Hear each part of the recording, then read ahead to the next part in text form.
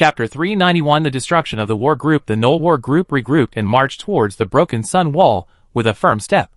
In the places originally stained by the lava breath, there were already Knoll spellcasters trying to use water spells to extinguish it. Otherwise, no matter how many Knolls there would not be enough to fill it. Suddenly, a burst of white steam under the wall disturbed the vision of the people on the wall. Charge! Charge! Charge! Charge up the wall! Fresh and delicious flesh is waiting for us. The dragon is just a bigger lizard.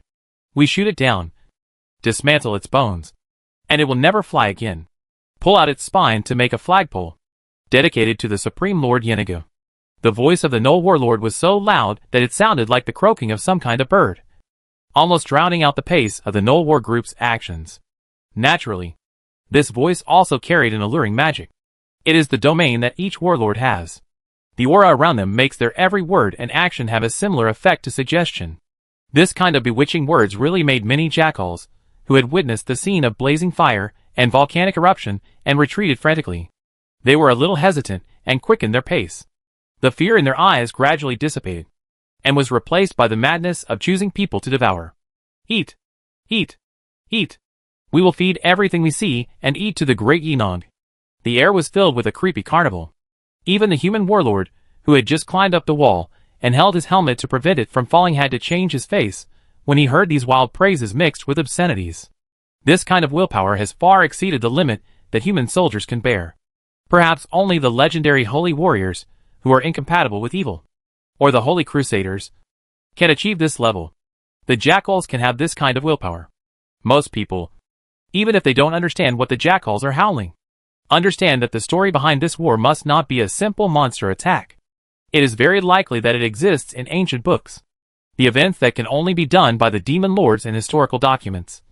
And what makes them more worried is, if there is really a demon lord behind it, then, will this war really end so easily? Now the city wall is filled with the smell of sulfur and burnt meat, and the burning black smoke and the water vapor generated by the reaction of rain are curling up. Fortunately, the westerly wind that runs through the canyon will not dissipate until night. Otherwise, these warlords may not be able to see anything, and the entire city-state will be shrouded in the fog caused in front of the city gate, along with the sound of flapping wings. The human commanders or soldiers on the city wall heard that the originally high-pitched army was in chaos. With the rolling of the fog in front of them, they knew it made a move, with the sound of whistling wind, like a sharp arrow piercing through, and a hole suddenly appeared in the huge fog. The fog around the hole dispersed but did not gather, lingering around. Hiss! The humans on the city wall listened to the heavy sound on the battlefield outside the wall. Obviously, something had landed. With wailing and screaming, the roar of the dragon sounded particularly beautiful. Almost everyone had a thought in their minds. If this dragon rushed to our camp, how could we stop it? The last few people couldn't think of it, so they just didn't think about it. There was only one thought left in their hearts. That is, it's great that the dragon is on our side. So much so that, along with the oasis of dragon belief, the soldiers of Mitsuki Spring attracted the envious eyes of many soldiers from other regions. Now that it is on the battlefield, Gordon naturally doesn't care what those humans are thinking. It is now full of thoughts about trampling these noisy and mortal jackals to death in groups. As soon as it landed, it arrived at the position of the crossbow cart. First, it swept away the desert giant, which was only the size of a child to it, with its tail, and then it aimed its breath at the 6 crossbow carts specially used for hunting giant beasts. The flames instantly burned in the crossbow carts. The bowstrings broke, and the mechanical area suddenly turned into a sea of fire. Even if they tried desperately to rescue them, the breath still destroyed 5 of the crossbow carts. If they hadn't collected them quickly, Gordon might have completed a crossbow cart. Group annihilation. At this time, Goton on the battlefield was like a giant who had strayed into the land of the little people. It was more than 30 meters long and more than 15 meters tall when standing upright. Just standing there was like a giant. The heat radiating from its body could make the surrounding creatures flee desperately. Goton's sudden arrival made the atmosphere of the battlefield suddenly noisy. The air was like boiling water, making a gurgling sound. I have to say, you are brave enough, but very stupid. The dragon looked down at the group of jackals with dazzling red eyes and showed a cruel smile. So, all of this was annihilated with the roar from the dragon mouth that was enough to spread waves of sound in the next moment. the majestic command brought by the dragon majesty. This magical sound wave that swept the battlefield made many weak gnolls howl unbearably again. If the warlord bewitching words were like a fine wine that could make people intoxicated, then Gordon roar represented the ending song that could awaken everything, making all creatures understand the current situation. They were facing a real dragon. And it was a powerful real dragon that was far beyond adulthood and was likely to reach the level of old age or even ancient dragons. The gnolls who woke up from the warlord intoxicated dream at this moment no longer cared about the hunger in their stomachs. And they all headed away from the dragon, against the swarming tide, and headed for the periphery. And these poor children, often before they took a few steps, were chopped off their heads or legs by the gnoll executioners mixed in the battle group, and died in the trampling. For their fellow countrymen who feared war, they never spent much time talking. And it was best to feed the next offspring with the flesh and blood they left behind. For a while, before approaching the dragon, hundreds of scenes of fighting appeared in the battle group, and Gordon naturally would not miss this opportunity. After the breath entered the cooling period, it used the dragon natural talent to swing its tail, bite and sweep, and carry out green harmless attacks. No need to consume anything. The cost is just a little physical strength. Every action of it can sweep out a large area of clearance in the dense battle group, leaving only a large number of jackals in armor, or the blood of other monster servants, and their lovely talent light balls. Although this clearing will soon be replaced by the jackals behind, Gordon still enjoys the happiness of a hamster from the large amount of talent light balls that converge into its body. Or it felt like a certain unparalleled game in the previous life. It was at this time that Gordon truly felt that he had become stronger. From surviving in the sewer to taking the initiative now, the world was completely different for him. Gordon cherished this opportunity very much. For it now, it is very difficult to find a large number of biological groups. It can be said that places where he can brush his talents without any side effects are extremely rare in the main material plane. Even if he goes to the human kingdom, he may not be able to find so many powerful and high-quality talent-like groups at once. For it, this wave of actions delivered to its door by the jackals is not an exaggeration to say that it is a pleasant and sumptuous dinner. And it can also brush up the human reputation in the oasis, making its beliefs more acceptable to people, and adding glorious deeds worth mentioning on the walls of the temple. Anyway, it has not forgotten that it is just a projection of the astral world in this world. And death is not stressful, unlike the cautiousness of the north. It doesn't matter if you're a little reckless here. So, the human warlord standing on the city wall and looking at the battlefield saw a giant dragon with magma flowing all over its body rushing and crashing into the jackal army from time to time, and occasionally making a 90-degree right-angle turn. Everywhere were the meat paste of the jackals being crushed into cakes, and the dripping magma burned into balls of flames on their hair and grease, and finally gradually expanded, and the entire battlefield turned into a sea of fire again. Originally, seeing the giant dragon tactics made the jackal warlords, who wanted to wait for the giant dragon to fly again and regroup happy.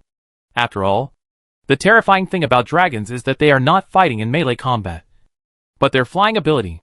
In the main material plane, there are only a few creatures that can fly. Most dragons usually attack by breathing after roaring, then landing with a tearing claw attack and sweeping. When they are about to surround, they fly away, and then come back after the breathing cools down. Many human armies or adventure teams will be beaten by the dragon tactics without any ability to fight back. As a flying creature, it has more advantages than disadvantages compared to land creatures, and the dragon in front of them didn't use it. For a while, many gnolls were almost ecstatic, thinking that it was a dragon that only knew how to act recklessly, and didn't know how to escape. Now the flagpole has a place. But the next step is the beginning of the nightmare. Not to mention the scorching breath emanating from the dragon of more than 30 meters. Its scales that can resist any non-magical weapons, and its skin that is ineffective against spells below the third ring can turn those dragon slayers, who are not afraid of hardships and heat, and approach the dragon to bleed it into firewood. Even if there are no warriors who, with the blessing of the caster, have obtained a special field to endure the environment, they can take the opportunity to cling to the back of the dragon and try to climb to the position of the dragon head to give it a blow of Yenigu. But most of the endings of this kind are that people are taken into the depths of the earth together, and then they can never come out again. That's right. The depths of the earth. All the gnolls watched the dragon leap like a dragon and crash directly into the Gobi Desert, leaving only a handful of dust and there was no trace of the dragon on the ground. The earthwalk obtained from the X or stone monster allows him to live in any soil, except for metal minerals. There is probably no land that Godin cannot drill into. Although the gnolls clinging to the dragon back will also enjoy the effect of walking on the ground. When the dragon is 100 meters deep underground, it will directly turn into a stone statue without any breath.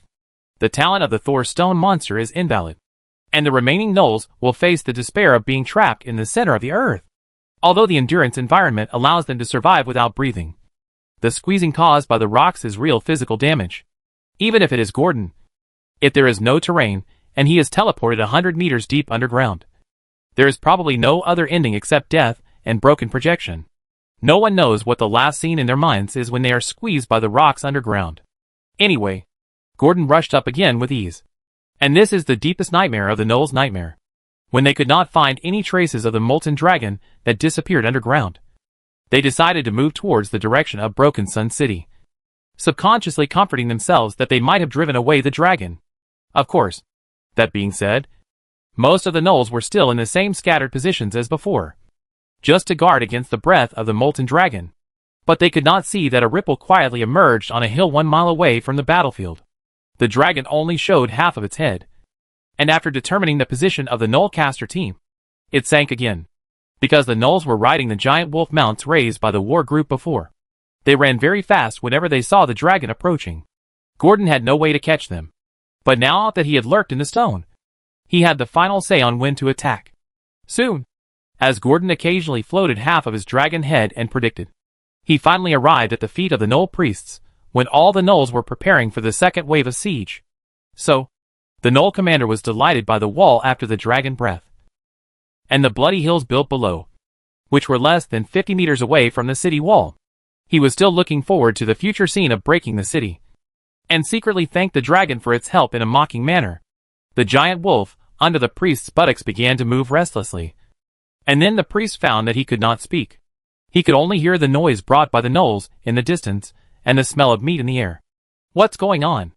The leader of the gnoll priests, who was also the Agabu priest who traveled with the Flinder gnoll last time, showed a puzzled look, and at the same time, his eyes flashed with violence, opened his mouth, and scanned the problematic people fiercely. Unlike the cowardice and horror in front of the leader, in front of these fellow priests, it is an absolute tyrant, killing its own kind or ordering them to kill each other. Although many gnolls could not hear Agabu's words, facing the gazes of feeding, everyone subconsciously lowered their heads, ready to accept the wrath of the chief priest as usual. However, this atmosphere was soon destroyed by the horrified expression of a gnoll who lowered his head. And they didn't need to see it. They also felt that something was exerting pressure underground, before the mount could take them out of the range. Gotan, who had confirmed that it was correct, had cancelled the effect of ground walking, and pushed upwards with force less than half a meter underground. The hard and thick ground suddenly arched up, and the broken rocks and dust on the ground immediately filled the entire area, along with a scene of dogs and wolves turning upside down. The giant dragon with fire on its scales was leisurely revealing its upper body. It looked down and looked around at the gnoll priests, who had no ability to resist and were all affected by the effect of the silent domain. The next moment, its wings spread out, and as the priests prepared to flee in panic, the dragon smiled grimly. The burning red light rose from the abdomen, and as the blood vessels and elements gathered one by one, it quickly penetrated to the throat, and flew into the air with the rotation of the dragon. And the breath from its mouth mercilessly accompanied the rotation of the head and the opening of the mouth. A second later, its surroundings once again turned into a sun-flamed purgatory.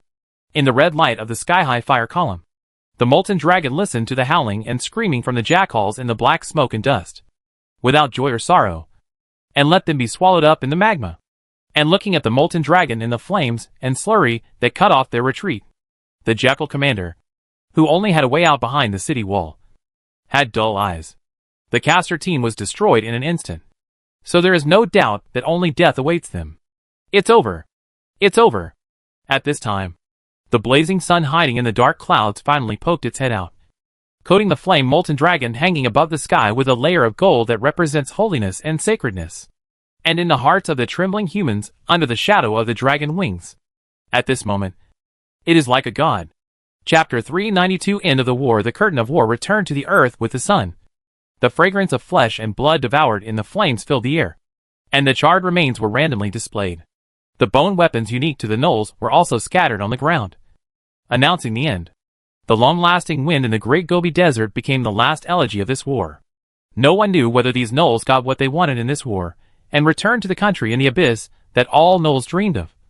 The Death Valley of Yenagu. The silence took up most of the time after the cheers, after the victory was announced at the beginning. Everyone was a little injured. After all, when the gnolls collapsed, the city gates had been opened. They vented their anger that had been suppressed for a long time to this group of uninvited villains. Even the gnolls who were lying on the ground unable to move, but not completely dead, got their due punishment. However, Gudwin didn't see these. After collecting a new round of gifted light balls and leaving enough legends, it rushed into the camp of the jackals, trying to find some spoils there. After all, although it is not one of those greedy dragons, Gudwin still feels it is necessary to take its share. It can't work for nothing. This time, it moved the stored flesh and blood in the warehouse of the jackals and harvested several hills of gold and copper ornaments. Obviously, these were looted from the Snake Empire in the Great Gobi Desert. Gudwin was not vague. First, he summoned the fire element to help deliver the express through the oath of the other world. Its dimension bag was empty, and there was not much. Now these hills of gold and copper ornaments can just be used as new fillers. At least Nina will be very happy to take these things back. For some reason, whenever Gordon saw wealth, he would think of Nina carefully holding a few copper and silver coins to set up her nest. These should be enough to set up a small room for Nina. Gordon looked at the gold in the warehouse, which was about knee-high, with satisfaction, and wondered what shape it would be better to make. How about making a golden statue of it? It looks pretty good. Just as Gordon was putting wealth into the dimensional bag, a group of people were looking at the camp from afar.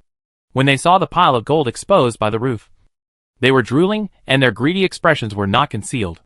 Judging from their attire, they were also soldiers defending the city with Dwanri City. But their armor was dark red and engraved with the emblem of the local forces. They were also part of the group cleaning up the spoils. The other soldiers walked far away from the dragon, but they did the opposite, following behind it and picking up things it didn't want. This actually allowed them to collect a lot of valuable items, which was at least faster than looking for gold coins on the corpses of gnolls. Tens of thousands. At least 100,000 gold coins. And many of them came from the Golden City. Not only that, they observed the exposed corner of the gold. And those who had a certain appreciation ability also saw that many of the ornaments in the Serpent Empire came from the Golden City, the hands of the Sevisha family. If they were placed in the south, it would not be difficult to sell the equivalent gold in the black market for double the price. Don't look at it, Antak. We have no chance. This dragon just killed at least 10,000 or more gnolls. It doesn't mind killing a few villains who covet its gold coins to add species diversity to its victory. Kraken, you don't speak. No one will think you're dumb. Do you know that you are different from those goblins who only know how to look ahead and behind? Anyway, I'm leaving first. If you think you can plunder a gold coin, then just keep watching. Kraken, who felt that the atmosphere here was not right, ran away in a flash. Several soldiers in this team followed him. They were obviously afraid that if they stayed here for too long, they might be misunderstood as thieves by the dragon. They are all born as a bunch of dog-headed people. So timid. Antak looked at the figures of the people who left and spat. Then you tell me, boss, what should we do? If we can get 1/20th of these wealth, or 1/50th, we can buy hundreds of acres of land in the kingdom in the south, plus 2 manors, a full baronship, and we don't have to suffer those cowardly people here anymore. Someone whispered, but just as he finished speaking, he was stopped by Antak's eyes. He watched the dragon movements and scolded in a low voice. Fool, don't you know that the dragon hearing is very sharp? Although it has no ears, its outer ears can collect any nearby discussions about it. Then the man who said this turned pale, and his legs became weak when he heard Antak's words. He was relieved when he saw that the dragon was still collecting gold tirelessly. Don't worry. I can control it. It's still difficult for it to hear at this distance. The dragon is not like a jackal.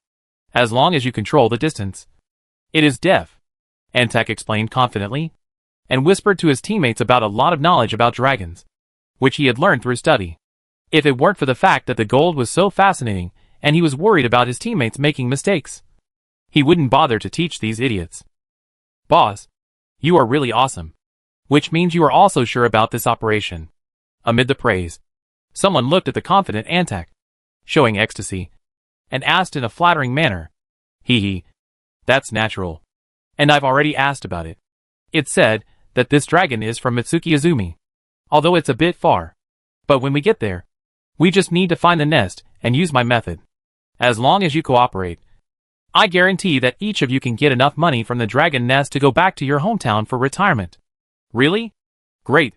Boss, I follow you. I do anything you want me to do later. As long as..."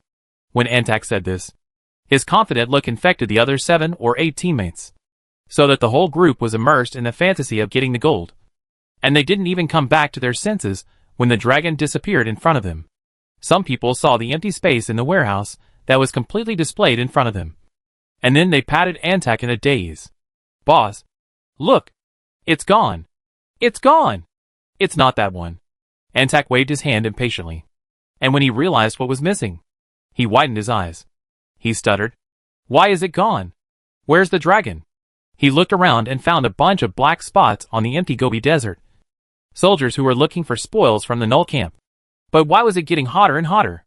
They were clearly under the clouds. Someone felt the burning air and wiped the sweat from his forehead.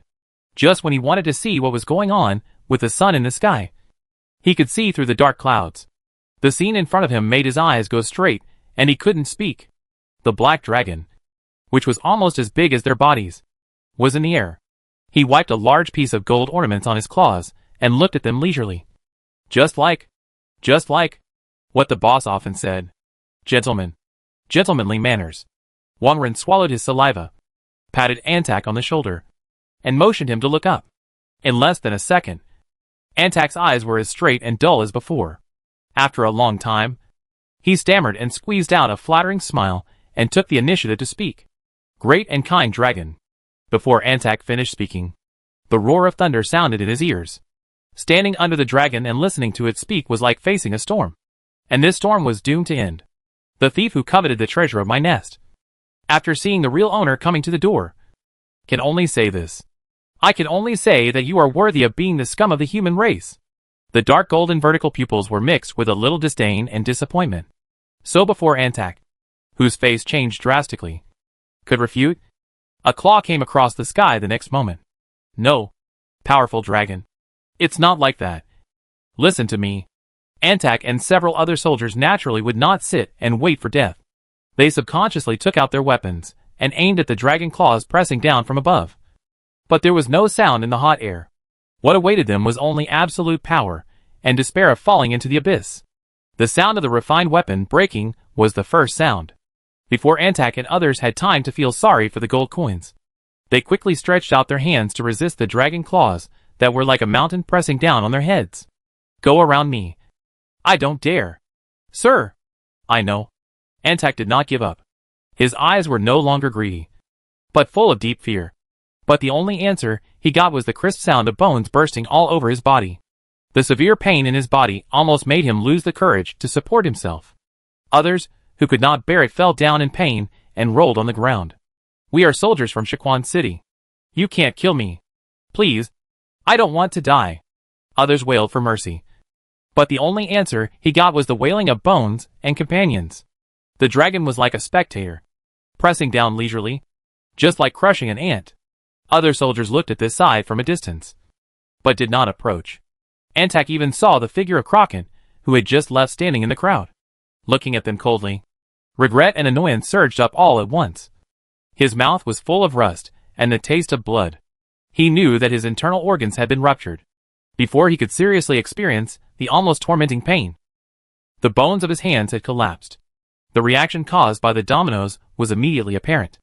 Facing the increased force, the bones of the others either broke or were in so much pain that they let go. So, at the moment when everyone let go, the muffled sound of bones hitting the ground was the last sound heard by this squad of soldiers. "Oh, no. It should be the words that the dragon whispered in the hearts of several people very seriously. I have the ears of a jackal too. How is it possible? Common sense. It can't be wrong. This was Entek's last thought. And then his entire soul fell into endless darkness. Gordon moved his bloody claws on the sand, then rinsed them with the lava in his mouth to make sure there were no bloodstains. He was relieved when his scales returned to their original shiny and smooth black scales. In a good mood, he didn't care about other people's expressions at all. After checking that he didn't miss anything, he roared in front of everyone and disappeared into the blue sky and white clouds, leaving only the flesh and blood that had been crushed into mud and the bones that were almost turned into powder to tell the story of the dragon actions just now. Teacher, are you okay? Adele, who had just used treat minor injuries to heal a soldier who had burned the lava due to flames, saw the black cat landing lightly and said nervously with wide eyes. She naturally knew what the black cat incarnation in front of her was and what it had done outside just now. But no matter what, she was still used to calling it this in her heart. Whenever it was a black cat, she called it teacher. And when it turned into a dragon, she called it master. It's okay. What's wrong with you? Gordon jumped lightly and landed on the shoulder of the priest girl, then lay gently on it, looking like a scarf from a distance. Adele wanted to touch but didn't dare to, whispering, "The spell slots are almost gone." And I felt pity for the soldier who was burned, so I helped him. As she explained in her heart, the divine emblem on her hand had already emitted a pure white and sacred light.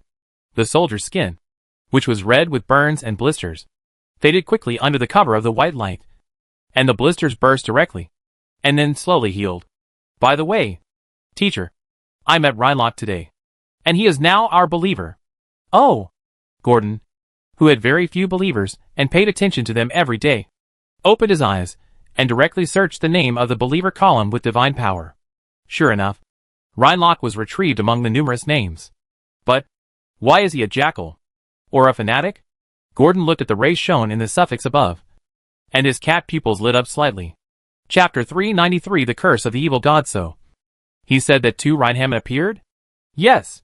Teacher, Adele quickly repeated what Reinlach said to her, and said that his current state suddenly became extremely unstable. Adele was worried at this time. It is estimated that during the time when Gordon was away, countless conspiracy dramas had been performed in her mind, since the other Reinhamen has not appeared in the Battle of Broken Sun City. If he is not lying, Gordon glanced at the jackal in the cage, and said in unison with Adele, My Yukwin is not small in size. It takes 2 hours to walk from the center of the White Tower to the edge of the oasis on the Explorer Trail. Even if you ride the fastest mount in the oasis, the fastest swift tiger, it will take a quarter of an hour. And you have to pass through 5 or 6 blocks on the way. The complex street art allows travelers to observe the evolution of art in this holy city in the oasis for hundreds of years while strolling. Oh, Yohara. Customer. What happened to you?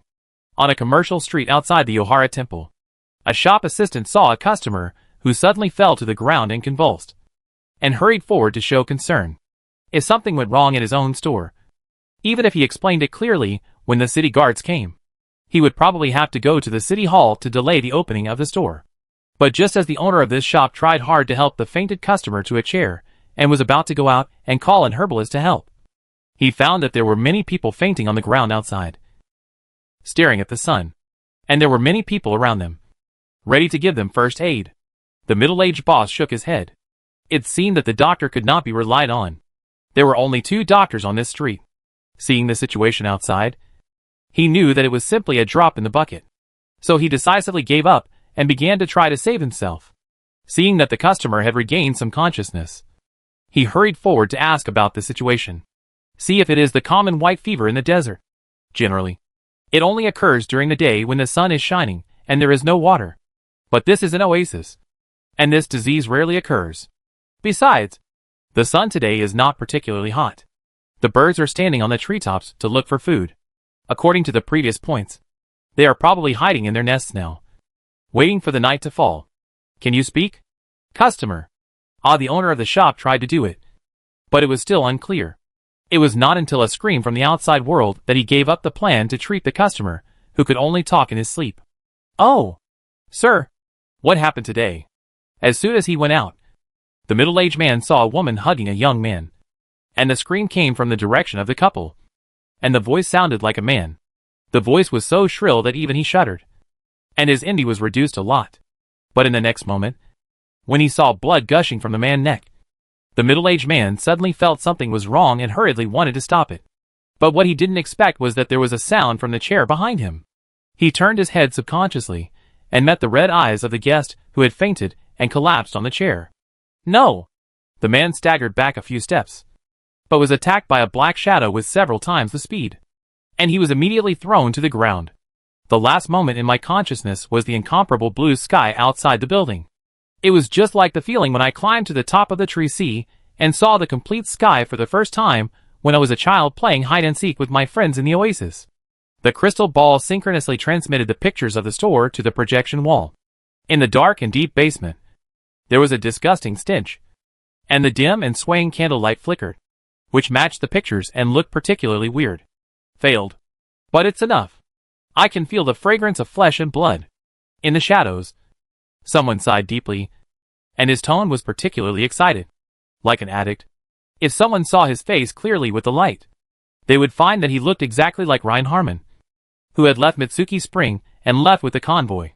Since everything has failed, let's make it a little more chaotic. Let me see if the flesh and blood curse I cultivated is really that useful. The humans in this oasis will become my trial ground. Ho ho ho. The sharp and eerie voice with a hint of hyena roaring rang out in the basement. And in the shadow of the candlelight, the shadow of the old man Reinhammond gradually twisted. And on the blood-stained wall, it gradually transformed into a human-shaped beast with open teeth. Your Majesty. Your Majesty. Lollies, who was sleeping at the desk, heard the maid's call, woke up drowsily, rubbed her sleepy eyes and said, "What's wrong? What's the matter? Your Majesty. Something happened. Something big happened. The plague broke out in the city, and many people were infected." The maid's face was anxious and terrified, and Lolly's sleepiness disappeared immediately. She held the maid's shaking shoulders seriously and frowned. "What happened? Speak clearly." Swish. Swish. Swish. The sound of soldiers' armors colliding with each other sounded in the square. Under the order of the queen, Mitsuki Izumi guards rushed to the gate of the palace as soon as possible. Now, I declare that the entrances and exits of all urban areas and streets are closed. Let all residents stay at home. After understanding the general situation, Lollies was wearing dark blue armor at this moment, and her long red hair almost reached the half of her cloak. She held the sword of heroic spirit and gave orders to the guards below in an orderly manner. At the same time, the peace-loving and neutral Sphinx was also in the sky at this moment, using magic to convey Lolly's orders to the people who were still in Mitsuki Izumi and didn't know what to do. The sudden bizarre incident made everyone who had never experienced such an incident panic. And there were various incidents of being killed because they couldn't bear to kill their compatriots infected with the plague. And this spread also made many people give up the plan to show mercy to those infected patients. The battle in the block started soon. The guards had no pressure to kill these infected people who had only speed and strength to rely on. It was very easy. The neat army was like a bulldozer, rolling over. The guards were almost not hurt. Those infected patients who chose to eat people only had a pair of claws and teeth. When facing steel and armor, most of them fell on the spot. Even if they escaped by chance, they would be exposed by the sharp eyes of the Sphinx hovering in the sky. The average level reached the 2nd level, and the highest was even the 5th level. With their superb combat skills and talents, the guards did not leave any chance for the infected. In this way, the turmoil was soon quelled, and the area returned to its former peace. But everyone still had a lingering nightmare in their hearts. Soon, as the situation gradually calmed down, those who had originally opposed the establishment of the Golden Temple had already clamored that everything was the curse of Yohara, and the introduction of other foreign gods had aroused his anger. If it is overthrown now, it is not too late. Lollies ignored these rumors, because she knew that no matter what she said, these people who wanted to shake her position would not stop. The most important thing for her now is not to deal with rumors, but to stand in the underground prison and observe a captured infected person with other members of the parliament to see if there is any way to rescue him. This infected person transformed from a male Sant. No matter what kind of potion they used, or spell scrolls such as removing diseases, did not have any effect. On the contrary, many infected people exploded directly after being fed potions such as holy light, and blood and flesh splattered all over the walls. Your Majesty, this sound is more like the pronunciation of the Abyss language. Someone listened to it hundreds of times, and extracted a few words from the disordered wailing of the infected, and said uncertainly.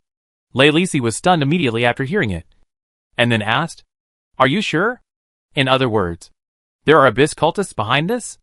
"It's possible. From their situation. It is also very consistent with the state of abyss creatures." The knowledgeable wizard nodded with a sad face, his eyes full of worry. "Before the real culprit behind the scenes is found, I think the person who pushed this infection behind the scenes will never give up." "Can't you do it with Legend Master?" Lacey asked again. Legend Master is a prophecy spell commonly used by mages. It is equivalent to an encyclopedia. It is easy to find people and things. "Your Majesty." The opponent made a prophecy counterattack. Legend Master cannot predict the exact location. It can only vaguely determine that the group of people are still in Mitsuki Spring. The mage answered quickly. Obviously, he had tried the suggestion made by Lacey a long time ago. "Oh, really? Then you can take it back and try another way." Lacey did not show disappointment on her face. Obviously, she had been mentally prepared and had a countermeasure. "Your Majesty, for example, you can use Legend Master in another way. You can ask when the infected person appeared, or where his original source is. In this way, as long as he does not interfere in a targeted manner, we can." "I know, Your Majesty. I will try it now." The mage's eyes lit up after hearing this, and he said repeatedly that he could not wait here for a moment. So he called 3 or 5 friends and planned to use Legend Master to trace the source. "Quinster, how is your investigation going?" Lacey looked at the mage's back as he left, and then turned to look at another deputy commander of the guards, who was observing the situation of the infected in the prison with her. "Reporting to Your Majesty, Lord Jirofa has begun to investigate the trade area and is searching for traces of foreign cultists. As for other areas that have been searched, we have not found them for the time being." After saying this strong man like an iron tower could not help but lower his head in guilt, looking embarrassed by his own powerlessness.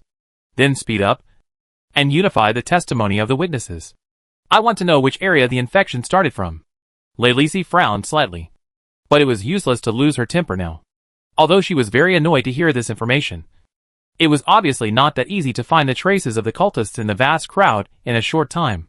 So Lacey would not vent her anger on the guards, but continued to urge him to investigate the case with a serious attitude. "By the way, let each area be strictly prohibited. Don't let anyone walk around at will." Lacey stopped Quinster, who was about to leave, and reminded him again. For some reason, even though there were no infected people now, she had an indescribable feeling that made her feel that this matter was not as simple as she imagined. "But, yes, Your Majesty, I will pass your words to Lord Jirofa, and it will be implemented immediately." After hearing what Lacey said, Quinster was still a little hesitant. After all, the closed area was obviously a bit of an exaggeration, and it might also arouse the residents' inner desire for resistance. But looking at Lolly's insistent golden pupils, Quinster still agreed. After getting Quinster's guarantee, Lolly's let him leave the underground prison. "How can I save you, my people? The god who protects the Som people, the god of springs and courage, Yuhara, is herself in Mitsuki Spring. No one knows this news except her. This has led to Lolly's lack of faith in her heart. When she has no one to turn to, she doesn't even know which god to ask for help when she asks for the god's blessing. After all, the news of the god's departure was known to everyone on the continent. At this time, Lacey's mind happened to have a picture of him. A huge body, charred wings, a ferocious head, swept back horns, dark golden vertical pupils. What is he doing now? Augustus's protector. Just as Lacey was imagining how Gordon would deal with it if he were here, another maid rushed in anxiously and called out. The maid said breathlessly before she came to her, "Your Majesty, Your Majesty." Someone fainted again. This fainting was different from the last time, and it was more severe than the last time. Not only ordinary residents, but also some people in the guards guarding Mitsuki Spring could not hold on and fainted locally. Lacey's expression suddenly became extremely embarrassed, and she no longer cared about the infected people in the dungeon, and said to the maid, immediately, "Quickly, take me there, and send someone to inform the members of the parliament that everyone must be present. Anyone who is not present will be charged with treason." Mitsuki Spring, the holy island in the hearts of the Som people, was suddenly covered with a shadow of death. The plague whose source could not be investigated turned people into beasts, who only knew how to kill and destroy. Most of the residents of Mizuki Spring were already in a panic. So far, a rumor has become more and more popular with the spread of the plague. Some people claim that this is the curse of Yuhara, and we must overturn and destroy the temple of the outer gods, so that the plague will be eliminated. So, when Goten speeded up and returned to the horizon, he saw the scene where many Sant residents were besieging the temple under the seduction of someone with ulterior motives. They clamored to let lollies roll off the throne and decay with this temple in the depths of the desert. And those who blasphemed Yuhara were unforgivable. However, when they saw the dragon flying from the horizon, they all shut up. The air seemed to be released into a realm of silence by Gordon, and it suddenly became so quiet that you could hear a pin drop. Chapter 394 Yenigu. Exposed Golden was very calm, looking at the chaos below, as if the group of rebels were not clamoring to demolish his temple. He just used the super memory given by dragons to remember the appearance of those who had initially clamored for the crowd, and then slowly descended from the sky to the dome of the temple. The air was still as quiet as before, and everyone stared at each other, except for those believers who witnessed the arrival of Gordon, who were already prostrating themselves on the ground at this moment, paying respects to this new god of faith that were no less than the queen. Even if the degree of faith was not that high, they also knelt down and offered gifts under the guidance of the sparse crowd. So many people who were encircling and suppressing the enemy, claiming that they wanted to drive the foreign gods out of Mitsuki Spring in order to extinguish the curse of Yuhara on this land, also knelt down in fear. During this period, Gordon did not use any dragon power, just like the gods overlooking the world, and remained silent. After confirming with the priest through the mental connection, Gordon spoke. I already know what bothers you. I can only say that it has nothing to do with me, nor with your goddess Yuhara. Behind this matter is the evil god of the abyss. When these words came out, everyone was in an uproar. Although lollies had said it again and again, the dragon, as a god now, could still shake the determination of some people who were not firm in their wills. Most people who came here pushed and squeezed with the crowd. It was impossible to say that they hated Gordon Temple, but Lolly's credibility was declining, which was beyond doubt. So this sentence has a completely different effect when spoken by Lollies and Gordon. Lollies was also surprised at this time, and she had no time to explain. And Gordon saw Lolly's shocked eyes, and there was no complacency or pride in his eyes. Instead, he looked at the dense crowd with an extremely indifferent look, and spoke again. I have explained it. So, now, those who just instigated the believers to burn the temple down, please take the initiative to stand up. You must be responsible for your words and deeds. For the first time, Gordon patiently scanned the crowd, and scanned a few of them, and said faintly, if you don't want to be caught by me later, I suggest you take the initiative, so that your ending will probably be better. At least it won't involve the family. Right? Silence. After a long while, a sigh sounded above the temple. Then, everyone saw what claw speed meant. The dragon seemed to pick up chickens, picking up people from the crowd one by one. No matter how the captured people struggled to separate, it would give them a clean and sharp high-altitude throw. The guys who had just stirred up the atmosphere were thrown into the sky like meatballs by Gordon. As for whether they survived, it depended on its luck. Okay, you go. After playing a single-player pitching game, Gordon felt much better. After dealing with a few troublemakers, it waved its claws and asked the people present to leave. Those who felt the pressure on their bodies disappear were like being pardoned. Regardless of the wetness and stench in their crotches, they hurriedly went down the mountain under the guidance of the temple waiters. Most people have realized that they may have become the knife in the hands of some upper nobles. Otherwise, when the dragon made its move, no one would be able to watch the dragon pitching. Fortunately, many loyal believers of Yuhara were shaken in their faith at this moment. Soon after the incident, some people began to try to go to the Grace Temple of Godin to pray or bless. But these are all later. Godin has disappeared on the dome of the temple, and once again turned into a black cat with shiny fur, and walked with lollies in the corridor of the temple. Your Majesty Godin, do you know the cause of this plague? Or did the believers tell you? Lollies couldn't help asking, her golden pupils staring at the dragon incarnated as a black cat, as if she could see the answer she wanted to know from its eyes. Of course, if nothing unexpected happens. I think I know. Gordon had no intention of hiding anything. The reason why he rushed back to Mayukwin was for this matter. Otherwise, wouldn't it be nice to be in Dwanry City now? Lying on the girl's shoulder? So, he explained everything he knew from Adele in a very quick and straightforward manner, including the words of several other people from the Rhine family. What? It turned out to be him. Although Lalise had already guessed it in her heart, she couldn't help but be surprised when she really understood the truth of the matter. Especially when she knew that there were actually two Reinharmans. She showed a trace of horror. You know, so far, the Mayuquan guards have rarely checked the noble area. After all, whether it is security or garrison forces, it is impossible for a foreign caravan or cultists to break in. Anything unusual would be noticed by the spies planted in the palace. So Lalise didn't even think about it, but asked the soldiers to focus their search on the commercial and residential areas with large traffic. Therefore, if Gordon didn't come back, the chance of them finding the real owner was almost zero. And during this period, how many residents of Mitsuki Spring were infected by this plague? That's unknown. I will send people to surround the Rhine family manor now. Thank you, Your Majesty. What you did, I really, no way to repay you. I can only say that Augustus will never forget any of his friends. After hearing this, Gordon grinned and said, Go ahead. I have always been full of confidence in the Augustus family. I also hope that the empire will rise again in your hands. Lalise. Yes, I will not let you down. You have a good rest. We can solve this little thing by ourselves. I will come back with good news later. After that, Lalise resolutely turned around and walked out of the temple. In the empty corridor, there was only the sound of her skirt armor colliding, and the pair of animal eyes staring at her without blinking. And, I hope so, Gordon's voice echoed in the lonely corridor. Are you ready? Your Majesty. It's ready. The Rhine family has been surrounded by 3 layers inside and outside. There is a master to help guard each position. It can be said to be a net of heaven and earth. If there is a cultist, he will definitely not be able to escape. Outside the Rhine family manor covering more than 100 acres, people were constantly escorted out.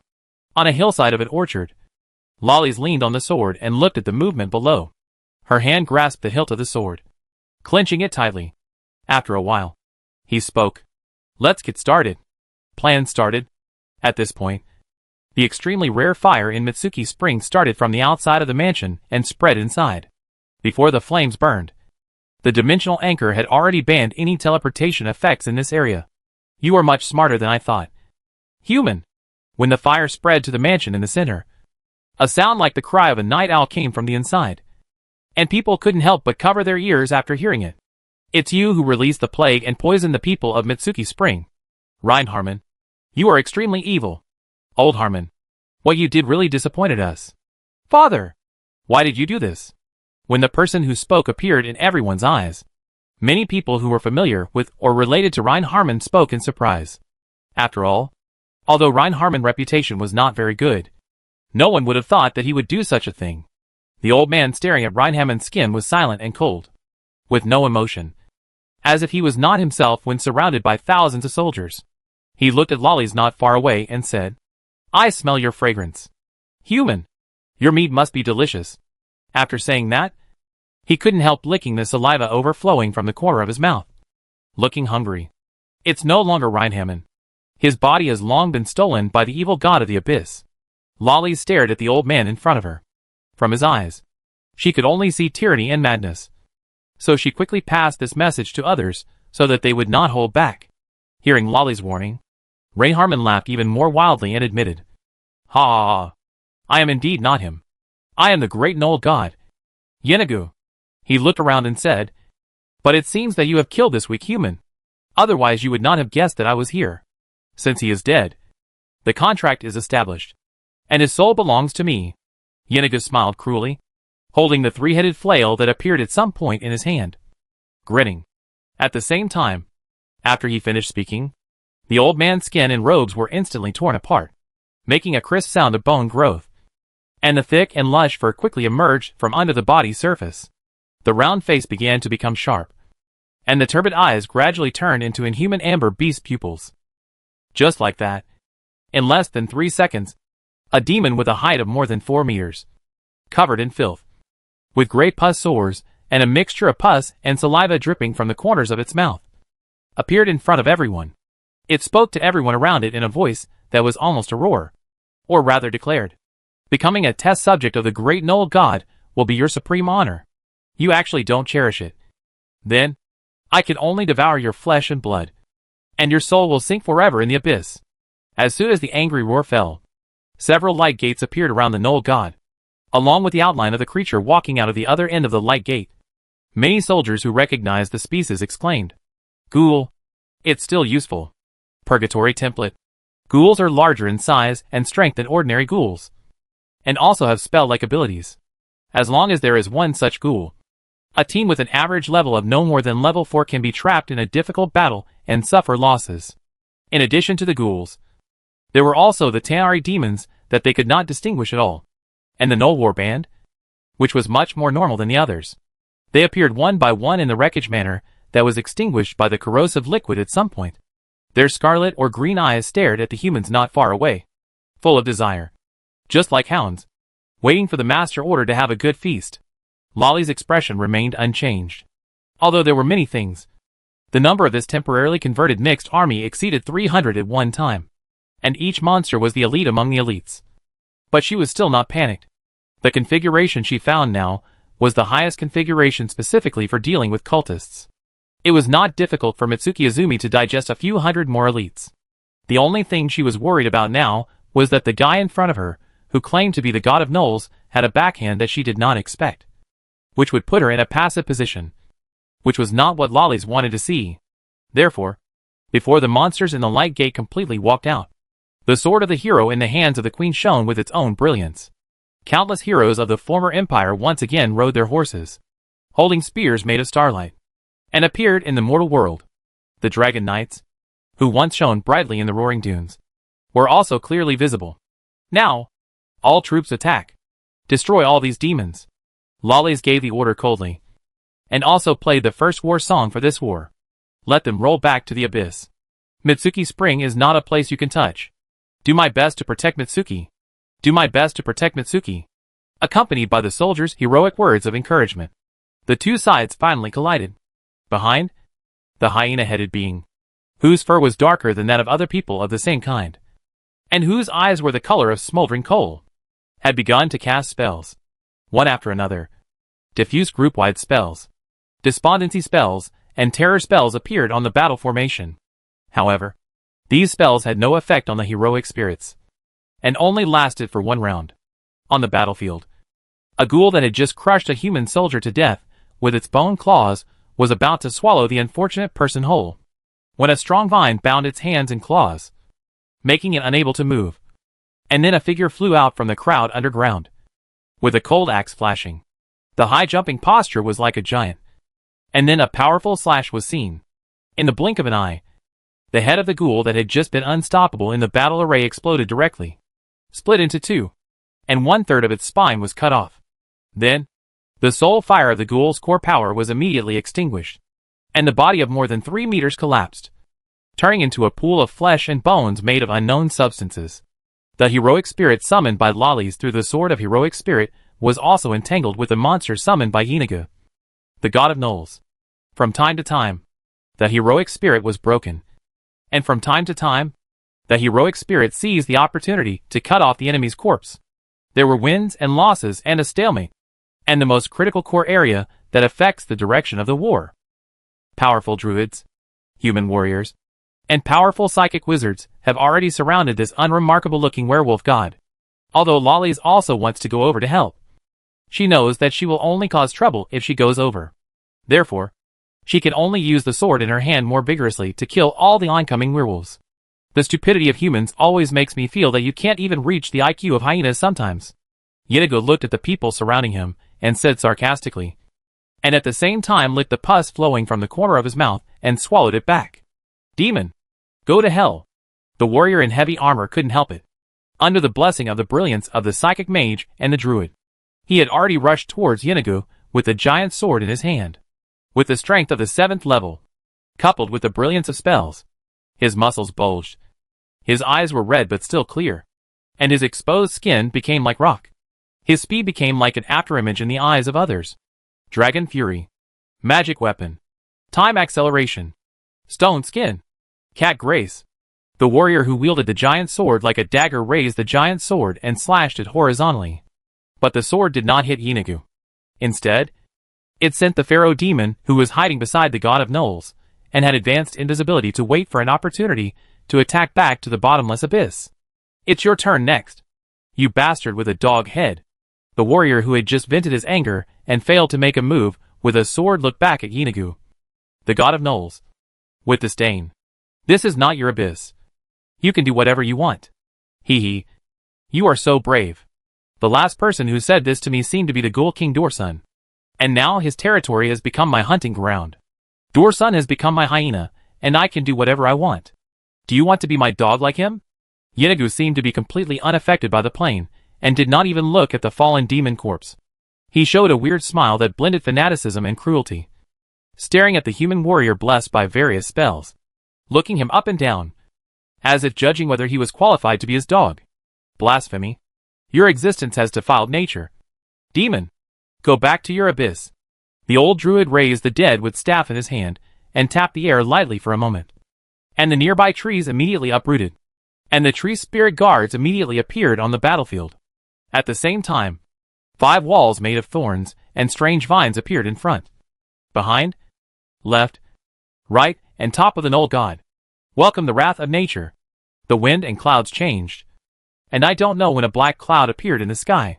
The sunlight lost its original color, and the heavy pressure brought by the muffled thunder was unbearable just by smelling it. But before the druid could use the endless thunder summoning technique, Yeenagu, the god of gnolls, finally began to act. He put away his previous rebellious attitude, swallowed the pus and juice around his mouth, and his violent eyes were full of seriousness. First, he directly roared to bless himself with a bull power, which made his original burly posture even more swollen, like a small giant, full of the aesthetics of violence and power. After the spell was blessed, it was no less powerful than the warrior's charge just now. While it screamed and roared, it blessed itself with various spell-like enhancement abilities, and rushed towards the druid, who looked the weakest with a 3-headed flail. Even though the clone was suppressed by the law in this world, and could not exert all his strength, he was still full of confidence in this battle. Or in other words, he was full of confidence in every battle. The gnolls will never fear failure. The next moment, the gnolls rushed to the druid, and mercilessly swung the 3-headed flail at the old man with skin like tree bark. If it had been swung, even if the druid's skin was blessed with tree skin magic or had the hardness of a fine steel shield, it would have been directly deformed and his bones would have been broken. After all, the 3-headed flail is not only as sharp as a +4 magic weapon, but also has the power of armor breaking, magic breaking, corruption, bleeding, various magic inscriptions. Let alone humans. Even if a dragon resists it, it will probably be uncomfortable all over. But the next second, before the flail came close, the druid figure became fainter under the swing of the flail, and the other shadow became more intense. With a roar, a jackal's body flew out. It was the psychic mage, who used time and space dislocation at the critical moment to let the druid exchange positions with a jackal and save the druid. However, judging from the psychic mage's slightly panting expression, it was obvious that the series of psychic spells just now consumed him a lot. And now is just the beginning. This monster named Yeenagu is facing the group of humans who dared to challenge him in his prime. Thunder of nature, your most pious servant is begging for your help. Let the lightning wash away all the sins that dared to disturb nature. The druid used a chanting posture to cast the 7-ring spell Thunderstorm in full. In an instant, black clouds surged and silver chains flashed. The thunder that fell from the sky was like cruise missiles. No matter how Yeenagu dodged, he would be able to hit his body accurately. Even if Yeenagu was a demon, he couldn't eat all the natural lightning, so he soon found a way to fight it. He turned into a shadow and rushed into another battlefield. Every attack could make a human soldier fly into the sky, and then just happened to block the lightning. Damn it! Die. Demon! The high-level human warriors relied on the speed given by time acceleration to catch up with Yeenagu movements like a ghost. And the giant sword in his hand chopped down fiercely. Even Yeenagu could only avoid its edge. After all, warriors are not scary. But warriors with mages as backup are very scary. Therefore, unless necessary, Yeenagu rarely attacks the warriors in the team, but chooses those spellcasters. So that even if he can't kill the spellcaster, he can make him fall into a state of exhaustion under his pursuit. This is also Yanagi's usual style, because as long as it continues like this, most adventure teams can easily get into his rhythm. At that time, whether he lives or dies, it is up to him to decide. Clang! Yanagi avoided a slashing blow, but the flail in his hand took advantage of the opportunity to swing at the warrior's armor after the attack. 2 of the 3 flails collided with the warrior's body, and a flash of light appeared, and an explosion sounded at the contact point. The warrior instantly vomited blood and flew backwards. If the mage had not cast a lot of buff spells and shields on him, I am afraid that this blow would have made this high-level warrior lose his combat power. But now, after spitting out a few mouthfuls of blood, he was healed by the healing spell and came up again. During this period, Yanagi was also attacked by the giant sword several times. The first few times caused a 3-foot-long crack in its armor and flesh, revealing bones, and the latter caused half of its shoulder to be cut off directly. But such injuries that can cause ordinary creatures to be seriously injured and difficult to heal on their own are the best medicine to stimulate its excitement in Yanagi's eyes. Blood was spilling everywhere under his messy fur, gradually turning black after oxidation. The flesh and blood in the wound where bones can be seen were constantly wriggling, and the granulation on the shoulder seemed to have countless tentacles. Grabbing something in the air, Yanagi charged again, and then rushed towards the psychic mage farthest from him with the 3 flails in his hand. The high wall made of strange vines and thorns was like paper in front of the flail, and was smashed one by him. Even lightning could not stop his body, until an old face, who was teleported by the psychic mage, appeared in front of him. Seeing the warrior holding a giant sword and slashing at him, he had to give up the plan to attack the caster. Enough hunting games. Tyranny began to appear in Yanagi's eyes as he failed again and again, and he roared and screamed. I gave you a gift that is almost like the glory version, but you don't cherish it. Then don't blame me for being ruthless. I originally wanted to enjoy more sweet fruits, but it seems that it is too late now.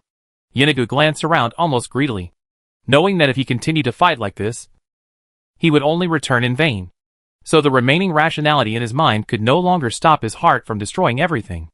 It no longer held back. Originally wanted to cultivate this place into a hotbed of plague, but now it seems that it can only become a bloody slaughterhouse. The warrior laughed disdainfully after hearing this. Demon, block my attack first. The giant sword slashed with a strong wind, and the pressure of a heavy burden could be seen from the sound of the wind. Unbreakable, Yanagi roared, and the next moment, the advanced dispelling technique burst out from the wolfman flail, directly dissipating all the magic gains remaining on the warrior. And the discomfort brought by strength and speed was exposed at this moment. Ah! The warrior's giant sword flew out of his hand, and before he could turn around, he could only scream and feel a chill in his chest. The filthy claws had already penetrated the warrior's body, and a slight tear revealed his internal organs and intestines. The scarlet blood and soft meat stimulated his taste buds and sense of smell. The attack of the 3-headed flail made the already fragile warrior even more fragile, and he fell into a state of near death. Let him go, demon! Several psychic spells and druid spells came in a dazzling light, and the human warrior's body on the jackal's claws turned into a soul-stealing demon the next moment. Yanagi was angry again that the meat in his mouth disappeared before his eyes, so he ignored the soul-stealing demon's wailing, broke its wings directly, tore its body, and roared, I will swallow every piece of your flesh and bones into my stomach, and your souls will wail forever in my valley of death. Your parents and relatives will be nailed to the steel spikes by me, and they will scream for 3 days and 3 nights under the chewing of the coyotes.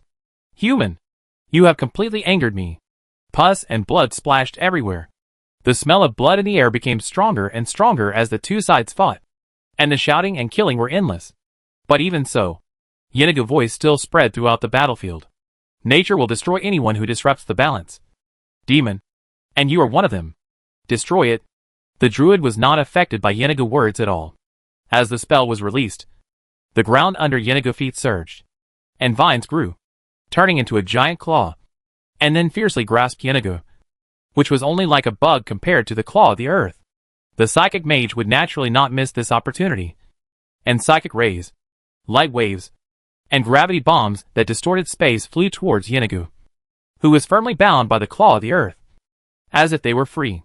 But what shocked the druid and the psychic mage was that in the face of such flying spells and difficulties, The terrible jackal still smiled grimly, as if it was not it that was imprisoned, but them.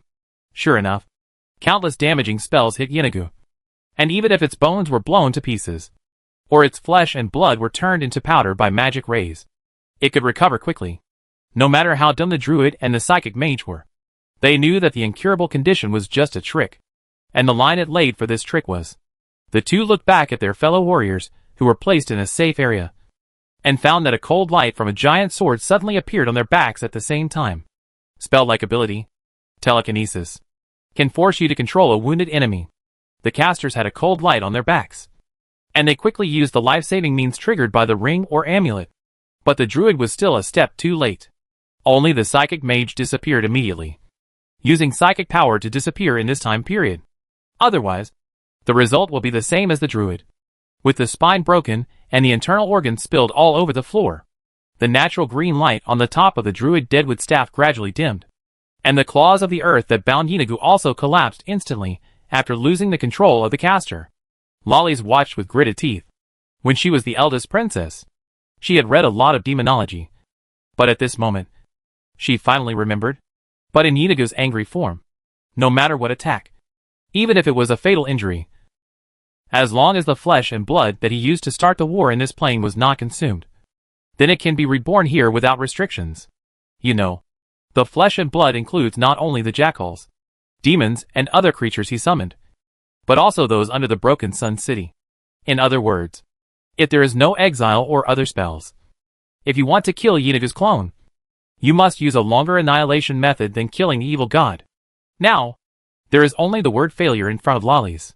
At present, with their means, there is no way to fight against Yinagu, who can be reborn infinitely.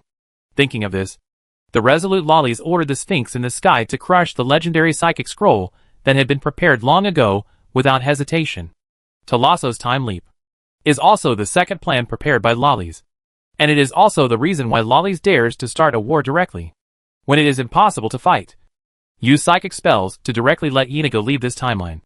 It will not appear again until 3 days later. So, Yinagu, who had no time to bite the druid flesh and blood, disappeared from this world under the ripples of psychic spells. The crisis is resolved, but Lollies did not have any thoughts of relief, but felt heavy in her heart. She knew that 3 days later, he would come back with his anger, descend to this oasis.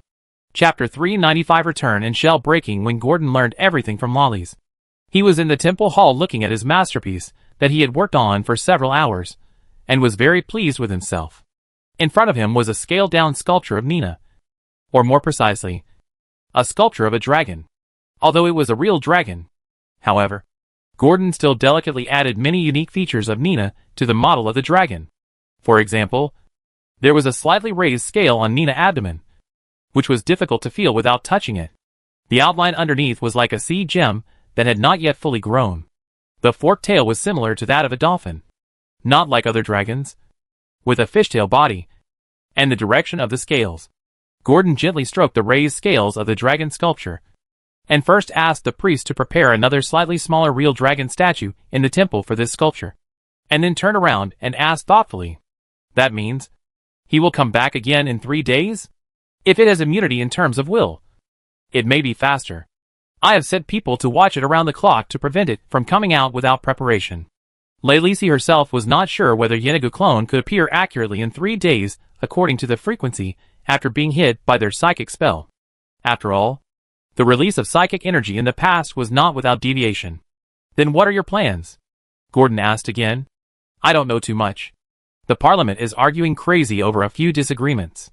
I came here to tell you the situation, to get some fresh air, and to avoid the limelight." Lelisi smiled self-deprecatingly. "Maybe it will be destroyed like this. If I can't deal with that clone in 3 days, I and others will die. Actually, this is not bad." Lelisi tried to comfort herself, but in the end, she had to raise her head and rejected everything that had happened before. "But I am very unwilling. Why did this kind of demon without resistance come when everything was on the right track? Augustus. Should this surname really be forgotten in the dust of history?" She looked at the black cat in front of her, seemingly questioning it. But in fact, she was questioning herself, whether it was really worth it to pay so much for it. The black cat incarnated by Gordon looked at Lalisi with his animal eyes without blinking, and said in a tone that seemed to be testing, "It's not a dead end now. Right? There are at least 3 days left. Right? 3 days is enough to do a lot of things." Lalisi shook her head, smiled sadly, and rejected it. 3 days? I can't even escape from Mitsuki Spring and rush to the next city-state, let alone do anything else. I don't even have time to ask for help. If he really appears in Mitsuki Spring again, I really can't think of any other way to go except failure. What about the Roaring Dunes? Isn't it less than a day away from Mitsuki Spring? Gordon mentioned this place intentionally or unintentionally, not because it controls an extremely large number of sand souls there, but because he harvested a colorful light ball there. Yuhara? Or rather, Lolly's. As soon as Gordon's suggestion appeared, Lolly's eyes lit up slightly. She seemed to think of something and said quickly, "Yes. There is also that place. She must have left something that can help me save the current Mitsuki Spring." Definitely. Definitely. At this moment, Lolly's was like a drowning person grabbing a rope for survival. She dared not relax for a moment. She stood up almost immediately and rushed out. But the voice of Gordon in her ear made her sluggish the next second. "You should be talking about what Yuhara left for you. It's here with me now. The divine power of Yuhara obtained from the underground castle last time, after being broken, turned into a golden light ball. The progress bar never increased. Now that the owner is here, it seems to be a good choice to return it to her actively. At least it can bring it considerable benefits." "You? No." Lolly's looked at the black cat with some hesitation. She didn't think that Gordon knew what she wanted to find as soon as she heard it. "Of course I know. The divine power was originally left to you by him, including everything in the underground castle. I know everything." Gordon showed a calm look, and told Lolly's all the gains from the underground of the castle without hiding anything.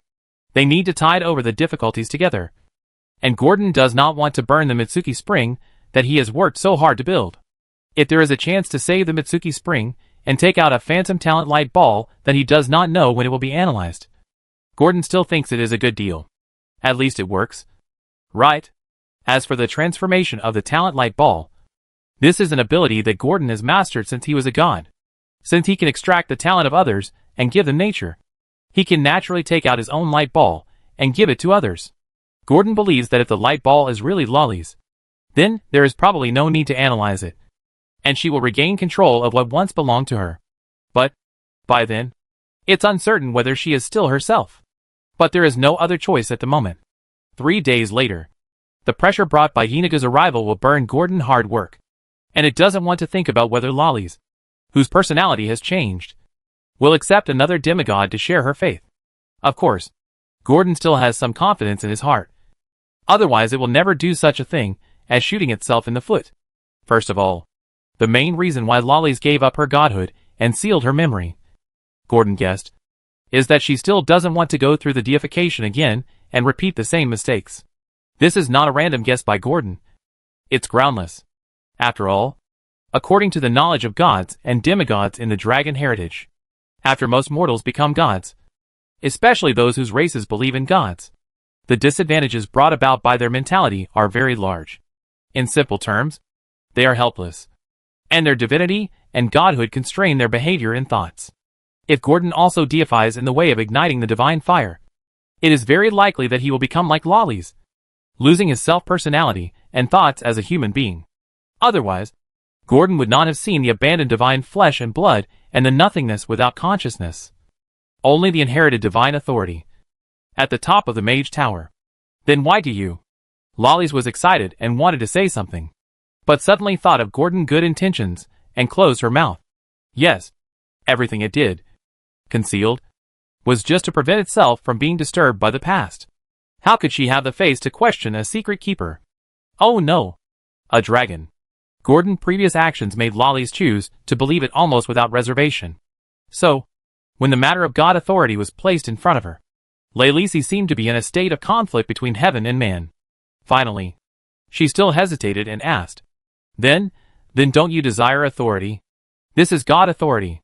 Of course, I desire it. But this authority doesn't seem to get along well with me. Gordon did not hide his desire, and said helplessly. At the same time, in its body, The golden light ball that it had absorbed for almost half a year, but still had no progress and analysis flew out. Unlike the previous gifted light ball, this one was visible to others. So, a bright star floated in front of Lelisi. This is what I got from the 4th floor of the castle. Originally, his appearance should be very good-looking, Gordon said, suddenly recalling the glimpse of entering the 4th floor of the underground castle half a year ago. The figure with a magnificent and sacred aura. It is still like a brand, engraved in the memory. Unforgettable. It's okay, but I think I should think about it. Lelisi smiled bitterly. Obviously, she was not ready to accept the so-called authority of God. You can accept it whenever you want. I just hope that you follow your own inner choice. When you don't know how to make a choice, you might as well ask yourself, what was your original intention? Gordon smiled slightly, and didn't mind Lelisi's indecision. In its view, accepting the authority of God is equivalent to divinity. It is a risky act. It is normal to have concerns. So, Lelisi quickly left the temple in a daze. When she left, she looked confused about the future. She suddenly found that she didn't relax when she came here. But the pressure was even greater.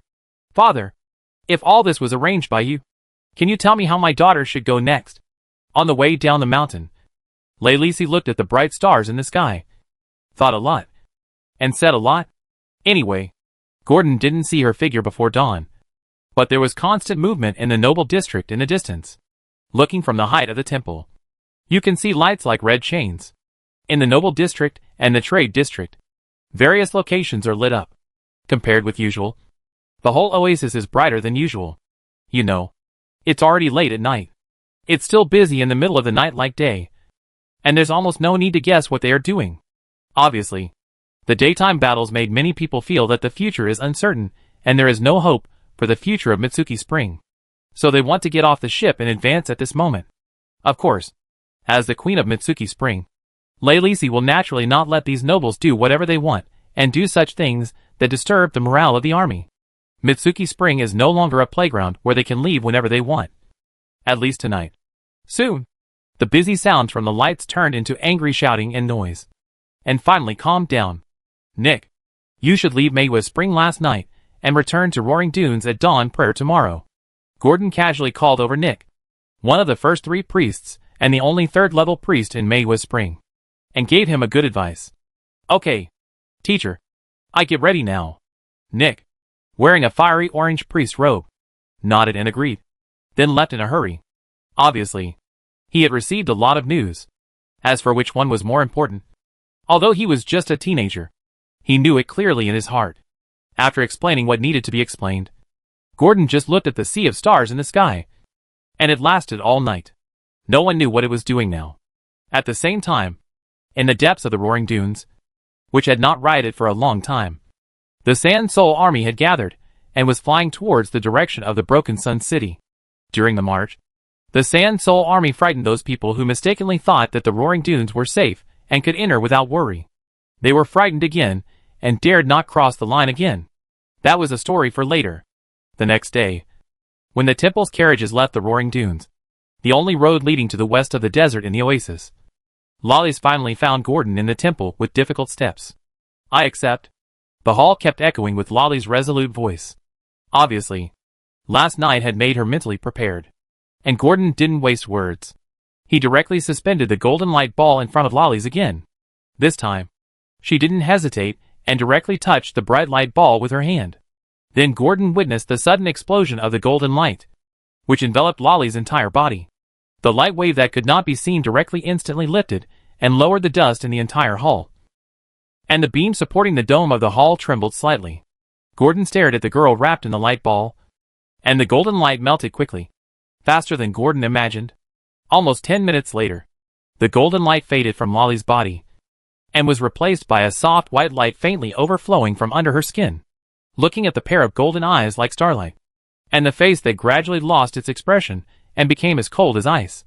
Gordon understood that the worst result seemed to have happened.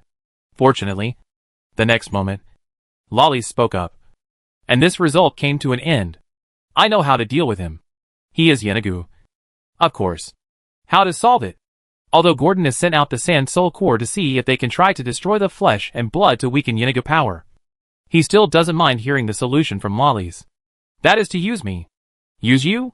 Can you solve it? Gordon didn't quite understand. And after Lolly's repeated explanations, it finally knew what using her meant. Use the collision of divinity to destroy it? Pour divinity into the sword of heroic spirit. And then use the long sword to contact it. So that Yenigu clone will die from the collapse and the collision of deeper divinity? Are you sure? Gordon asked unconfidently. Its understanding of divinity is limited to demigods. And now it is very likely that Lollies, who has the memory of Yuhara as a god, uses divinity more deeply than it. Which is normal. Soon, Lolly's answer reached Gordon's ears, with a rare hesitation in her words. Obviously a little unconfident. If it touches, it's 100%. But if it doesn't, or it is dodged, then, moreover, she didn't answer Gordon's words easily, although her brows were slightly relaxed. There was still a lingering melancholy between her brows. I plan to ask other professionals to help me create this opportunity. Just like the Druid Earth Claw before. As long as it is fixed, let my heroic sword touch and penetrate its flesh and blood. It will be considered a success. It shouldn't be as simple as you say. Gordon saw through Lolly's disguise. Obviously, the process of killing Yenigu was not as simple as she said. Otherwise, her eyebrows would not be like this. Alas, I still can't hide it from you. I need a period of static time to accumulate power when my divinity is poured into the long sword. Even if Yenigu was bound by the claws of the earth and could not move before, it does not mean that Yenigu cannot escape or avoid attacks. As long as it has a slight change of mind, it can let a scapegoat block the knife for it. As for the sword of Lollies, who is unable to move after accumulating power, I am afraid that even if I swing 100 swords head-on, all of them will fall. So, I can't think of how to lure it to me for a while. Divinity can be sensed. I believe you have this feeling too. Lollies pointed to her heart, and then pointed to Gordon, suggesting that the two were a little far apart. But as long as the divinity was exposed, there would be some sense. Although it was only a vague direction. But it would definitely make Yenigu alert, so that Lolly's sword would fall. Indeed, Gordon nodded in agreement. The moment when Lollies mobilized the divinity just now, that feeling returned to its mind. In the dark, the mysterious perception made it clearly understand. There is a divine creature ahead. But no matter what, even if there is only a 30% chance of success, it is better than staying here and doing nothing, or giving up directly. In short, since there is a solution, I will go all out in 3 days. If I fail by then, Your Majesty, I can only express my deep regret for what I promised you. Augustus has failed you. I will not leave Mitsuki Spring. The King land cannot be touched by others. When she said this, Lollies was already full of murderous intent, with a cold light in her eyes pointing to the hunchbacked hyena-headed jackal god 3 days later, as if she was determined to make him pay the price he deserved. However, after a while, what Gordon said made her face change. If I say that I can give you a 100%, oh no, 98% chance of killing Yenigu, do you believe it? What? Lolly's voice suddenly increased by several decibels, looking at the black cat as if she saw something. She racked her brains, but couldn't figure out how to completely hide herself. And when she was accumulating power to burst out her breath, the jackal would stay there stupidly and let her chop it. Method. And the success rate reached 98%. This? Since I said there is, then there must be. But I'm afraid you can't leave the temple these days. Gordon's voice was a little windy, which made Lollies feel a little dreamy. As if she was dreaming. And the problem that troubled her scalp was solved just like that? The fact is, when Lollies really heard the solution from Gordon, the first thing that rose in her heart was not joy, but a sense of fate. In the hall, the red-haired empress recalled her memory, then nodded heavily and said to Gordon, I do. After Lollies entered Gordon Temple of Grace, she never returned, except for the news sent by someone. It seemed that there was no queen in Mitsuki Spring these days. This frightened many people in the parliament, and people were in a panic for a while. If it weren't for the exile of Yenigu before, which increased the self-confidence of many residents and made them think that this demon was just a clown, it would be more than just panic. In the minds of most people, even the nobles, as long as they took serious action, the monster would definitely not be a match for Mitsuki Izumi, and would soon roll back into the abyss. This disaster was just like usual, except for a few entries in the history books. There was nothing else. Of course, the idea was beautiful. But the reality was very skinny.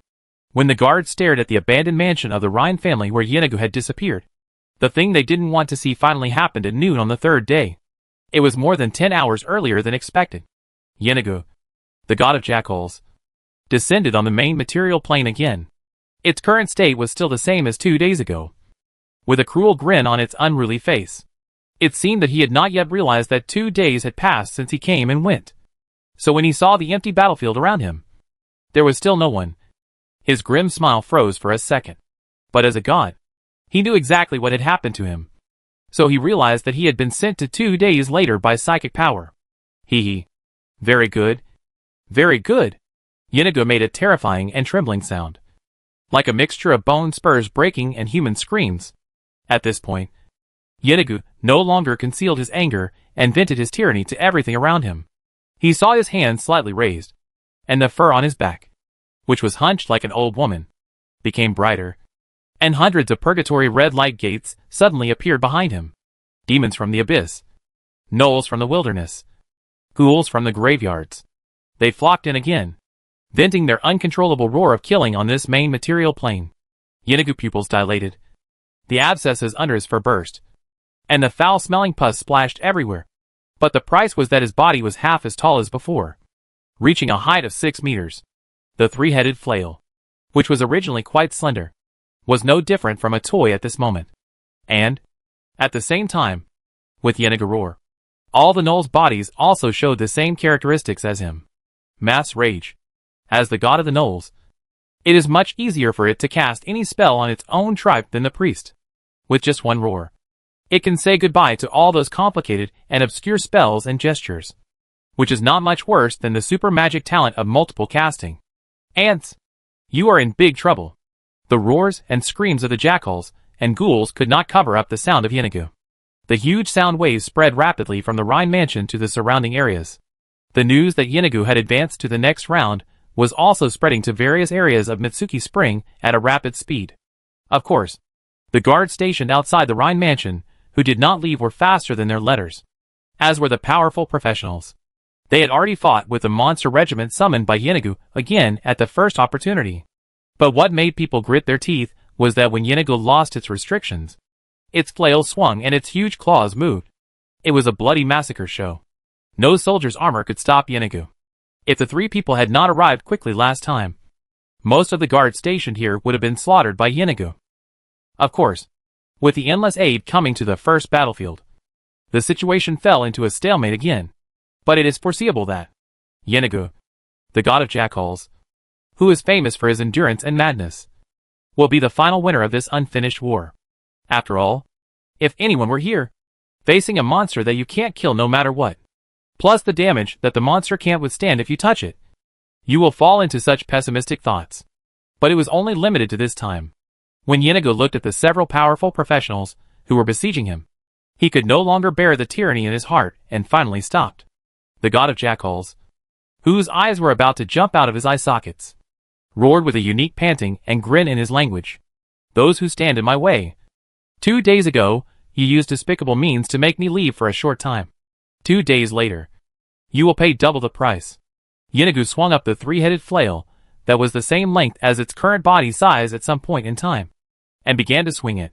The whistling sound of the wind almost suppressed any sound, as if a storm was brewing in the sky. It took a step forward, and the ground shook.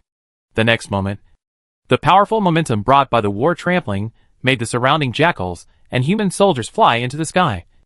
And then they involuntarily entered the rotating flail meat grinder. This bit of blood and flesh was like an appetizer. Inigo's eyes were almost bloodshot, and he looked greedily at the other professionals who had dodged, grinning. The hyenas will not let you die so easily. They will eat you alive from your feet to your head. This will last for 3 days and 3 nights. Your wails will surely echo in the Death Valley. The three-headed flail appeared in front of a professional, like a ghost again. Fortunately, the barrier constructed by psychic energy gave the victim time to react. He retreated a few steps and escaped Inigo's attack. You can't escape. Inigo's advanced teleportation flashed on his body. And then the next moment it appeared behind a spellcaster, swinging at the most vulnerable sternum without even looking. But the violent bear incarnation transformed from a druid had already blocked the incoming three-headed flail with his body. Too weak. Really too weak. You? Inigo fought harder and harder, and his rampant laughter set off waves of fear on the battlefield. Later, it hardly dodged or avoided the spells cast by the spellcasters. It let the fireballs, rays, thrust, and sharp blades cut one cut after another on its body.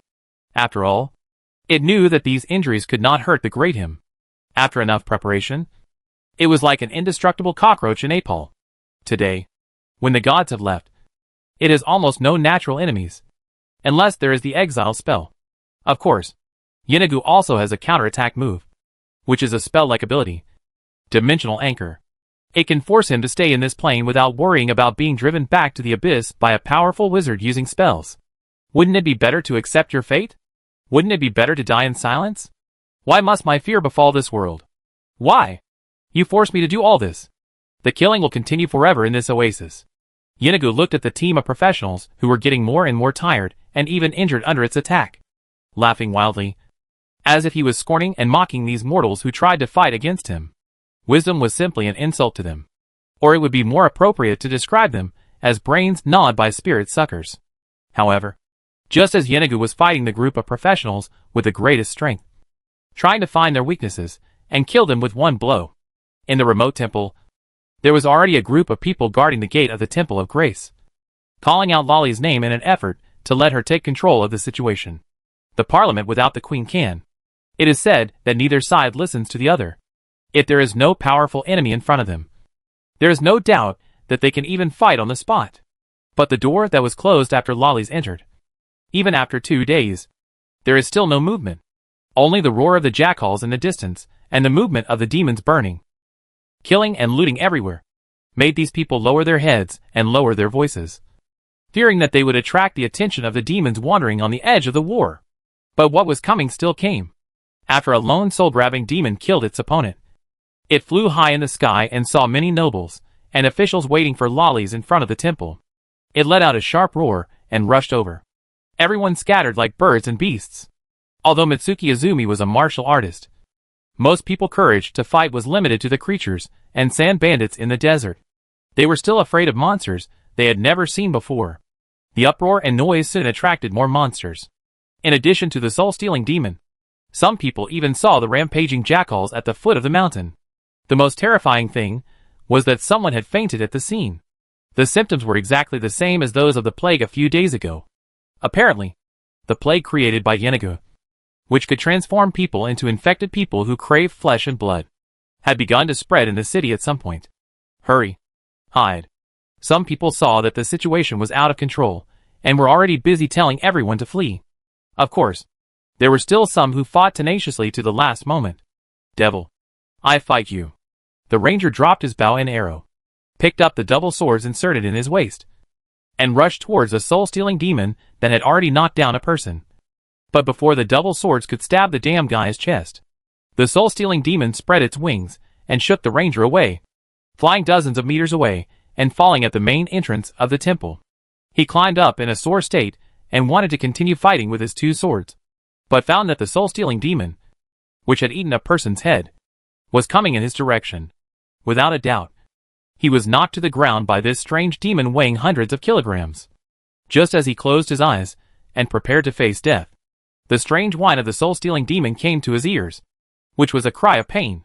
The ranger was so scared that he opened his eyes and looked, and saw that on the dome, a huge black dragon with a length of more than 30 meters was lying.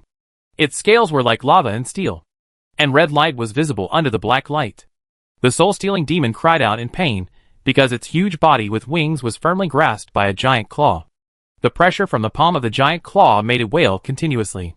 However, the pain did not last long, and the soul-stealing demon's body made a sound of bones breaking, and the hard muscles became fluffy and soft, like butter bread. With a slight pressure, the bright green blood and internal organs of the demon flowed out from the dragon claws.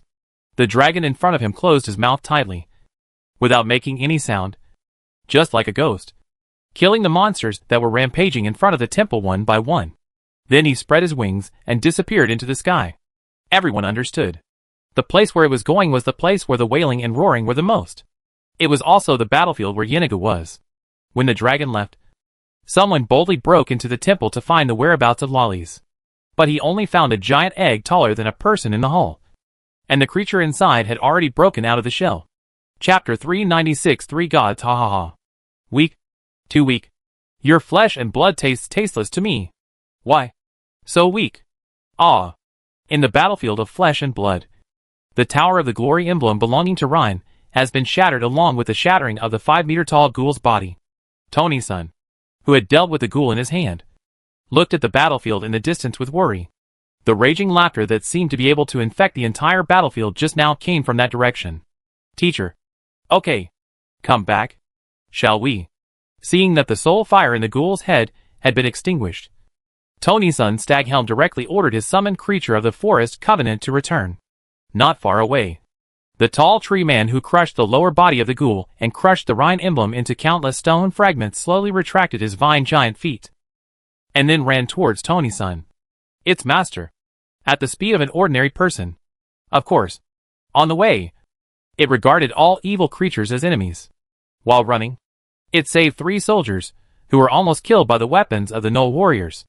It also used its vines to stop the charge of a team of iron cavalry demons, and strangled these centaurs with its roots one by one. Then it slowly stood beside Tony-san Staghelm. Tony-san easily climbed to the shoulder of this tree warrior. The shoulder of this tree man called Little Gray was 6 meters above the ground, giving Tony-san a view of half of the battle. Countless battles of all sizes were like waiting for chess pieces, fighting each other. This was not the first time he had a bird's-eye view of the whole situation. So he looked indifferently into the distance, where the sound had just come from. There was a bloody mist everywhere, and the layers of mist blocked the view. Only the outlines of humanoid creatures could be seen from time to time in the mist. Occasionally, the unique breathing of the gnolls and their wild laughter could be heard. Of course, the sound of battle still surged in the bloody mist from time to time. The high walls of vines, the white lightning that shuttled through the mist, and the black clouds gathered on the dome all showed that the battle was in a white-hot state. I really want to help the mentor. But Tony-san looked for a moment. Among the high-level professionals who fought with Inigo, there was his teacher, who was also the pioneer who led him to the druid path. The urgency in his heart was gnawing at his heart. But the cruel reality told him that he was not even qualified to get close to there now. He didn't even have the qualifications to approach the periphery of the blood mist. His most powerful ally, the giant tree guard summoned from the Fey Wilds, was nothing in front of those burning with anger, with deep red skin, clawed palms, and high demonic coyote heads. The twisted snake head stretched out from the side of the demon's neck, coiling sinisterly and hissing. Snake wolf demon. Although it has not yet fully grown, it holds a huge hand with interlaced mysterious symbols, and a huge axe with a ruby at the end. The blood of a 5th-level warrior just flowed on it, proving that its strength is far beyond the challenge of a fledgling druid like him. We can only gradually clear these demons from the periphery to help relieve the pressure on the mentors. Why hasn't your majesty? Tony-san gave up the idea of going to support again, and instead found a nearby area where the war was intense, ready to turn the situation around by intervening himself. But just as he was about to jump off Little Gray's shoulder and let it charge as the vanguard to stop the group of jackals holding flails, knives and clubs, a rumbling thunder sounded from the sky and echoed in the battlefield. Everyone subconsciously shrank their heads and looked up at the sky. Many people thought that it might be the lightning storm that almost baptized most of the area before. It must be said that the psychological shadow brought by the druid made them begin to fear the sky. However, after seeing that there was no lightning wandering in the rolling clouds, they all felt relieved. And those who were careful also heard that the sound was actually far away from here, not coming from above, but due to other factors, such as the terrain. It formed an echo similar to thunder here, but someone had already noticed something was wrong, shouting, "Look! What's that?" Tony-san also felt something was wrong. After making sure that the giant tree guard had tied up the gnoll, he looked into the distance, and then saw a bright flame appear in the distant sky where gray and dark met. The flames quickly expanded along the edge of the sky, and the dark sky was dyed with a fiery red afterglow like the setting sun.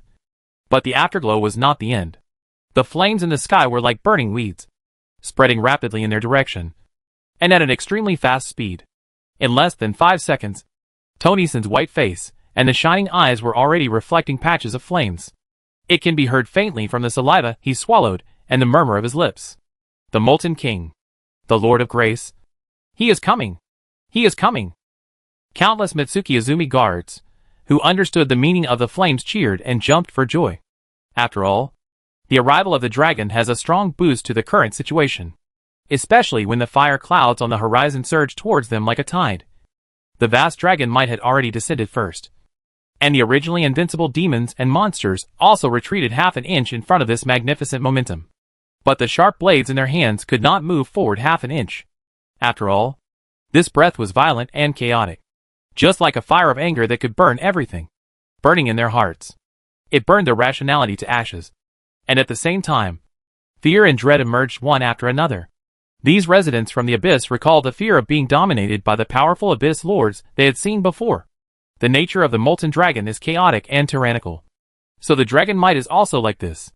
After being blessed with divinity, these abyss creatures are at a loss. Although other human soldiers were enveloped by the dragon might, they were considered to be friendly forces. So the impact was far less than that of the abyss monsters. Many people seized the opportunity to kill the difficult opponents on the battlefield. Roar! Who is it? Feeling that the divinity that seemed to be able to burn the soul was quickly approaching him, Yenagu, who was waving a three-headed flail among the high-level professionals and blessed with the power of the bull, was also slightly startled, stopped the attack in his hands, and looked towards the source of the sound. The other druids and warriors sent by Mitsuki Izumi to snipe and block Enon's steps found gaps to rest, gasping for breath and looking up at the sky, feeling the pressure before the approaching storm, and a long-lost joy appeared on their faces. He is here. I didn't expect it. It has to be said that the appearance of Gordon has greatly changed their perception of this new outer god. Even those who originally opposed the outer god entry. Although there are no members of the parliament who regard the appearance of the abyss creatures as the curse of Yuhara, as those rumors say, they are still quite wary. But now that they have witnessed the appearance of Gordon to help, the xenophobic iceberg in the hearts of many people has finally begun to melt.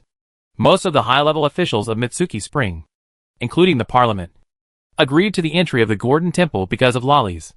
After all, the missionary work of the outer god is a fatal blow to the local gods, especially in the era when the gods disappeared. If it weren't for lollies, they would definitely refuse the entry of any gods in order to protect Yuhara. This includes other city-states. It is very difficult to find a city that is willing to accept and allow priests to preach after the catastrophe. Various social obstacles will make it difficult for the temple to promote its mission. No one wants to have an extra god and take advantage of the gap when the god leaves to devour his share. Of course, the temple in the barren place is just a coincidence. The temple has not been settled, so there is no family that has been blessed by the gods to hinder the settlement of the Gotan temple. After all, it has only been 3 years since the gods left. Most people still think that the gods can return, but they don't know when and where. Their faith has not yet collapsed, including Yuhara. There are still people willing to believe in him, but it is not as enthusiastic as in the past when the gods appeared. Getting closer and closer, the orange flames with bright white spots approached quickly. Finally, with the gray lead clouds rolling above the sky, the heat waves suddenly attacked from top to bottom.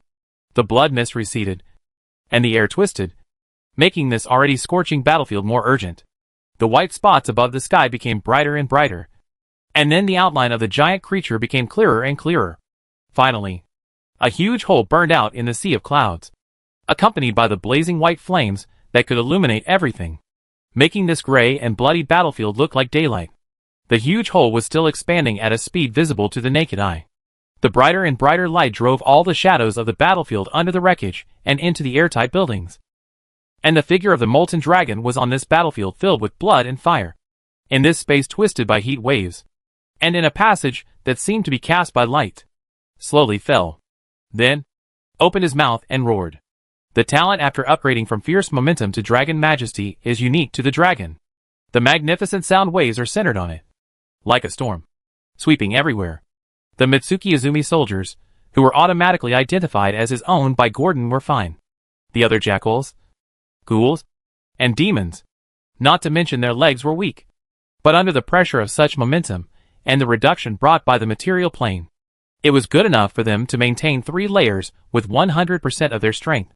Gordon Roar was like the last straw that broke the camel's back.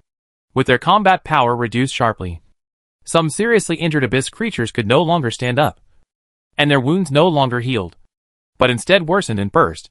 and were directly crushed to death by the pressure brought by the material plane. I don't know if it was an illusion, but when the dragon opened its mouth and roared, Tony-san vaguely saw a figure holding the dragon's sharp teeth. When he looked again, the dragon had closed its mouth and resumed its cold and arrogant attitude. Dregs of the abyss, who allowed you to come to my territory? The sound of thunder reverberated throughout the battlefield, and the fine dust rippled again as the previous wave of sound was about to fall. Humph! You are just a giant dragon that stole divinity from nowhere, and you dare to act pretentiously in front of the great Yinagu. However, your flesh and blood must taste wonderful. It seems that I have to thank you for your stupidity. Otherwise, how can I enjoy this delicacy that I can't taste in the abyss? Yinagu laughed wildly. His eyes were already bloodshot, staring at the molten dragon, whose dragon wings were more than twice as big as his, and his saliva and thick juice flowed together. Humph! You retreat? This will be a battlefield between him and me. I hope your strength will be as powerful as your mouth later. You are not the first Abyss Lord I killed, and you will not be the last. The huge molten dragon showed displeasure in its vertical pupils. It first expelled the other professionals of Mitsuki Spring, and then said disdainfully to Yinagu. Everyone retreated after hearing this, and the others on the battlefield also stopped and turned their eyes to the two protagonists in this war. After everything was over, the battle was initiated by Yinagu, a hunter who hunted for fun in the abyss. Its spell-like auras emerged from its body, including protective spells such as anti-fire shield. After all, it is not like before. There is still some respect for divine creatures. Similarly, the cautious posture highlights its desire for this battle. Divinity is also what it wants. Promoting to godhood is something that even Asmodeus, the Lord of Bator Hell, longs for. Even though Yinagu has already crossed the threshold of being a god, the more divinity or godhood he devours, the better. Otherwise, why would he fight with Baphomet, the god of minotaurs, in the abyss every day? Isn't it because he wants to defeat him and devour the divinity in his body that matches him? You are mine, big lizard. I will kill you and take your skull back to the abyss as my trophy. TSK. A molten dragon with divinity. Although I don't understand why you are in the material plane, this does not prevent the great king of gnolls from tearing you into pieces. Yinagu's voice is no less than that of Godin. Moreover, it can be seen at a glance that Godin is much younger than expected, and his strength is naturally not high. It is estimated that except for his size, whether it is spellcasting or physical strength, it is at most equivalent to an adult or middle-aged dragon. This clone of it is very close to the legendary level, although it cannot be defeated cleanly. Yinagu firmly believes that as long as there is enough time, I can chase this dragon to death with its hunting skills. So, now, the first goal is to leave a small mark on its body. Yinagu licked the saliva left at the corner of his mouth, waved the flail without hesitation, and rushed up. As for the breath that the molten dragon was about to spew out, it was directly skipped by it. After all, the protective flame aura on its body was all released by the level of a 6th level spellcaster. Not to say that it is completely immune to fire damage. At least it has no problem covering it to rush out of the area that will be covered by the breath. However, when the breath of destruction descended, Yinagu realized that he was completely wrong.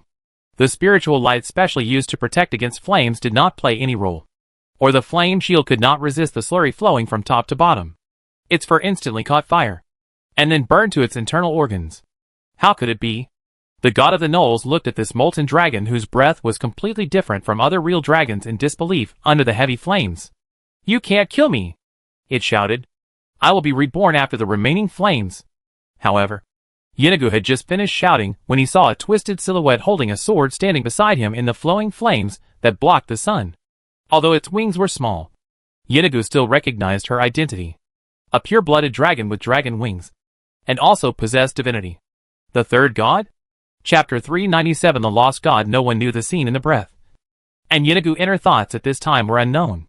The onlookers could not even see Yinagu's shadow, let alone discover the third person in the flames. They just felt a surge of solemn momentum with the idea of disintegrating everything.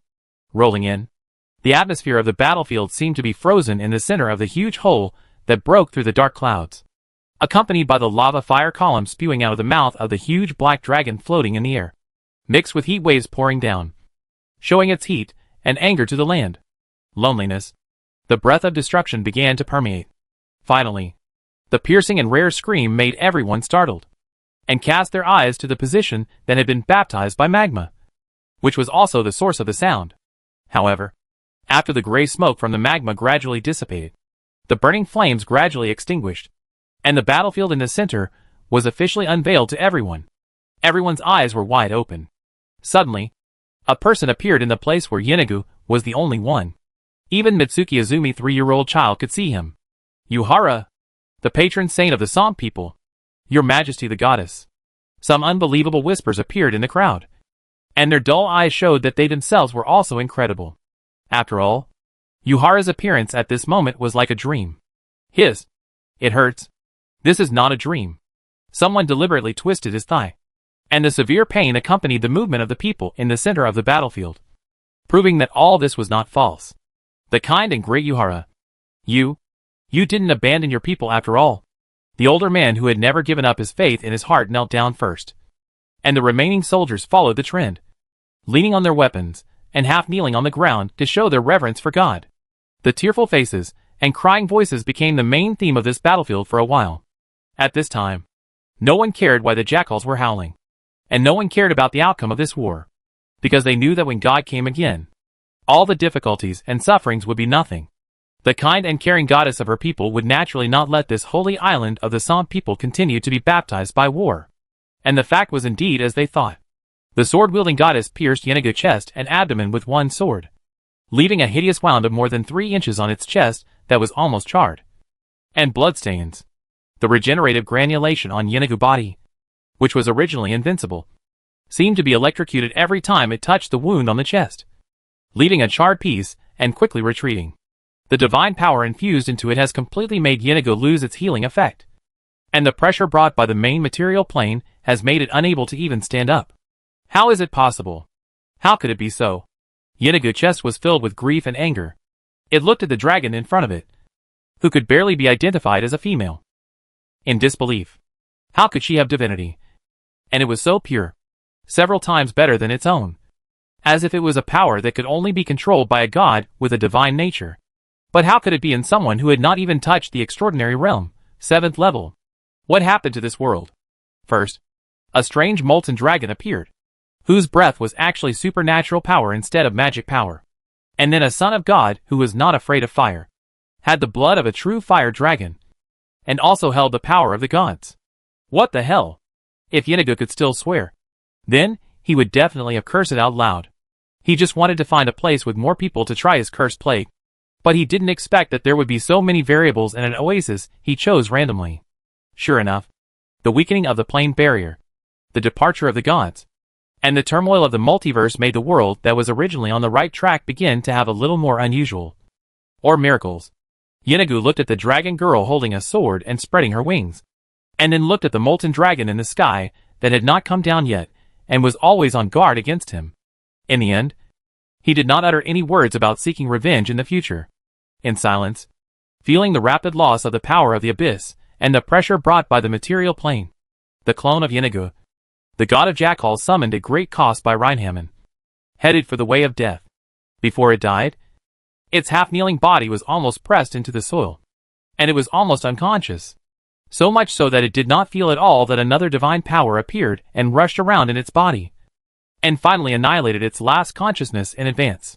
However, feeling the acceleration of the speed of consciousness extinguishing, Yinagu felt only relief in his heart, without any shame of defeat. It's good this way. Leave this material plane as soon as possible.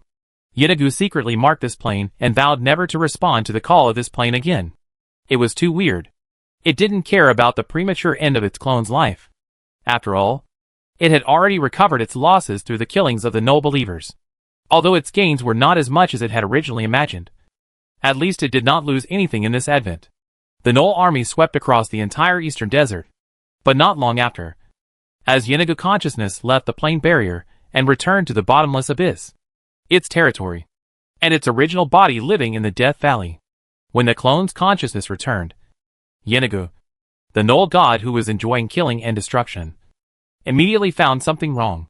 This trip to plunder the material plane turned out to be a loss, and a huge loss. My divinity! Yinagu's sharp screams echoed in the Death Valley. and the corpses pierced by the steel vertebrae on the ground trembled in the roar. These were once Yenigo hunting targets, and their souls would accompany the corpses, listening to Yenigo roar day and night in the Death Valley. Feeling fear, this angry voice spread throughout the entire plain, including the upper and lower layers that bordered each other. And the news spread quickly and reached the ears of the Minotaur god, Baphomet. For it, Yenigo's loss of divinity and loss of a lot of combat power was a great joy. And it was also a great opportunity. So Baphomet, who felt that he had seized the opportunity, immediately left his plane and went to tell his allies, who had already formed an alliance, a two-headed giant snake born in the Ragnarok of the gods, on the remains of the earthly python, name Amgardo. His territory, the Bone Wilderness, is not far from the 600th floor of the Abyss, the endless labyrinth, where the Minotaur god Baphomet is located. But for many years, the two have kept their distance from each other, which is one of the keys to their alliance. The opportunity has come. Amgardo. As soon as he stepped into the plain barrier with the permission of his master, Baphomet's humming resounded throughout the vast Bone Wilderness, and the great clouds at the edge of the boundless wilderness rolled and surged with the arrival of the sound waves. Baphomet's animal eyes, which were stained with the flesh and blood of countless victims, stared at the sky, and his tone was extremely solemn. Now, it's time to fulfill your promise. Oh, are you sure? Baphomet. After a while, a voice that seemed to be able to freeze everything sounded on both sides at the same time. At the same time, for extremely bright stars suddenly appeared in the gray clouds in the sky, piercing through all the gray fog and illuminating Baphomet's way forward. Of course, I have received the news. Yenigo's divinity has been deprived. It is obvious that he needs to recuperate for a long time. This is a good time to launch a large-scale attack. Even if we cannot destroy him in one fell swoop, we can delay his growth in other planes. Baphomet's words were full of confidence. Obviously, the person who delivered this message was someone he absolutely trusted. Divinity loss? This is indeed a good opportunity. The two snake heads of Amgardo nodded at the same time. Baphomet would naturally not attack without reason. He still believed it. But halfway through thinking about it, it suddenly felt that this experience was a little familiar. Divinity loss. This is not. Amgardo suddenly became energetic. His eyes were staring straight, and his figure was a little nervous and asked, "By the way, how did Yenigo lose his divinity?" Ha ha ha. Speaking of this, Baphomet suddenly became excited. That idiot Yenigo himself didn't know how he lost his divinity. I was so amused when I received this news. Even gods with godhood may not be able to plunder the divinity 100% successfully. Not to mention that there are no gods in this era. In my opinion, it must be his own carelessness that led him into the ritual. Otherwise, it would be almost impossible to deprive him of his divinity. Only fools and idiots would lose such an important thing in the main material plane. Humph. Are you right? Amgardo, the bull-headed man, the master of the endless maze on the 600th floor of the bottomless abyss, the Minotaur god, spoke excitedly, and didn't notice Amgardo's gradually holding his breath and the violent surging of the gray clouds. If Baphomet had paid a little attention, he would have known that the master of the Bone Wilderness had lost control of his emotions. So, not long after, Baphomet, who was cursing Yenigo as a fool, was thrown out of the Bone Wilderness by Amgardo in an abnormal manner. So much so that Baphomet did not understand how he had angered the two-headed giant snake that ate and slept only by laughing at Yenigo's stupidity. Forget it. I've already promised it. It's right to go back and gather the army as soon as possible. This time I'm going to let that jackal know what war and destruction are, and let it feel what fear is. Baphomet, who got Amgardo's promise, was not angry. Instead, he proudly thought about the next plan while embarking on the journey back to the endless maze. As for the other side, not long after, Yenigo, the 422nd layer of the Abyss, Death Valley, suddenly discovered that a demon lord as powerful as himself was coming outside the plain barrier with good intentions. It did not directly break into this barrier, which was only a paper-like barrier for him, but after carefully communicating with Yenigo, it entered the Death Valley under the welcome of the Master, in the spectacular wilderness full of flesh and bones, on a dark red hill, witnessed by the huge wolf statue, the empty bone tomb and the corpse pillar forest that quietly guarded this wilderness. Yenigo held the legendary flail named Years, and looked curiously at the two-headed giant snake in front of him that he had never seen before. Who are you, and what are you doing here? I am a person who has the same experience as you. My name is Amgardo. The triangular eyes of the two-headed giant snake flashed with cunning. You and I have a common enemy. Yinagu. Oh! When Yinagu said this, he immediately became energetic. You want to help me? Why? Yinagu subconsciously didn't believe it. But the next sentence, Amgardo's words, dispelled its doubts. Like you, I was also deprived of divinity after the death of my clone. And I know who the murderer is. Amgardo's voice was extremely clear and hit Yinagu hard heavily in the gloomy wind of the Death Valley. What? Who is it? Its voice was extremely violent. If it wasn't too cumbersome for the real body to go to the main material plane and the clone was still cooling down, it would have wanted to kill back to the Abel world now, leading its army of gnolls to flatten the oasis in the desert. Finally, the guy who dared to steal its divinity was broken, and it was eaten by thousands of coyotes. No hurry. Before that, I need to ask you a question first, Amgardo said slowly, and it was completely unable to see the emotions when it was communicating with Baphomet. Go ahead. Yinagu looked at Amgardo deeply, and then said coldly, Hee. Tell me, before you died. Amgardo was naturally not polite, and asked what he wanted to know directly. After hearing this, Yinagu hesitated for a moment, and then told Amgardo everything he wanted to know. After all, no matter how you look at it, the two-headed giant snake in front of him knows some inside stories about the loss of divinity. After hearing Yinagu's story, Amgardo immediately had a plan in mind. However, after Yinagu finished speaking, it did not reply immediately, but took out something. A bone scepter. It used it without hesitation. And then the eyes of the skull of the bone scepter burst into a unique pale aura, accompanied by the overflow of aura. A picture that was blurry, but enough to recognize the general appearance appeared in the air. This was a picture from the perspective of Amgardo, in an underground sacrificial field. Although Yinagu was a little impatient, he still forced himself to watch it because it was related to divinity. And in the end, its patience was rewarded when a familiar, but much smaller, molten dragon fell from the sky. Yinagu. Everything is clear.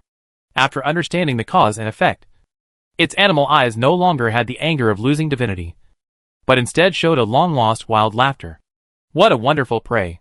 The secret behind it is enough for me to take 10 giant bull demons as snacks. Yinagu laughed. And Amgardo also laughed when he saw it. That was a smile of choosing a person to devour, which meant that there was also a prey that was targeted by him. On the other side, Goton, who was completely aware of it, was satisfied with taking the remaining colorful light ball of Yinagu. At this time, while absorbing the gifted light ball, he curiously looked at the residents of Sant, who came to kneel and worship not far away and farther away. Lollies, who was exhausted due to the infusion of divine power. At this time, they were praising him and calling him Yuhara. Even Goton, in their mouths, became the god mount of Yuhara. So much so that the number of Goton's followers increased dramatically. This made Goton a little bit amused. At this moment, Lollies, whose body was transformed by the molten dragon blood, stood up with a sword in her hand. The dark golden pupils in her eyes looked at everyone. She showed a terrifying majesty, and her first words also set off the whole audience. Yuhara is dead. Chapter 398 Guarantee. Before leaving Lelisi's gentle voice has become hoarse and dry, flowing on the battlefield where only the flames have not been extinguished and the blood and flesh are intertwined. Everyone was stunned. The servants who kneeled and claimed to be Yuhara could not help but look up at Lelisi, their eyes full of disbelief.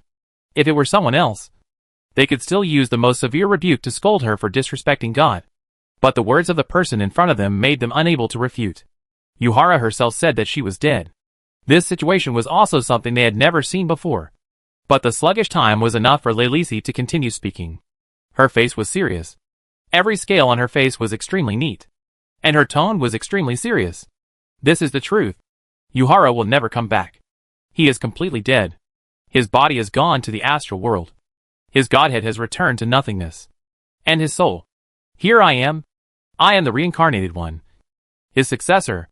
Also, the last descendant of Augustus, the destined king of the Saints. I carry the glory of the empire, and will take you to reign over the land under our feet again, so that the enemy will forever cry out our names in fear. Wake up, my people. Standing in the center of the battlefield, She used the last bit of divinity and accumulated power in her body to return the memories of her people that were sealed hundreds of years ago, as an invisible and shapeless ripple spread out from Lolly's as the center. Anyone who came into contact with the ripple and was assommed would have his consciousness forcibly pulled into an illusory space by divinity.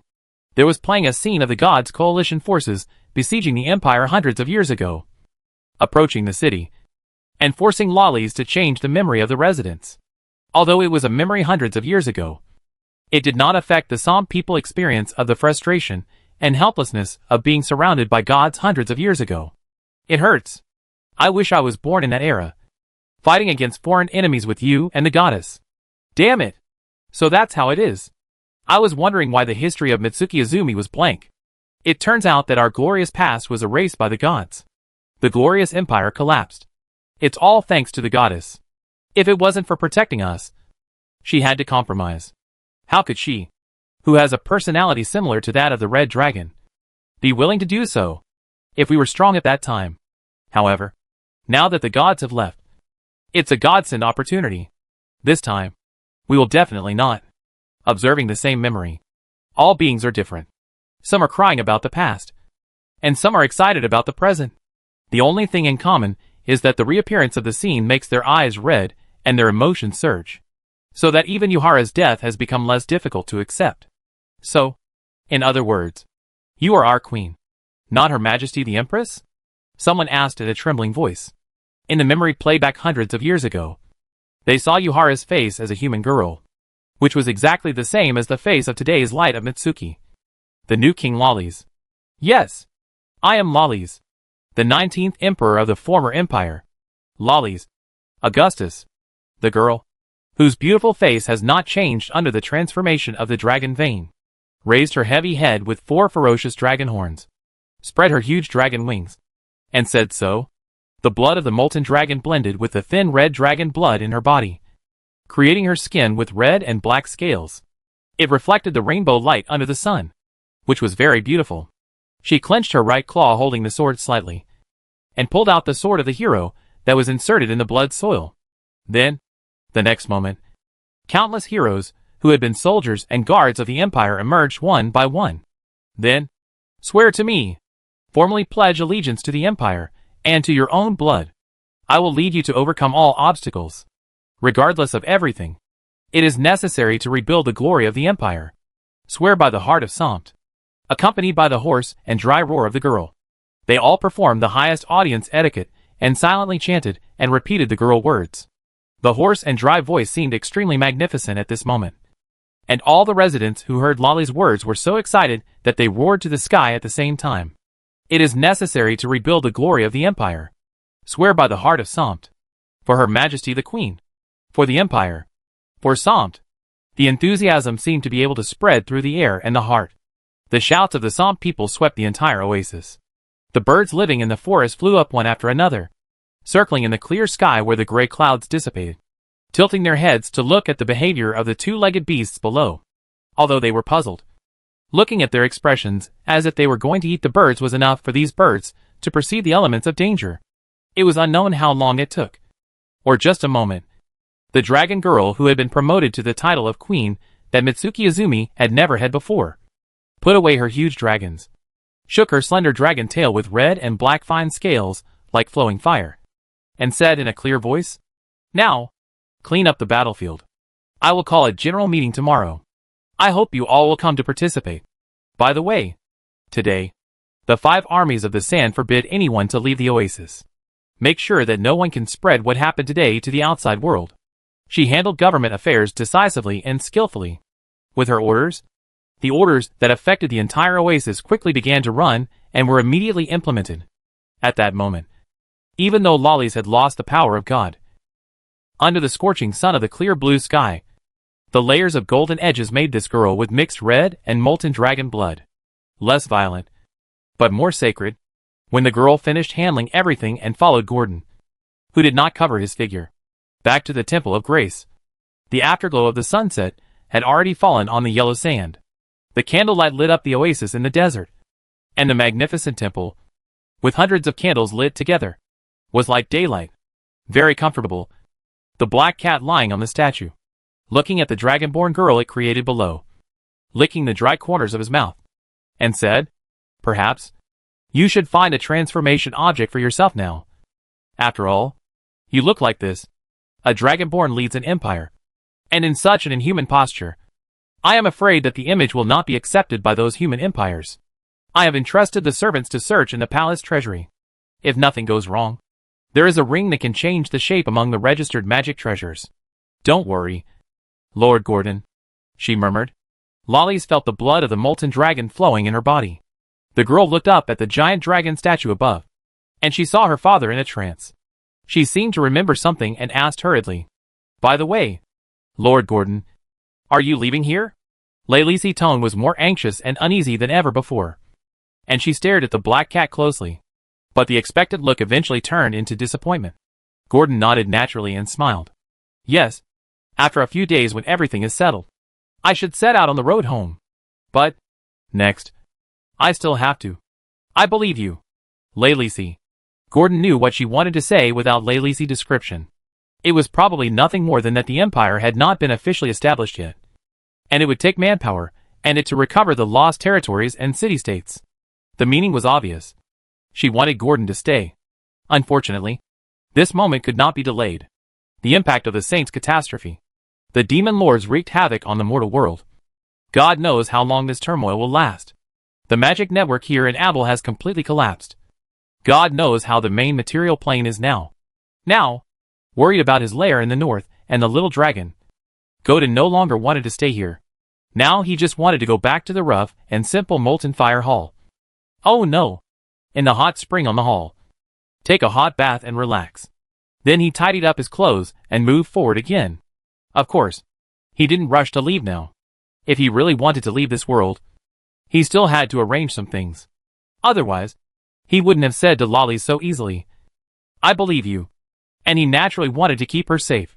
Not to mention commanding the entire continent, commanding the desert, and taking back the lost land. It still had to be done.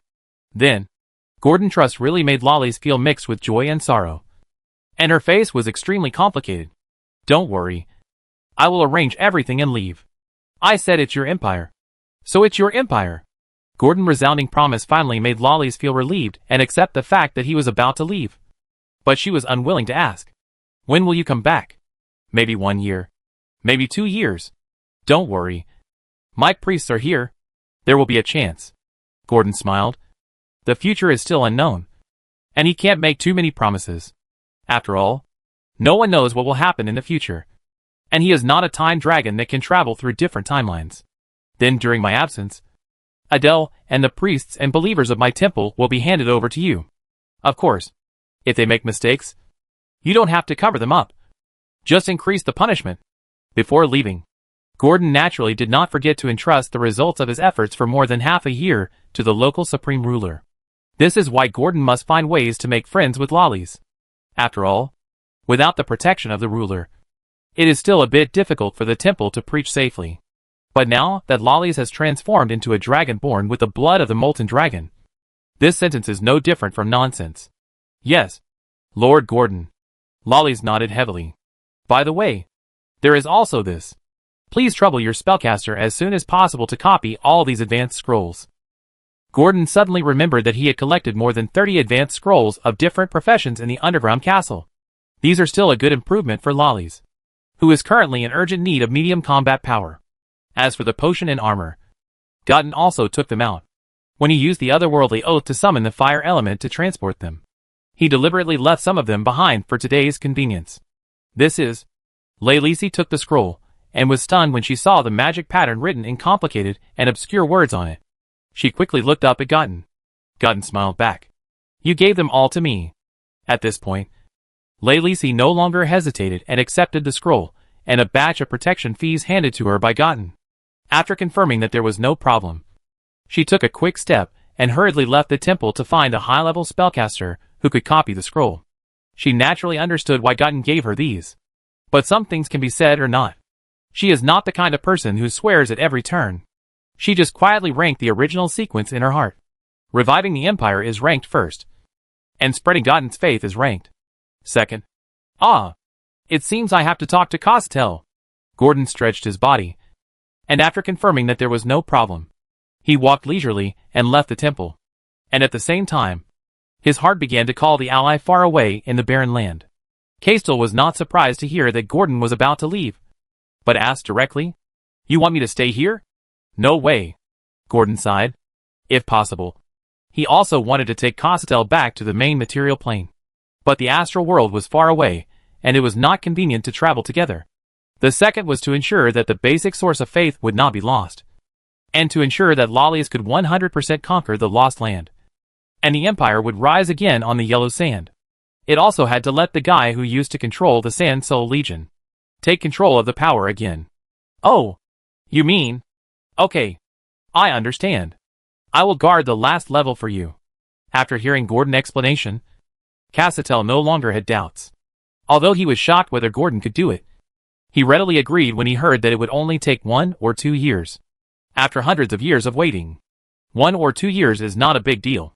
"By the way, how is the work I sent you out to do?" "Sean has already taken your orders and sneaked into the caravans of various city-states. He is accompanied by several professionals inspired by you, with the help of the strange objects I gave him. It should be foolproof." Hearing Gordon question, Kastel did not hesitate and reported everything in detail. After hearing this, Gordon nodded slightly. Since the action had already begun, it had nothing to worry about. It didn't believe it anymore. With double, no, triple protection, even if Lollies was a fool, it would have successfully lit the 7-star lamp to change its fate. Well, it seems that the time to leave has come. After agreeing to meet in the white pillar of the dome in a few days, Gordon cut off contact with Kastel, and a ripple in his heart could not help but rise. When it was time to leave, there was still some reluctance. Looking at the orange sunset gradually sinking into the surface of the sand dunes, Gordon sighed. Then he paced in the white desert, walking towards the direction of the sunset. Just treat it as the last walk on the sand dunes, it thought. The shadow of the black cat gradually stretched and twisted on the uneven sand, and the building of Mitsuki Spring behind it was getting farther and farther away from it, until it finally disappeared under the dim horizon. Chapter 399. Bearing Gordon. Ah! This is a day that the dragon can't wait for. This is the first moment that Gordon enters the star world. It shuttles through the vast star world of flowing silver, and the first sigh it utters.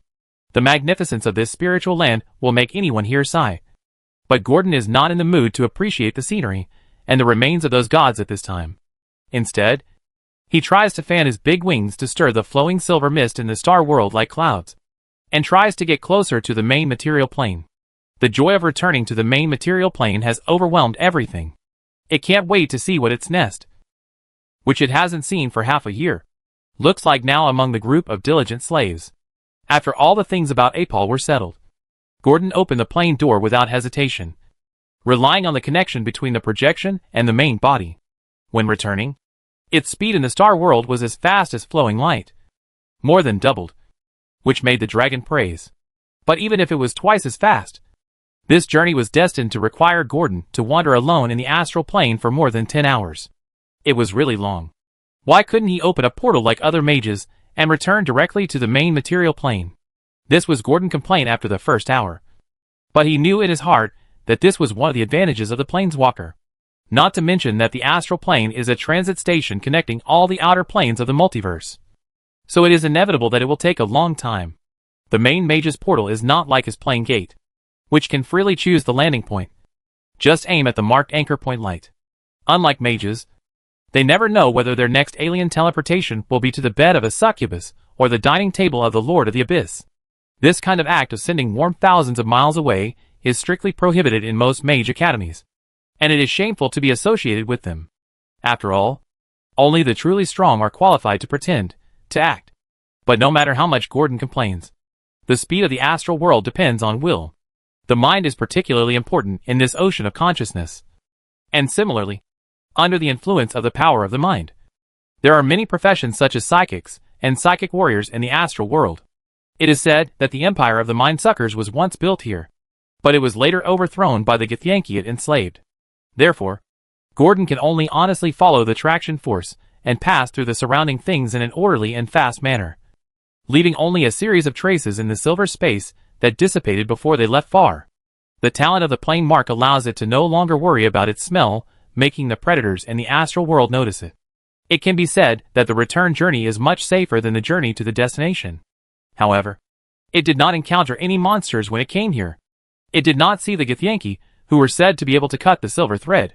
It was also afraid of the most famous star stalker, and the star whale in the star realm. It was lucky enough to see the tail of the star stalker. It was still quite regrettable. But it really had to give Gordon a chance to see. It was unwilling from the bottom of its heart. After all, for those creatures that were either robbers or irrational, getting in trouble with them was like getting a piece of stinky dog shit. Gordon did not have the hobby of smashing the manure pit with stones. However, it was also good that the star route from Apol to the main material plane was very remote and far away from other outer planes. It could be said to be the other side of the distant star realm. In the second half of this route, even the patrolling star gods were not seen. But then again, Gordon suddenly thought of the two friendly star realm envoys he met on the way when he first came to the star realm. Although it was only a short meeting, they kindly handed him an invitation to the Angel Reef. Gordon used his little paw to take out the long-forgotten invitation with a gold border from his dimensional pocket, and hesitated for a moment at the angel pattern engraved on it. But in the end, he did not open it. Forget it. It's important to go back. In the end, Gordon stuffed the envelope back and gave up the idea of going to the Angel Reef. It was not because of anything else. It just didn't want to cause trouble. A very simple and plain wish. What's more, if it went directly, God knew whether the group of Star Realm angels would observe it as a monkey. And it didn't want to be treated with strange eyes by the group of birdmen. Of course, the most important thing is that Angel Reef may not be able to get any benefits if it goes there. The most urgent thing is to return to the main material plane as soon as possible, when the background of the Silver Star Realm was almost blurry, and the islands and enclaves formed by the corpses of gods passing by could no longer stir up any waves in Gordon's heart. The huge white light ball in front of him was finally within reach. I'm back. Gordon didn't even look at the light balls representing the two planes of the neighboring Fairy Wild and Fallen Shadow Underworld on the other side, and crashed into the barrier of the main material plane. The power of the planeswalker immediately caused a teleportation gate to appear above the sphere, which was exactly the same as the one he came from. When the huge gate opened, Gordon saw his body that had been sleeping for a long time. However, it did not rush in, but hesitated the moment the door opened, because Gordon looked at his huge projection clone, which was more than 30 meters long from head to tail, and then looked at the short dragon only 20 meters long sleeping in the molten hull on the other side of the giant door. Gordon fell into deep thought. It was so small. Could he squeeze in? Can it bear it or not? What if it couldn't fit in? These were all problems. However, when the time came, Gordon would not get stuck in front of the door and not enter. In the end, it chose a safe method and entered from the tail first to see if it would be affected. But this idea became a joke after its tail left the plane door. I saw that this body, which was a projection, was like a balloon with a hole in it, leaking air like crazy after entering the main material plane. The huge body shrank at a speed visible to the naked eye. Before Gordon could react, his consciousness went dark for a second. When he opened his eyes, he felt that he was lying on the waves. Soft and soft. Hiss. The tired mind was immediately relaxed. Gordon subconsciously used his claws to reach under his body and found a soft yellow lump that was shining with an attractive luster. This is my corpse. Gold? The result of the identification technique flashed in his vertical pupils, dispelling Gordon's absurd idea. Frightened, he hurriedly looked down and found that the rock lying on his chest and abdomen had long turned into a large treasure mountain made of gold and gold ornaments. But because Gordon's body temperature was too high, the gold mountain, originally made of a handful of gold coins, turned into a product between soft and hard. Looking at the faint lines on the soft gold block in his hand, Gordon's heart warmed up. It seemed that this was once a coin or jewelry. But the gold mountain fused by high temperature would not come out of thin air. It was working hard for faith in the other world. There is also a little guy here, working hard for the promise of the past. Although Mr. Gordon has little money now, the gold coins will definitely pile up into a mountain in the future, filling up the entire space.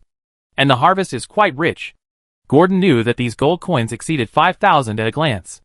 If Nina did not sell the things she brought, then obviously, the pattern above has already appeared in a situation that she did not expect. Gordon raised his head and moved his eyes away from the soft gold. The dark golden vertical pupils of the dragon reflected the magnificent hall that was dozens of times wider than before leaving.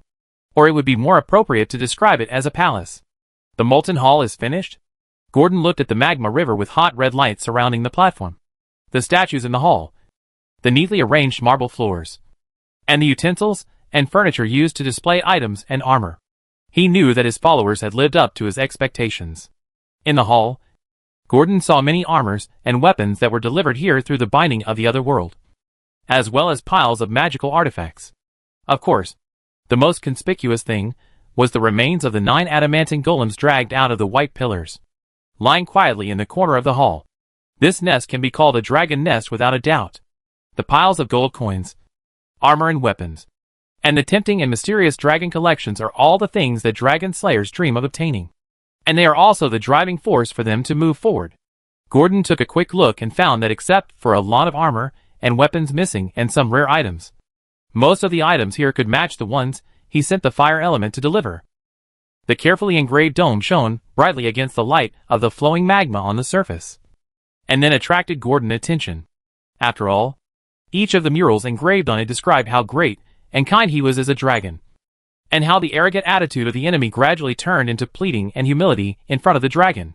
Their expressions seemed particularly real under the simple lines. Well, it's really good. Shigeo was thoughtful. Gordon was intoxicated. He remembered that he had given this job to the chief of the dog-headed clan, and Shigeo was in charge. Obviously, under the dog-headed man painting, Gordon's image was more inclined to the savior of the people. This was exactly what Gordon wanted. No wonder he was extremely satisfied. But where are the people? Gordon soon discovered something. Apart from the molten fire temple that had been built and the bubbling lava river, there was not a single living thing in the huge hall except for the treasure mountain. Where did all the people go? Where were the kobolds, goblins, and the dragonborns it transformed? Why didn't I see any of them? Gordon didn't even see the scarab used to guard the treasury. Boom boom. At this moment, the stomach made a thunderous sound, and the hunger was transmitted to the nerves as the consciousness revived. Gordon then remembered that he had not had time to check the condition of his original body. Then, he didn't know until he looked, and he was shocked when he saw that the originally sturdy and huge dragon body and the thick and powerful dragon tail had not shrunk in length except for the wide dragon wings. The dragon tail, body, and legs, especially the lower limbs, have shrunk by 1/3, and are so shriveled that you can even see the protruding ribs, compared to the thin leg bones. In short, it looks like a pile of fur. Gordon doesn't have a mirror, so he doesn't know what his face looks like. But it should be not far off. It's probably about the same as the black dragon. Gordon touched the cheek with his claws, which was only bone but not flesh, and he could imagine the dark golden dragon pupils deep in the eye sockets. However, after feeling that the body length of more than 30 meters has not shrunk, it still breathed a sigh of relief. At least this time the astral projection confirmed that even if it sleeps in another world, there is no need to worry about the body not being able to grow together. There are just some sequelae, and the solution to this sequelae is very simple. That is to eat like crazy. So, Gordon got up without hesitation and planned to go out to find something to eat. The reason why it did not choose to use the communication of the gods to inform them to send me to the Molten Fire Hall was that the entrance to the Molten Fire Hall was narrow as expected, and it was far less convenient to transport a large amount of food and then to transform into an animal to go out. Secondly, it wanted to give Nina a surprise. If it called other people, it would definitely alarm her. So Gordon still planned to go out secretly. Anyway, the hunger in the stomach is acceptable. The molten dragon leaned over and ate a few mouthfuls of magma to fill his stomach, looking at the pile of gold that melted and condensed into a piece. However, Gordon planned to go out quietly died before it even started. It finally followed its memory and perfectly bypassed the traps on the road, and used divine power to shut down the surveillance and the nest guards active inside. After walking out of the corridor, it found a stone wall blocking the way. What's going on? Who renovated this place randomly? No matter how hard Gordon tried to recall, he couldn't remember that there was a stone wall at the end of the road. Obviously, it was added later. Gordon hesitated for a moment and chose to turn back. He didn't choose to open the stone wall violently. Anyway, he could get out. At the same time, he probably had a vague guess in his mind why there was no one in the molten fire hall. So, 3 minutes later, a huge dragon head emerged from an inconspicuous cave at the foot of the Loda Valley. Its eye sockets were sunken, and the swept horns were particularly thick compared to the dragon's skull, and the skin and bones were almost stuck together. It was Gordon who returned from Apol and found that he couldn't get out. So he could only escape from the molten fire hall by walking on the ground. In order not to cause a sensation, Gordon, who was not clear about the situation outside, turned into a black cat and leisurely earned it from the abandoned mine at the foot of the mountain. Long lost green and soil. Gordon stepped into the soft soil and looked at the green mountains spreading in the distance. Long time no see. Gordon said hello. It was also clear that his position should be in the south of Loda Valley. Sure enough, not long after moving forward, he saw the boundless tundra in the west. Unlike the frost of previous years, green has already thrived on this previously barren tundra. Of course, what surprised Gordon the most was that he saw human figures walking in the distance. And there were faint human voices. This made Gordon doubt where this place was. Where did his Loda Valley go? But as it climbed up and saw the inside of the valley, everything became clear. The houses lined up one after another, the crowded and bustling streets, and the endless shouting. The black cat on the mountain overlooked the scene in the valley, and in a trance saw a small town in the Middle Ages. Strange and familiar. The reason why it said familiarity was that it actually saw the dog-headed guard talking to a simple-looking human. It seemed that he was advising it not to occupy the road to set up a stall. What surprised Gordon even more was that he actually heard his name in the conversation. But it was different from the previous title. This time it directly became a member of the nobility. Baron Gordon. It heard it very clearly. All the regulations here were issued by Baron Gordon himself. If you want to live here, you must obey his orders. The dog-headed man held a directive, and said to the human in front of him in an extremely proficient common language. Chapter 402. Baron Gordon. When did it become a baron? This was Gordon's first reaction. The second reaction was that even if all his followers, cat-shaped people, dog-headed people and goblins were used in the past year, they probably couldn't build such a well-arranged house. Did the shapeshifter do it? Or did something important happen during its absence? Curiosity was immediately aroused. After all, relying only on the efforts of Nina and Celia and the shapeshifter at most, it would be extremely difficult to transform the valley nest that was originally inhabited by monsters into a town that accommodates thousands of residents. Obviously, something happened. You know, Gordon stood at this position and could just see the whole picture of the valley. He calculated the number of houses in it and found that it was more than 500. In the valley near the sea, Gordon even saw the built docks, and there were sailboats sailing in the distance. It looked like a prototype of a giant town, and it was not an exaggeration to say that it was a small town. For Gordon, this is like waking up to a barony with complete facilities. It is not an exaggeration to say that it is a surprise from heaven. However, before the matter is thoroughly investigated, it is not clear whether the surprise is a derogatory or complimentary meaning. However, the good news that can be known at present is that, at least judging from the known information, its nest is intact. The Kobold Guard, Baron Gordon, has an object covering the passage to the molten hall. Therefore, the overall situation is good. Therefore, Gordon suppressed his curiosity and planned to visit it in person and look for Nina by the way. Just now, it found a tall dome-shaped building that looked very much like a town hall among many houses. It had 3 floors, and there were guards of dog-headed men and humans waiting outside. They all looked radiant and energetic. They did what they said. The hunger brought by hunger was temporarily suppressed by the lava. This period of time was enough for Gordon to find out the truth and then give the little guy a surprise quietly. Going down the forest. Soon, in less than 5 minutes, Gordon came to the first house built on the mountainside, or a group of houses. In Loda Valley, all newly built houses are adjacent to each other or in rows. There are very few single-family buildings, and they still exude the smell of tung oil that has not dried up, which is only found in new houses.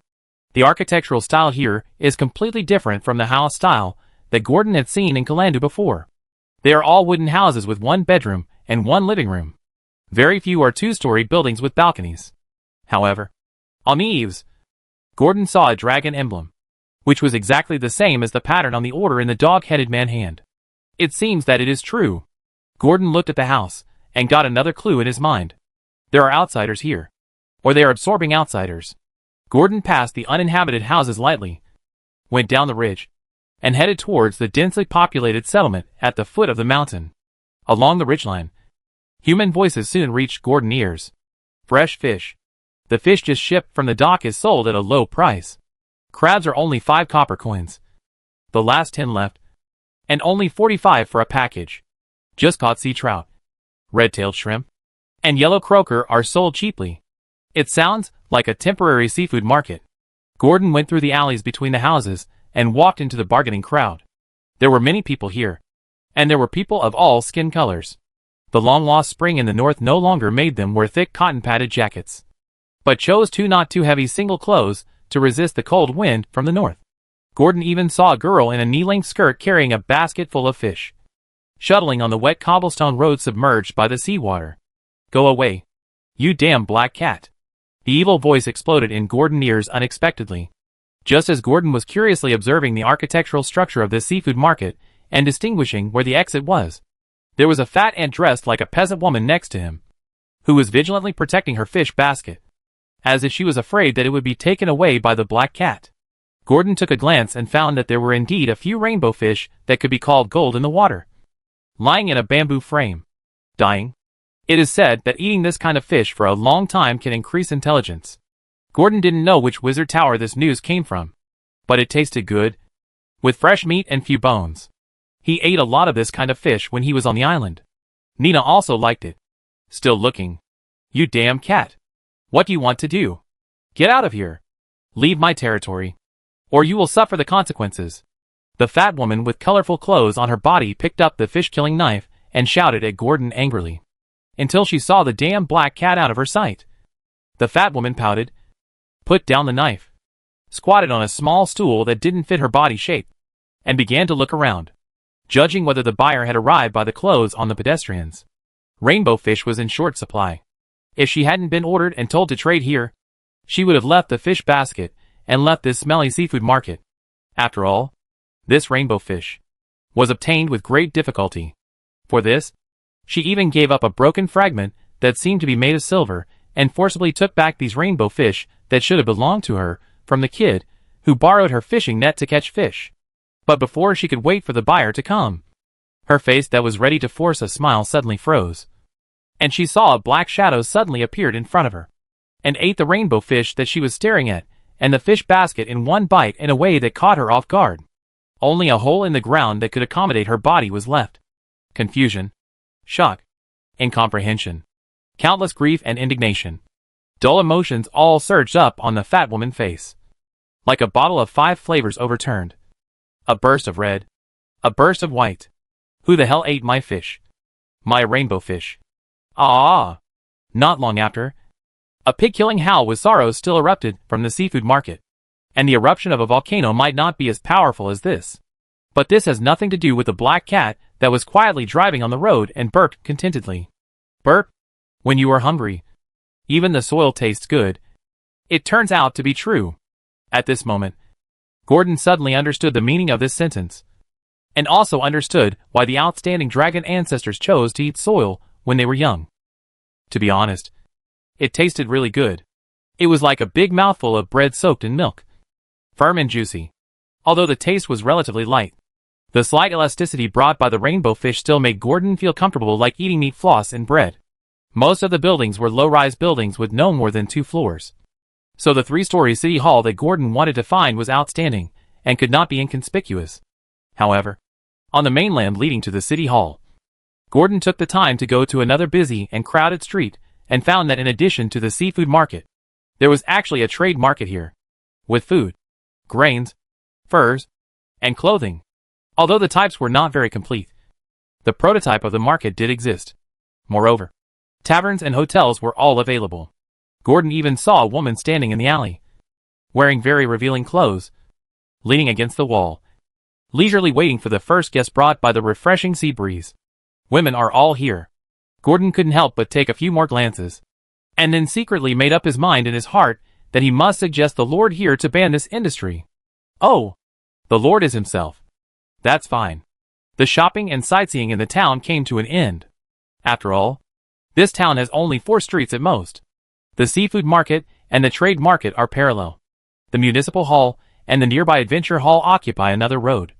And the last one is a road that can accommodate 4 carriages, connecting the dock on one side, and the road leading to the outside of the valley on the other. There is nothing to see.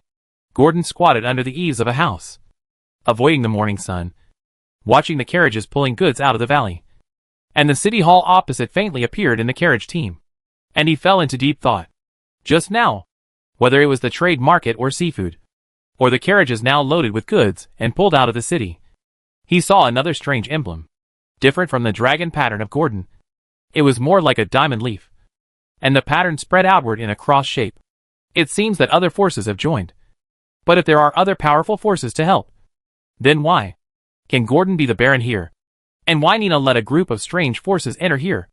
And how can the dog-headed guards on the street and the patrolling goblin warriors come from? The mystery is like a thick fog, so that Gordon can no longer tell the direction. However, its curiosity has been partially dissipated. At least this force is a friend, not an enemy. A more detailed explanation will only be given after finding Nina or Celia.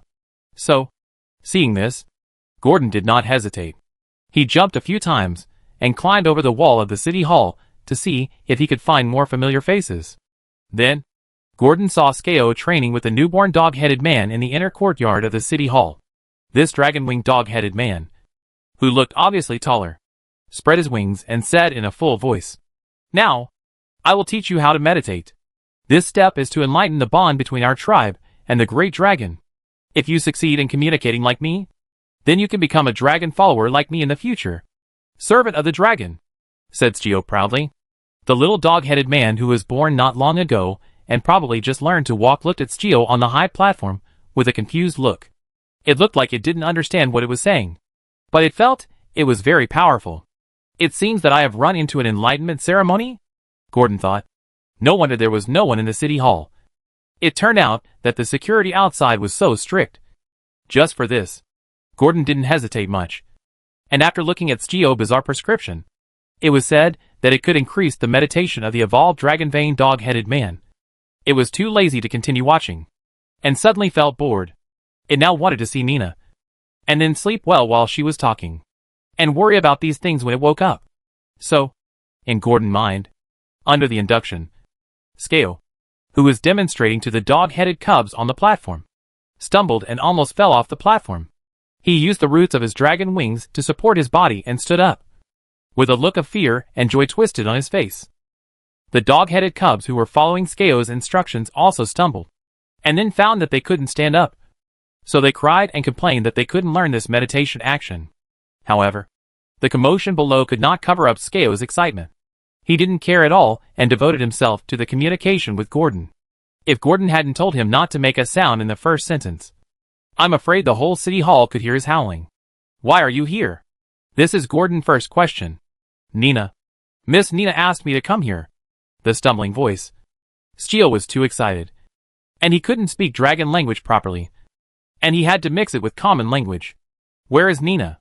Gordon was too lazy to ask, and he wanted to find Nina first. The dog-headed man Skeo pondered for a while, and when Gordon was about to get impatient and planned to contact Celia, Skeo excitedly said in Gordon's mind, "My lord, today is the harvest day of the month.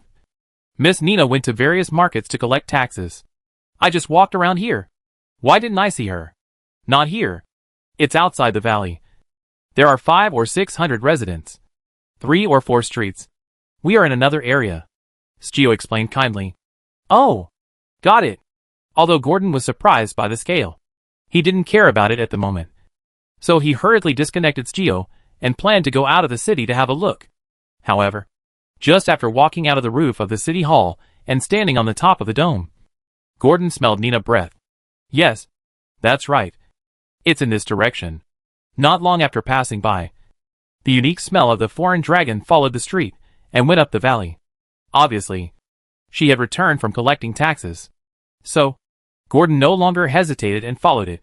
Following the smell, it came to a manor at the foot of the valley. It had previously overlooked the corner and thought it was just a gathering place. It also came down from another mountain and was blocked by the dense shadows and green branches. As a result, it didn't notice that there was a manor here at all.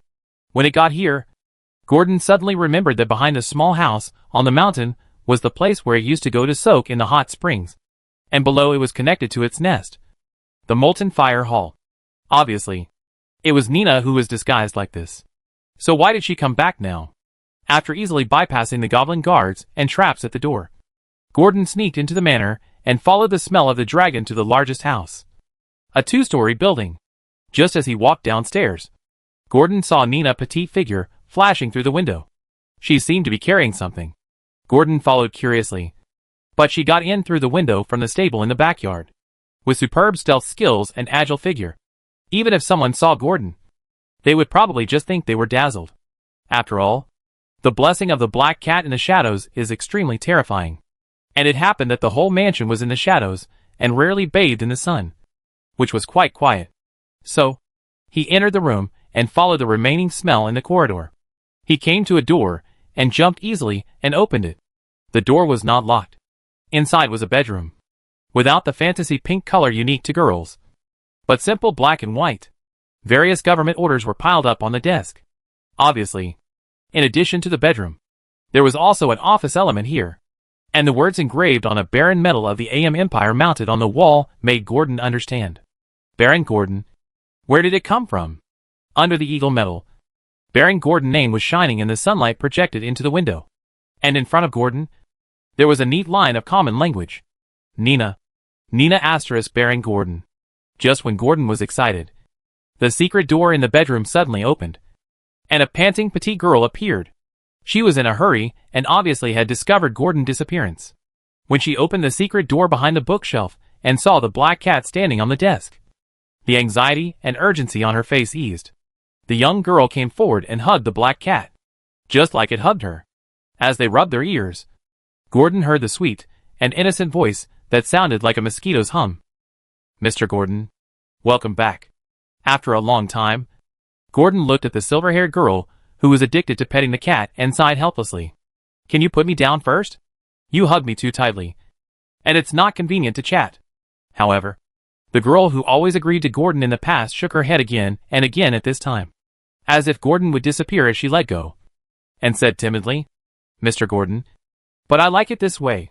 Gordon sighed helplessly again. Okay. The black cat claws also scratched the girl's dress hard, leaving a few wrinkles, and took a few breaths of the familiar fragrance at the tip of his nose, and murmured, Actually, me too. Chapter 401, Holy Fall. In the molten fire hall, on the high platform, a huge black dragon with a body like a skeleton is trying to swallow the fresh yak beef that was just picked up from the magma by a graceful blue dragon. The blood that is not yet dried mixed with the magma, making a sizzling sound in the air. MMM. With his mouth full of steak that is cooked on the outside but tender and juicy on the inside. Gordon, whose stomach is fully digesting, can't help but make a satisfied sound. The meat has been piled up into a small mountain in the distance, and the meat is as big as Gordon's body and is piled under the high platform. From the disassembled skull, it can be seen that most of the meat is contributed by yaks and whales. Of course, a small part is made up of a mammoth, countless small silver fish, and red-tailed shrimp. Under the control of Nina's extremely skilled magician's hands, the meat cut by the high-pressure water gun was carried into the magma pool by invisible big hands.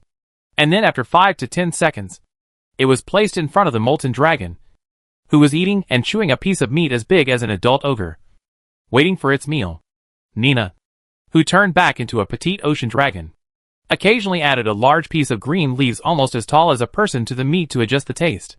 It must be said that when the number of people reached a sufficient number, a force was fully activated, which was enough to make Gordon amazed. These foods were sent here less than 10 minutes after it met Nina. It is said that several warehouses for storing food were emptied. Although this point in the Mitsuki Spring was not much different if Lollies was asked to do it. But you have to know that Loda Valley was an abandoned wasteland a few years ago, and the people here did not have a history of hundreds of years like the Som people. The fact that materials can be so abundant in the north is beyond Gordon's imagination. After the skinny body gradually became plump, and the dry skin began to fill up, as if he had endless strength, Gordon swallowed the whale meat in his mouth, grabbed the meat in front of him, and handed it to Nina, who was conscientiously responsible for the hot pot, just like before. At this time, The delicious breath just bloomed from the throat and tongue, and it turned into drops of oil in the hot throat. It burped and said, "Here, you eat some too?" Nina naturally put down the work of the mage's hand for the time being, and then took Gordon feeding with her mouth. Without chewing it carefully, swallowed it whole, and then repeated the previous work. It looked as if it had no intention to stop and enjoy the food before Gordon was full. "I'm full. Nina, you don't need to send it to me anymore. And I can come. Right? But, Mr. Gordon, just now, I almost..." The unique petite head of the foreign dragon was lowered, and it looked worried. "It's okay, Nina. I'm fine now. If you don't believe me, just look." Gordon knew that Nina was frightened by its appearance just now, so it immediately showed off its newly bulging muscles. For this reason, it even used perfect rage to increase its body size. It is worth mentioning that even if rage has reached the 4th level, its effect is no longer as good as before when it was in its infancy, when it could easily increase the length and size by 1/4 or even 1/3. Now, it is very good to increase the length of 33 meters by 1 meter.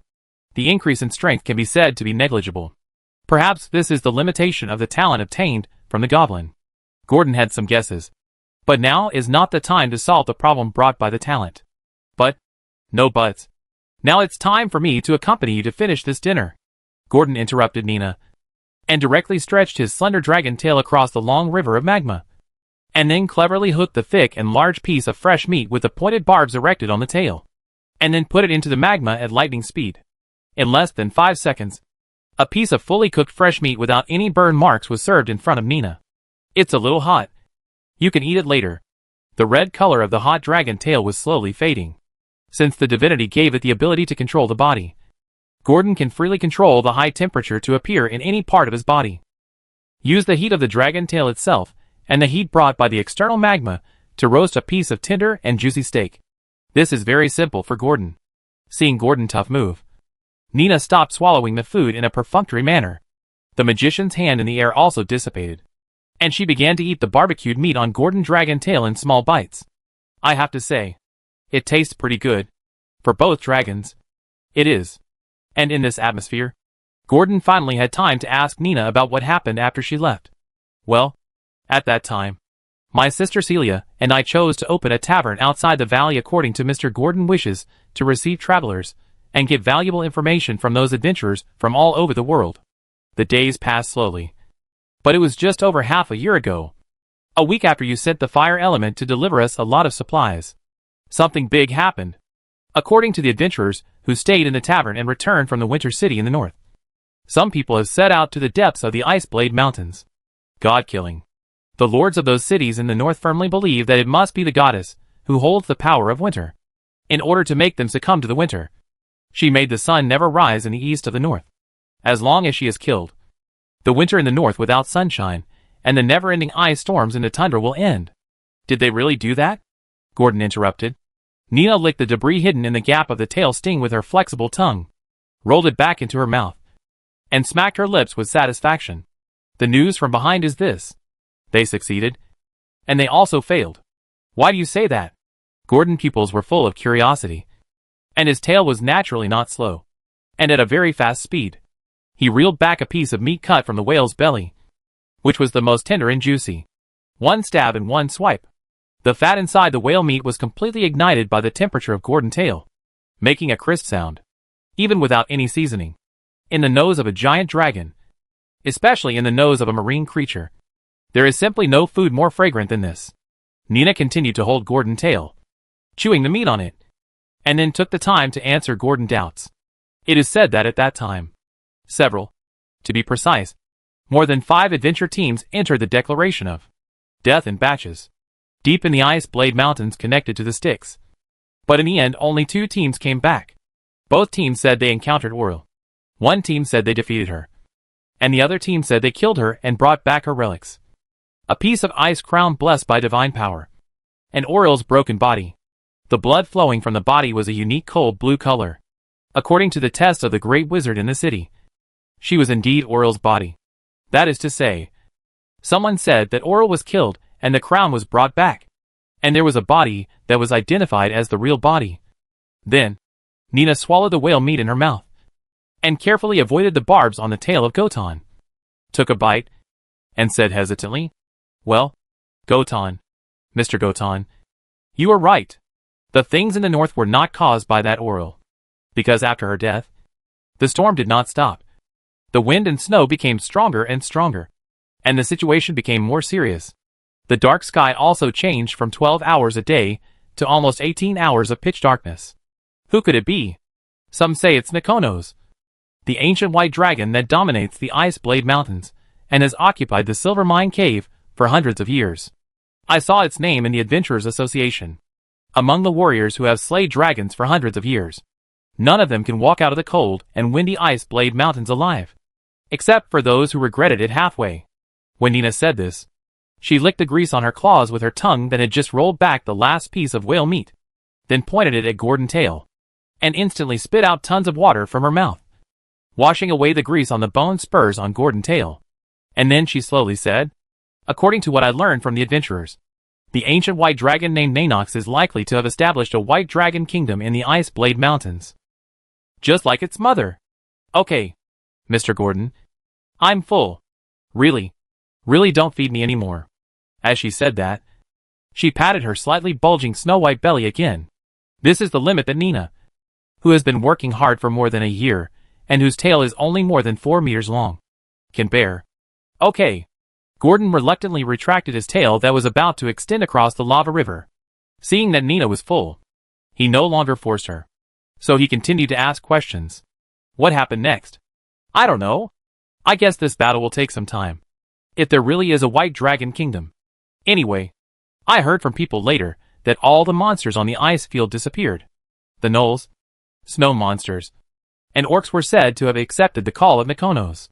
That's why the gnolls and goblins here are not afraid of those people, because the real evil has gone to the Ice Blade Mountains instead of maintaining law and order here. Nina showed a sly smile and said to Gordon again, "How about it, Mr. Gordon? I will spread it out and let everyone accept the goblins, gnolls, and dragon beasts. Isn't it amazing?"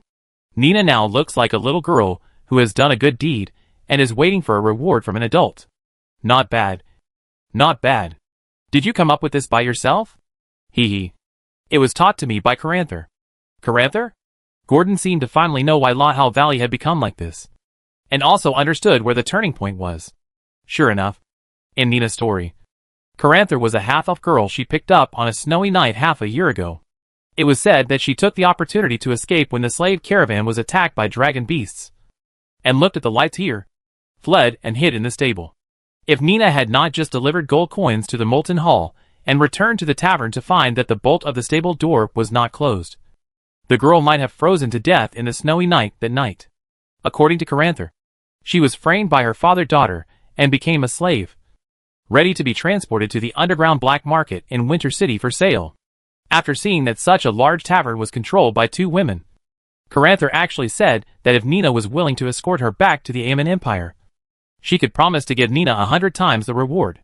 Although the dragon beasts did attack a slave caravan that day, and the dragonborn cats participated in the battle, it was suspicious no matter how you looked at it.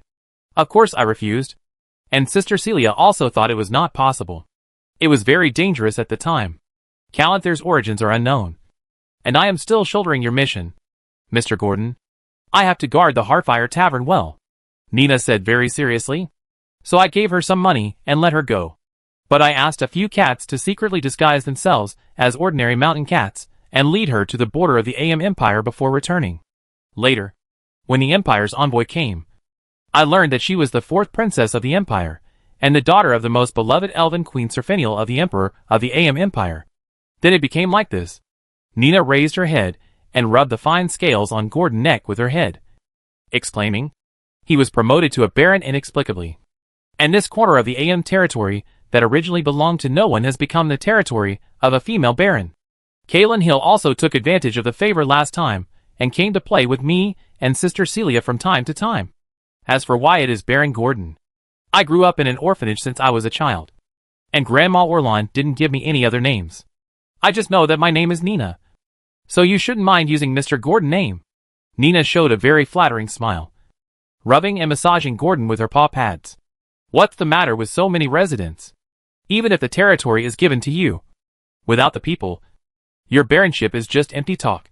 Gordon touched Nina's head, indicating that it would not care, and asked curiously, "Well, I don't know. Just over half a year ago. It seems that not long after the news of Oral came out, after the intensification of the situation in Winter City in the north. It seems that there is a mountain range between us and Winter City. Although this is also frozen tundra, we are not affected by the north at all. The sun rises as usual, and the climate gradually moves towards the south. The weather is no longer cold, and the originally cold tundra has grown green grass. Mr. Gordon, do you know what month it is now? I just came out. I'm not sure. I seem to have been away for about 11 months. But I don't know how fast the main material plane flows. Before I left here, it seemed to be December or January. Gordon has been baptized by the fairy wilderness, and has no idea about the changes in time. It looks like July, Gordon said uncertainly. No, it's December. The coldest frost in the north, Nina said seriously as she rarely did. And, today, the purple rose on my windowsill is in full bloom. Chapter 402 Nina Guidance. A blooming purple rose? Yes. It was a bud not long ago, but it has bloomed today. Purple roses need sufficient temperature, and this temperature is probably only in July in the north. And now it is December. In other words, the isolation in the north has caused the climate here to begin to approach that of Jianbei Bay in the south? Yes, Mr. Gordon. The slender and petite dragon with 3 crown-like horns on its head, and covered with blue fine scales nodded, and then changed its body shape slightly, changing into the original silver-haired girl. However, now she looks more like a consul, with a ponytail tied high under the brim of a blue hat, and wearing gorgeous male clothing of the AM Empire aristocrats. That means these residents are likely attracted here because of the abnormal weather here. Gordon nodded thoughtfully, as if he had connected these factors in his mind, and boldly put forward a hypothesis with certainty. But there is no other way, because only this can explain why the Lahal Valley has risen so fast in just half a year. You know, many small towns may not have as much population increase in 10 years as Nina has in the past 6 months. Maybe so. I'm not sure. After all, they can choose to continue to move south to avoid the cold. Why must they choose us here? The young Nina still doesn't quite understand the feelings of the Northlanders for their homeland. If it was Celia who had stayed in the Northland for a period of time, she would not ask such a naive question. The Northlanders are famous for being loyal to their land. Unless necessary, you rarely see barbarians and Northlanders outside the Northland. Gordon didn't care much. As long as there was an explanation, everything would be easy. At least the worst hadn't happened yet. However, the Lahal Valley in front of it seemed like a virgin land that had never been cultivated. It was still worth a certain commemoration. Moreover, the belief system of the Lord of Grace that was laid out in Apal before could finally be put to use. Just to spread the faith openly this time. No longer have to worry about them finding out that it was the vest behind the Lord of Grace. Therefore, it, whose birth record could never be concealed from the dragon, became a thorn in the eyes and flesh of others. A tree that stands out in the forest must be destroyed. Gordon knew it clearly. In an era when many saints descended to the earth, a god suddenly appeared and could give believers strength. Such a glorious miracle was destined to be impossible to hide from them. Just when Gordon was at a loss as to how to deal with it, Nina took the initiative to tiptoe, stepped forward, raised her head, and asked quietly, "Since you are full now, Mr. Gordon, can I invite you to sit in the study? We still have a long time today. Don't worry. Nina will tell you everything you want to know. The jasmine tea I will make later is delicious." After hearing what Nina said, Gordon did not hesitate. He transformed into a black cat and squatted on Nina's shoulder. He thought about it, and thought that Nina's shoulder could make him empty his mind and think about nothing. It must be said that Gordon was quite envious of Yanlong's ability to transform, although it has a transformation ring that can also transform into humanoid creatures. It is limited to creatures such as Yaling and half-goat people. If he really wants to transform into a humanoid creature, Gordon would prefer to transform into a human. However, most dragons are not very interested in spells or magical artifacts that can transform into humans. Compared with humans, they prefer to transform into elves.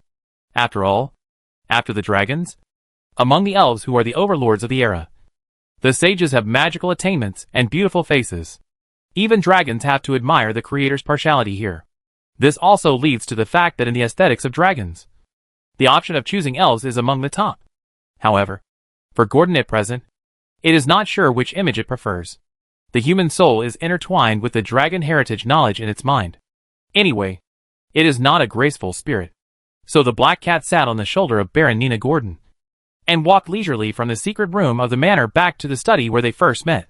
There was indeed a purple rose in bud outside the study. Gordon naturally understood the flower language of purple roses. Reunion. Lovesickness.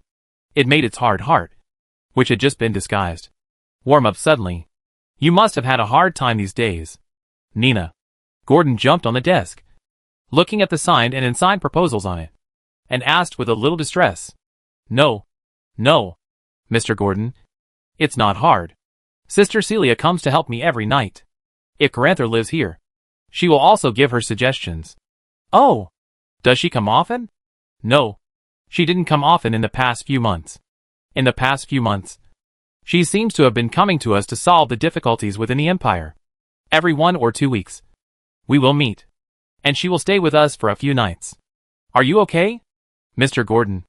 Nina looked at the black cat and began to fall into deep thought. She seemed to realize that she had done something wrong and immediately waved her hand and added, Don't worry, Mr. Gordon. I didn't tell her your story. I also told others not to tell anything about you. I just said that after offering sacrifices to the gods, I gained inexplicable power. Nina naturally remembered that the night before she left, Gordon dragged her to talk all night. Countless questions like, if a noble comes to your house to cause trouble, what should you do? If someone uses my information to deceive you, what should you do? It was not until 4 o'clock in the morning that night that Nina dragged her tired body to sleep. And let's not talk about this matter for now. Gordon was still a little uneasy after hearing what Nina said.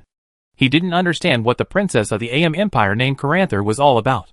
Even if Nina saved her, there was no need for her to be so warm. Unless there was something she was eyeing here.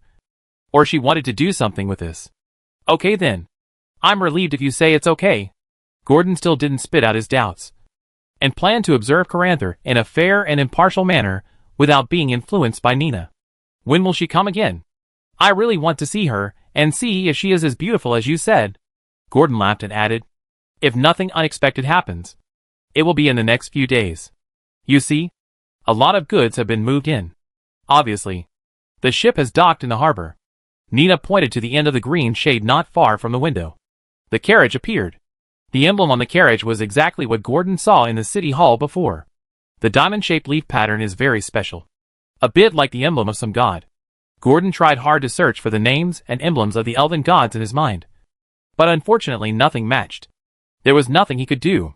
He could only watch the long cargo carriages loaded with boxes of unknown things, one by one, heading to the harbor pier covered by the greenery of the buildings.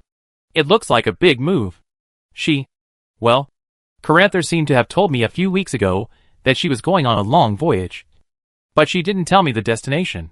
Nina used her fingers to comb the black cat messy fur and crossed whiskers, and said one more sentence. But judging from their equipment and the list of supplies that are enough to supply thousands of people, their voyage is obviously beyond the coastline. Judging from the clothing reserves, it seems that they are traveling around the continent. They are prepared for both hot and cold weather, and there is a military doctor on board. So much can be observed.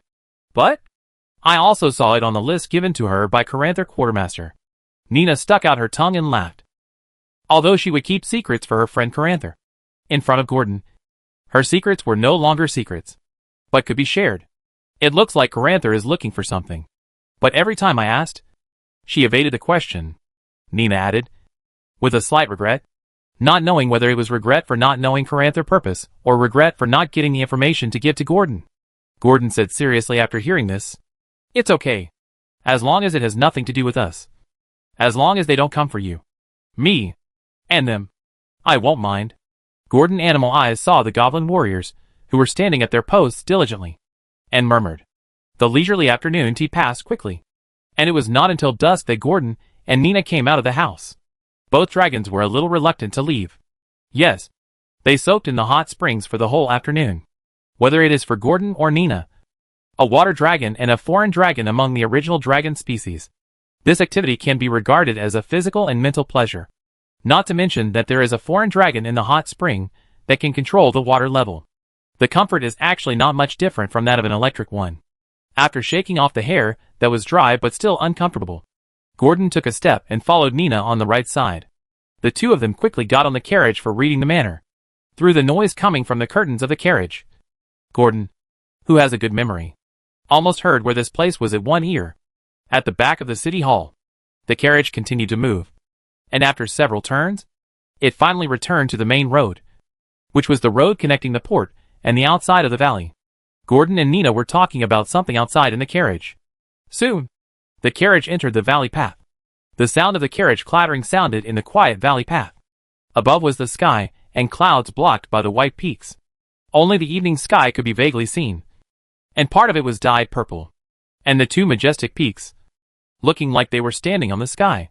On the other side, the carriage escorted by the royal guards of the AM Empire had just stopped in front of the Hutfire Tavern, and a blonde girl wearing silver light armor got off. Unlike the first time, she looked more like a mercenary and adventurer than a princess. Caranther. Oh my god. You are beautiful again. Celia had received the news of Caranther's visit, and immediately came to greet him. Oh, Celia. I haven't seen you for a few days. You are still as beautiful as before. Two beautiful girls. Although one is a half-elf, and the other is surrounded by the Whispering Wind Girl. But at this moment, they are in perfect harmony. Just order a few pieces for me.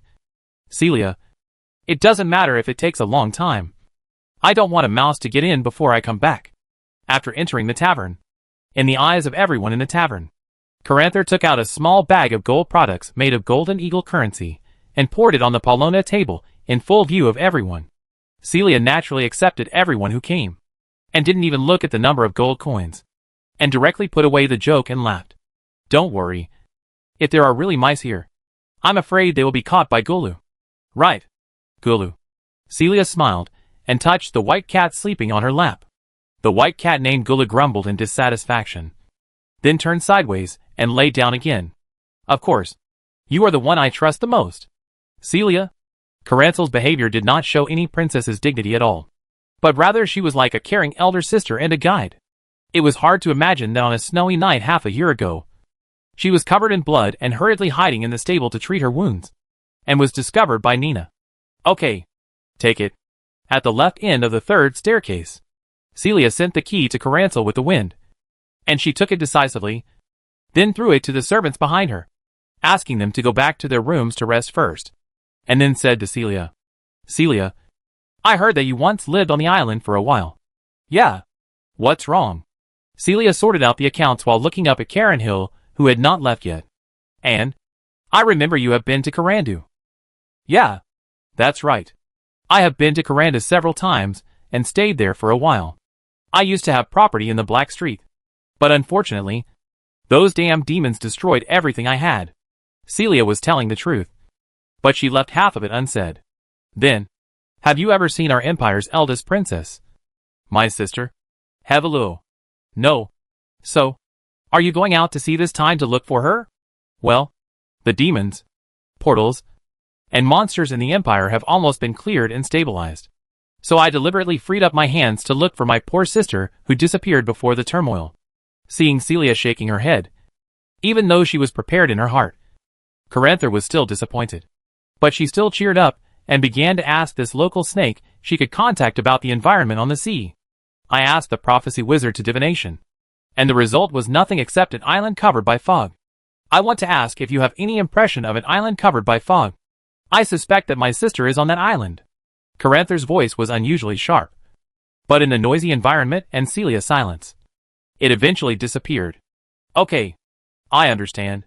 Disappointed, she returned to her upstairs residence, closed the door, clenched her fists, and recalled the promise she made when she learned from her father that her elder sister did not die with the sinking of Kalandu, but was still alive. She must bring Hevalu home. Just then, the dinner served by the maid arrived outside the door. Calanther was in no mood to eat, but she was sharp-eyed and found a note in the common language under the dish. The note said, there were people in the tavern just now. Storm Islands, Mistyport. If your description is correct. She was very familiar with the handwriting. It was Nina. Chapter 403 Night Encounter. Time goes back to not long after Caranther left the hall. With a creaking sound, a figure walked in with the quiet night outside. Everyone in the tavern restrained their gazes. A petite girl, neatly dressed as an archon, and with silver hair. Undoubtedly, it was the popular Baron Gordon. Some new adventurers wanted to continue to observe, but the old man who followed them quickly pulled them back and whispered, "You don't want to live. That's Baron Gordon. If you want to die, don't involve the team." "But why?" The newcomer wanted to point at Nina back, as if to say that she didn't look at all scary, whether in terms of strength or other aspects. "Don't worry about this. You just need to know that it's not a human. And all those who dared to make trouble here didn't survive after following her out. Some people have seen her do it herself, and saw the clear scales under her skin." The experienced adventurer, holding a pipe in his mouth, slapped the hand of the newcomer in front of him, and said seriously, "In short, put away your curiosity. Don't drag us into the water." While talking, the silver-haired girl had already walked up the stairs to the second floor with a black cat in her arms. And Celia, who saw Nina coming and hurried to meet her, was standing next to her. A white cat followed her at her feet, staring at Nina's arms. The lazy look disappeared immediately, replaced by a charming pace, and she meowed from time to time, trying to get a response. Nina closed the door. The increasingly noisy atmosphere outside was blocked out of the window.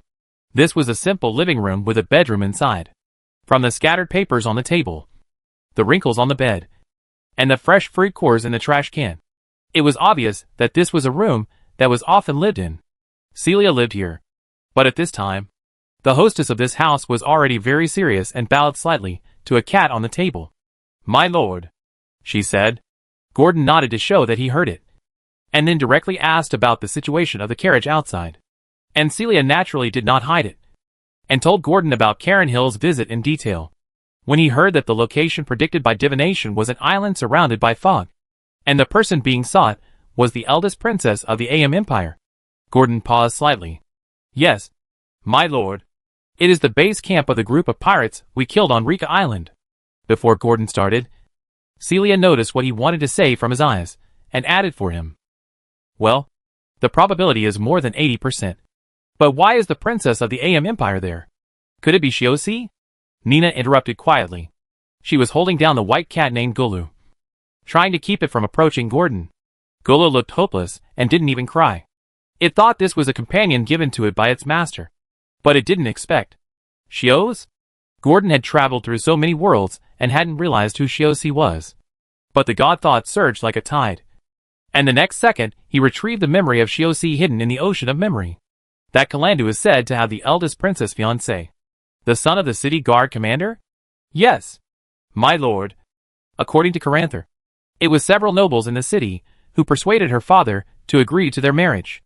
After Kalanda fell, it was also discovered that their family had also made deals with the devils in the Hell of Bado.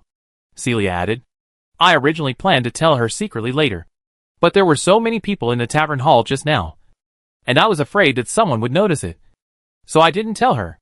"Then you sent it there." "It was actually robbed by pirates. There, Dragon Witch Cult, and the foreign dragon treasure." Gordon's thoughts were surging, and a series of information about Misty Port emerged one after another. If it weren't for the group of pirates from Misty Port, it wouldn't have built a nest in the southeast corner of this northern land in a mess. And the foreign dragon treasure that it didn't dare to go to originally seemed to have some chances. So, while Nina was rushing to write for her, Gordon began to deduce the possibility of this action, and began to think about his own strength, whether he was qualified to share in this rescue operation. However, risks and benefits still need to be weighed. Not long after Nina's letter was delivered to the room of the princess of the AM Empire along with the food, there was a rhythmic knock on the door. "I go." Celia put down the empty spoon, wiped the milky fish soup stains on the corners of her mouth with a napkin, stood up, and said to Nina. After a while, Caranther walked in.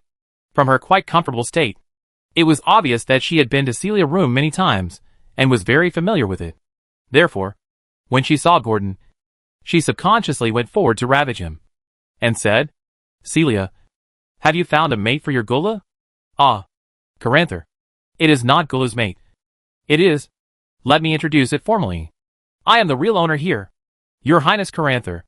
Gordon appeased Nina's desire to speak, and said to the princess in front of him with a smile, It is no longer the young dragon cub that needs to hide everywhere, fearing that its nest will be discovered. Now it has the right to choose a piece of territory belonging to it on this continent and advertise it. Of course, what should be concealed still needs to be concealed, such as its other identity. Oh, you are the owner here? Nina didn't say it, facing the cat who can speak and speak fluently. Caranther was only slightly surprised, and then recovered and asked with interest. And she also glanced at Nina, who looked nervous. I told her not to tell before I left. Gordon jumped onto Nina's shoulder swiftly, still with a smiling face. Oh, then the dragon vein here is your subordinate. Kaylin Hilton reacted immediately. Then you are also a dragon? Just like Nina? Yes. Gordon naturally understood that there must be a master around the princess, and Yang Long's identity might not be hidden. So he was not surprised that she guessed his identity in one sentence. As for the princess's character in the current situation of Loda Valley, Gordon also knew that there was no need to test it. He should be honest about what should be confessed, and concealed what should be concealed. It naturally knew what was going on. Anyway, if they really wanted to turn their backs on it, it also had countermeasures. The fairy blessing that the legendary Mirage Dragon entrusted to it by the Queen of the Shiala Courtyard had already turned good the day before Apal set off. If it was forced into a corner, it would not be difficult to summon the Mirage Dragon and take it and Nina to hide directly in the fairy wilderness. What's more, its own strength is not bad.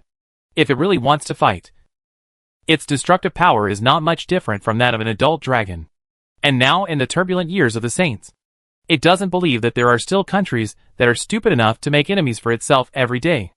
Of course, this is the product of many reasons and factors. If Caranther was really a stranger, Gordon would not be so careless. The most important thing for it is to believe in Nina and everything he saw before. Caranther has no ill intentions. That's fine, because it is the same. This is the necessary condition for the two to talk.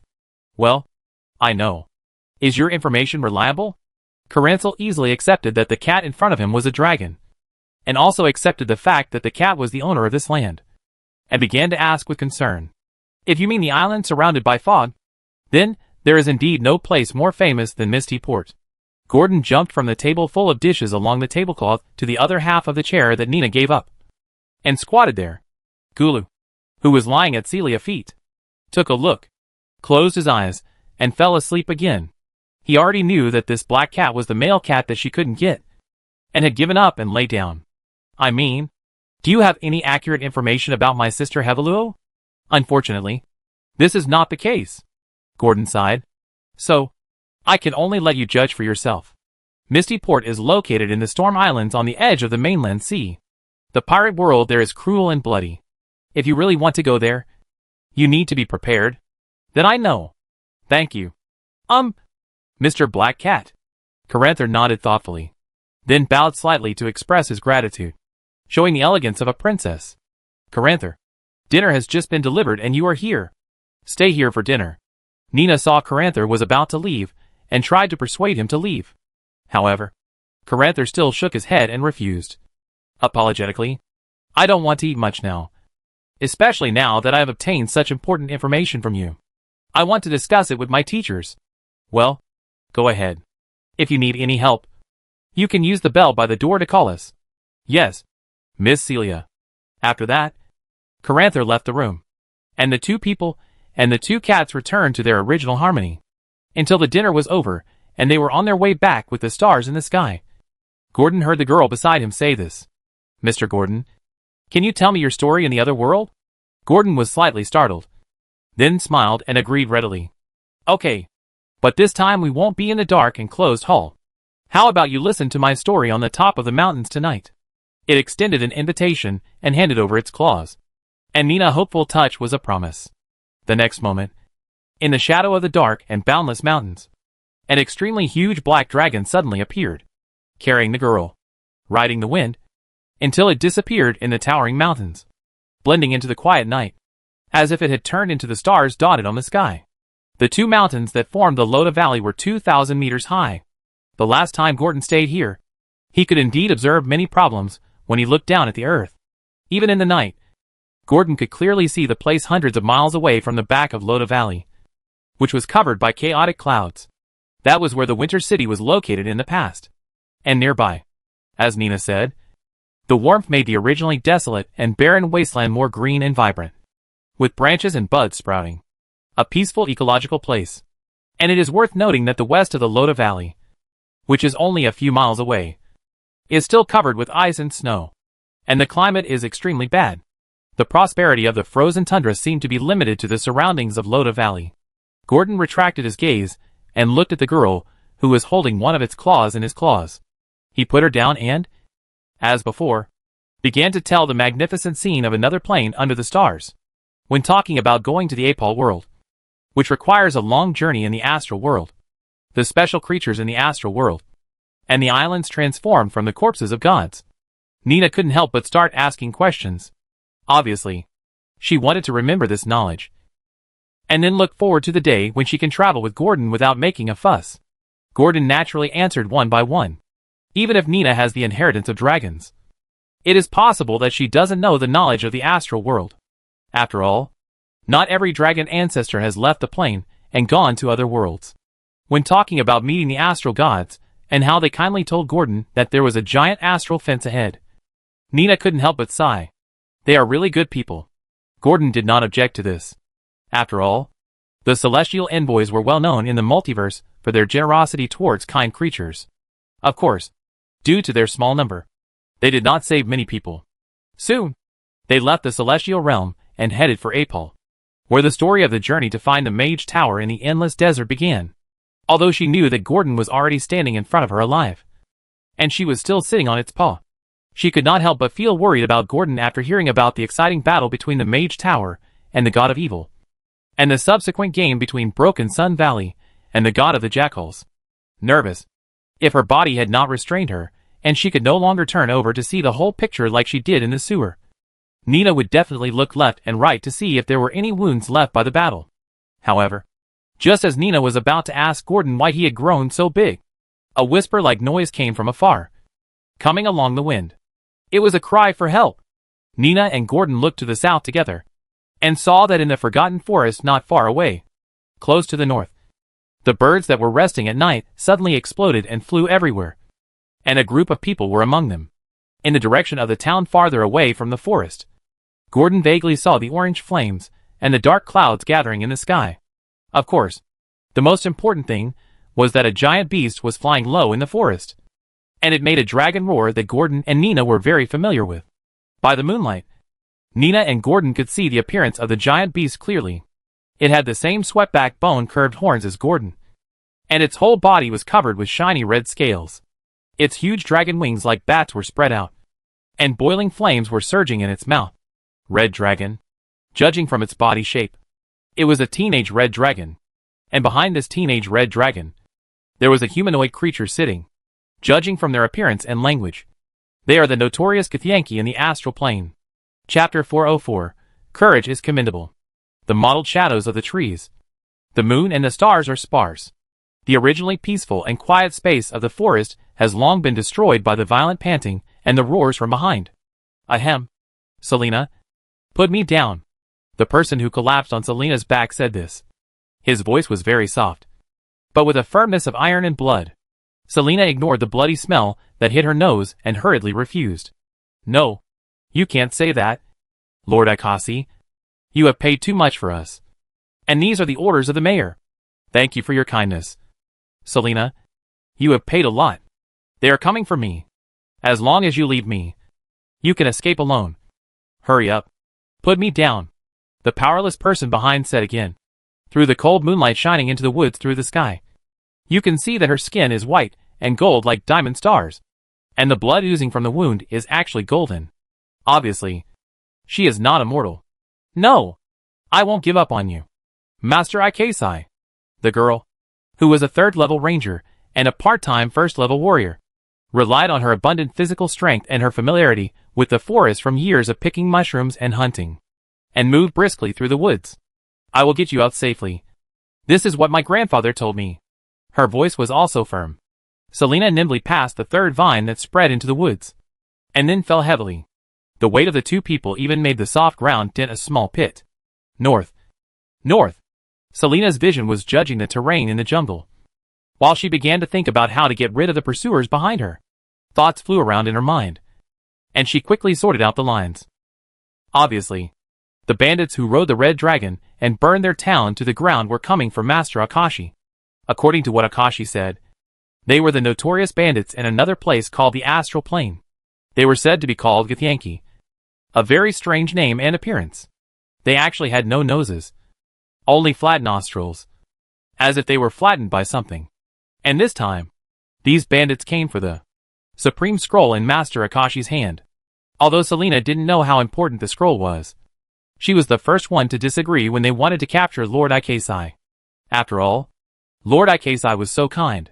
After the robbers came, he first moved the residents to a safe place before escaping. In that month, he also helped the town a lot. Not only did he use magic to save the mayor, but he also punished the evildoers. His righteousness made her unforgettable. Selena couldn't help but recall the scene when the battle began.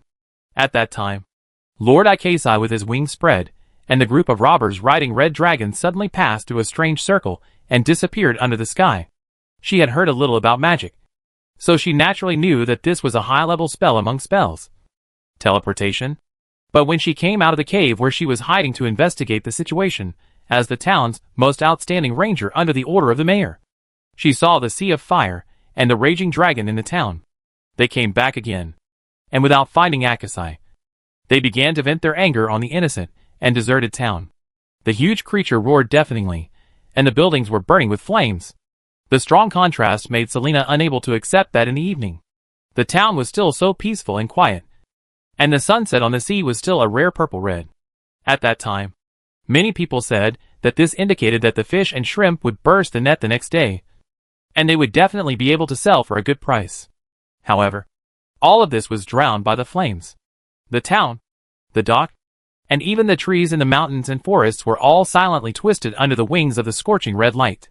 And at that time, she found Lord Akashi, who had fallen on the outskirts of the town under this situation. Unlike the holy light that was radiating from the body when she first met, Akashi at this time was like an angel who had fallen into the world, with broken wings, ragged clothes, and scars everywhere from being burned by flames or chopped by knives and axes. And a huge scar appeared on the back with white wings, the claws of the dragon. Seeing the flames expanding, extending outside the town, and about to burn here. At that time, Selena no longer cared about exposing her whereabouts, and directly carried the collapsed Ikesai, the celestial messenger who fell from the sky last month, on her back, and then fled all the way north. Judging from the red dragon that is still tracking her, Selena's secret rescue was obviously a failure. But she has not lost yet, because she thinks that when she cowardly abandoned the person behind her on the ground and fled alone, she really lost the game. You can't run away. My dragon will swallow you. The sharp common language of the Githyanki people was like a magic sound, echoing in the jungle, accompanied by a roar that could pierce the eardrums. But the ranger still quickened his pace, trying to leave these annoying flying lizards far behind before escaping from this forest. However, the ranger is a qualified scout, but not a qualified knight after all. The weight of one more person is obviously a big burden for her. She has been running for so long, almost across half of the Forgotten Forest. Her physical strength is still inevitably in a state of overload. The slender feet that could easily find a foothold on the rugged ground are not as agile as before. Enough? Country bumpkin. This boring chase ends here. Just as Selena was anxious about the way forward, the space in front of her, pop, with a silver light, and a human silhouette appeared in the green leaves of the jungle. There was a way for her to move forward, and the nightmare-like Githyanki warrior, who claimed to be the pursuer, also drew out a long sword shining with silver light. The power of the mind bloomed on it. His flat nostrils, rough yellow skin, reddish-brown braids, and pupils that used to be slightly sinister and dim, were all coated with a layer of majesty and irresistible aura under the silver light. It was another branch of psychic power derived from the astral world. Psychic warrior. In some Githyanki people, it is also called fighting spirit. In their view, compared with the weak body of the psychic warlock, the way of fighting spirit is the place where the power of the mind belongs. After all, only fighting spirit can penetrate the muscles and bones with psychic power. With just a flash of thought, your skin can become as hard as steel, and your bones as hard as rock. This Githyanki warrior, who is a fighting spirit, drew out a long sword shining with psychic light. He smiled contemptuously at the gray human girl, who was carrying their target, and had been chasing them for nearly half an hour. No matter how fast you run, the power of the mind will bring me to your side. As he said this, his long sword was already wrapped in a sharp posture, heading towards the human girl who was about to run towards him, vowing to cut the human who was carrying the celestial god in two with one stroke. With the blessing of psychic energy, the sharpness of the long sword was equal to that of a +2 magic weapon. The girl Vine light armor, which was not even armor, could not resist anything at all. Her body would become like butter cut by a red-hot knife, and it would break at the touch. But the next moment, his long sword fell into the air, and the girl with a horrified look and the celestial god on her back disappeared instantly. Not far away, her muffled groan was heard. Damn it! There were still psychic ripples in the air. The Githyanki warrior knew that it was the work of the celestial envoy behind her. Unexpectedly, she could use the phase gate again in a seriously injured state, teleporting her and the creature she came into contact with to an area hundreds of meters away. It's okay. The night is still long. The Githyanki looked at the slight shaking of the jungle in the distance, and his face did not show disappointment, but excitement. Come on. Let me see how long you can escape. How much unused spiritual energy can a seriously injured celestial envoy extract? As he spoke, accompanied by a roar, a huge shadow passed by the sky, and amid the trembling sound of leaves, the Githyanki easily jumped up. He touched the claws of the giant dragon, and then returned to the back of the young red dragon, which was only 12 meters long. While the red dragon was climbing, after sitting firmly, he could issue his orders. Please set this forest on fire. Takmont. Drive out that damn rat. Compared with their identities, the relationship between the red dragon and the Githyanki is more like a partnership contract, where they are partners rather than masters. They are a community of interests. After all, the red dragons have a lot of share in every robbery. This is why there are many young red dragons who have served for hundreds of years in the main city of the Githyanki. You know, there is no concept of time in the astral realm. So even if a young red dragon stays in the astral realm for 200 years, it will not change from a teenager to a young adult dragon. The red dragon partner named Takmont naturally had no objection. As red dragons, they like setting fire to the forest very much. They love to appreciate the creatures fleeing under the flames and making wailing sounds. The act of destruction and ruin, no matter how many times it is done, will always please the red dragon. The high-temperature fan-shaped flame soon accompanied the red dragon flight, pouring down like a rain curtain in this vast forest. The other 5 red dragon knights did the same. In this way, the fan-shaped sea of fire quickly moved towards the north. And Selena, who was rescued from a dead end by the psychic power of the celestial envoy, was running desperately. The sea of fire was only a few body lengths away from her position, because this teleportation did not teleport Selena to a distance of hundreds of meters, as the Githyanki thought, but only a short distance of 50 meters. So much so that when the red dragon squad flew into the forest and poured out burning flames, the heat waves of the breath were very close to Selena. If she hadn't worn the natural amulet given to her by the druid she met by chance in the forest since she was a child, protecting her in the forest from any environmental influences, she would have been affected by the decline of physical strength caused by the high temperature and buried in the sea of fire. But even so, she still ran all the way with Akasi on her back regardless of everything. What Selena didn't expect was that the physical strength that had disappeared suddenly came back with a warm current, and her feet were particularly strong.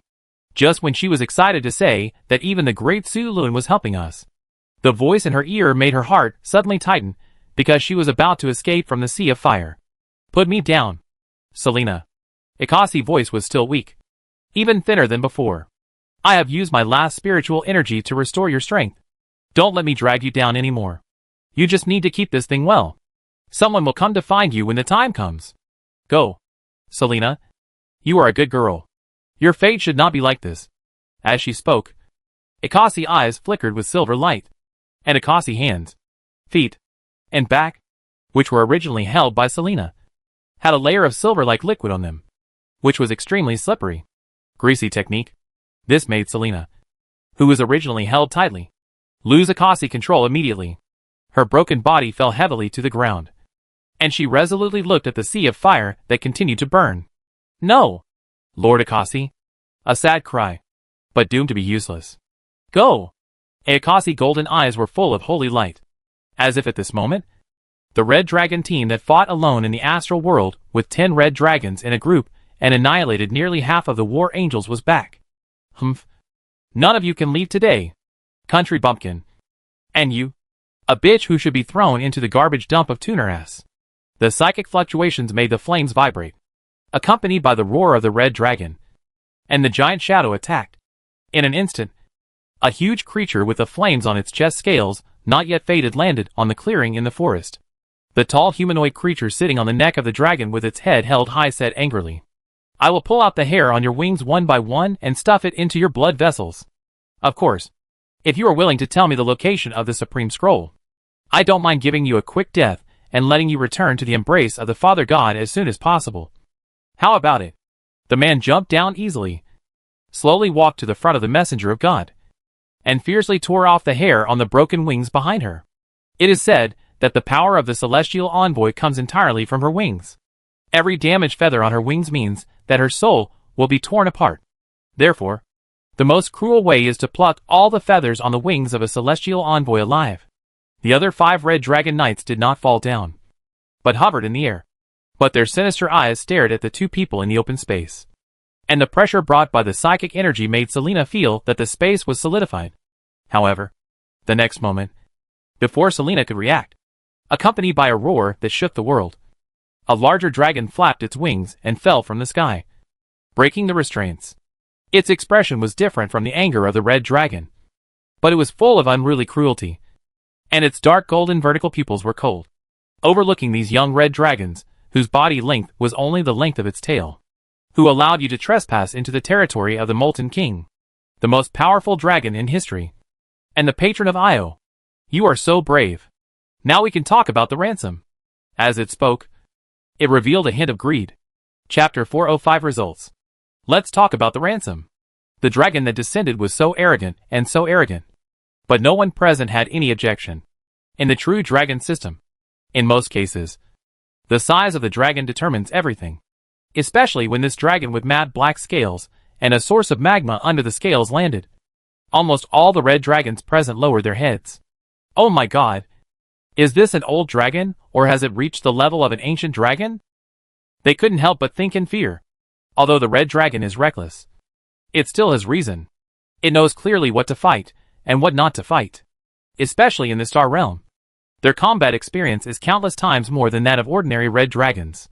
How can they not understand these things? Humph.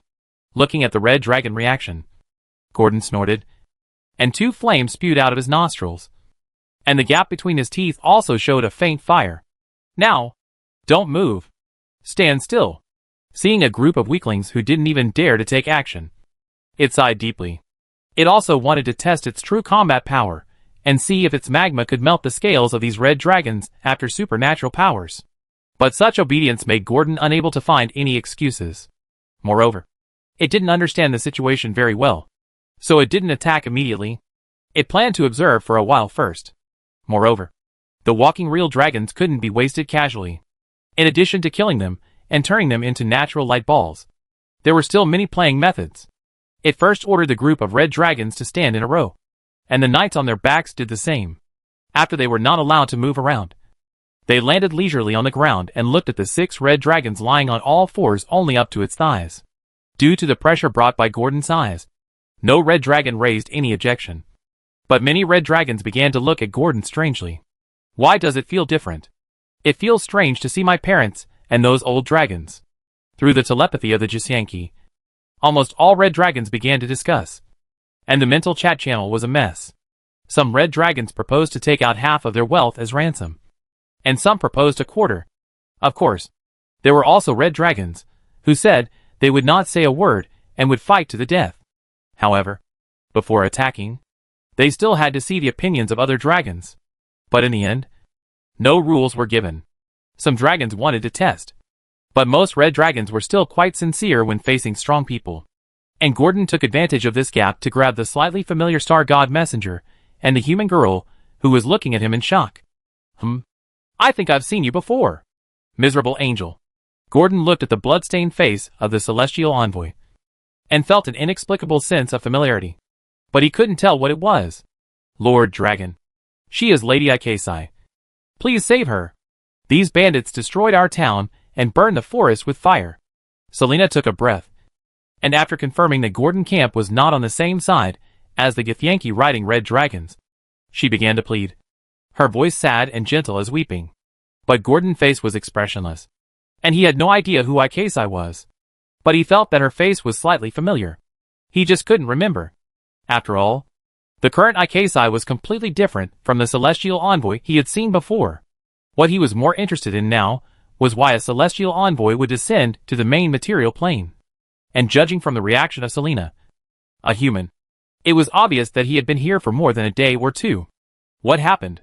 This Gordon had no way of knowing for the time being, and could only wait for the celestial envoy to recover from the state of spiritual energy exhaustion before speaking. So it turned around and began to target another group of people. At the same time, a plan was quietly born in its heart. You burned the trees in my territory and destroyed the ecology of the forest. This is unforgivable. Gordon's dark golden vertical pupils looked sharply at the 6 red dragons that dared not move and the Githyanki on their backs. After seeing Gordon gaze, some people were naturally dissatisfied with Selena saying all the bad things. If possible, they still didn't want to make enemies with this terrifying dragon. So, the Githyanki, who seemed to be the leader, used the not-so-much spiritual energy to use the amplification technique and said respectfully in the not-so-proficient dragon language, "Powerful Io's favored dragon, we are ordered by the Great Queen of the Astral Realm, Block 7, to capture these traitors who intend to subvert the order of the Astral Realm. If you agree to let us take them back, the Queen will never let you down."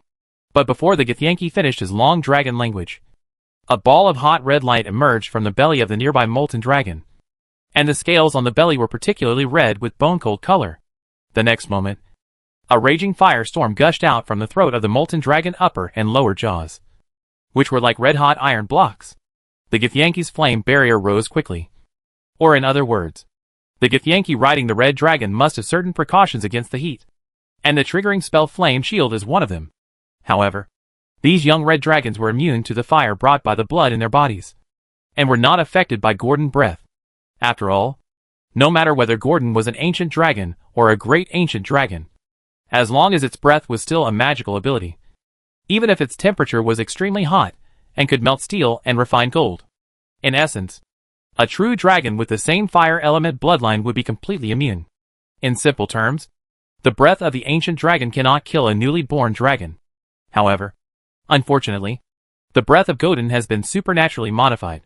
Even in a magic-free area, its breath can be used as usual. It is completely different from the element that the red dragon bloodline defends. The former is more like a poor imitation of magic, and the latter is more like the flame at the beginning of nature. Therefore, whether it is the Githyanki or the red dragons that were the first to bear the brunt, the moment the firestorm touched their bodies, the burning sensation from their body nerves made them unable to maintain their posture. The forehead spiritual ornaments that every Githyanki wears saved their lives. After the heat wave emerged, the silver spiritual energy flashed and teleported away from this time period, disappearing in this time and space. The young red dragons could not disappear together, and could only fly out by force. However, when they came out, in addition to the charred scales, and the bone-white horn showing traces of burning flames, the dragon wings of the same length shrank a little. If the dragon flight was not entirely dependent on magic, it would probably fall halfway. I didn't ask any questions, and the first rule of my territory is that you are not allowed to speak until I ask questions. Understand? When the Githyanki people jumped out of the time fragment, they heard such a majestic and magnificent voice. This time, they could no longer raise any resistance in their hearts and surrendered.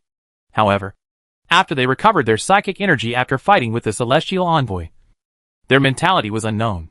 In short, the 6 injured red dragons really did not move, standing honestly on the charred land. They did not think about running separately, but the previous dragon ghost-like appearance always made them doubtful. But it must be said that even if the red dragons were defeated, their momentum was still magnificent enough. However, in front of Godin, they were just like kindergarten children standing in the corner. Now, you belong to me. Don't think about running away. Even if you run to the astral plane, I can catch you back. Understand? Most Githyanki, including the red dragons, sneered at Godin's words. After all, not every dragon can comprehend the power of the mind.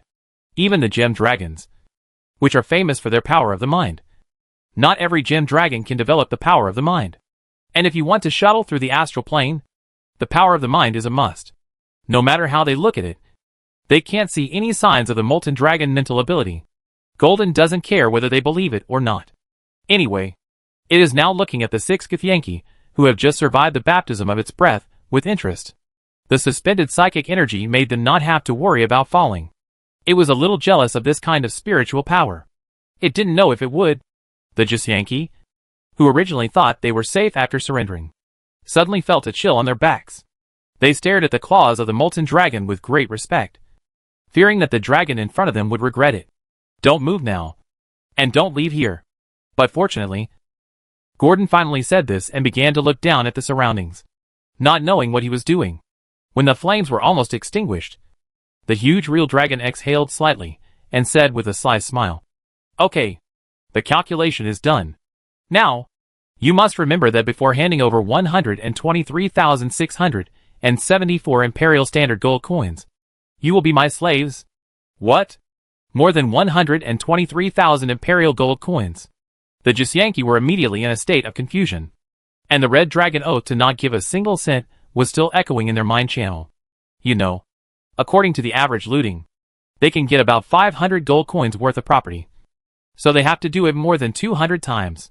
Even if they divide it equally among the 6 dragons and 6 people, the average amount per person will be more than 10,000 gold coins, which is impossible no matter how you think about it. Powerful Io's favorite dragon. How do you calculate it? Did we damage any property in your territory? Or did we kill your people by mistake? How can it be so expensive? Humph. My forest was burned by you, and the ecology was destroyed. Look here. And there. The fire is so severe that the soil is burned. This was once my favorite hunting ground. This gold coin was reduced a lot for the sake of your Vlaki 7. Otherwise, you and your group would have to pay at least 200,000 gold coins to extinguish my anger. Molten Dragon looked like you made a lot of money, which almost made them vomit blood. So someone whispered to argue.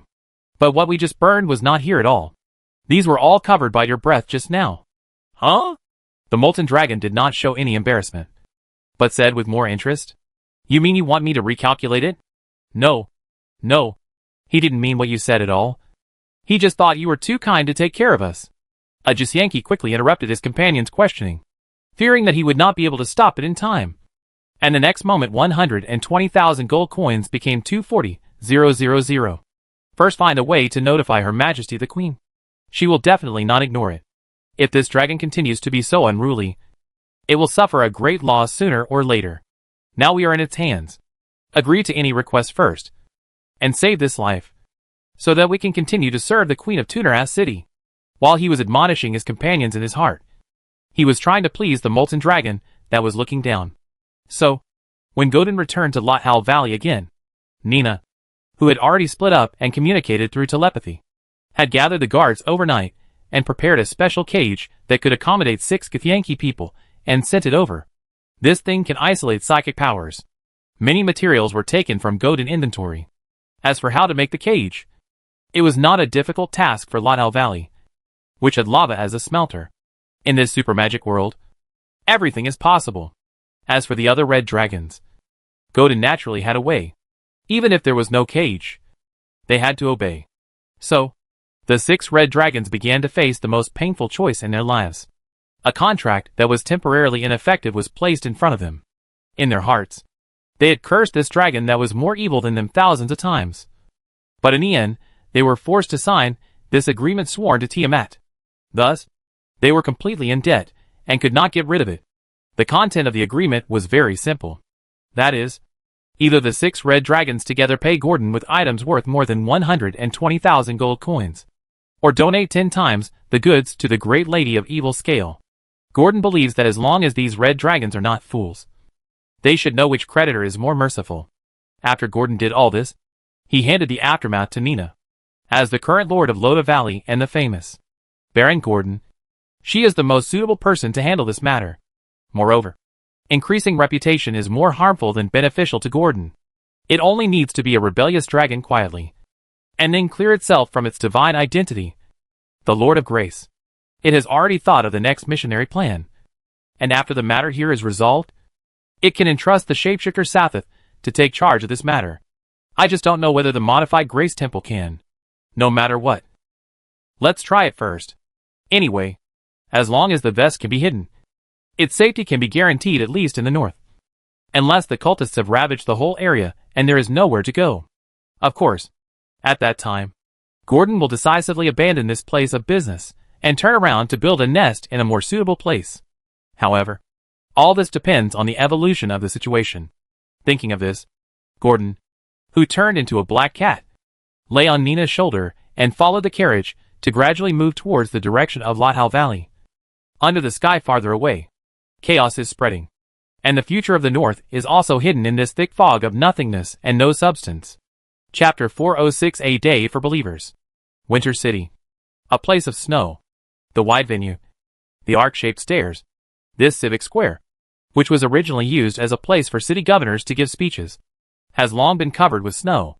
This is the 763rd day that the sun has not risen, and the 7th day of continuous snowfall in Winter City. December is already cold in winter, and the cold north wind that cannot be dissipated is more terrifying than in previous years. It is not an exaggeration to call it the White Disaster. However, there are very few pedestrians on the road. The roads here are deep and shallow. The shallow areas are enough to cover the boots, and the deep areas are estimated to cover half of the body. It is difficult to walk. Therefore, most people hide in the houses and survive with the wood allocated by the government.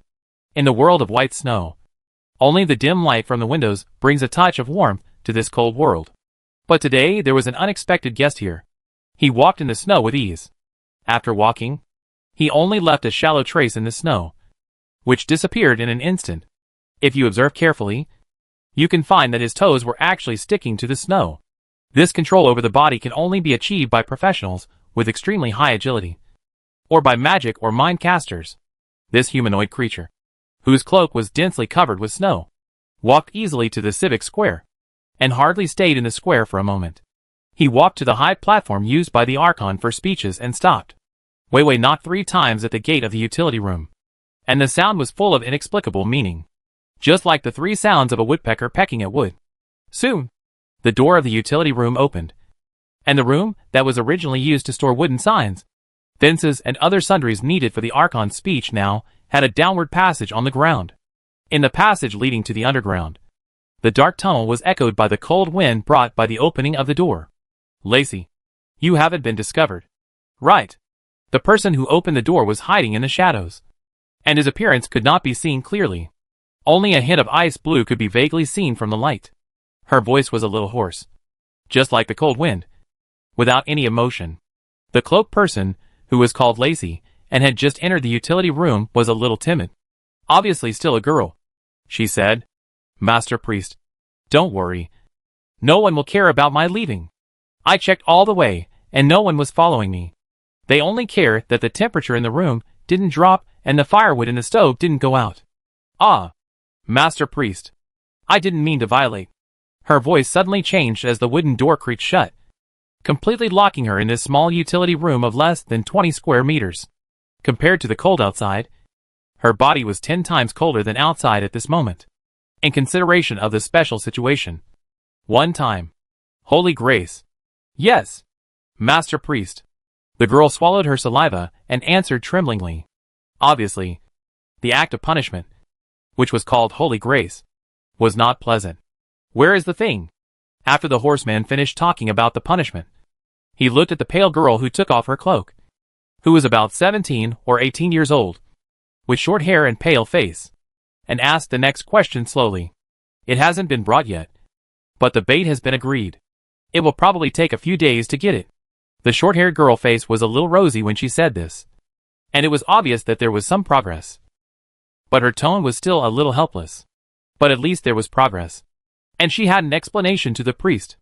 "That's good. After you are done, the church will not treat you unfairly. The previous grace does not need to be executed immediately, and it can be offset when you make merit next time."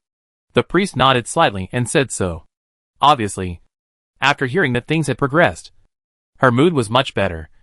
So she let the girl go for violating the doctrine just now. You know, in the doctrine of the winter girl Olur, if the believers see the fire burning on the ground and do not put it out with ice and snow. And God knows it.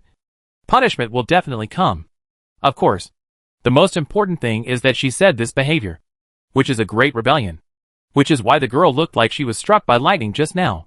However, this kind of behavior that violates the doctrine of God can be forgiven so easily. And the things behind it must be very important. When Lacey heard the priest's words, in the dark environment where she could hardly see her face and could only see a little outline, she suddenly felt ecstatic. Thank you, Master Priest. I will hurry up and bring that thing back, so that he can return to the embrace of ice and snow. After surviving the catastrophe, the twists and turns of events made her feel like she was on a roller coaster. Obviously, her fear of holy grace was far greater than the reward. If possible, she would rather not have this reward and just want to leave this church. But they should. After this, the priest stopped talking, and the girl was happy to be quiet, and there was no word along the way. About 2 minutes later, as the angle of the downward passage tilted, the terrain gradually eased, and they reached the bottom. The darkness gradually dissipated, replaced by the exit, where dim ice-blue fluorescence shone in front.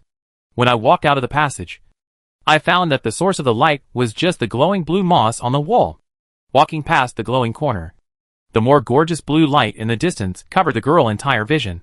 But the air was filled with the smell of rot and sewage with a frozen smell.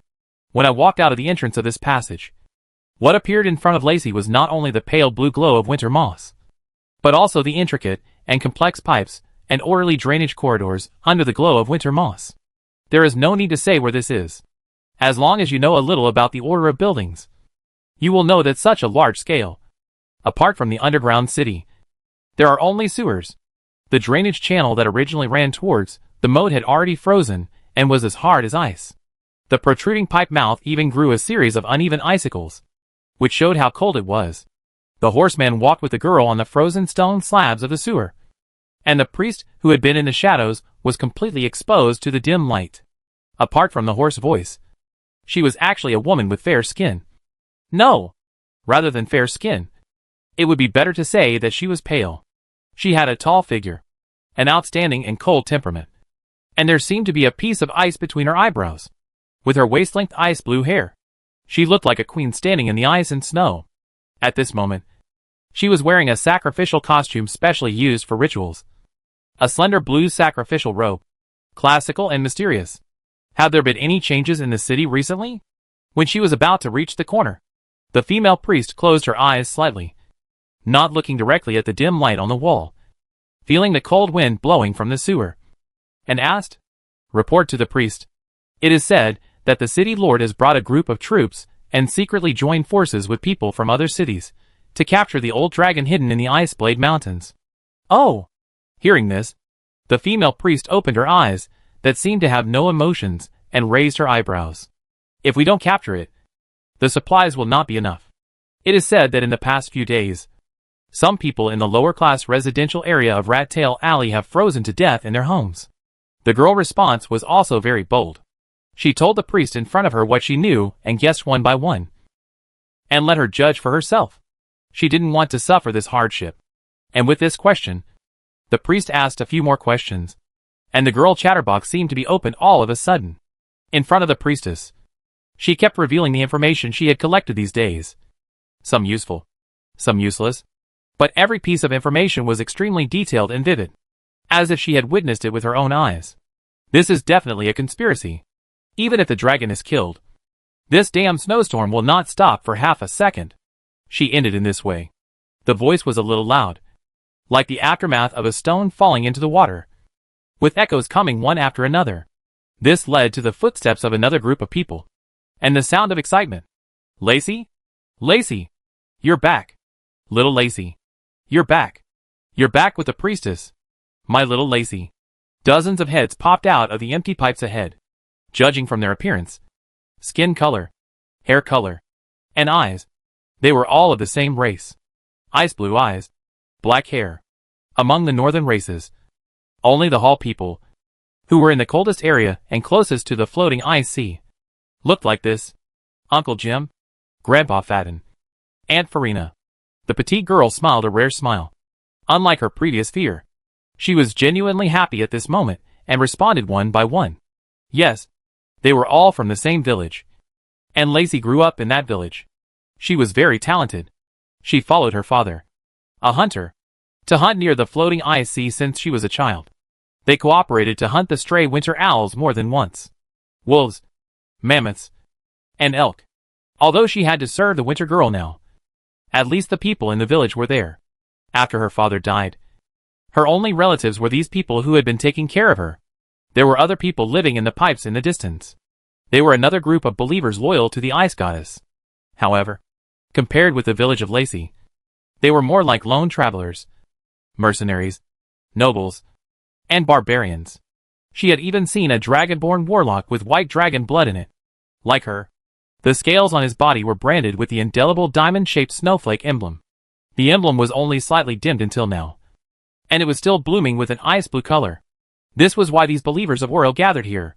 The dawn of ice will eventually come. At that time, the entire surface of the north will be covered with ice that even the sun cannot melt. Okay, stay there for a while. And when I call you in, come in together.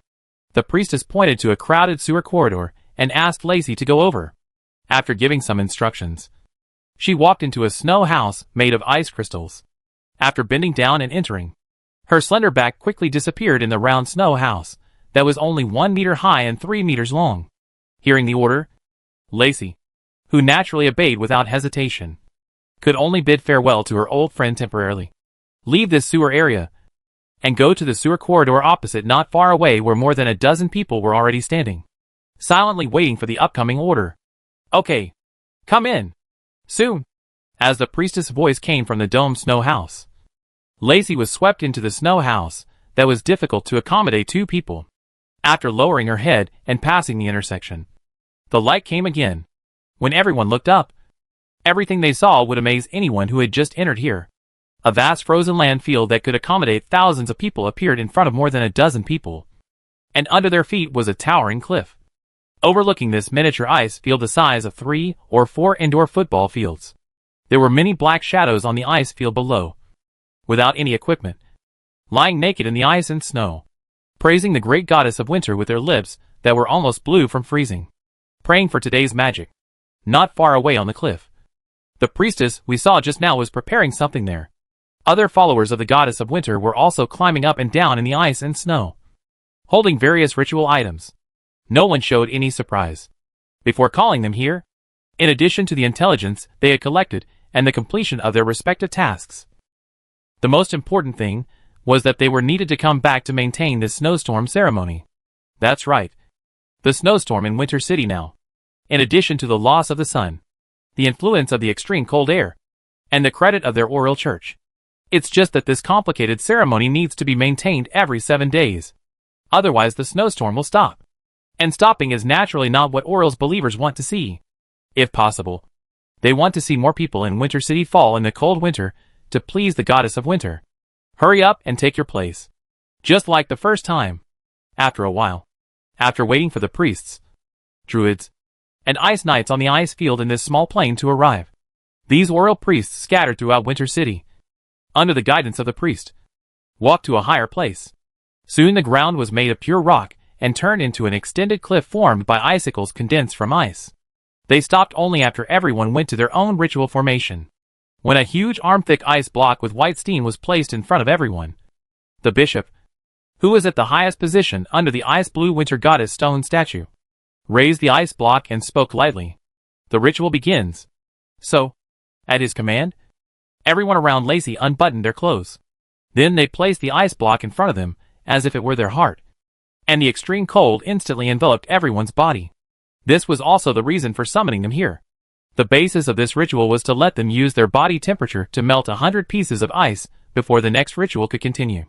Extremely cold, extremely weak. So much so that Lacey vaguely heard the noise erupting from the entrance of the snow house below. But she was shrouded in ice, and had no mind to care about other things. She just wanted to quietly embrace this piece of ice until it melted. Chapter 407. You Are Mine. The first cry of the valley. The smoke from the cooking fire curls up. When the dawn of the next day dawned, Gordon stretched out his dragon wings lazily from the high platform of the molten fire hall, and stretched out his curled dragon tail. But the large-scale movement caused the items and treasures that were arranged in order around the high platform to become a mess again. Gordon's back tightened, and he looked over quickly. The reason for the tension was naturally not because of the collapse of the statue, the mess of the chairs, and the need to tidy up again later. It was the crisp sound of the items, which was quite harsh. But fortunately, Nina was not disturbed.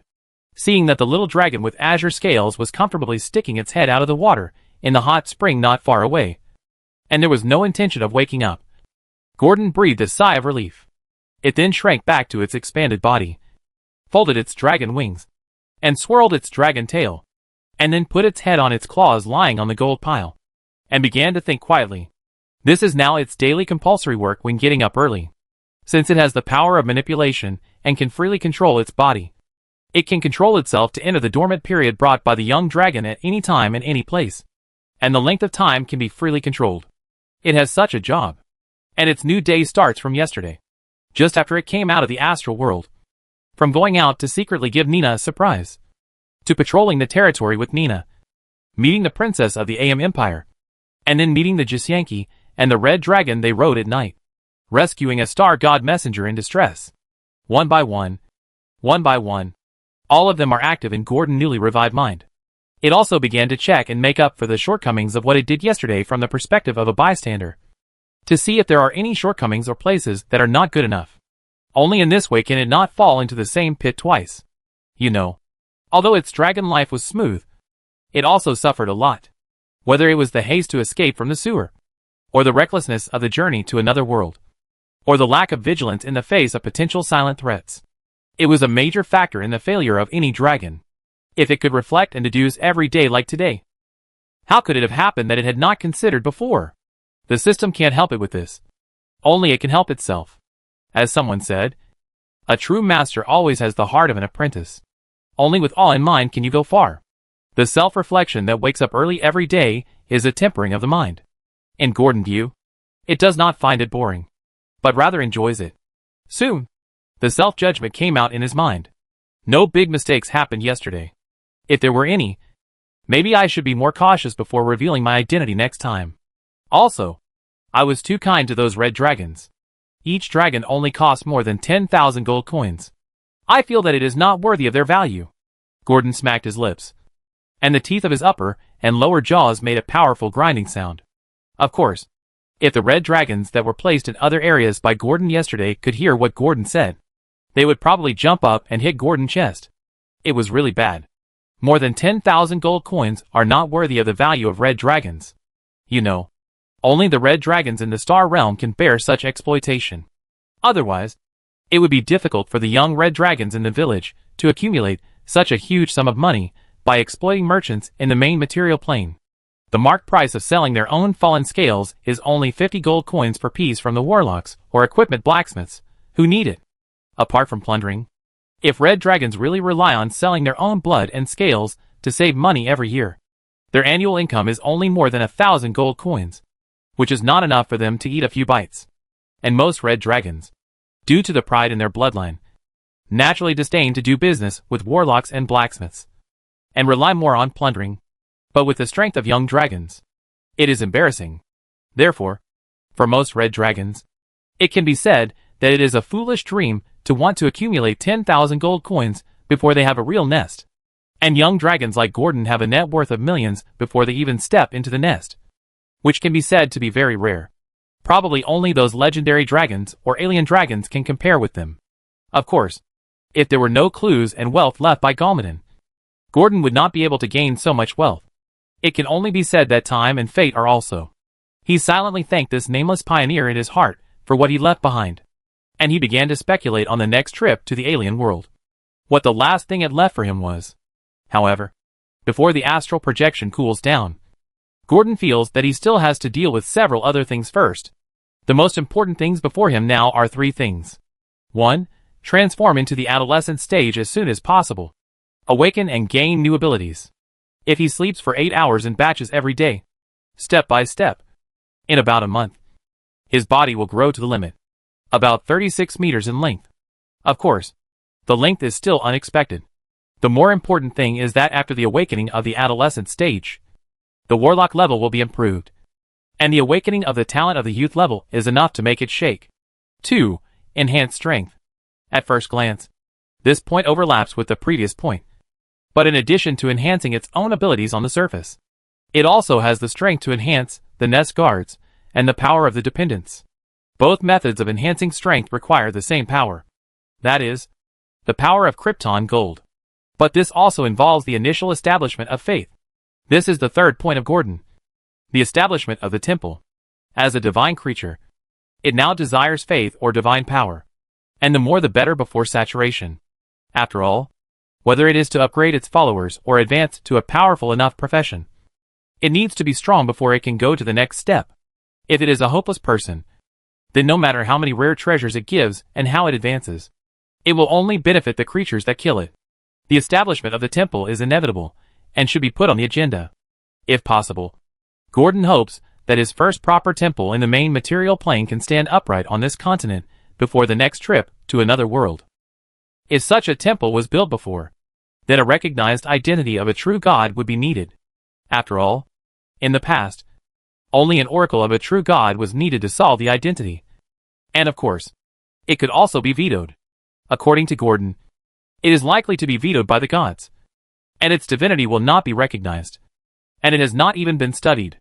In addition, it is extremely difficult for a dragon to preach among humans. Even if they believe in it, it is easy to be labeled as a cult. But now is the time of the saints' catastrophe and turmoil. When the gods have lost their response, the gods themselves are busy with their own affairs. And the demons and devils are out in full force for the souls. The plains are full of cults. And the environment can be said to be a mixed bag. Therefore, this is the best time for it with divinity. And the above 3 points can be summed up in 2 words. Become stronger. Get stronger. Get stronger. In this world where the strong prey on the weak, getting stronger is the only path. And the weak can only lament the past in their epitaphs. Only after becoming stronger, those who covet it in the future will be subdued by its majesty and dare not move. Those hands in the dark dare not touch it here. Because, in the face of absolute strength, all the fancy things are bullshit.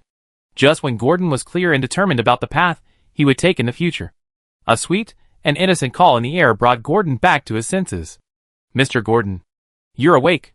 Nina opened her water blue eyes at some point and looked at it without blinking, with a lazy look like a kitten looking at its owner when it wakes up in the afternoon.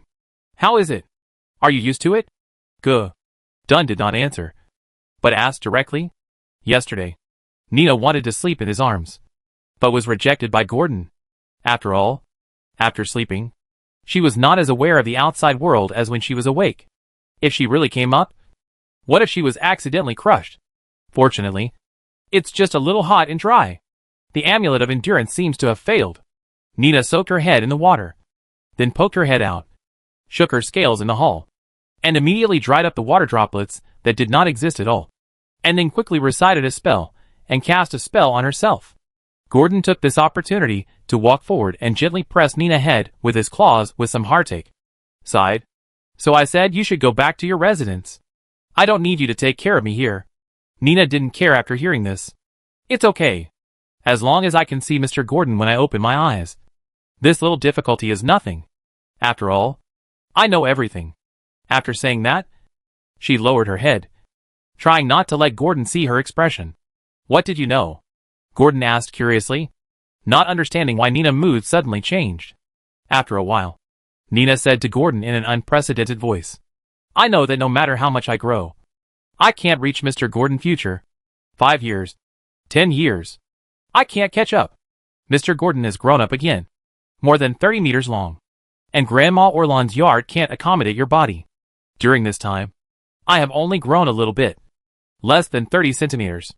How can I catch up? Her voice was a little self-pitying. And her tail, which was erected dejectedly, fell into the hot spring, splashing water. Gordon wanted to interrupt, but didn't know where to start, and only heard her say again, I know, Mr. Gordon, you don't have much time to stay here. Sister Celia said that when you grow older, the time we meet will become shorter and shorter. She told me not to think about you all day. Otherwise, no matter how much I care about you, I will be very painful when I am disappointed. And this pain will last for 1,000 years as my dragon age. I know Sister Celia is doing this for my own good, But I still refused. I like to run to the molten hall every day and put gold coins under your sleeping body. I want to give you everything I have. Although, I don't know what kind of new friends or new dragons you will meet in the future. And my job will gradually be taken over by others. But before that, can you please not deprive me of my love for you? Mr. Gordon, I want to keep loving you. Even if there is no reward. I want to keep doing it. The petite dragon mustered up the courage, raised his head, and said loudly. The doubts in Gordon's heart suddenly came to light. And he didn't know whether to cry or laugh. Although the fuse that often triggers emotions is just a sentence, it is obviously accumulated over time. It can only be said that Nina thinking is too delicate and her thoughts are more profound. This day must have been too suffocating. Gordon looked at Nina in front of him with pity. In the final analysis, she still thought too much. And the mentality of worrying about gains and losses, coupled with the appearance of a freak like Gordon who violated the law of true dragon growth, made her begin to doubt herself and question herself. All this came from the shadow brought by her childhood. So Gordon couldn't blame her, and could only sigh that the saying was right. Some people are healed by their childhood all their lives, while others heal their childhood all their lives. The experience in the orphanage played a great role in her growth today, especially with the fact that it travels to other worlds from time to time. It is already precious that Nina does not want to go to extremes. The air was quiet, with only the sound of bubbles bursting from the magma. And the magnificent and silent hall seemed to still echo her words. Nina had already regretted it in her heart. It's over. It's over. Mr. Gordon must hate me. Only the second day after I came back, I made Mr. Gordon angry. You will definitely throw me out later. Just when Nina was in remorse, and wished that time could go back and pretend that she had never said it. It was about to bury its head in the soil when a furry object rubbed it. It rubbed it. Nina quickly opened her eyes and looked carefully, and saw the extremely familiar black cat looking up at it. At the same time, Gordon's extremely gentle voice rang in her heart. Do you know? In the dragon heritage, the creature that a hatchling sees the first time it opens its eyes, generally, it will be regarded as its mother or father. It will not understand everything until it grows up and its memory is revived. But whether it is really regarded as a parent or as a feeder. So, Nina, no matter how many years, no matter how old I become in the future, please remember that when I hatched, you were the only one around me. It is fate that brought us together. So, no matter the wind and rain, I will go on with you. Please believe in the bond of fate. And you must believe in me. You once accompanied me to grow up. And now it's my turn. If I haven't made a clear promise these days, please give me a chance to reorganize my words. As he said, Gordon changed back to the dragon posture again, and said to Nina, who was lying in the middle of his two paws, in an extremely serious and solemn tone, You are mine. Nina. Chapter 408 The Prophecy of the Star Realm. After being comforted, Nina's mood calmed down a little. But this is not enough. Gordon temporarily put aside the next plan, because he wanted to let Nina feel his importance first. Let her know that everything he said was not false. And then, he could deal with other things with confidence and boldness. Otherwise, if Nina let her imagination run wild, although it would not be a big deal, but Gordon still hoped that she would live a happier life, instead of being occupied by some crazy thoughts every day. Therefore, when Gordon and Nina really walked out of the molten hall, the night outside was already dark. The orange-yellow warm light in the buildings in the valley was like a firefly in the dark, lighting up the mind. Let's go to the dungeon first. Gordon was still worried about the captured Githyanki and the Star Realm messenger, who was also temporarily placed near the dungeon. Then Mr. Gordon, go. I deal with this first, Nina said with a little regret. Since she disappeared for the day, there have been many documents that need to be processed by her piled up on the desk. Although there is no rush, Nina doesn't like to make others wait, and she will deal with them as soon as possible. Procrastination will only hinder the development of this new town. And Gordon didn't force her, and couldn't think of words to comfort her. He could only stand on her shoulders, smooth her messy silver hair with his furry little paws, and then said, Then I leave first, and then said goodbye and left. Nina chased out the door, and she didn't go back to the room until Gordon's figure disappeared at the corner staircase of the corridor outside the door. Just as she was about to trim her hair, she thought of something and lowered her hand.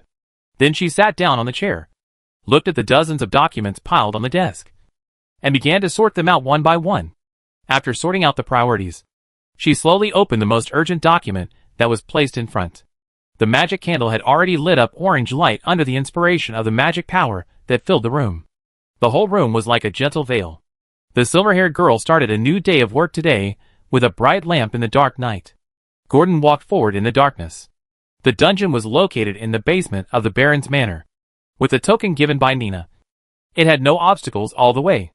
It took almost no effort to see the Githyanki imprisoned in the cage, and the guards had arranged outside the cage at a place 20 meters underground. The Githyanki in the cage today is far less energetic than yesterday. Just like wilted leeks. And fatigue and listlessness can be seen in their expressions. Last night and early this morning, no Githyanki could sleep well under the joint supervision of goblins and kobolds. And in the continent of Io where spellcasters are rampant, most people, as long as they have dealt with spellcasters, understand that spellcasters have a fatal weakness. That is, they need to replenish spells every day after using the spell slots, except for a few professions. And replenishing spells requires rest and adequate sleep. Psychic powers are no exception. After all, even elves who do not need to sleep, or are immune to sleep, need to enter a deeper level of meditation. Therefore, as long as it is confirmed that the caster has no spells and has mastered this technology, it means that the captive or slave will never be able to prepare the necessary spells in this life. Unless, no, there is no unless. The Githyanki, in fact, are the same as those shadow creatures and vampires in the Isle world. Their faith is ancestral faith. That is, worshipping the king, not God. Therefore, their chance of turning the tables is almost zero, and it is difficult to get help from God. Moreover, these cages specially used to influence the mind also cost Gordon a lot of rare materials obtained from the Galmadin Mage Tower. If he can't pay attention to the psychic, who has not even reached the high-level professional, wouldn't it be a big joke? However, seeing that the person was trapped in the cage safely, Gordon was relieved after all. He didn't rush to ask, but walked quietly to another area with his little meat pads. The residence of the Celestial Envoy and the human girl. It's not that Gordon didn't have a room for them to stay, but after weighing the pros and cons and considering other factors, he felt that it might be better for them to stay in the same area with the Githyanki down there. When Gordon walked to the location where the Celestial Envoy was placed, he saw the human girl negotiating with the kobold guarding the door with the Celestial Envoy, who was slightly recovered but still haggard. "We're going out. The Baron said that you'd better not leave yet. The environment outside is not very good now." The kobold repeated what Nina taught him truthfully. "Then please inform your lord. I have something to say to him." The Celestial Envoy spoke. Her voice was a little hoarse, but it was still difficult to cover up her heavenly voice. Just as the dog-headed man was about to notify another person to go up and pass the message, a black cat slowly walked out of the shadows and blocked their way. The shock brought by the mind made the dog-headed people understand who they met, and immediately retreated in silence. This was no longer a place for them to participate.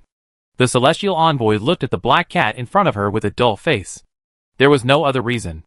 The spiritual ability told her that the power contained under this body was far beyond her imagination. 7th level or 8th level? Just as she was secretly speculating, she received a request for an external link in her mind. She agreed. And then a magnificent and majestic voice sounded in her mind. "Are you awake? A guest from the Star Realm. Well, sir, you saved me. And Selena?" The Celestial Envoy Akasi did not hesitate to directly name the center. "If you saved me, Akasi will remember your kindness. I will repay you in the future. You don't know. The Star Pirates are targeting me. If I stay here, it will bring you danger. Akasi is indeed the most righteous and noble star god. Whether it is doing things or being a person, it perfectly conforms to the lawful good camp. It can be said that it is a combination of goodness and beauty. It's just that she and Selena fell into coma after seeing the Githyanki, and they didn't know the situation at all. So, her worries were destined to be unnecessary. And she heard a sneer in her heart. If you are worried that those Githyanki will come to trouble me, then I'm afraid there is no need for you to worry about it. They are here." As the black cat said that, it pulled the black curtain with its claws, and the curtain slid down. So, Akasi and the others could clearly see through the fence that did not block their vision that in another cage not far from here, the Githyanki who had besieged her before were all staying inside. They looked like prisoners who had no desire to live. And they were completely different from the high spirits they had when they rode the red dragon. Your Excellency. Akassi's heavenly voice was a little lost at this moment. After all, even among the celestial envoys, only the guard commanders could directly subdue the 6 red dragon knights. The main material plane is indeed full of hidden talents. She had been here for a month or two, and had never noticed such a powerful figure nearby. Perhaps it would be helpful to bring it into our just cause. Gordon's actions had already made Akassi vaguely want to absorb it. But Gordon had no idea.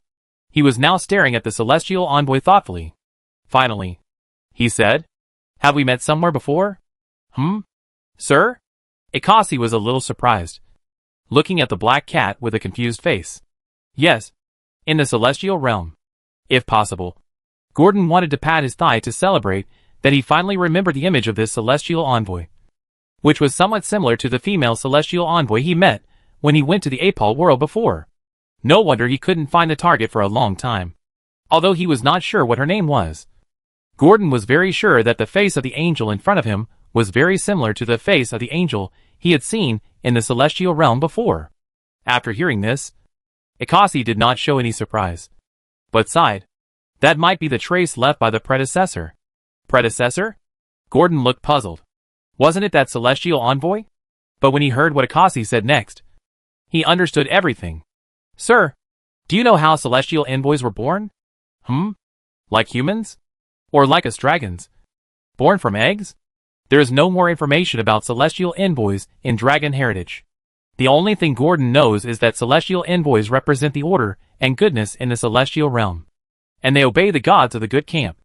They supervise the travelers in the plane and provide help to capable mortals to guide them to the direction of goodness and maintain the peace of the celestial realm. They are like paladins. As for how celestial envoys were born, it really couldn't find the root in dragon heritage. And Akassi sighed. The celestial envoys have no parents, and cannot reproduce. They cannot be born like humans or dragons. We are the creations of the gods, serving the gods and being loyal to the gods. After all, only a great one like him can allow us to have the wisdom of elves, the vast knowledge of scholars, the face that never ages, and the extraordinary combat power when we are just born. In other words, you are born like this, and you will never change in the future? Gordon probably understood a little bit and interrupted. If you understand it according to your understanding, it is not wrong. The celestial envoys are created by the gods with the souls of kind mortals. But some souls are spontaneously transferred to the bodies of celestial envoys without the intervention of the gods. There is also a third way. That is, a brand new angel made up of the broken souls of the dead angels of the star realm. Memories, appearance, personality, and even the way of speaking will be more or less inherited.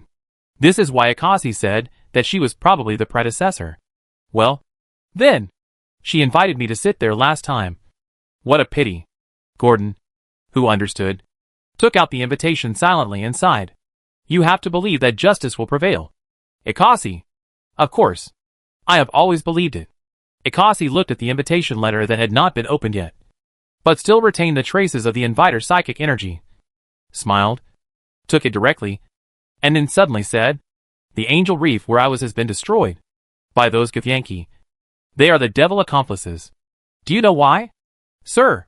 Hearing Akassi words, even Selena beside her couldn't help holding her breath, feeling a little uneasy, or rather fearful. She felt that she shouldn't hear this. For what? An evil ritual? Pure venting of anger? Or does the angel reef have something they want? Although Gordon was slightly surprised in his heart, his expression remained unchanged on the surface. He vaguely guessed that it might be related to the scroll carried by the celestial envoy. You are right, but not right. After listening, Akassi nodded first, then shook his head and sighed. About 3 months ago, I was reborn in the condensation of the soul, and I was reborn with a dazzling golden volume.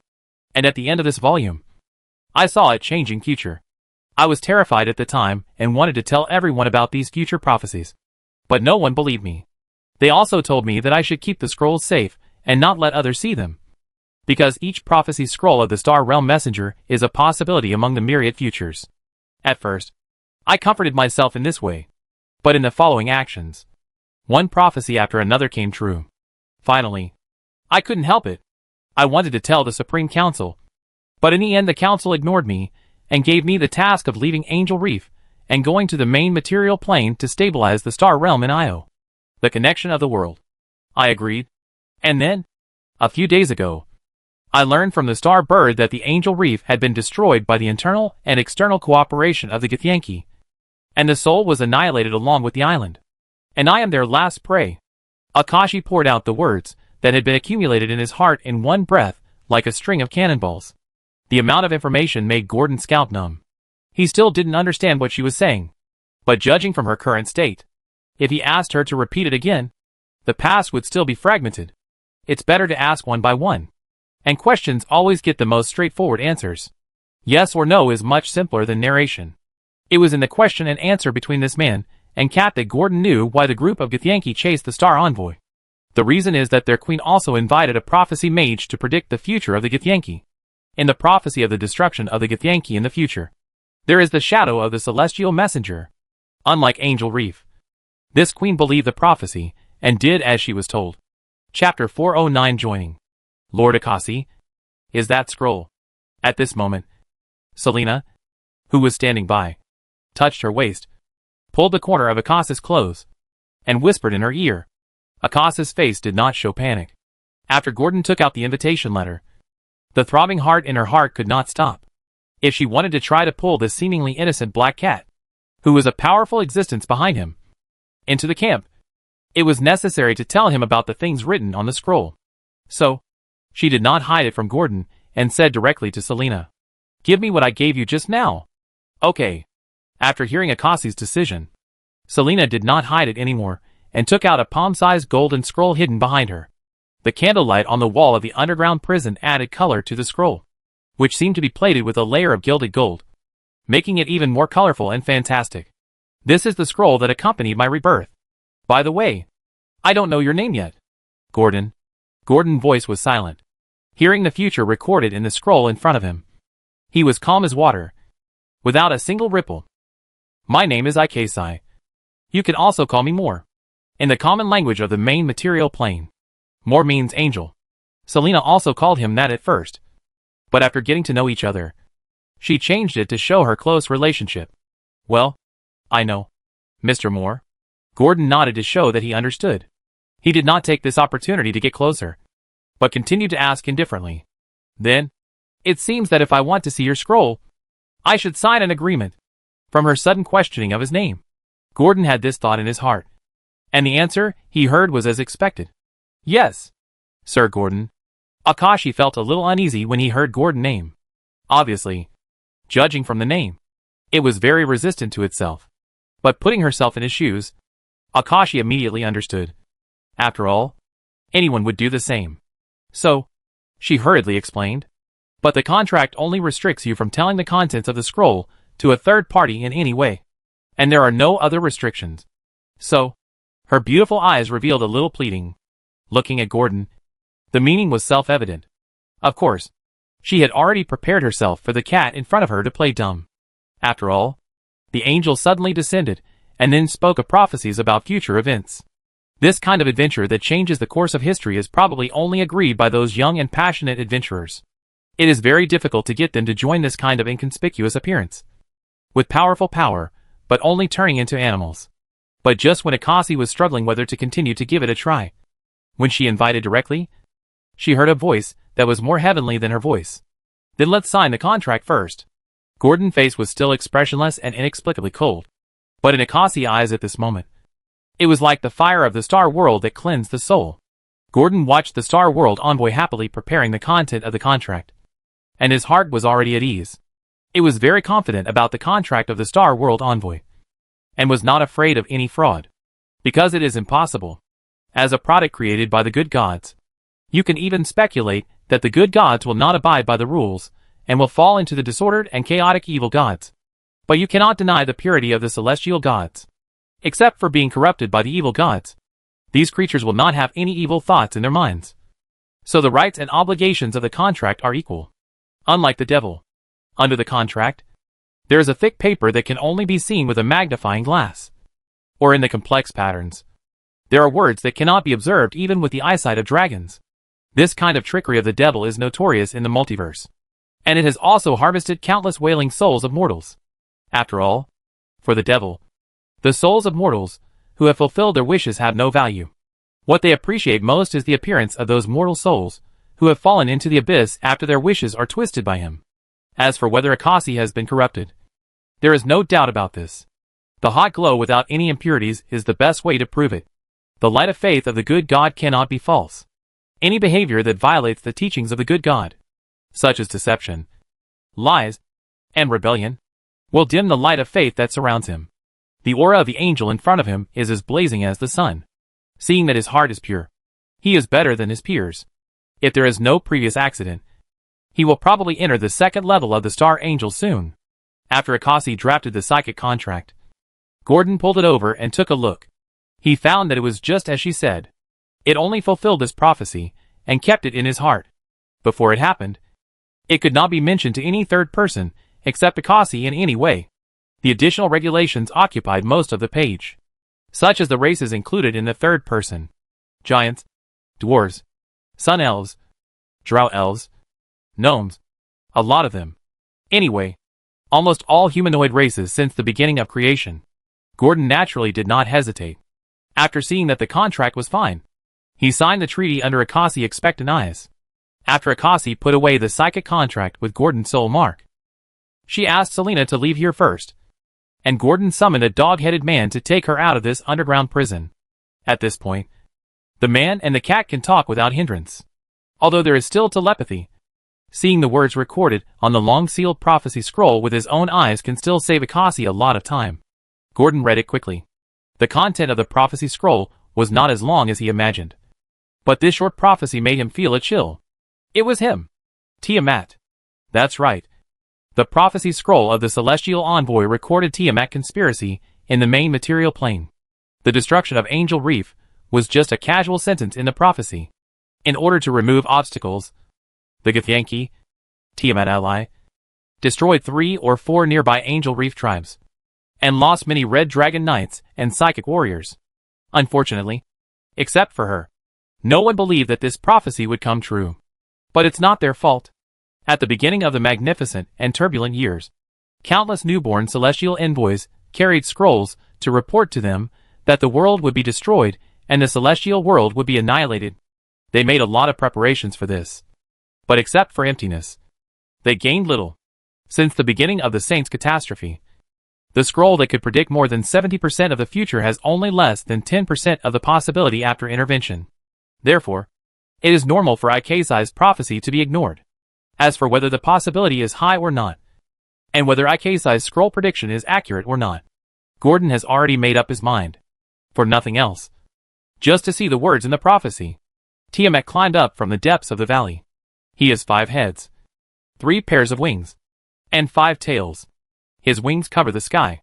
When he wakes up, countless broken stars fall from the sky like meteors, and the shackles that restrict the dragon are gone. The stars in this sentence reminded Gordon of what the dragon cult member who killed on Rika Island said when he just woke up from his youth. Tiamat sent down an oracle, asking the dragon cult members to find the artifact that smashed the King Killer Star in the Storm Islands.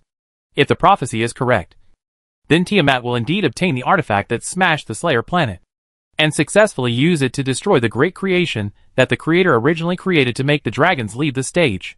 The next prophecy scroll is closely related to it, because Tiamat's first revenge is not against humans, but the metal dragon god, the platinum dragon king Bahamut, who has been its enemy for tens of thousands of years. It not only defeated Bahamut with its great power, but also expelled all the metal dragons and made them leave Io. The continent once became a world of colorful dragons. Kingdoms rose, and continents changed. With the help of Tiamat, several dragon kingdoms appeared. The reason why it is closely related to Godin is that there is a dragon kingdom that is particularly close to it. It will be next year. That is, in the 4th year of the turbulent years. The White Dragon Kingdom, known as the Frostfang, was established at the location of the fallen Winter City. The territory of this kingdom almost covers the entire mountain range west of the Forgotten Forest. Among them, the ending of the Lahal Valley of Gotten in the north of the Forgotten Forest is self-evident. After reading the prophecy, Gotten suddenly wondered if it was too late to defect now. Throw yourself into the arms of Tiamat. I believe that even the Metal Dragon Mask can accept him, and he will not mind accepting another original dragon species of Molten Dragon. However, Godden is naturally not the kind of dragon without moral integrity. Not to mention that even if Tiamat really shattered the King of Killing Star as predicted, so that the dragons would no longer be affected by the dragon madness chain, and the shackles and the blood were eliminated, he led the colorful dragons to almost dominate half of the continent. But Gordon still couldn't join the camp of the colored dragons, or be loyal to the five-headed female dragon. He couldn't do it, whether it was the teachings of Tiamat or the behavior of the colored dragons. Gordon felt ashamed. As a dragon, shouldn't he think about how to use his long life to take the race a step further? Like the elves? To lift the entire race into the sea of stars, and let the dragon reputation encompass the entire multiverse, instead of greedily demanding for a little gold and silver treasure all day long, eating and sleeping every day and venting the overflowing dragon desires. It can be said that most of the colored dragons have no difference from a pig except for their military power. This is also the source of Gordon's disgrace. As a dragon with a soul from another world, it is more eager to explore and study those unknown things. I believe that the few dragons with a spirit of seeking knowledge among other colored dragons will also not believe in Tiamat. As the saying goes, people with different paths cannot work together. So Gordon also gave up the idea of joining Tiamat with peace of mind. Of course, the premise of this abandonment is whether it has already thought of a way out. All that came to his mind was the voice of Akasi persuasive solicitation. But Gordon's mind was always lingering with an idea. That is to follow the example of the Gem Dragon clan, and leave the main material plane during the dragon madness, and go to other planes, such as the fairy wilds and the Aber world are good choices. At that time, you only need to give up this territory and the territory here, and then seek opportunities in other worlds. After becoming a god, see how the situation changes, and whether you come back. This is the best solution to this prophecy. No risk and reassuring. Nina and other core followers can also arrange to be transferred to another world, and leave this place of conflict. As for others, they can also be told to go to the south, where the dragon disaster has not affected them. The meteoric sea, and the river basins around the Gem Bay are good choices. But is it really willing? Although this scene seems familiar. But Gordon still can't help asking himself this. Is it really useful for it to hide like this? Kalandu, Rika Island, or the current Loda Valley. Every time it encounters a sudden change, it always thinks of escaping instead of fighting, in order to be at ease and stay away from any disputes. It will follow the path of hiding to the end. There is no mistake with the help of the system. But if it continues like this, it will one day encounter something that is inevitable and cannot be avoided. By then, will it still think of hiding? At this time, Gordon couldn't help but think of Nina's smile and her cute look when she called Mr. Gordon softly. The system has its limits after all. It also has its limits. As long as it wants to grow, the believers of the Lord of Grace will inevitably impact other gods. No matter whether it is evil or good gods, they can see the potential and harm of Gordon. So, a war of gods is inevitable in the future. It can indeed make good gods accept it. But will the other parties sit back and do nothing? Just watch Gordon grow leisurely and finally spread faith to the world. No matter how you think about it, it is a very unrealistic thing. Unless it does not intend to preach in this multiverse. Then when it ascends to godhood, it will hold up the throne and ignite the divine fire. And it will be the time of everyone's attention. And the premise for it to kill gods is that it becomes a dragon stronger than gods.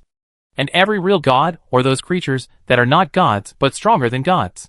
It is not like it, who became a god by hiding, who did not fight through the mountains of corpses and seas of blood, and possessed an indelible fighting spirit. It found that even if the system gave it unlimited talents, it could not shape a true heart that was not afraid of fighting. It thought of this from the previous battle with the evil god in the Wizard Tower of Apal. What if it did not have the help of the legendary Mirage Dragon at that time, and came back after death? Grow up enough to kill the evil god, and then take revenge? It is indeed very cool. But in the future, when the influence of talent on it decreases, it really faces a strong enemy. Can it really win? Gordon can't help but doubt himself. Probably die. So, the last words from Gordon's mind to Akasi were, "Add me. This catastrophe that is about to happen to the world. I have no choice but to do it. The conspiracy will be destroyed, and justice will prevail." Chapter 410 Planning. The underground prison was so quiet that only the Githyanki could be heard moving their chains with difficulty and whispering in the distance. They had lost their psychic powers, and could not even do the simplest telepathy. Akasi forced her chest to calm down. But in the end, she couldn't help but step forward and grab the black cat. Although the black cat dodged her hug, she didn't get angry. She took a deep breath and said happily, "Welcome, Lord Gordon. Your joining me has given me confidence in the future." "Just one. No. You have given me confidence. With your help in the future, I will definitely be able to." Akasi corrected her words immediately after hearing what Gordon said. But before she could finish, Gordon waved his paw frivolously and said in her heart, "I am also trying to protect myself. God knows what the mother dragon wants to do. I can't let her mess up my plan. But I think it's not just the two of us who are stupid enough to stop it. Are there any other people in this team?" Although Gordon has abandoned all thoughts of escaping from here, if it is really just him and the celestial envoy who go alone to fight against the minions of Tiamat, he will abandon the angel in front of him without hesitation, and turn around and pack Nina and several important followers to send them to the fairy wilderness. He would rather face a legendary purple dragon than go to this deadly situation. He has courage, but it doesn't mean he is stupid. If it is really impossible, he will not be like a madman, trying to stop the trend. This time, Gordon only regards it as a kind of tempering, not a must-save. Of course, as long as there is a chance, it will not give up easily, which is why it took the initiative to ask the Star Realm envoy how much he has planned for this prophecy. Seeing that Gordon was so concerned about this adventure team of only 2 people, Akasi also breathed a sigh of relief and slowly put down her hanging heart. From this move, it can be seen that the horror in front of her, Black Cat, is obviously not waiting for her. It really agreed. When Akasi really felt this false and unrealistic feeling, she still felt a sense of emptiness sweeping over her. But she still forced herself to smile and tried to tell Gordon the fragmented information in her mind and the team member she knew. 2 metal dragons live on the island chain in the floating Ice Sea. An ascetic monk walking on the Io continent. According to the information, he will pass through the Iron Ridge territory in the south in 3 days and eliminate the Knoll tribe entrenched there. A team of adventurers with an average high level and returning from the abyss is carrying out a secret mission near the Loda Valley. An old human swordsman who lives in isolation, living in the residential area of Falling Leaf City.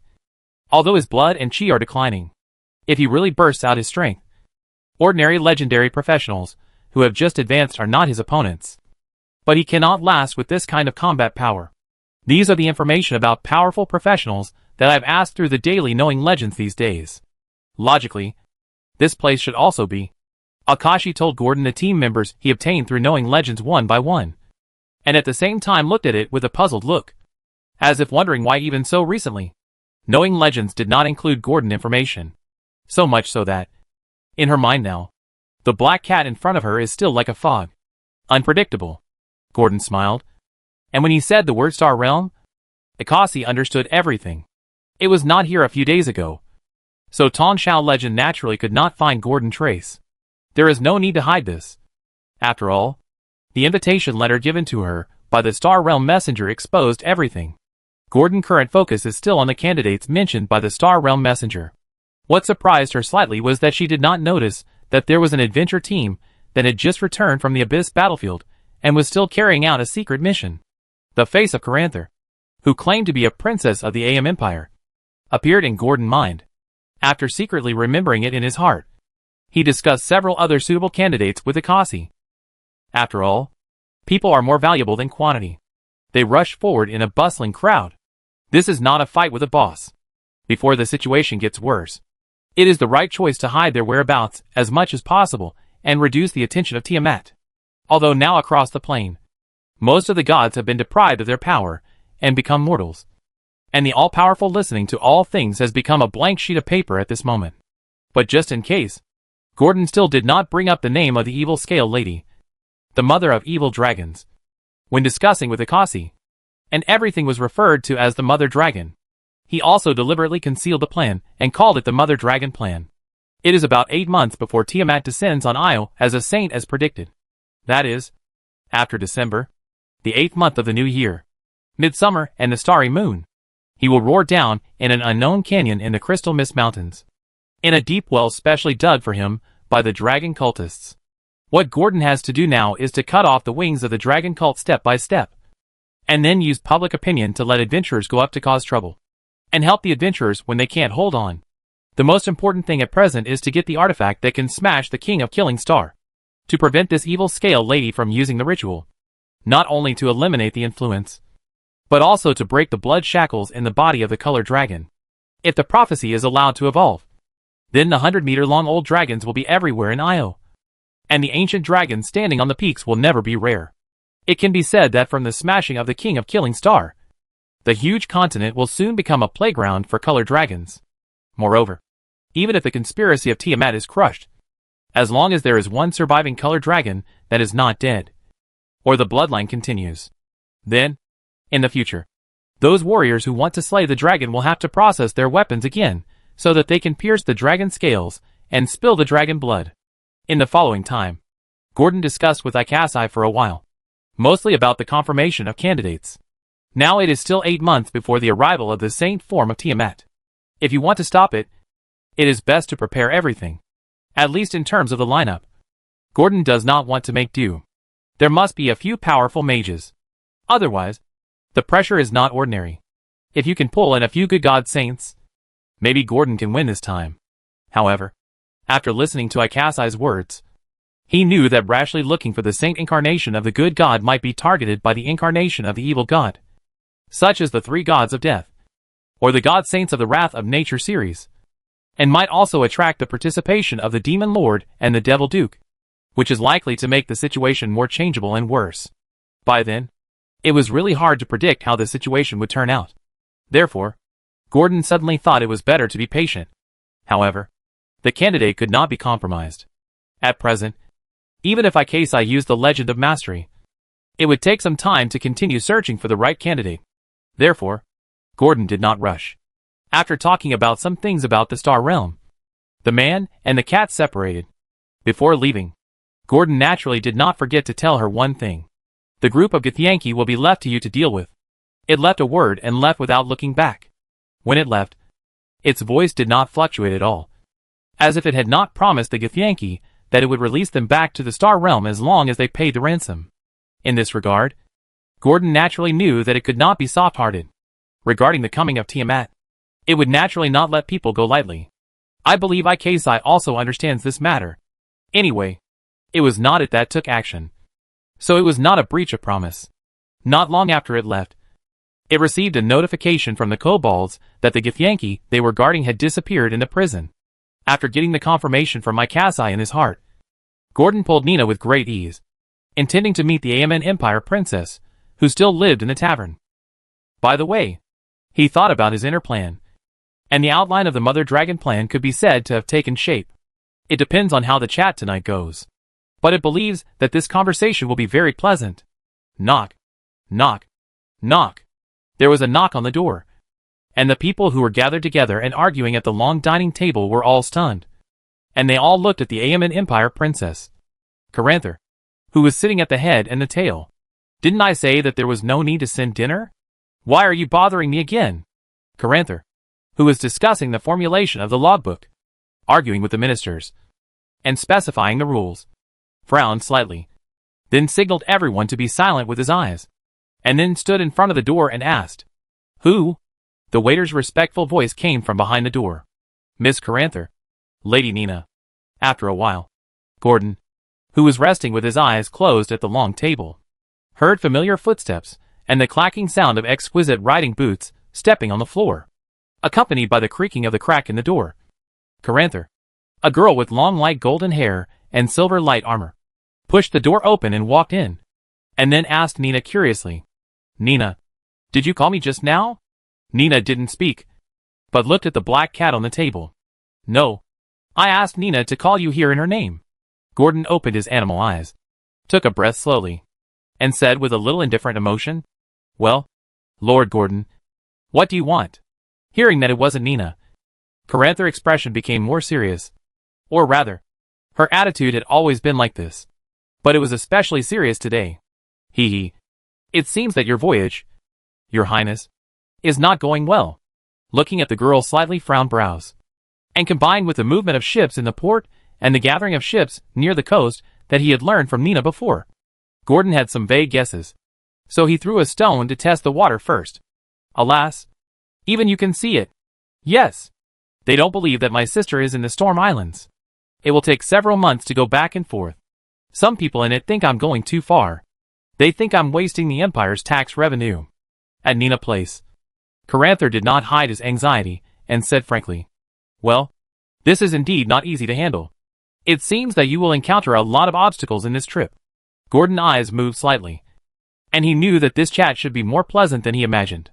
"Yes, that's right. Those nobles who only know how to exploit their subjects don't want me to make such a big noise. If I want to bring everyone to the Storm Islands, the logistics spent on the light road will be a huge fortune." At this point, Caranther couldn't help but sneer. Obviously, she has remembered this grudge. "Then you can try one or several people," Gordon gave advice. "Alas, Lord Gordon, you don't know that the only premise for my father to allow me to come out is that I don't leave the main force and go out alone to take risks. Otherwise, he will sin. He will have someone knock me out and take me back. I think, he who was once like a lion. I'm afraid he can't lose 3 daughters at once." At this point, Caranther sighed. "Tell me, Lord Gordon, what exactly do you want to talk to me about?" She looked at Nina, who was hesitant to speak, and then looked at the black cat squatting on the cherry wood long table, seemingly dozing, and asked in confusion, "Nothing. I'm here to help you." Gordon showed a very contagious smile, which made people feel good about him. "Help me? What are you going to help me with?" Caranther's eyes showed a trace of surprise, and she was a little puzzled, but out of respect for Nina, she listened patiently. "I can help you deal with these nobles, and make them agree to go to Storm Islands with you." Gordon showed a confident smile. Originally, he planned to use other means, but after hearing what Caranther said, he suddenly felt that the means were unnecessary. He only needed a little bait to make them act obediently. Caranther was still skeptical, and seemed to be asking, "Why are you helping me?" Or, "How to help?" Gordon looked at his eyes, and was not panicked at all. How to convince Caranther? Before coming to the tavern, he had already thought about it in his mind. Now he needed to think about the plan after setting sail. Of course, he didn't plan to leave Caranther here. He directly took out the treasure map that Nina copied based on the memory of floating objects on the sea and handed it to Caranther. With this, a treasure map with a legendary ocean dragon. Human greed cannot resist this thing. At that time, you don't need to say much, and the group of nobles will move towards Storm Islands like sharks that smell blood. After all, there is nothing better than making extra money with a salary. "Is this true?" Caranther asked in disbelief while holding the treasure map. "Of course. But I see the ink hasn't dried yet." Caranther looked at the light traces of ink on his hands, and was a little suspicious. Ahem. Because it was just drawn. Gordon comforted Caranther without blushing or beating his heart. "Don't worry. It will come true soon." Chapter 411 Chess Piece. Gordon did not let Caranther leave with the treasure map copied by Nina from memory, but let her go back quietly. Caranther also had some guesses, so he readily agreed.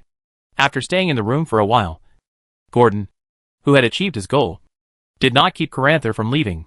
After the door was closed heavily, he called Celia, who was teasing Nina, and told her to spread the news about the treasure map quietly. This was not a difficult task for Celia, who had been running the Hutfire Tavern for so long. But in addition to the tavern, Gordon also wanted to let rumors cover the dock area outside the Loda Valley. In addition to the sweet bait, the bait must be heavy enough to gather more fish, so as to attract the big fish behind the scenes and let it join this feast. Soon, it was not long after Gordon's order was given. A wave of treasure hunting spread from the mouth of a drunk who had just returned from an outing. "I buy all the wine in the tavern today. Everyone, feel free to drink." A middle-aged scarred man who wanted to announce to the world that he was a rich man grinned with a missing front tooth and laughed wantonly. If this was not Loda Valley, but a place like Deepwater Port or Gem Bay, he might have been holding a hot and sexy tavern waiter in his arms. After all, as long as he gave a few gold coins, these women who usually handed cheap beer and would not even look at them would be obedient, like a kitten, falling into his arms and letting him do whatever he wanted. What a pity. Richard smacked his lips. But he was not an ungrateful person. He might not have had such good luck in other places, so having wine to drink was enough. As he spoke, he raised the small wooden barrel cup filled with wine. "Drink happily. Don't worry about not having enough money. You are capable if you can finish all the wine in the Hutfire Tavern." "Ha ha ha. Good job, Richard. Come on." For our hero, Richard. Cheer. Oh. Gods. This must be a toast. Richard. Come on. Drink to your heart's content. Some people shouted loudly around. And some cheered loudly. Obviously Richard was a familiar face here. And many people shouted his name loudly. Of course. No one knew how sincere the cheers were. But in such a lively tavern feast, Richard soon heard an inappropriate voice. It was sinister. Like a poisonous snake whispering in his ear. Richard. You inherited the property of that noble lord. And you squander it so much. Richard suddenly raised his head and bumped into the gloomy face of the man who was sitting opposite Richard's unique small table. The atmosphere in the tavern calmed down for a moment. Everyone was slightly stunned when they saw the man wearing a cloak made of shark anchors on his back. Maud. The leader of the shark hunting gang that occupied the east bank of the dock area. Someone recognized him. I heard that Richard owed Maud more than 200 gold coins. Now Maud came to find him, because he was squandering in the tavern. Maud. He doesn't dare to do it here. But it's not certain when you go out. You remember that foreigner who had a conflict with Maud last time. There is no news anymore. Listening to the whispers behind him, Maud adjusted his sitting posture, sat upright, crossed his elbows, and pressed his upper body on the round table, staring at the scarred man opposite him. If you have money to drink, why don't you pay me back the gold coins I owe you this time? Oh, Maud, it's you? Ha ha ha. After seeing his face clearly, Richard didn't panic at all, but laughed loudly, as if he didn't care about the money enough to buy a small house in Lotha Valley. 120 gold coins. I remember it was only 100 before I left. But never mind. Here you go. Come, have a drink with me. Such a pure heart of fire in the Hutfire Tavern is rarely available outside. But the weather is not good now. It would be great if it was cold and windy, so I can walk around outside with my bare chest. No. 2. Richard looked up at the creditor with a smoky face. But he was no longer afraid as before.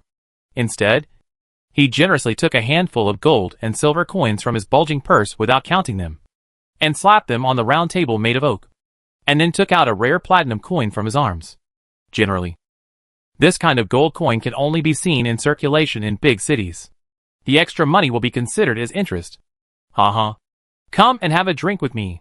Richard burped, stood up, took the wine just brought by the servant, sat down next to the creditor Maud, and said proudly with a toast, You don't anymore. Maud suppressed the surprise in his eyes. He watched the red candlelight rise and fall on the amber wine, and the wooden wine glass exuded the unique mellow wine aroma of the flame heart. He took 20 bright gold coins and a shining platinum coin from a large pile of coins on the table. He stood up and left the tavern, which seemed particularly noisy today, regardless of Richard's request. As soon as he went out, he summoned his men who were watching around the tavern and asked directly, What's going on? How come Richard is so rich all of a sudden? He held the gold coins with the aroma of wine tightly in his hand.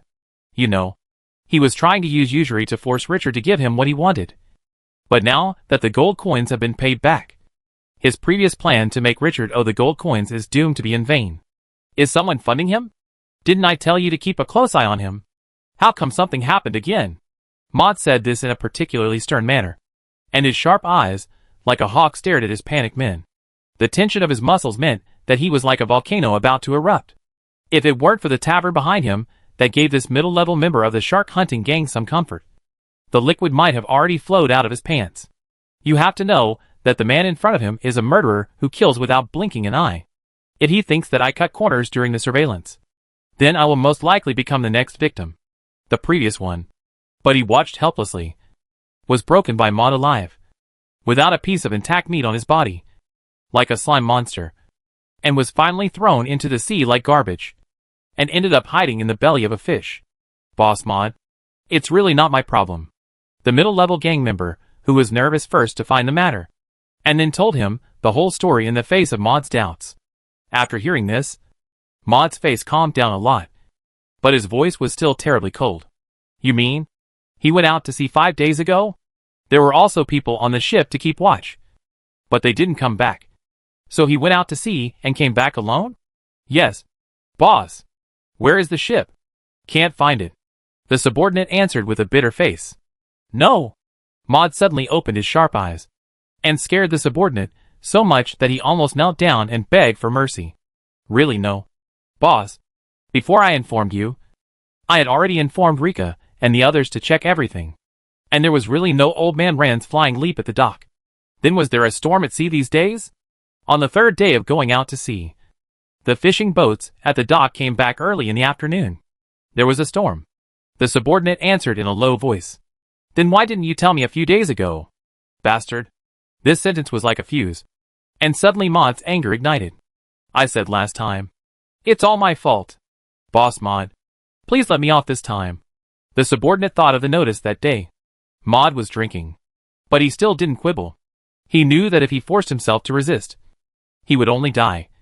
So he chose to kneel down and beg. Dong dong dong. Seeing that he didn't say anything, the member of the shark hunting gang actually kowtowed and begged for mercy. Then since there is a possibility of a shipwreck, who saved him? And whose ship did he take back? Listening to the sound of kowtow, the subordinate's head was visibly swollen. Maud suppressed his anger and continued to question. Richard said that someone sent him back. But he didn't say who it was. Waste. Didn't anyone see him appear at the dock? Boss. I've sent someone to investigate. But it will take time. The member hesitated. Then why are you still here? Why don't you go find him quickly? Let's see who is brave enough to go against our shark hunters. After Maud finished cursing, he couldn't help but close his eyes and exhale, as if this was the only way to release the depression in his heart. At this time, his men left as if they had been pardoned. Many people on the street outside the tavern saw the scene, and the news that Maud had suffered a loss at the hands of Richard, the lucky man of Lada, spread like wildfire. But none of this affected the actions of the other group of people. Until the evening of the fourth day, someone with blood oozing from his forehead cried and climbed to the third floor of the tavern, knocking on the door one by one, shouting for help. Many people downstairs in the tavern had heard the noise and stretched their necks to look up. Some even gathered at the stairs to see who was so bold as to make trouble in the forbidden area of Lada Valley. The Huthfire Tavern. Aren't you afraid of being torn to pieces by those powerful monsters?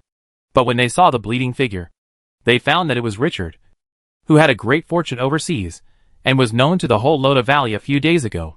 At this time, his face was covered with blood, and the obvious scar was barely visible according to the direction of the blood flow. From the panic and fear in his eyebrows, it was obvious that something was chasing him. Otherwise, he would not have fled to the third floor in a panic. And by chance, the guard at the staircase on the third floor was on duty.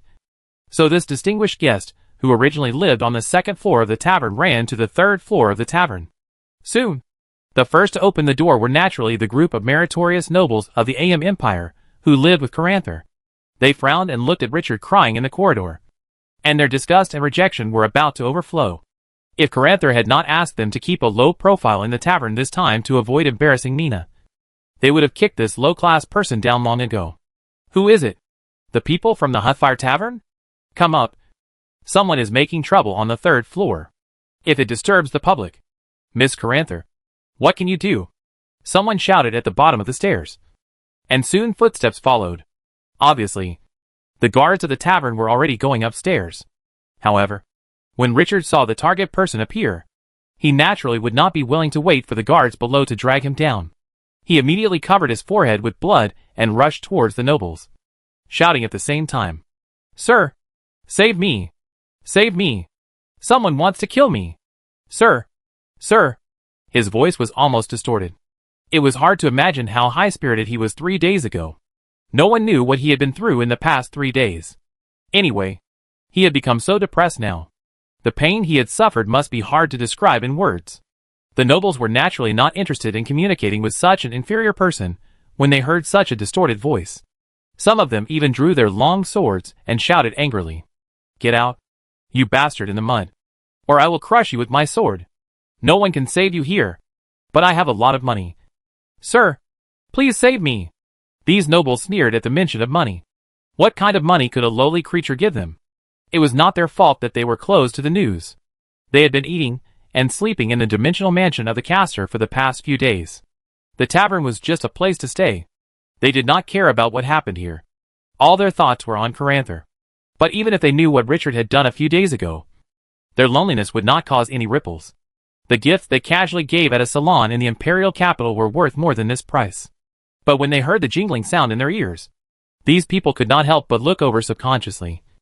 And then, their originally sneering faces froze. Gods above. What a magnificent gem. Pearls. And agates. This is something that was taken out from this lowly person in the mud? Richard, lying on the ground, took out one shining jewel after another from the gray pocket on his waist. Whether it was rubies or sapphires, they were all of the purest quality without any impurities. If they were placed in the imperial capital and handed over to the best jewelers, I am afraid that most people present would not remain indifferent after seeing them. A strong desire for possession and disbelief suddenly appeared on the faces of many nobles. Of course, some doubts would still remain in their hearts. But for now, these were not the issues they would care about. They just wanted to know why a lowly person in the mud, so cowardly and so unbearable, could still own such expensive things. If he saw the gray bag correctly, it should be the dimensional bag used by the caster. The idle dimension bag was not used. The nobles present all looked at each other and understood that there was something wrong behind this person. But the expensive jewelry made them take a step forward. So, Richard felt someone helped him up, and someone handed him a healing potion. Then, he heard particularly righteous words. Who is it that is so cruel to the citizens of the Empire? Don't worry. Your matter is in our hands. Come in first and bandage your wounds. And talk slowly. I promise that no one will dare to kill you. After watching Richard enter the noble room before the guards came, seemingly supported but actually coerced, Celia retracted her gaze, looked back at the black cat, who was playing a strange game of gold and silver chess with Nina, and whispered, "In." Sathith and then went in. "Oh, Nina. I won again," Gordon responded nonchalantly, and then put a gold coin in his claws in the empty rice grid. Then he looked at the 5 stars in a row and smiled at Nina. Nina didn't seem discouraged. She just muttered, "Come on, Mr. Gordon. Today, Nina must beat you once." Obviously, she has fallen in love with this novel and easy-to-understand chess game. At this time, someone also stepped into the game, unaware that he had become a chess piece. Chapter 412, Difficulties. The transformation plan of the shapeshifter Sathith is perfect. When it comes to playing roles, they can be said to be natural actors. Ordinary people can hardly detect his abnormality. Even those professionals who are arrogant can hardly detect his true identity as long as they don't take action. It can be said that in less than 2 days, the adventurers of the entire Loda Valley were confused by the rumors flying all over the sky. The treasure map marked with the Dragon Treasure House. It is a Dragon Treasure House that has died and has never been set foot on. Many adventurers heard the news of the fall of Kalandu's ocean dragon. They thought that the treasure had long been obtained by the Dragon Slayer. But they didn't expect that there was a second nest. This was something that no one had expected. If it is true, the value and significance of it are self-evident. Whether it is the mountains of treasures, or the strange and unpredictable magic objects, they can be the reason for these adventurers to rush in like moths. Now, the lucky guy is right in front of us. Money is so tempting that even if it is fake, many people will try it with the mentality of taking a gamble. Have you heard that the reason why the lucky guy Richard spent a lot of money is because he got the dragon treasure? The dragon treasure? To be precise, it is part of it. But I heard this from my uncle who is the sheriff with great difficulty. Hey, man, let me treat you to the most famous charcoal grilled lamb at the Hutfire Tavern. Then walk. Walk. I treat you. Warm words can be heard from time to time in the streets and alleys, even on the stalls selling vegetables and fish. Those peasant women who used to like to gossip about various places also talked about the story of Richard. After all, this kind of story of getting rich overnight and getting treasures at a loss is something that ordinary people will talk about with relish no matter which world it is. In this situation, no one noticed that a 3-masted sailing ship with the emblem of the Aemen Empire nobles sailed out of the dock of La El Valley. In the cabin of this black ship, the nobles who were supposed to stay on the 3rd floor of the Hutfire Tavern to continue arguing with Caranther sat safely in high-back chairs, looking at the sea level outside the window. Very lively. Only Richard, who was packed and put on clean clothes, was fidgeting, and seemed out of place in the common language mixed with the flavor of the imperial capital.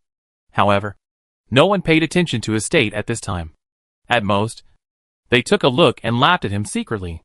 Of course, before the treasure was completely in hand, Most of the nobles had a hypocritical smile on their faces to stabilize this uneasy outsider. Is it in this direction? It was already the 3rd hour since the break the waves left the Lot Al Valley dock. Everyone had run out of things to say.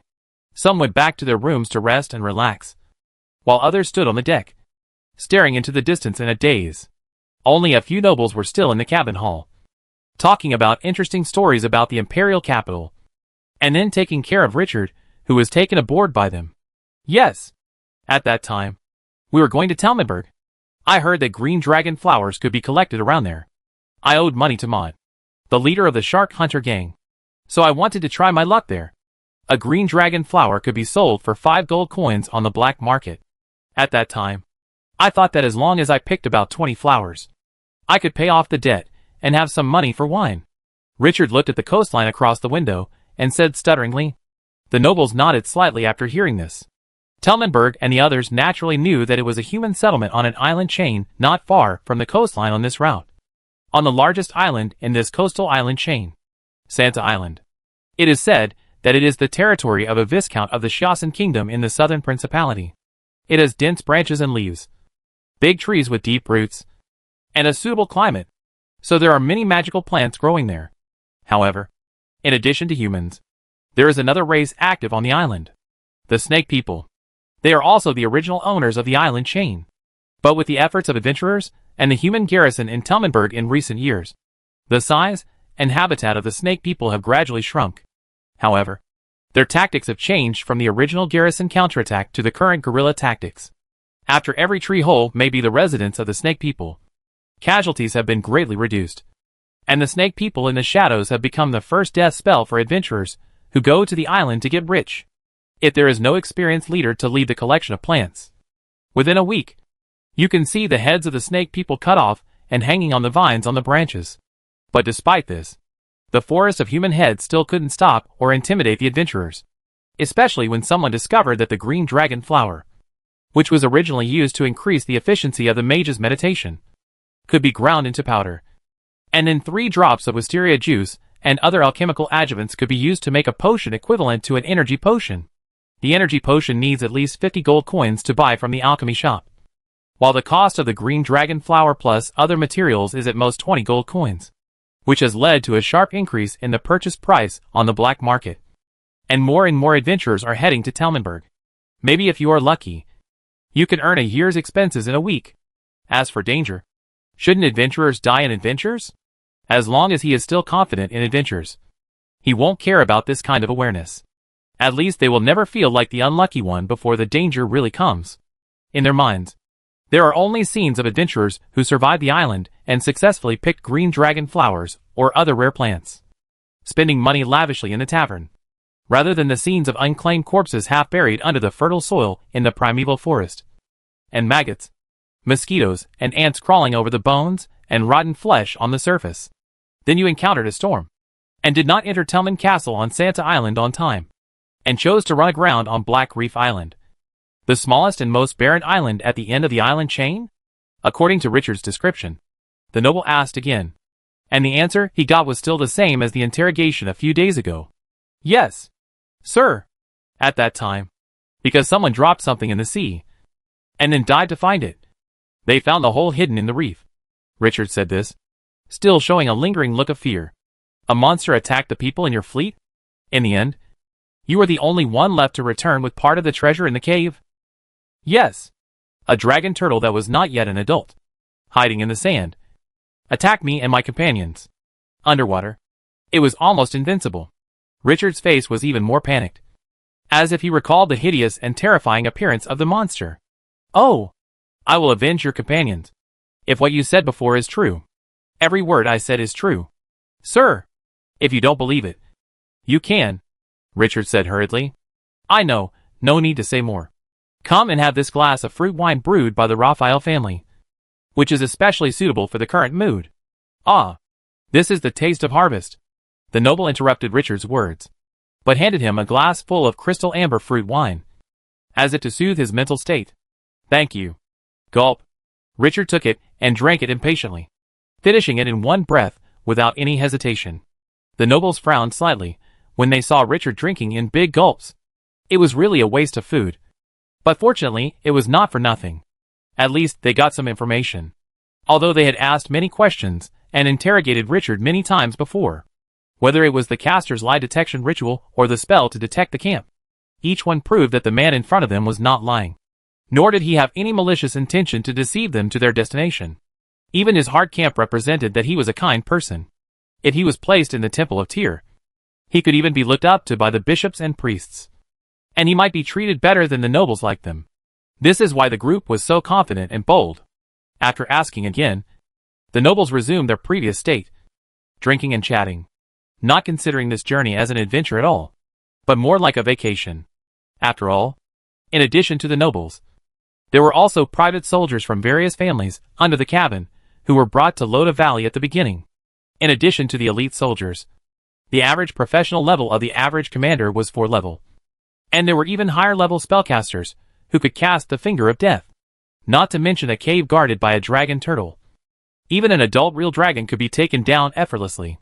If necessary, they could even use the private soldiers of Telmenberg. But in that case, the risk would be greatly increased. Not only would there be one more person to divide the property, but there would also be a certain degree of danger. After all, no one could guarantee that what was attracted was a helping hand or a greedy great white shark. Therefore, under normal circumstances, as long as they can solve the problem, they will never call the people from Telmenberg. They only need one group to divide the nest. Not to mention that the dead dragon, even if there are servants left in the nest, are not that powerful. The dragon turtles roaming in the sea may be a little difficult for ordinary adventurers. But for them, who carry spell scrolls, and have at least 5 spellcasters, who can cast fireballs, as long as they fish the dragon turtle out of the sea, it means victory. But after 2 hours, their ship, Break the Waves, has arrived at the target location. When they can see the outline of the island rising from the sea level from the deck, the sailors standing on the watchtower hurriedly came down from the rope to report the situation to the first mate of the ship. That is, the captain.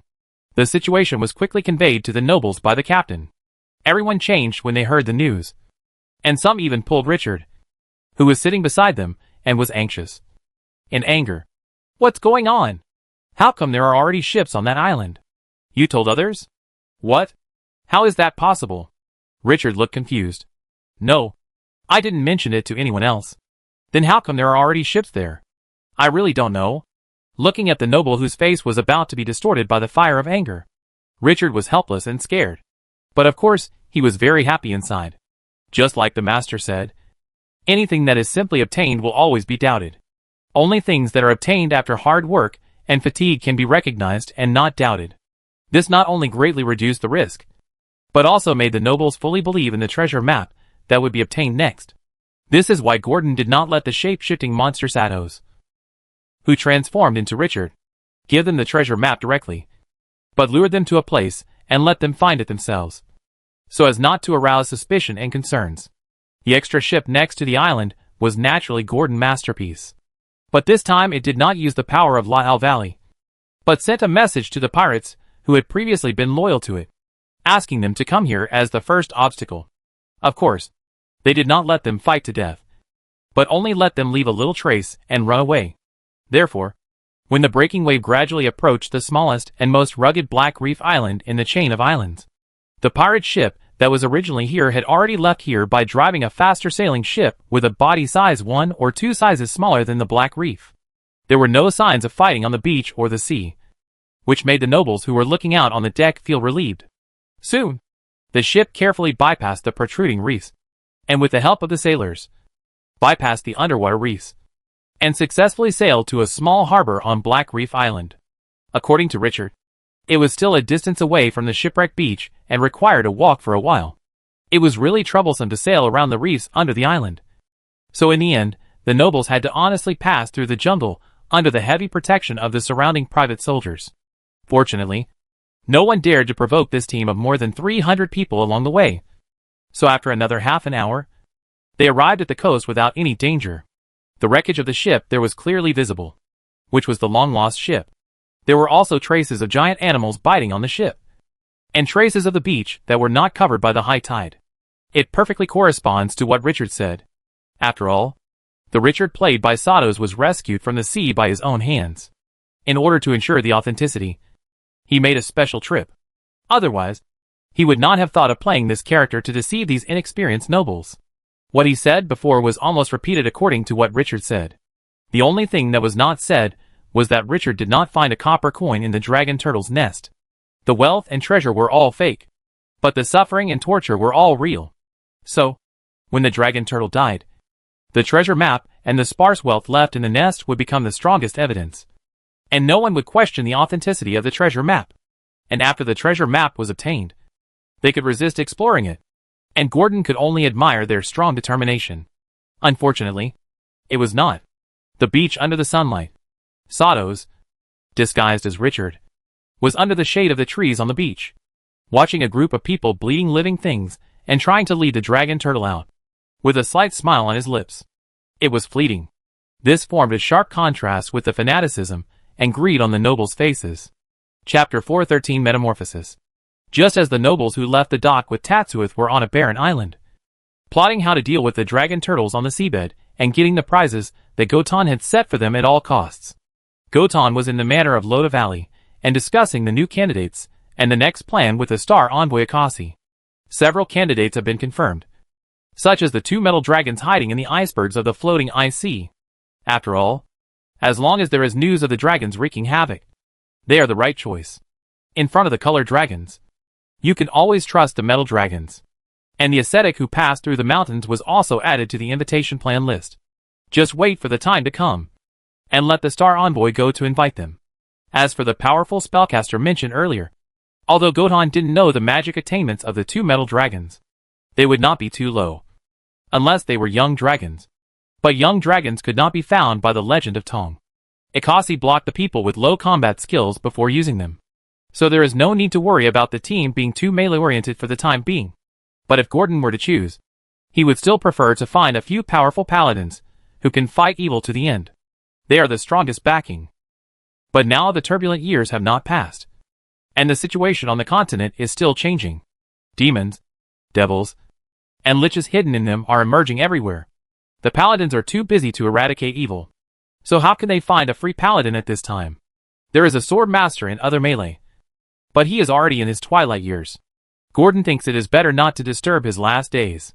What's more, the profession of swordmaster has more or less some quirks, and the probability of convincing him is much lower than that of other candidates.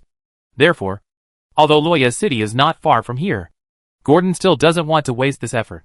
Wouldn't it be nice to have this time to do something else, such as using the advanced scrolls he found from the Apal world to divide the future positions of these followers? Just now, Nina has informed her that Celia, who has the fastest progress and speed, has prepared the advanced ceremony and asked her if she wants to go and watch. Gordon naturally went there happily, and Akasi seemed to be unwilling to give up after parting. She did not believe in Gordon's words. As a star god, she firmly believed that in the face of evil, all forces that can be unified must be unified. Therefore, as long as there is any fighting force that can be won over, she will do it at all costs. Eradicating evil is the meaning of her being created by the gods. Mr. Gordon said he will come over later, in a special meditation room opened in the Molten Hall. Nina said to Celia, who was rarely wearing a silver wizard robe and had a mysterious temperament of a spellcaster. Celia responded softly. Her eyes were a little vague, as if she was lost in thought. In front of her were all the materials for the ritual advancement, which she had started to prepare after receiving the advancement scroll from Gordon. Her strength had reached the 4th level half a year ago, and she had already stepped into the threshold of advancement. Last time, when she got the Thunder Fury that Gordon found in the secret room of the underground library, she was convinced that this was the most suitable advancement for her. On the day she got it, she began to collect it in the black market of the surrounding city-states and from the hands of merchants. The most important ritual material, Storm Spirit, was finally exchanged back from a poor man who was suspected to have been cheated in a transaction with a plain merchant in a private black market not long ago. It is said that he spent thousands of gold coins, almost emptying his family savings to buy a lucky bag containing the storm heart that can improve human physique. Obviously, he did not win the general, and all that came out in the end were good-looking but useless. As long as the wind element plane is a little rich, there will be storm spirits everywhere. Generally, it is a material used by wind element tribes to transform the living environment. Some houses are even made of spirits. She was still a little hesitant and afraid at first. After all, although the ritual materials are not expensive, they are rare in the main material plane and have no market. If she fails, she may have to wait another year or two. But she has always lacked the courage to face it. Until the night when Gordon came back. Gordon. Well, the master handed her a scroll. This is a psychic scroll with exquisite psychic silver lines. Even if the scroll is not unfolded, you can clearly feel the spiritual power inside, which is captivating.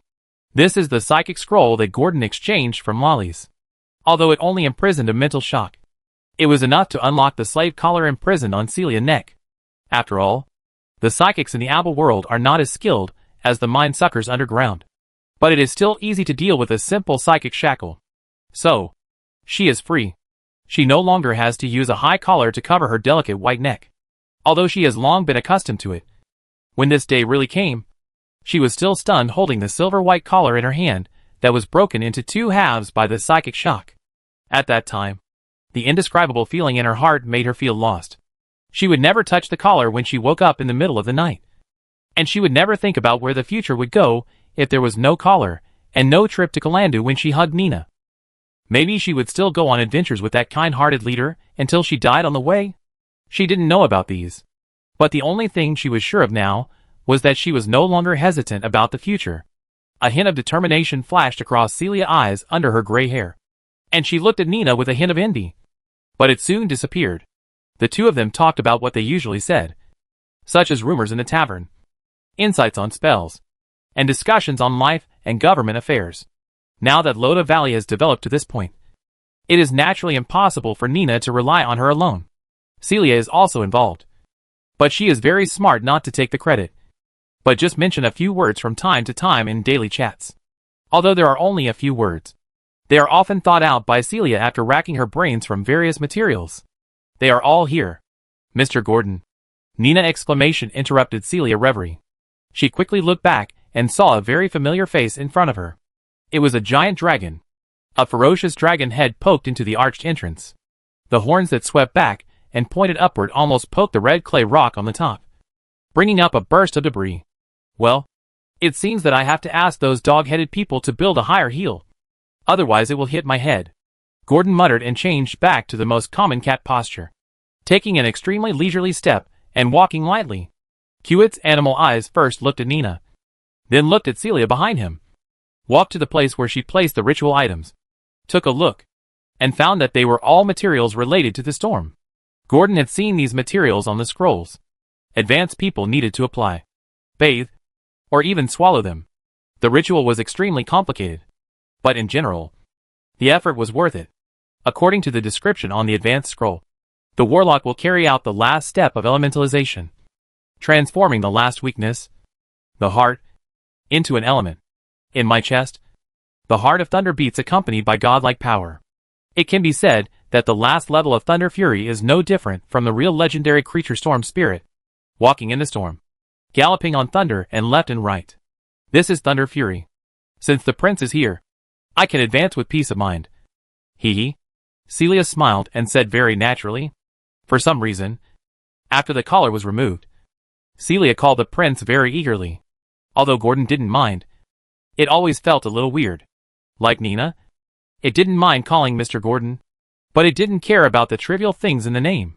After all, as a dragon, no respectful title is too much. Not to mention that the prince is actually nothing. Then let's get started. Yes. Gordon and Nina stood outside the safety line, which was drawn by Celia. It is said that the range of the spell can affect hundreds of meters around. This is why Gordon asked her to choose the underground. Perhaps only the underground room dedicated to the dragon has such a large space for her to squander. Celia used the blood of the lightning lizard, the powder of the storm stone, and the ink made of the feathers of the thunderbird containing magic power to outline the ritual pattern on the open space of hundreds of square meters.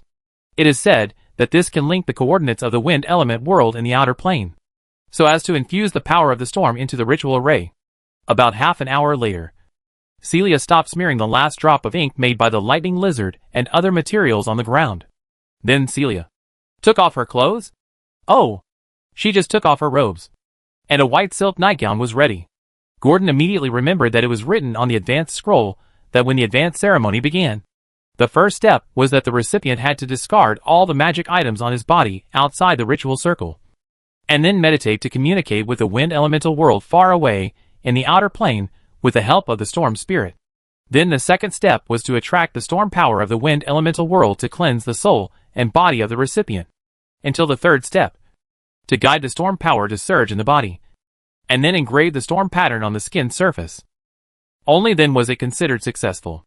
Celia, wearing pajamas and trousers, began to meditate in a homely posture, holding a fist-sized transparent stone in both hands, with tiny electric sparks flashing inside. And there was the sound of breeze in the air. Soon, about 10 minutes later, the electric sparks had turned into lightning beams, crackling, and the breeze in the air gradually turned into a strong wind, whistling through the wide basement. 10 minutes later, purple lightning had already crossed the sky, slowly flowing in the air, and the hurricane's air waves rolled up everything that could be rolled up. Fortunately, they had been prepared. In addition to the ritual items going up to the sky, Nina and Gordon were both motionless under the protection of the spell wind protection, watching this extremely rare Thunder Fury advanced ceremony. The lightning and thunder made people feel as if they were looking directly at the heavenly tribulation.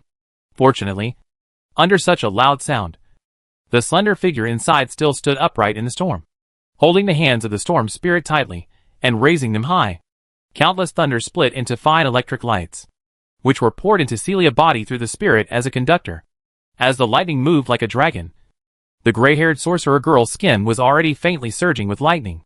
The ends of her long hair, which had long been blown by the wind, were even more purple, and her eyes, which were originally amber and chestnut, were now faintly transformed into the color of blazing white lightning. When the lightning was infused to a certain extent, Celia instantly rode the lightning like a child of the storm, and floated in the air in the cave. Gordon vaguely guessed that she had reached the third step, the lightning pattern. Sure enough, the lightning was like a living thing, aiming at Celia's body and striking her with lightning one after another. Her clothes were also shattered by the lightning, revealing her originally white body, but now with a faint blue glow. However, the people present at this time no longer had the heart to watch his physical condition. Gordon was more curious about where these thunders came from, and Nina was more worried about whether her childhood playmate could hold on. She had heard Celia complain to her more than once that she was too cowardly after getting the Thunder Fury advancement. Even if the materials were ready, she did not dare to perform the advancement ceremony. Although she didn't know where Celia got the courage now, she certainly didn't want Celia to fail. But when Nina was secretly praying for Celia, she prayed to the great goddess of wind element Arcadia for her mercy, so that her believers could successfully advance. Celia's outline in the storm could no longer be seen clearly. Countless thunder and lightning were surging with the storm. Fortunately, this was underground. Otherwise the strange phenomenon caused would probably cause another sensation. Gordon felt a little toothache when he saw it. This was not an ordinary fourth-level advancement ceremony. It was not an exaggeration to say that it was a legendary advancement or a god advancement. Fortunately, everything was as described in the advanced scroll. The storm did not get more and more intense, but seemed to have reached a climax just now. Now it was in the decline stage. The lightning storm slowly receded, and the blurred outline of the figure inside gradually became clear. Sister Celia. Nina couldn't help shouting when she saw the graceful figure standing after the storm receded. I'm fine, Nina. I feel better than ever before. Celia retracted her hands, and the storm spirit had broken into a pile of white powder, which was blown away by the wind. Under the bright lights, Nina and Gordon could clearly see the lightning in her eyes flowing slightly in the whites of her eyes, and the lightning on her body directly formed a circular barrier. As the lightning flowed, the white skin could be vaguely seen, and from time to time, you could also see the lightning lines that run through Celia's entire body and are engraved under the skin, moving from the cheeks to the neck, abdomen, and thighs, as if breathing, appearing and disappearing from time to time. This is the sign of the completion of the last stage of Thunder Fury. Blood Thunder. Congratulations. Gordon congratulated the beautiful figure who walked out of the lightning bowed. Your Highness, I will serve you until my death. Her voice was more resolute than thunder and more decisive than lightning, and it slowly echoed in the cave. Chapter 414. A Bolt from the Blue. How does it feel? Gordon asked first. Your Highness, the thunder in my body is so full that it's about to overflow. As she spoke, a rare arc of electricity jumped from her fingertips, and the crackling sound became the only sound lingering in the cave after the storm subsided. Then let's try it. But Celia showed a worried look. She didn't want to experiment here, in case the cave was ruined. But Gordon reassured her about this doubt. Okay, Your Highness. Since the collar was untied, Celia has been calling her this way. Although it's a bit awkward to say this to a cat. It's better than calling her master before. Celia stood in the open space, chanting a spell similar to the Wind tribe language in a low voice. Her speech was so fast that it was like lightning. The next moment, her palm was ignited by the infinite lightning that burst out from her body. In a thunderbolt, the ground not far from Celia was hit by white light and then ricocheted. The ground, walls, and even the dome, one after another. Oval pits with a diameter of 2 meters appeared in front of one person and 2 dragons. Furious lightning arrow. The caster can summon a jagged lightning arrow at a very fast speed. After hitting the first enemy, it will deflect. The direction after the deflection is controlled by the caster. This speed, this destructive power. It really deserves the movement when it was advanced just now. Gordon looked at the shallow pit on the surface and estimated the power. Of course, the power greater than this can be achieved by Fireball. But this speed is much faster than Fireball. It is estimated that the caster will not have time to tear open the scroll before the ricocheting lightning will make him silent. You know, it can only see the formation of the lightning with the super long-range vision and dynamic vision brought by the dragon bloodline. Let alone mortals. So strong. Sister Celia, are you a 5th level professional now? Nina's eyes were full of envy. And she also wanted to become stronger, so that she would not have to guard the territory and could go out with Gordon at any time. But if she was not guarding in Loda Valley, she was a little worried about Mr. Gordon Ness being known and guarded by the later successors. Thinking of this, Nina began to struggle again for a while. Then I have to awaken the 5th ring spell first before I can be called the 5th level. Celia smiled and said helplessly. She is indeed still at the 4th level now, and can only cast the 4th ring spell. The advanced level cannot be considered as a spellcaster, unless this profession can improve the degree of her blood awakening. But this is obviously not something that can be done in a day or two. But it will be soon. I have this feeling, she said confidently. Every warlock has a strong feeling that he is about to advance. She was once stimulated by the death of her teammates and advanced to the 3rd level. After the island attack and defense, not long after Gordon left, she realized something. Fighting and learning can increase this process. It is the consensus of the entire Io continent. No adventurer can become a legendary adventurer just by killing goblins. And no one can become a real dragon slayer by accidentally killing a newly awakened white dragon shortly after debuting. That is not realistic. Only through repeated battles between life and death, repeated experiences and gains during adventures, and serious experience after the battle, and a clear understanding of one's own profession, can one go further and continue the adventure journey. Are there any other ones besides this? Gordon asked again. He was full of curiosity about the advanced professions. Or rather, he was full of curiosity about the professions that only existed in the scrolls in the past. Celia's strength after the advancement made him imagine what the scenes would be like after other professions were advanced. Of course, as he spoke, he couldn't even hear the spell clearly this time. He saw Celia's figure, which was only a blurry shadow even with the naked eye. She disappeared in the distance and appeared under a wall 30 meters away from her original position. He nodded slightly in the direction of Gordon. Lightning action. Gordon, who had seen it more than once on the scroll, naturally knew what kind of talent this was. There was no doubt that this profession was indeed a warlock profession with both damage and dexterity. The only regret was that it required the blood of the warlock and could not be popularized. It couldn't catch a wind giant and let it multiply with the local natives indefinitely. It was not one of those crazy wizards. While thinking about this, Celia flashed 3 times in a row, and each time the distance between them was shortened. Until the last time, she was standing beside Nina, looking at the two of them with joy. Nina rushed over excitedly.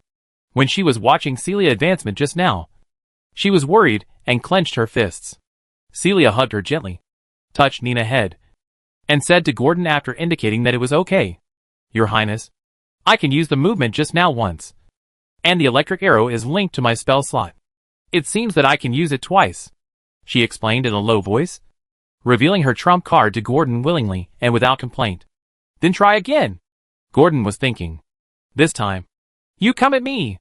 In order to understand the power of the spell, Gordon, who already had the magic scales of an adult dragon and was immune to all spells below the third ring, decided to try it himself. Ah! Ah! Two screams appeared in the cave. Just when Gordon was thinking about testing the strength of the advanced professional, the surface of the ground had already become a mess. A lot of people thought it was an earthquake because of the slight vibration of the ground. So they ran out quickly. Looking around, they couldn't find any source. Only faint thunder came. But where did the thunder come from when the sun was so big in the sky? When everyone was puzzled, the star god envoy Akasi was also among them. But she ignored these anomalies and walked out firmly. At this moment, she used her psychic power to hide her wings, put on a hood that could cover her face, and walked on the street like a normal adventurer. But suddenly, her sight caught something, or a person, that caught her attention. Hey! After seeing it clearly, she exclaimed in surprise, and the people around her couldn't help but be shocked, feeling that a spirit of energy inexplicably poured in, making him radiant. This is the power of the mind. Gods! What did she see? I saw that the light gradually faded, and the outline of a figure appeared. It was a child. He was tightly protecting his younger sister and running through the crowd. Then, while running wildly, he had stolen enough money to buy a few meals without anyone noticing. This is exactly why she was amazed. Even such a stealing behavior that deviated from the camp had not affected the boy's mind, which showed how terrifying it was. A person with such a pure mind, almost the same as the body. In the chaotic crowd, Akasi saw light, and the chaotic crowd could not stop the light of the mind from spreading. In the temple of the good gods, such people are generally called the chosen ones, the best bodies of divine power, who can perfectly exert the divine power of the gods, and are generally cultivated as bishops and holy warriors of the temple. If it is a larger area, such embryos cannot be hidden at all, and will soon be sent to the temple of the Lord of Dawn or other good gods to study or believe in doctrines. However, she only watched for a moment, and quickly gathered her mind and stopped looking. She now has a mission. Not only does she have to visit the ascetic monk who is about to hike to the mountains, but she also has to invite the sword master of Fallen Leaf City and the metal dragon of the floating ice sea. She wants to win over all the forces she can, instead of having a special liking for a child. But what she didn't know was that within a few seconds after she turned her head, the blue-eyed child with northern appearance looked at her. But she had no reaction. The look in his eyes was as cold as ice, and would never melt. What's wrong with my sister? The younger sister in her arms asked in a low voice. She was still in a state of tension, afraid of being caught. They hadn't eaten for a day. If it weren't for the auntie who forcefully snatched their catch, they wouldn't have stolen like this. Now she felt a little uneasy in her heart. Nothing. After her eyes were restrained and turned into a touch of kindness, the blue-eyed girl smiled and whispered to her sister, "We go by your favorite rolls when we leave here. And you can also add a cup of cheap fish soup." "Great. Sister is so nice." The voices gradually faded, and the figures of the two sisters gradually disappeared in the crowd, in the opposite direction of Akasi. By the third day after Celia successfully advanced to Thunder Fury, Loda Valley had gradually returned to a peaceful atmosphere. The small earthquakes accompanied by thunder in the sunny days, a few days ago, did not affect them for long. The proprietress of the Hutfire Tavern had not appeared for 3 days, and did not attract too many people's attention. Most people were still addicted to the stimulation of alcohol, cursing and complaining about something. Of course, the hot spot was still the matter of Richard encountering the dragon treasure a few days ago. This matter was enough for these drunkards, who rotted in the tavern, to talk about it. After all, this kind of lucky thing. It seems that every time you talk about it again, you will become the next lucky person. The frost and chaos that enveloped everything in the northern sky did not affect this paradise in the corner of the north at all. It was particularly prosperous. In the early morning, the ships that stretched for nearly a mile were parked in the harbor, which was enough to show that the original geographical advantages of Lothal Valley had been fully highlighted.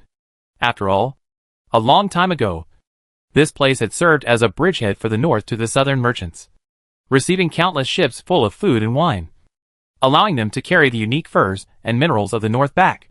Now that Winter City is affected by the eternal night, it is natural for Lothal Valley to stand out. However, when the power gradually grows, some greedy eyes will always focus on this piece of no man land.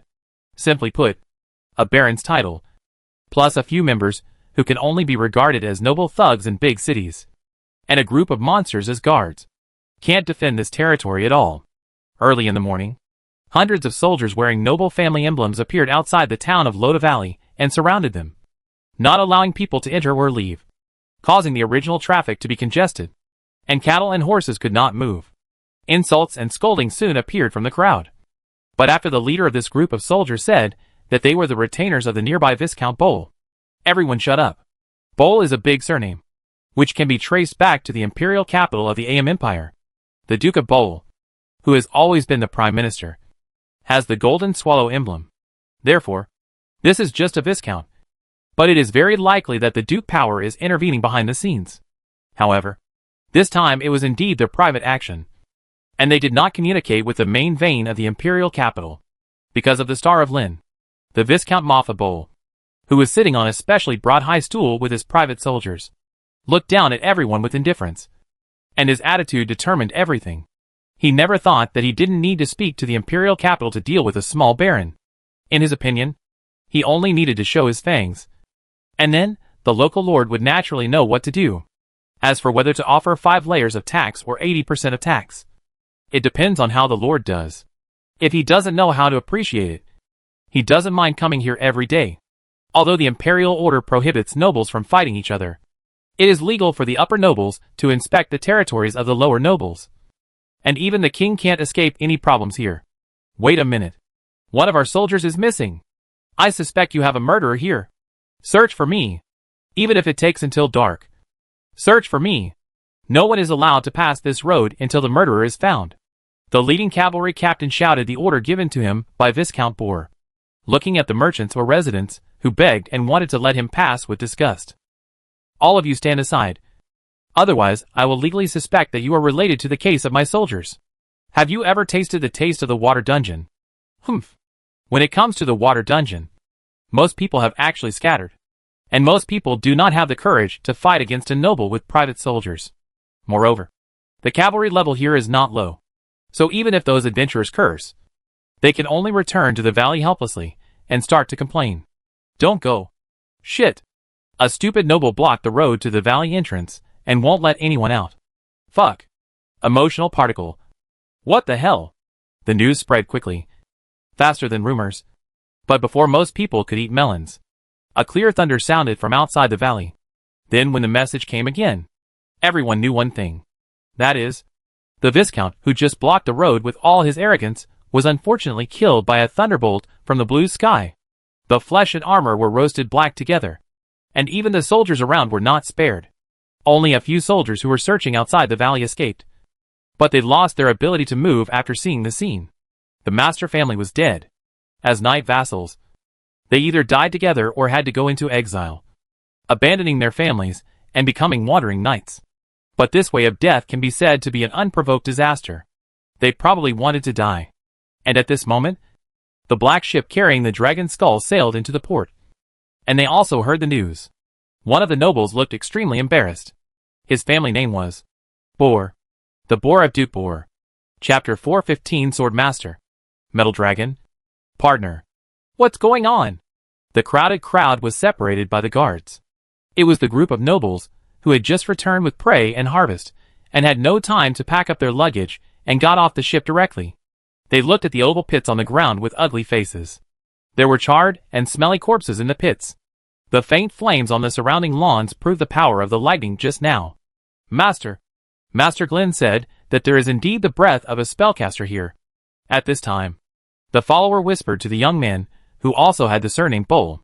The voice was not particularly small, and the nobles around could hear it. For a while, many nobles looked interesting. They knew the relationship between the baron and the princess here, since the nobles could not be considered as one at a certain level even if they acted together. Many of them showed expressions of watching a show, as if they wanted to see how this young man from the Bowl family would deal with this political crisis.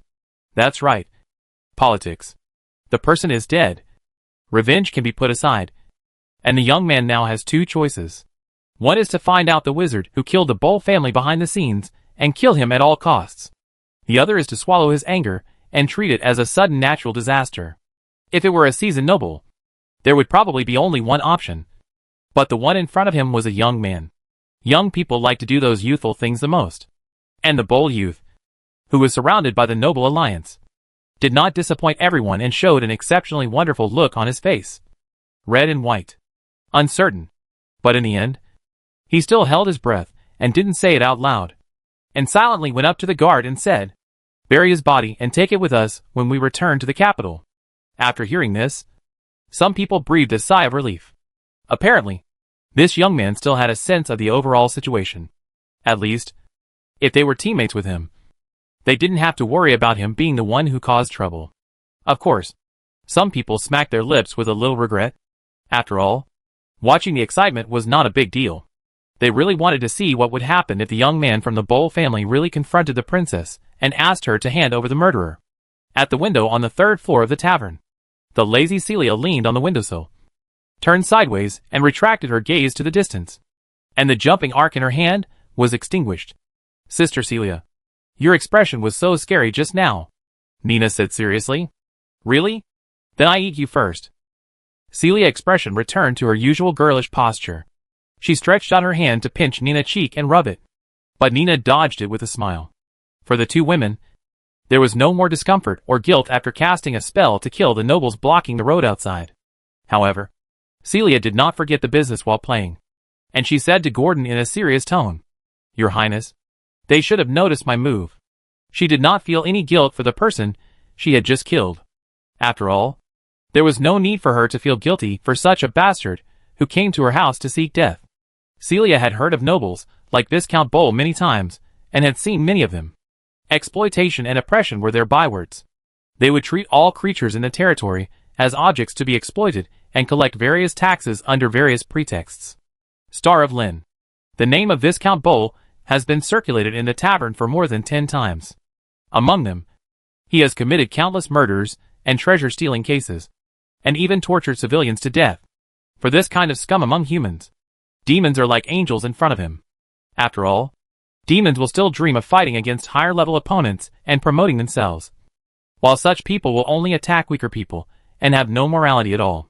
This is why Celia cast a spell without saying a word and summoned the furious thunder arrow to let this famous Viscount return to his hometown in the abyss earlier. As for Gordon, it doesn't matter. In its view, death is death. Even if Celia doesn't take action, it will take action. Anyone who plots against its territory should die, even if he is not a villain, whether as a human soul or as a dragon. It will not show any mercy. Kindness to the enemy is cruelty to oneself, and it is also irresponsible to Nina and others. We've noticed it. Caranther won't turn against us for a Viscount. Gordon waved his paw, signaling Celia to relax. What if? Then let's see if they have the ability. Then, the opportunity to slay the dragon will be in front of them, Gordon said coldly in an unusual tone. It is no longer the young dragon hiding in the sewers in the past, but now a behemoth with a wingspan of more than 30 meters in length. The sewers can no longer accommodate it, and there is always a territory on this continent that belongs to it and cannot be touched. When that time comes, Gordon will not be stingy with his breath, and send the destructive lava to these enemies who have come from afar. Use their corpses floating in the magma to prove themselves to the world. In this way, the greatness of the Lord of Gift can also be reflected from the side. Thinking of this, Gordon suddenly said to Celia, "By the way, how is the temple going?" "Your Highness, I have spent a lot of money to rent a group of stonemasons from the neighboring city. Workers can be recruited on the spot. The exploration results are also out. There is a flat land at 300 meters high on the right mountain and 530 meters on the left mountain. It can be used to build the temple. You can almost see it as soon as you raise your head." Celia hurriedly told Gordon about what she had done in the past few days, no matter how big or small. This was also the task that Gordon gave her after the experiment in the underground cave a few days ago. Well done. Wait for the group of stonemasons to come, and then start the follow-up plan. Celia. Okay. Your Highness. Seeing Gordon's satisfied expression, Celia was very happy. Obviously, her efforts in the past few days were not in vain. Nina was naturally not idle these days, but she went with Gordon to prepare for another important event. At this moment, there was a polite knock on the wooden door. "Is it Caranther?" "The door is not locked." "Come in." Nina heard the rhythm of the knock on the door and knew who it was and the purpose of her coming. Sure enough, when Caranther, wearing silver-white armor, stepped into the room, his first words were what everyone expected. They agreed. They agreed to go to Storm Islands. You really did it. She was very surprised. After all, she never thought that the rescue operation, which was originally extremely difficult, would be solved so easily. The greed of mortals can sometimes rival that of dragons. Gordon's face showed no smugness, as if it was nothing special, and he said a proverb of a dragon. And Caranther also saw that something was wrong with Gordon, and with a turn of his eyes, he knew where the reason came from. So, she said openly, Sir Gordon, don't worry about what happened just now. This Count Bold did what he did. I promise that no one from the AM Empire will dare to invade your territory again, unless I am no longer a princess, she said with certainty. It's better. Is there anything else? Gordon then retracted his indifference and said calmly. He just wanted Caranther to express his attitude. It's okay. I just came to inform you that we plan to set sail in a week. We still need your help during this period. Nina, we didn't bring enough food when we came out, so we need you to coordinate with the local merchants. Caranther was relieved when he saw the change in Gordon's attitude, and then said to Nina, Okay, but what kind of food do you want? We have. Nina, who thought of gold coins when she mentioned business, looked much more enthusiastic, like a salesman, and was thinking about what to sell to make the highest profit in this trade. Gordon shook his head helplessly. Nina's greedy habits seemed to be unable to change in a short time. But there was no need to change it. It was good like this. Gordon looked at Nina, who was arguing with Caranther about the price of food and refused to give in, and smiled very naturally. How interesting. Time flies by like a white horse. A few days passed again, and the stonemasons hired from the city-state with money also arrived smoothly. Every morning, in addition to being awakened by the cries of seagulls, the dwarves' loud shouts, and the sound of knocking stones woke up in Loda Valley. No one knew what the dwarves were going to build there, only that it was about the Lord property. Some people speculated that it was to build a lighthouse to guide lost ships, and others said maliciously that Baron Gordon was going to build a mansion. And the nature of the nobles was finally revealed. Of course, except for those who knew the inside story and devout believers. No one knew that a temple was about to be built here. It was a temple of a foreign race. Gordon estimated the construction period, and the temple it required the stonemasons to build was not large in scale, just enough to accommodate a statue more than 10 meters high, plus a hall large enough to accommodate dragon believers. Although the dwarves didn't know why they had to build such a grand palace that was not for human use at all, they still did it as they were told. After all, money is the most important thing. Even dwarves have to buy wine. Right? Then, as the day of going out to sea was getting closer and closer, Gordon, half sleeping and half awake state, was about to end. It was estimated that in another half a month, it would completely cross the metamorphosis period and enter the stage of young dragon. And at this stage, he could comprehend the spell-like abilities and talents of this level, as well as the promotion of the warlock bloodline level, and the magic immunity of the scales would be strengthened again. This is also the reason why every time the giant dragon slept, its strength would increase greatly. Like the elves, the dragon heritage in their minds is like an open-pit gold mine that has never been excavated. With the excavation of each age group, they can easily touch the treasures that mortals cannot have. However, just as Gordon was slowly waiting for the day to go out to sea, the Star Realm messenger Ikasai brought back someone he had not expected in addition to the metal dragon he had invited before. It turned out to be the Sword Saint who had been rejected and given up long ago. In the room of the tavern, Gordon saw the Sword Saint behind Ikasai, who pushed the door in. This was an old man with a gray beard, but a rare strong muscle. He was dressed in brown cloth and had a cold expression. The wrinkles on his face made his face look more vicissitudes, but there was no sign of aging at all. He carried a cylindrical weapon wrapped with cloth on his back. It looked like a stick. Sword Saint? Stick. Although Gordon knew that the Sword Saint's weapon did not include the sword, it was still difficult to accept the character of a Sword Saint with a stick. But the fact was that the Sword Saint who could live to this age was definitely not an ordinary person. Gordon put away his contempt and did not look at the happy Ikasai, but greeted several fellows behind the Sword Saint. A seagull and a halfling. Bahamut, welcome to join us. My friends, may the fire of justice protect us. Gordon felt the dragon might in the air and smiled a rare smile. Look! What perfect two fighters! Feeling the fluctuations of their breath, Gordon felt that they should be metal dragons in the young dragon stage like himself. As for what kind of metal dragon they are, and why they live in the floating ice sea, we will have to talk about it slowly. And the two metal dragons looked at their kind-hearted fellows. A cat also greeted them stiffly, and his eyes actually showed a little admiration. Gordon looked at the look and felt that something might be wrong. He quickly communicated with Akasi, and then he found out. It turned out that Akasi sold Gordon in order to attract the metal dragon. This is why they agreed to Akasi's invitation without hesitation. Because Akasi told them that there is a powerful dragon here. Although it is not a metal dragon, it is definitely not a color dragon. It is a good dragon who loves peace and punishes evil. Even if Akasi didn't say this, they would come here. After all, they are golden dragons, the synonym of justice. They also yearn for everything that purifies evil. And the reason why they chose to stay in the floating ice sea is because they want to take this opportunity to see if they can find a few allies to kill the evil white dragon lord of the northern glacier together. They firmly believe that the suffering in the north is created by the white dragon. As long as they killed it, they could end this winter disaster and let the golden light of justice spread again on the tundra of the north. They also planned how to govern the cities in the north after killing the white dragon.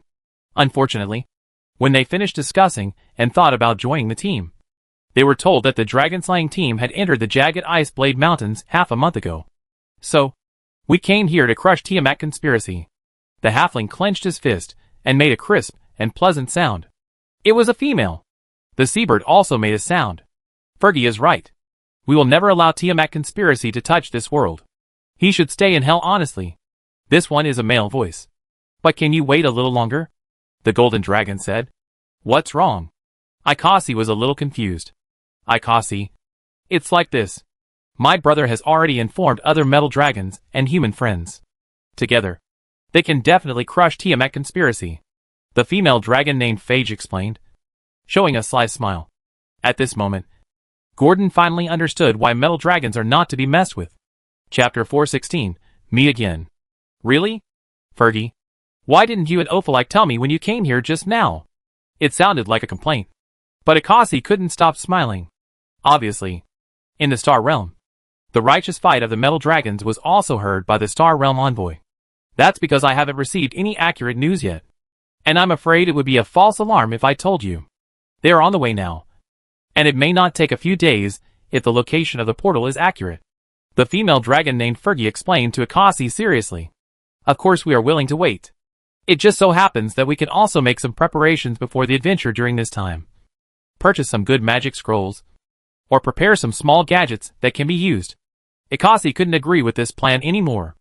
As long as they waited a few days, they could add several strong reinforcements. For them who were not in a hurry, it was perfect. Oh, Lord Gordon. This is Leo, the sword master of Fallen Leaf City. Lord Leo. This is Lord Gordon, the Lord of Loda Valley. At this point, Akasi remembered to introduce the two parties, and Gordon nodded to them. Since they entered the door, there has been a lot of eyes looking at Gordon. There were 3 people and 2 dragons who came here with Akasi. In addition to the ascetic monk, 2 golden dragons that seemed to be brothers and sisters, and a sword master. There was also a veiled powerful spellcaster who was said to have obtained the witch's advancement. As for how Akasi was found, she was found by the witch using the legend of mastery, and said that her destination was also the dragon witch cult on the Storm Islands. Vandina, you can call me that. The veiled woman voice was neither salty nor bland, showing the aloofness of the wizard. Or it could be said that witches with veils are born like this, mysterious and noble. Only when you are stronger than her can you see what her personality is like under the veil. Of course, Gordon was not interested in caring about this. He was thinking more about who would command when there were more people. Without a strong caller, even if more elites were gathered, things would probably be messed up in the end. It might be more convenient and light to act alone. After all, not everything in the world is 1 + 1 greater than or equal to 2. In theory, Akasi is a good leader. After all, it was she who brought everyone together, and it was understandable for her to lead. But Gordon had asked Akasi before, and her opinion was to choose a resourceful spellcaster to control the overall situation. The celestial envoys were more suitable for fighting, rather than worrying about the overall situation. After all, they were born to help the gods eliminate evil. The people are not all here yet, and there may be more suitable candidates by then. Gordon carefully selected them, and found that none of them had leadership talent, or that most of them were lone travelers. And it was Ikesai who forced them together, letting them fight on their own rather than in groups. But it was at this time that Gordon heard something interesting. "Where are the people? Come with me, Sir Leo." When everyone finished meeting and were about to check into the guest room arranged by Celia, Gordon saw that the swordsman named Leo actually secretly left the tavern with Ikesai, as if he was going out to find someone, which immediately aroused Gordon's curiosity. Could it be that there are still things in its territory that it doesn't know about? And it seems that finding this person is the condition that Akasi asked this legendary swordsman to agree to help them. Driven by curiosity, Gordon followed the two people. He did not ask Akasi about anything, but was like a lurking hunter, showing his feline instincts in the eaves and streets. Soon, under Akasi's seemingly aimless search, Gordon finally saw the target of their trip after circling around in Loda Valley. The two people, both human women, one big and one small. The younger girl seemed to be about the same age as Nina. At this time, she was looking at the two people blocking them in fear, and her hands couldn't help but clench the corner of the clothes of her elder sister, the blue-eyed girl, and she was very nervous. Before Akasi and the others could explain their origins, the younger one shouted loudly, "Sorry!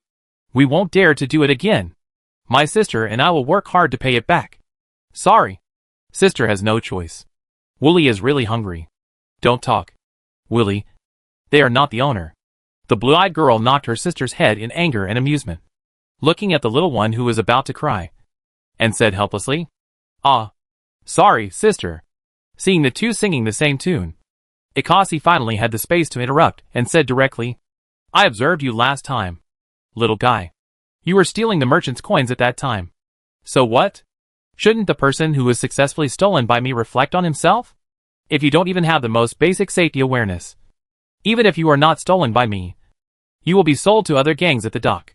The blue-eyed girl tone was quite disdainful, but her eyes did not fluctuate at all. "Alas, we are not here for..." Akasi found that the topic was diverted by the girl in front of her, and she quickly corrected it. "What are you here for?" the girl asked very straightforwardly, as if she had been prepared for it. She was not afraid at all, but looked at Akasi back with interest, as if she could see her wings hidden in the void by psychic energy. "I specially found a teacher for you from another city-state. He is very powerful." As she said that, she pushed Leo, who was like a treasure behind her, to the front. "That's it. This old gentleman? He can be my grandfather." "Right." The girl tone was still unfriendly, but after seeing Leo's high chest and muscles, she decided to replace the old man with the old gentleman. "Yes. I am more than 100 years old, child." Leo seemed to be a little interested in the girl and continued the sentence. Akasi tactfully stepped back and handed the topic to Leo and the girl in front of him, letting them talk freely. "Is this why you asked this swordsman to come and help?" "Yes. He wanted to find a disciple. And I just remembered that there was a good embryo here." Seeing Gordon suddenly appear on the roof above her head, Akasi was not surprised. Or it could be said that the two of them could not hide it from their perception. "You don't see any difference?" Gordon looked at the girl carefully and found that there was no point on her body that could attract him, let alone any characteristics. She was the kind that looked like everyone else at first glance. If you have psychic power, you can see that this child's mind and body fit together perfectly, with almost no gaps. In the way of the swordsman, this is called the unity of man and nature. Whether it is meditation or practice, you can get twice the result with half the effort. So powerful. The explanation of the professionals made Gordon realize something. But he still didn't understand why such a powerful little girl suddenly appeared in his territory. And it seemed that she had been here for more than a day or two. Is there any conspiracy behind this? Because of his vigilance against the Saint's catastrophe, Gordon was alert to any abnormal things. He was no longer excited and began to look at the two girls, who were about the same age as Nina, with suspicion. Soon, the image of the two was outlined through the conversation with Leo. Compared to the smaller, cowardly and timid, like a deer in the forest, the older one was more like ice and rock. Not only was her tone cold, but even the expression on her face seemed to be frozen. Chatting with Leo, no matter how the old swordsman boasted about the powerful enemies he had killed when he was young, it did not change at all. As if all the achievements of the swordsman were so insignificant in her eyes. Until the end, Leo finally couldn't talk anymore. and he was a little depressed. He found that he had been talking for so long. But the girl in front of him didn't have the slightest desire to become his disciple. He began to doubt himself. I'm old. Old. It's useless. Even the merit of being able to make the most beautiful girl in the tavern throw herself into his arms. This girl didn't even blink an eye. Leo was amazed. But the sword master teaching skills was to let nature take its course. Since the flower was ruthless, he would not force it. However, he still had to try it. But what he didn't expect was that he asked casually. And the girl actually agreed. You agree? He spent a lot of time and effort to get the girl to take the initiative to ask to become his disciple. But he didn't expect that the last casual question, whether she wanted to be his apprentice, actually succeeded. Yes. I just heard the example you told me. And I am very yearning. I also want to become a strong person like you one day. The blue-eyed girl said expressionlessly. So perfunctory. Leo was a little helpless. But at least, he succeeded in accepting a disciple. And he was still very satisfied. But I have a request. She continued. Tell me. The white-bearded swordsman hadn't heard anyone dare to make a request to him for a long time. But for his apprentice, he still didn't mind listening. If I die, you have to help take care of my sister. She pointed to the girl who was holding her clothes and listening, and said to the old man in front of her who had become her master, Sister, I don't want you to die. Okay. I agree. But if you want to die, it's not that easy. You know, you are my disciple. The disciple of Aurora's sword saint. Leo blew his beard and glared, seeming very dissatisfied with his new disciple. Before he even started learning, he talked about things after death, as if he was giving his last words. He finally accepted a disciple, but he didn't want him to die so early. That's the best. Then, teacher, my sister and I are hungry. You see, really not estranged. Leo looked at the blue-eyed girl who was talking and expressionless. He didn't know whether to be angry or laugh. Finally, he nodded helplessly. Let's go to the tavern. Order whatever you want. I buy you a few sets of clothes later for preparation. Looking at the backs of the big and two children getting farther and farther away. Humans are really weird. They are all a bunch of weirdos. Even the celestial envoy who watched the whole process couldn't help but complain. In her opinion, the so-called apprenticeship ceremony is like the relationship between the temple priest and the bishop. Full of awe. Or a relationship of both teacher and friend. How come? Yes. Gordon agreed very much.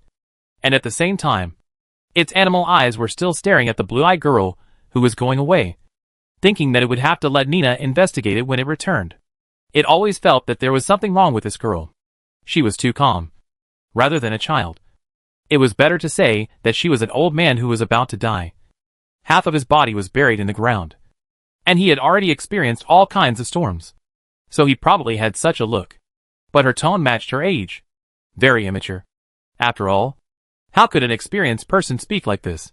And according to its observation, the reason why this girl agreed to Leo's request to accept a disciple was most likely to change a better environment for her sister. And why did she do this? Gordon suddenly thought of something that was extremely terrifying. That is, she had predicted her own death? Or, death was irreversible in her eyes. So she said such words. However, it could not rely entirely on conjecture as to the truth of the matter. And the current priority was to deal with the temple and the dragon witch cult as soon as possible. You still have to be sure of the priorities of things. Let's go! Ikasi, tell me how you met this girl. It's quite interesting. No. I just think it's quite strange. I met her on the road. I don't really know her. I just took a look at her. Ikasi's answer was very honest and sincere. After all, the celestial envoys would not lie. By the way, what's her name? I just think I only heard her sister's name is Wooly. What about her? I heard people nearby call her. It seems to be Yashiel. What's the full name? Yashiel? It's a name from the north. Gordon secretly wrote down the name, and then asked a few locals who were familiar with the north to see if they could find any clues about this girl from the surname. When Gordon and Ikasi returned to the tavern, Sword Saint Leo had already brought his new apprentice Yashiel, the expressionless girl Yashiel, and her sister Wooly, who were concentrating on dealing with a whole roasted suckling pig. The petite Wooly was holding a suckling pig leg that was almost as thick as her arm and chewing it, her mouth full of oil. Gordon and Ikasi didn't look at them too much, just pretending not to see the three people, and went upstairs directly. After going upstairs, Gordon and Akasi separated, but when Gordon was about to open Celia's door, he actually heard several male voices mixed with female voices inside. Two of them were particularly familiar. They were the two Golden Dragon brothers and sisters who had just met. There were a few more that were familiar, but the memory was a little mixed, and Gordon couldn't remember them. But when he heard Nina's name, he immediately remembered them. Jaren. I didn't expect to see you here. Me too. Nina. The bronze dragon of Kalandu. Is he here?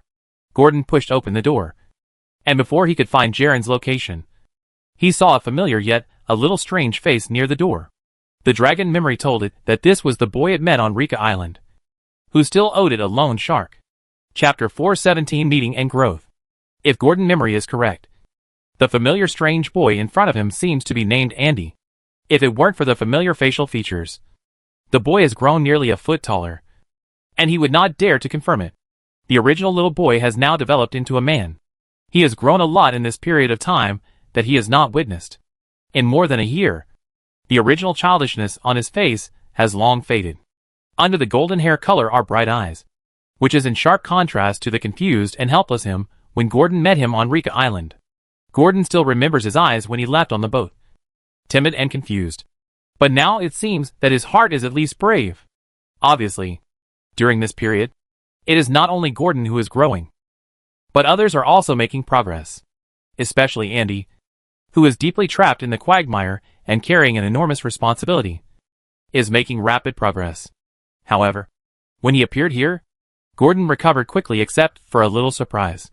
After all, if you think about it carefully, Andy's destination is the same as theirs. As long as he doesn't die or give up, it is destined that he and he will meet again. Sir Gordon, seeing the black cat walking in, Fergie, who had just met, stood up from the chair and bent slightly to show respect for the strong. Her brother, a seabird with a red beak and white feathers, did the same. He flapped his wings and spoke in fluent dragon language. Some of the others followed suit, while others carefully observed the cat that suddenly broke in.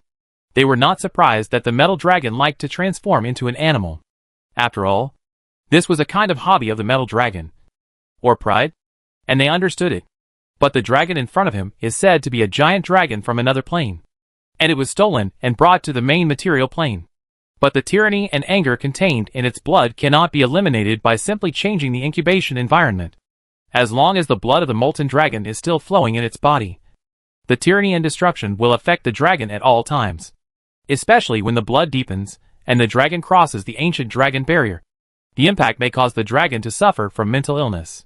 But fortunately, the reputation of the Star Realm Envoy can make everyone present believe that the black cat in front of them is indeed a friend, not an enemy. With the guarantee of her camp detection, there is no need to worry about a chaotic and funny crazy dragon suddenly appearing among his teammates. You know, it is often the backstab from teammates that is the most deadly, and they don't want to fall to inexplicable factors. Looking at the fear and scrutiny of the crowd, Gordon was surprised. But he was not surprised by the appearance of Andy or Jelen, but by their speed. When Gordon was talking, he had already prepared a plan in his mind. Of course, they couldn't recognize each other, so it was a pity to waste the interest. After all, when he deceived Andy, he just wanted to cause trouble for the Dragon Witch cult and see if this little boy could really break through the siege and cause them some trouble. He dug a trap casually and didn't think too much. Therefore, he not only used a pseudonym at that time, but also borrowed the identity of Bahamut's messenger. Therefore, if he recognized it now, it might arouse the doubts of the metal dragon. After all, the metal dragon has the most say in who the messenger of Bahamut is. If it can't recognize a fake dragon, then how can the metal dragon still have face? Moreover, one of Bahamut's messengers is a proto-dragon. How could he have heard such explosive news about the dragon race living in the continent of Io? It is impossible for them not to have heard about this matter from their parents and elders. As we all know, the god of good dragons, the lord of the north wind, the platinum dragon god prefers the golden dragon the most. When the saint incarnates to the earth, he is often accompanied by a guard of honor composed of 8 canaries incarnated from golden dragons. He has a good golden dragon, so why would he use a molten dragon as a messenger? Therefore, Gordon reason can be hidden from mortals. But it is difficult to withstand the test of metal dragons, especially at this critical moment when the two sides are about to run in. If there is a doubt and rift between the two sides, it will be difficult to repair it. The rift will become larger and larger until the two sides go their separate ways. Since they have gone their separate ways, the situation of attacking the Dragon Witch cult is far more serious than before. Fergie. Ophalak. Hello. It seems that I interrupted a reunion of old friends. Gordon made a joke to ease the atmosphere and expressed his attitude, welcoming them. No. You came at the right time. I can introduce you to my brother and my friends. They just came from the Agate City in the south. Fergie pointed to the adventurers sitting on the same long table and began to introduce them one by one. They are quite famous in the south. They are considered to be the more famous S-level adventure group in the Adventurers Guild. The Polar Star Adventure Group. This is their leader, the Arcane Master Faces. Fergie began to introduce the members to Gordon naturally. The first one was naturally the leader of the team of more than 10 people. An old man with gray hair and beard like the legendary swordsman Leo. But his clothes were very simple. Unlike other spellcasters, who looked rich and powerful, he almost wrote a label. I am a wizard. The note was stuck on his face. It is no exaggeration to say that if he threw away the brilliant blue staff in his hand and replaced it with a farmer's hoe, and said he was a tenant farmer or a slave of a noble family, no one would raise any objection. Sir Gordon, may the light of the morning light bless you. Thank you for your efforts for justice in Lashonda. The old wizard stated his position as soon as he opened his mouth. He was a believer of the god of the morning, Lashonda, and had great faith. In the face of evil, there was no possibility of retreat. At the same time, he also expressed his attitude, and he accepted Gordon. Sir Faces, you too. May the fire of wisdom continue to grow, and may the truth last forever. Since the other party was so frank, Gordon would not hide it. The biggest task at present was to unite everything that could be united. At this moment, both parties were immediately happy. And in this excitement, Gordon and Giran met again. It had been nearly 3 years since the embarrassing meeting in the sewer. He was still the same, a harmless young man. Since he had first contact with Nina, Jelen was not particularly surprised to see Gordon, but there was always a hint of curiosity in his eyes. After all, who knew that in 3 years, Gordon had grown from a juvenile dragon less than 10 meters long to a behemoth with a wingspan of more than 30 meters. Even if he was the patron of the dragon god, he shouldn't be so exaggerated. But Jelen didn't ask any more questions, but just asked where Gordon had been in the past 3 years. But even if he asked, Gordon had a way to deal with it. Time passed quickly, and Gordon, the Polar Star Adventure Group, and several other professionals who were invited to come together got to know each other one by one, knowing most of the personalities, speaking and talking differently from the adventurers downstairs. They are all relatively good. Therefore, it quickly accepted this group of foreign visitors. After all this is for its own territory, so that it will not be trampled and enslaved by the dragon army summoned by Tiamat in the future. Perhaps some dragons or people worship him, are willing to rule him, and are happy to be enslaved. But Gordon is not. It only believes in itself.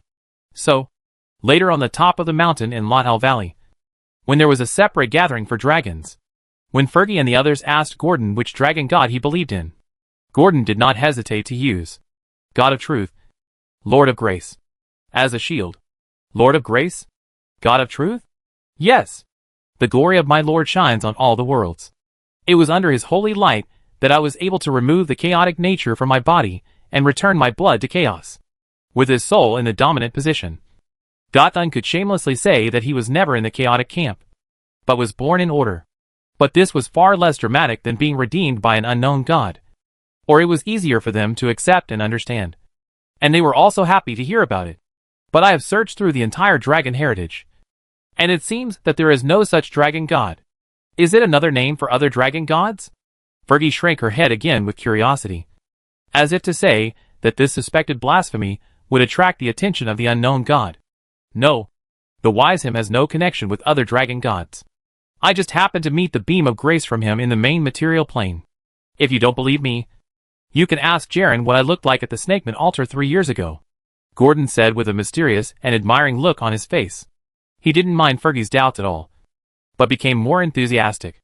And every time he said that name, his pupils began to look straight into the void, as if there was really a god he believed in there.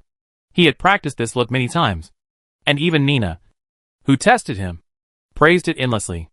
Jelen looked at Nina, who had transformed into a young dragon, and then at Gordon, who now occupied more than hundreds of square meters. He swallowed his saliva, and the unique horn crown of the bronze dragon opened slightly, proving that he was serious when he spoke. Indeed, 3 years ago, Lord Gordon was still a young dragon with a body length of no more than 10 meters. To be precise, I was still a young dragon at that time, Jelen added. How is it possible? Not only other dragons, but even Jelen, who witnessed it with his own eyes, were speechless and shocked when they heard Gordon's words, not to mention Fergie and Ophalak. That's the truth, and after 3 years, I'd be entering adolescence. Gordon announced this information with a proud look on his face, which also meant one thing. That is, all the dragons present were crushed into scum. Even the golden dragon, which was the strongest in the same age group among the metal dragons, could only withdraw sadly and admit defeat in the face of Gordon's words. After all, even if Bahamut himself blessed it, the effect would not be as terrible as this. In less than 5 years, it evolved from a dragon egg into a giant dragon more than 30 meters long. If this news spread to all dragon clans, the first reaction of every dragon hearing this sentence would probably be to sneer at this kind of fantasy. You are only in adolescence now. Absolutely. What about your wisdom? Of course, it is the gift of my Lord, which has opened my eyes and helped me get out of the stage of being ignorant and only knowing how to forage. Since he wanted to play big, Gordon did not mind personally showing the changes brought about by believing in the new god, because he knew that this was the only chance to become a god in the turbulent years. And he could take advantage of the fact that the gods were not determined and the faith of mortals collapsed to grab the most benefits and gather believers. When the gods did not react, he laid a good foundation. Then the safer way was to wait for the catastrophe to end and ignite the divine fire. It can be said that when Gordon implemented this plan, a smooth road to becoming a god appeared before his eyes. Simple and effective. It believed that no one could resist this temptation.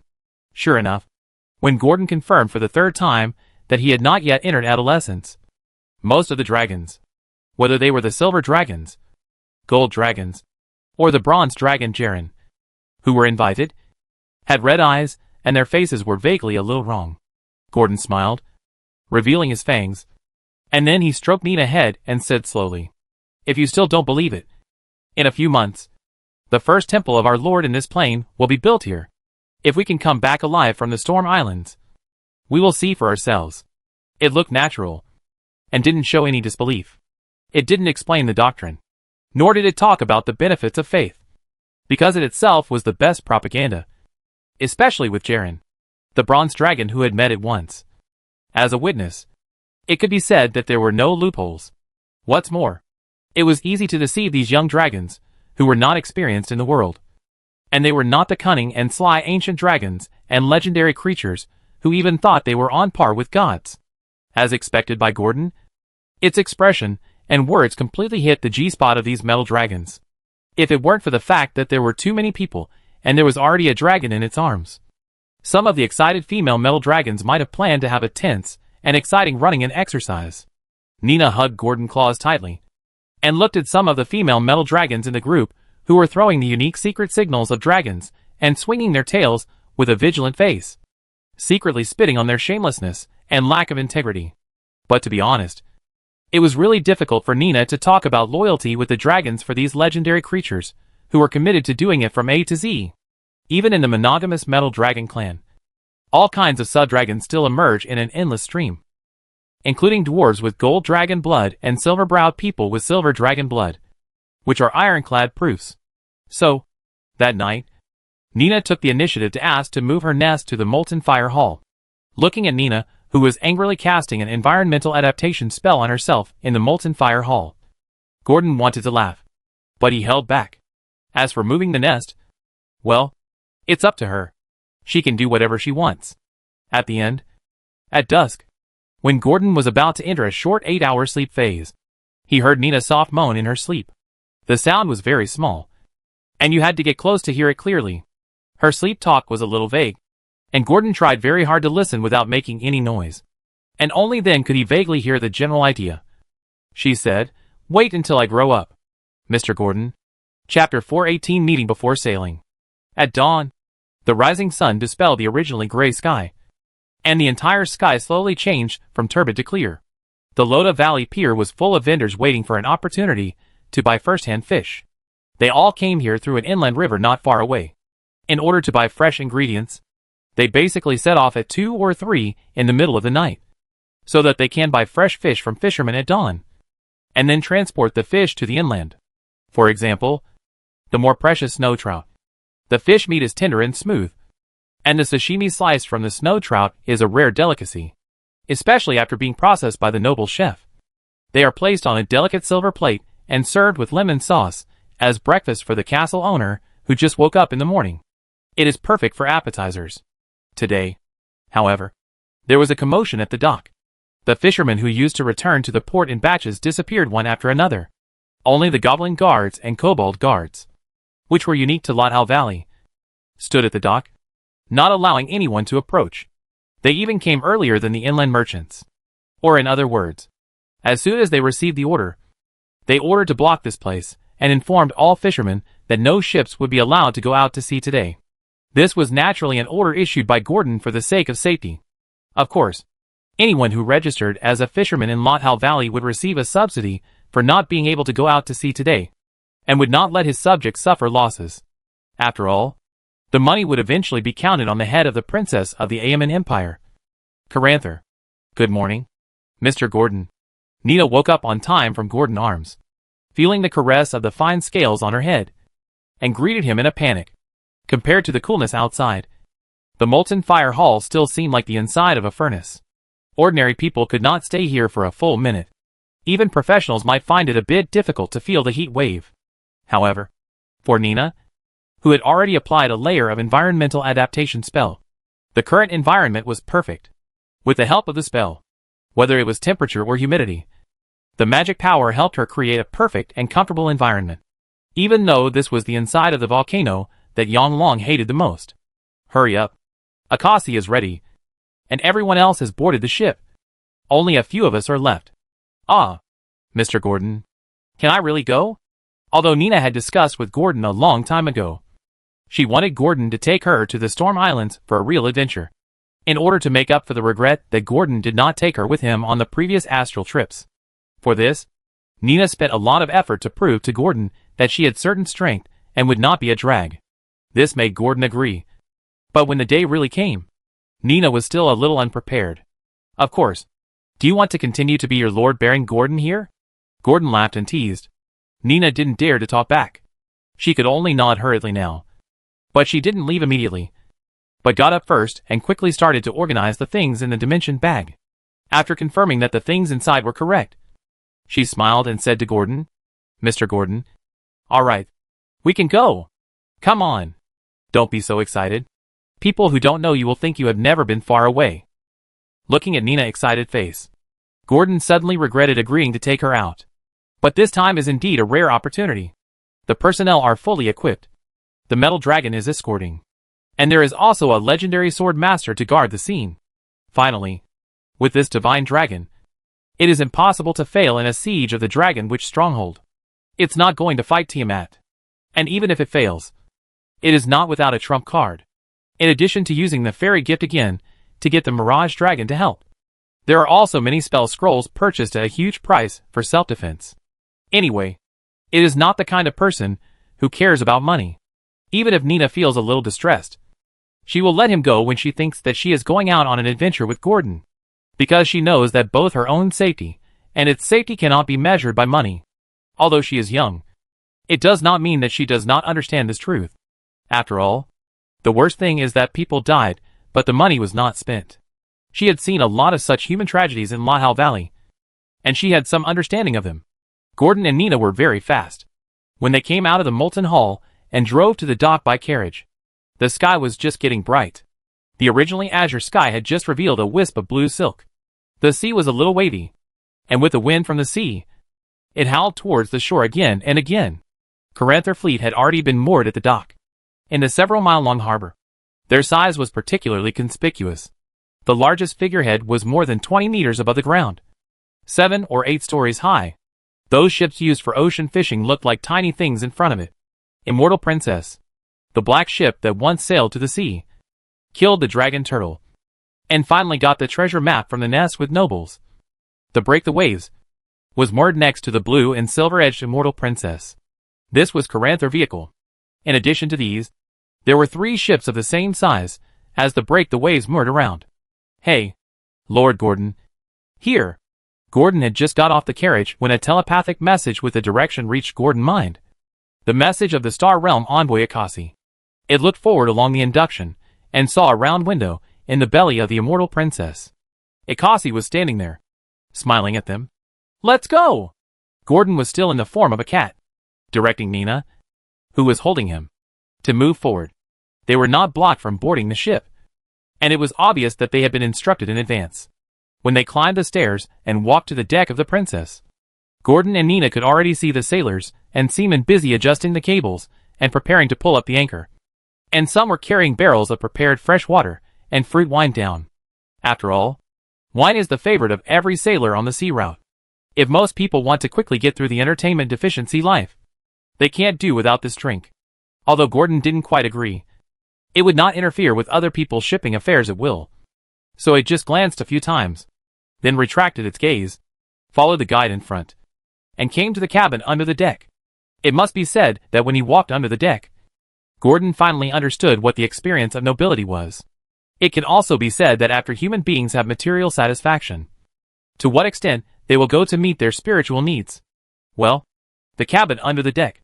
No, it is better to say that it is a castle somewhere, because both the interior and the furnishings are exactly the same as the castles on land.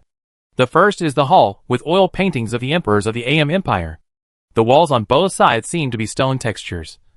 Marble floor tiles and lamps made of pure silver are inserted on the walls.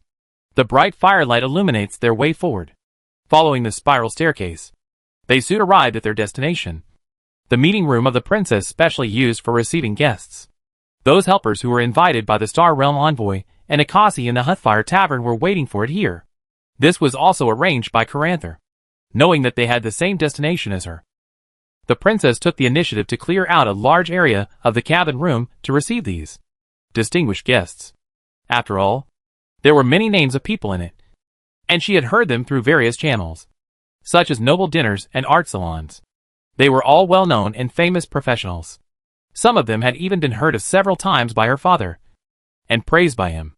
It was just that the price they were asked to pay was a bit expensive. There was no doubt that it was a metal dragon. Sir Gordon, Miss Nina. After Gordon and Nina slowly opened the door, except for the legendary swordsman Leo, who was concentrating on communicating with his apprentice. Everyone else was there, including the witch who had been covering her face and not showing it to anyone. Most people were dragons. When they saw Gordon coming, naturally came forward to greet him, and were very warm. Nina was very obedient and responded one by one, while Gordon nodded lightly. After all, you can't expect a dragon that has transformed into a cat to react. Since Lord Gordon is here, let's start. At the end of the long table, Akasi, who was standing, saw Gordon and Nina sitting down, and then used her unique spiritual power to spread throughout the conference room. Then the huge conference room was silent, and everyone looked at the Star Realm envoy who was leading the way and no longer concealed her wings. Her wings were spread out enough to cover the gorgeous long table below her. Akasi said in a deep voice with her hands and wings spread out at the same time. I guess you all know where the destination is this time. Yes. It is a pirate lair occupied by cultists. The infamous Misty Port. I have sorted out the information there. Now I will transmit the memory to your mind through telepathy. After digestion, we will start the first meeting before the war. The Celestial Envoy is familiar with this set of things. After a while, everyone, including Gordon, received the information about Misty Port. Misty Port is located on the edge of the Io continent, in the chain of islands surrounding the west coast. The most distant islands, the Storm Islands, and it was born in the island's native creatures, giants, ogres, lizardmen, and snake men, surrounded by enemies. At that time, it was the early days of the opening of the New World route. Pirates established their first base on an island while avoiding a storm. As the outsiders broke apart, more and more people knew about this location, and it gradually evolved into a place to sell stolen goods. As the flow of people increased, the gathering point gradually took shape. During this period of history, Misty Port was not truly ruled by people. It was always controlled by several powerful pirates. And the most famous pirate king was. The memories transmitted by Akasi were like popular science books. Even a 3-year-old child could understand where he was going. Its history, and the current situation through this kind of narration. From the fact that Akasi could explain a small alley in Misty Port separately. It was obvious that she had done her homework. However, some people were surprised. Especially when they saw the. After hearing the name of a pirate king. All the people couldn't help but look at Andy. The young man with golden hair. The pirate king last name is the same as Andy's. Yes. She is my sister. I want to go back and rescue her now. She is now imprisoned in the nest of that damn dragon. Andy's voice was loud. At this moment, he suddenly had a strong desire to talk. He first stepped forward and bowed slightly, asking Akasi if he could take a few minutes. After getting the affirmative, he replaced Akasi's position and stood in front of the podium. Now, let me, a former pirate, tell you about Misty Port and its new owner. I will never forget that place in my dreams. Andy gritted his teeth and said. The silence of the conference hall built the best platform for him to talk. Gordon also looked thoughtfully at the young man, who seemed to be pouring out his heart in front of so many people for the first time, and began to sort out the situation of the dragon, which cult based on the existing information. Since it was disguised as Bahamut's apostle when it was on Rika Island, most of the information was provided by the dragon cultist it killed. It didn't know much about the situation in Misty Harbor, but it knew that under the influence of the dragon cult, Misty Harbor, which was originally controlled by several pirate kings, now had a new owner, suspected to be a legendary dragon that could affect the surrounding environment.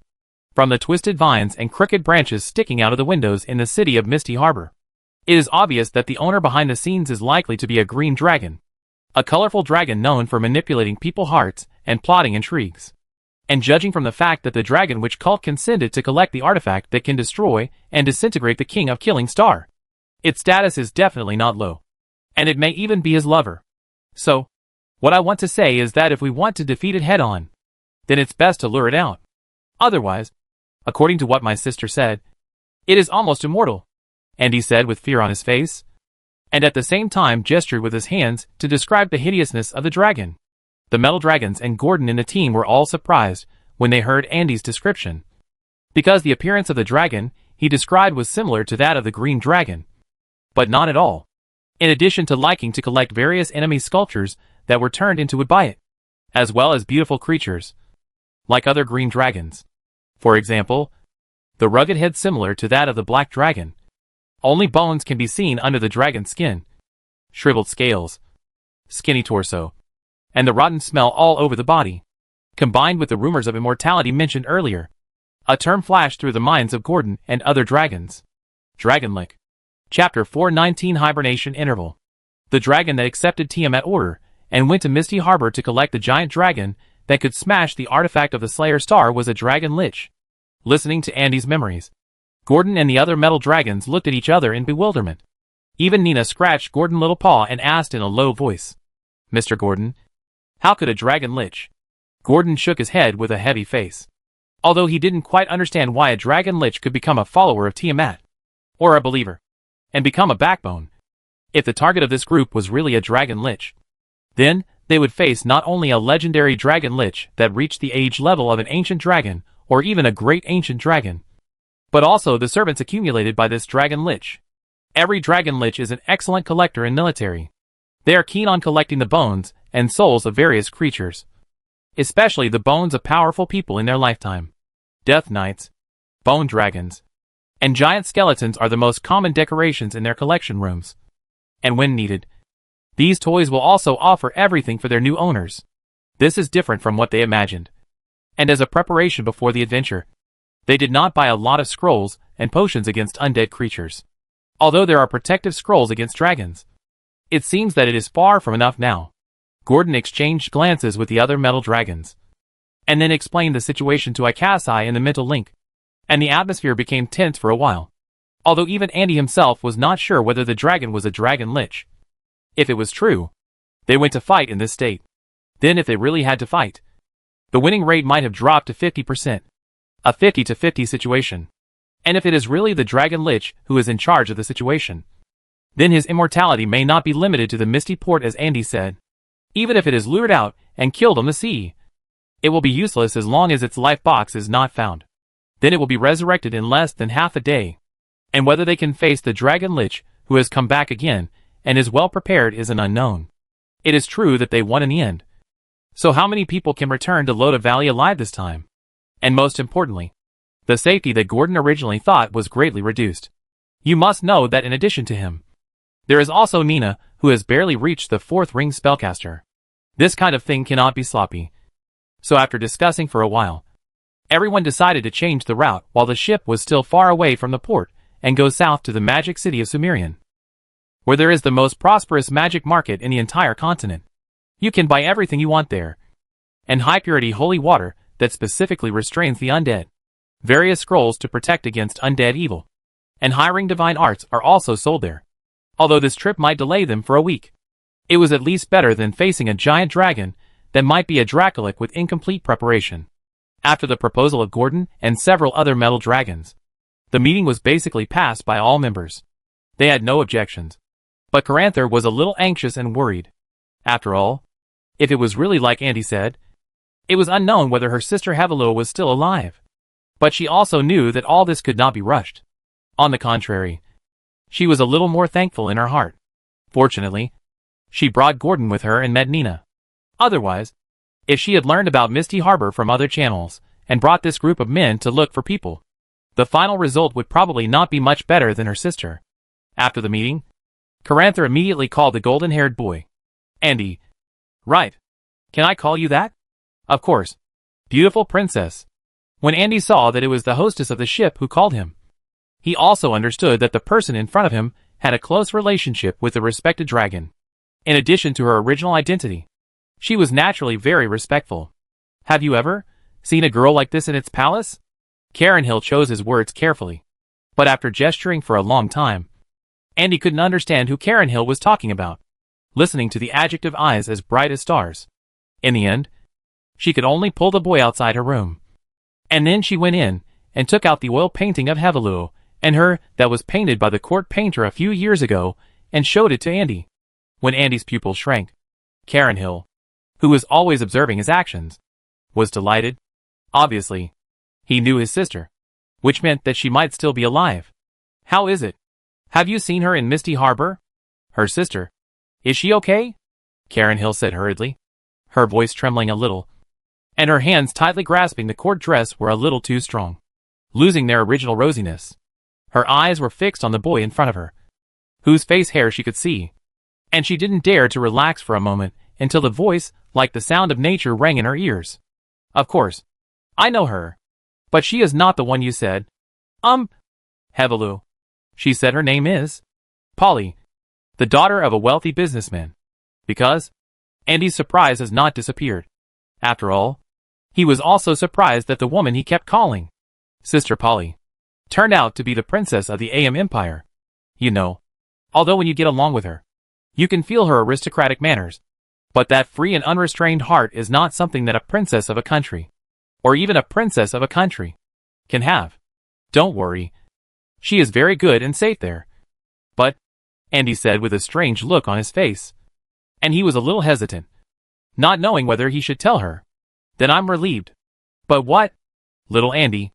After a while, the heavy mood disappeared, and Karen Hill, who was already looking forward to the scene of meeting his sister when he arrived at the misty port, asked intimately to the boy in front of him, who was barely as tall as her. Nothing. Anyway. She is very safe. He emphasized again. Well, thank you for your message. When I receive my sister's return, I will ask my father to reward you greatly. No need. And he waved his hands repeatedly. When he saw that Caranther wanted to ask him about Hevelua's condition, he hurriedly said that he had something to do and left. Caranther, who had received the news that Hevelua was alive, had no choice but to let him go. Although it was a bit disappointing. The ship still had to sail on the sea for a month. She believed that before getting off the ship and entering the misty port, she and him would have more than one intersection. No rush. Take your time. Just as Caranther was watching the boy back with satisfaction, the boy was frowning secretly, regretting why he didn't say it out. But the grudge in his heart made him unable to speak out. Telling that your most beloved sister has fallen in love and married in Misty Harbor. and she has countless opportunities to leave. But she just didn't leave. He felt that it was better to let the parties solve this kind of thing by themselves. Hoping that the two of them could get along happily if the next trip went smoothly, he muttered quietly, and then began to imagine how to improve himself again within this month. He hoped that when he returned to Misty Harbor again, he would be stronger than now, so that he would have a chance to rescue his sister from the imprisoned palace. And, at this time, the incarnation of justice should also be on the way. And he couldn't help but think of that figure in his mind, which made his heart, which was originally a little depressed because of his understanding of the terribleness of the Dragon Lich, excited again. As long as it comes, there will be no problem. Definitely. He secretly encouraged himself and began the journey of hard training on the ship. At this time, Gordon and Nina, led by the servants, came to the bottom of the cabin. The goods had been cleared to the upper floor. This floor was simply decorated, with complicated and beautiful decorations everywhere. The careful Caranther also poured 3 boxes of thin carpets made of gold and silver here, as small gifts for the big guys on board. TSK. Rich and powerful. Looking at Nina, who had already rushed over and was calculating how much the 3 boxes of jewelry were worth, Gordon couldn't help but sigh, and at the same time stepped forward to carefully observe the quality of this batch of jewelry. Perfect quality. An average of about 5,000 gold coins per box. This is not a gift. It's simply a reward, and Gordon felt that if this continued, even if the princess carried the treasury of the AM Empire with her, it might not be enough to squander. But this was what Gordon took for granted. After all, not everyone had such treatment. Other metal dragons only gave jewels and gems the size of a human palm. Not even 1/10 of this. This was just a little effort made by Caranther to consolidate the relationship. And she knew very well that Gordon was not short of money. Although Nina usually cared about wealth in some aspects, such as the tax revenue of the territory, she wanted to collect all of it without missing a penny, and would never allow those merchants to evade taxes under her nose. In this regard, she could not tolerate any sand in her eyes. But judging from the usual expenses and purchases, it is obvious that there is no shortage of money. But this is also to please her. At least Caranther thinks it is worth it. And Nina is very happy. This wave is a win-win situation. Okay. I plan to take advantage of the next 7 days to sleep. When we get to the Magic City, you come here to wake me up. The existence of the suspected Dragon Lich made Gordon unable to rest for a moment. So after sorting out the next sailing route and the approximate action plan with IKSI, it began to sleep every minute. It plans to try to end the sleep period completely when there are still 10 days before the Misty Port. Step into the stage of young dragons, and give itself about a week of adaptation period. Only in this way, it will be more at ease in dealing with the next battle, and it will have a better grasp.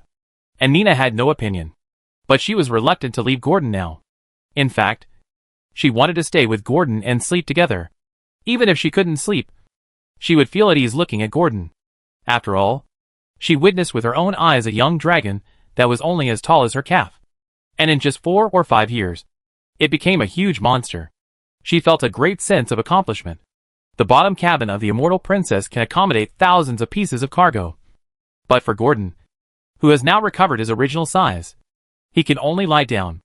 Otherwise, if he raises his head, he will face the danger of the dragon horns or dragon wing spikes piercing the upper wooden board. But she still has the task assigned by Gordon, so she can only regretfully leave the bottom cabin along the stairs, until the last look at the cabin door. Her nostalgic eyes turned into determination, and she strode away. And Gordon also listened to the sound of the magic secret door closing in his ears, and closed his pair of dark golden bright vertical pupils. Sleep began. Hey, little Andy. Good morning. Good morning, Your Highness. The two met unexpectedly on the deck in the breezy morning. Beside Caranther was Nina, who had changed her clothes. She was wearing a fitted pocket robe and holding a purple-red staff, looking at the sea level where the sun had just risen. This was the 3rd day after going to sea. The immortal princess, escorted by 4 frigates, was meticulously following the ocean current to the magic capital of Sumerian on the south coast. Even in the turbulent years, the collapse of the magic network did not allow this once prosperous city to be eroded by the abyss and hell. The failure of the magic network did not mean that magic could not be used. For wizards with deep magical attainments, they could communicate with the various elements in nature by themselves to release spells.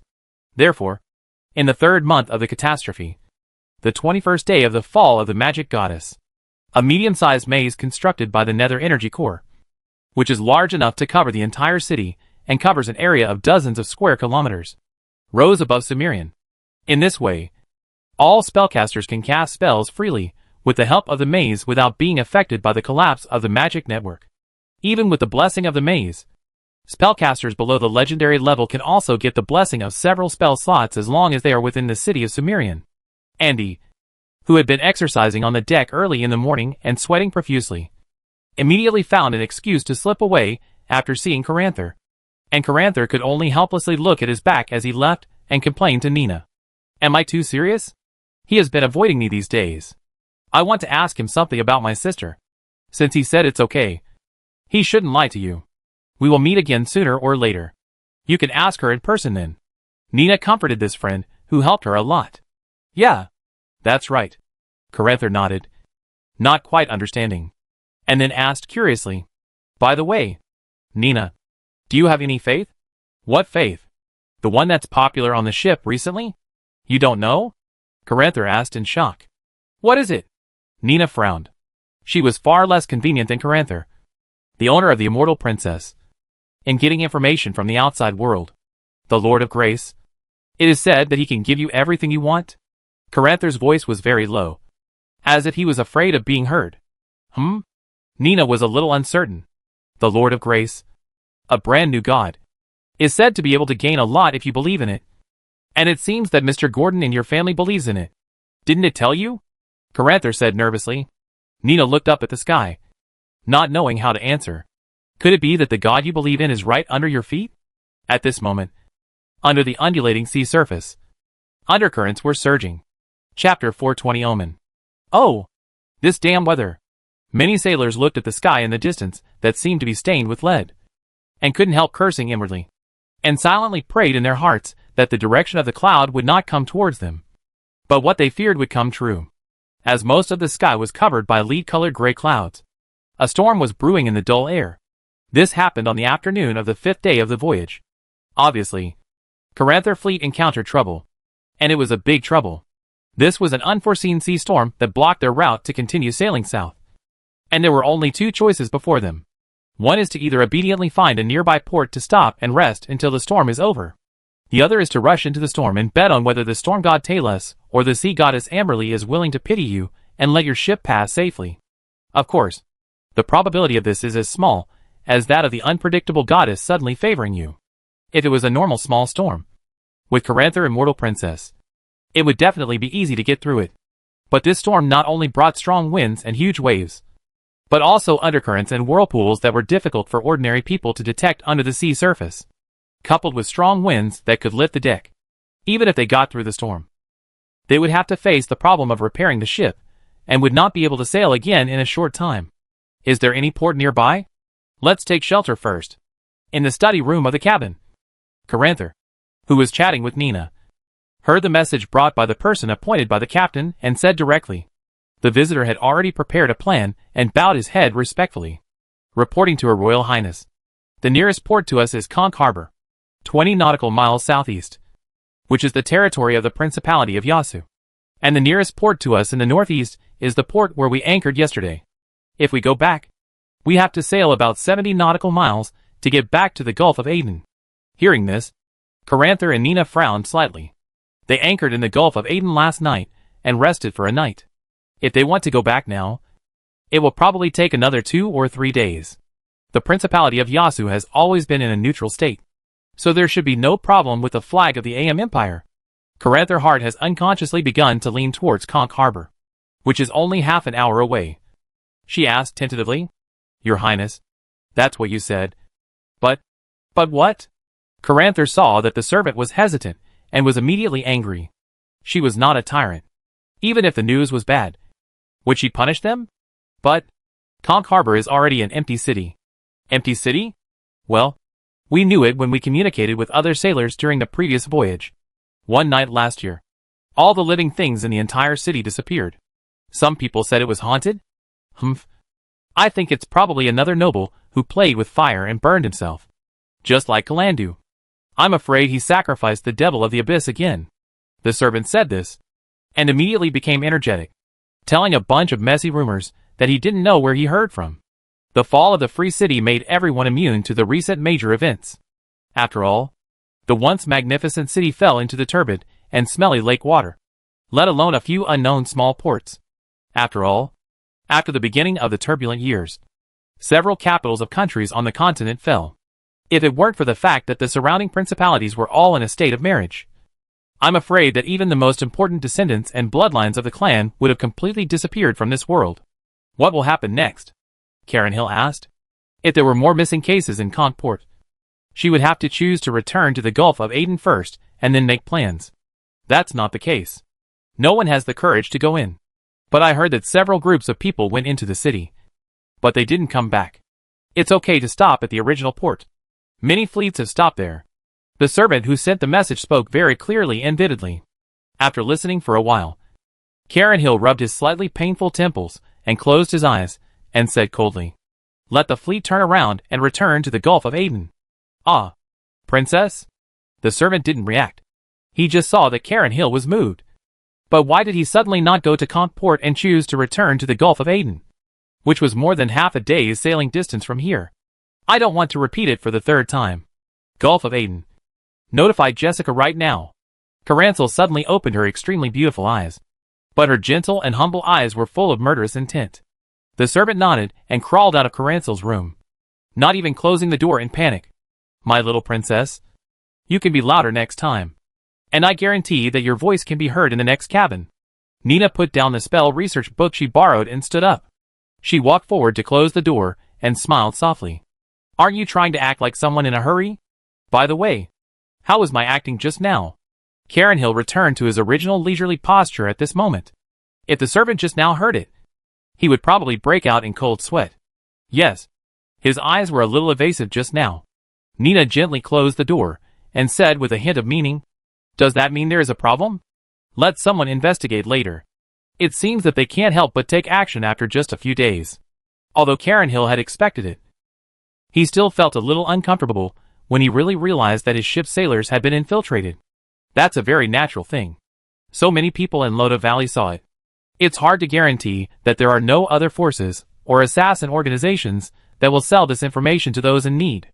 You know, they have no moral integrity. Nina showed an extremely confident smile, stepped forward and pressed Karen Hill's shoulders, and said softly, "But, Caranther, don't worry. With Mr. Gordon here, these reptiles in the shadows won't jump around for long. Look, are we about to find one?" This is also the task that Gordon gave her before he fell asleep. During the journey to the Storm Islands, the spies and tales on the immortal princess were dealt with. But this is just the first test. There is still more than a month before the Storm Islands. Caranther was still a little worried. "Then will you give up?" Nina did not answer directly, but asked Caranther a question. "Of course not. I will not go back to Amen without my sister. This is the oath I made when I left the Empire." "Then don't think too much. Face it calmly, and crush anything that blocks your progress. Because only those without strength will play conspiracies and tricks. And the real strong will disdain to do these. So, are you afraid of the weak?" Nina's counter-question was like a giant hand clearing away the haze in Karen Hill's heart, which was originally worried about the possibility of spies and other members of the forces infiltrating the ship. And she suddenly realized. "Thank you, Nina." Her words were extremely sincere, and she was just short of a hug. However, they also slept together at night, so there was more intimate contact. "I just told you what Mr. Gordon told me." Nina never took credit for it, but when she talked about it, she was a little proud, and her slender swan-like neck was raised high, and she was just short of putting her hands on her waist and laughing 3 times. On the other side, the servant who whispered Karen Hill's instructions back to the ears of Captain Jessifer of the Immortal Princess had already stood respectfully on the other side of the captain's room, waiting for the orders of the middle-aged captain with a high eagle nose and a tuft of golden beard. "Well, since Her Royal Highness has decided to return to the Gulf of Aden, let's go back. Go, Carlo. Go and inform the flag signalman on the mast. Tell the ships ahead to return to the Gulf of Aden now." Although he was a little surprised by Caranther's decision, the experienced captain still carried out her orders meticulously. Moreover, he actually thought carefully, and was inclined to return to the Gulf of Aden. After all, The unknown is always scary. Even though he had heard the name of Conch Harbor from sailors from time to time, he knew that it should be fine. But it is better to be safe than sorry. There is nothing wrong with being cautious. Okay, Captain. The young attendant named Carlo, who had just returned from Carantha room, responded in a low voice, then quickly left the captain's room and came to the deck. First, he informed the flag signalers that were equipped on every ship that the immortal princess was about to return to the Gulf of Aden to avoid the sea storm that had been heading in this direction. Wow! Why didn't you say it earlier? If I had known, I would have slept in the Grizzly Tavern yesterday and would not have come back. I wasted a day. But I can drink authentic rum again in the evening. Today I thought it would take a long time before I could drink it. I didn't expect it. Humph. Don't think I don't know what you were thinking. Authentic rum? I didn't see you drink a few more bottles yesterday. And you were yelling to go to bed before 10 o'clock. Lily of the Red Pig Inn? Or Finna? After hearing the news, the other sailors on the deck were all excited. But most of them were not complaining about the return journey. But excited? After all, every time the ship docked, these sailors could relax, whether drinking or looking for women. After all, isn't that what the sailors' money is spent on? After Carlo conveyed the message, he left the deck and walked to the cabin at the stern that belonged to the sailors. His originally kind face became annoyed and fearful after entering his room. He trembled to the figure sitting on his bed, hiding in the shadow where the sun could not shine. "My lord," I said. But Her Royal Highness the Princess did not listen to me and went to Conch Harbor. "Really?" The black shadow was silent for a while, and then uttered a few words faintly. Really. Please, believe me. I really told Her Royal Highness the Princess everything you told me. Just as you said. Give it to me." He swallowed his saliva and repeated it in a way that was close to begging. "Give it to me. Sir, please. Please be kind. I really didn't disobey your order." Carlo's attitude was very low, and from his gradually distorted face, it was obvious that he was craving or fearing something. The shadow's deep black eyes looked deeply at the chess piece he had placed in front of him, and there was a little disappointment in his eyes. But he still didn't refuse. He took out a bottle of crimson potion from the dimensional bag in his arms, and said coldly, "Take it. I hope I can do better next time." I will, sir."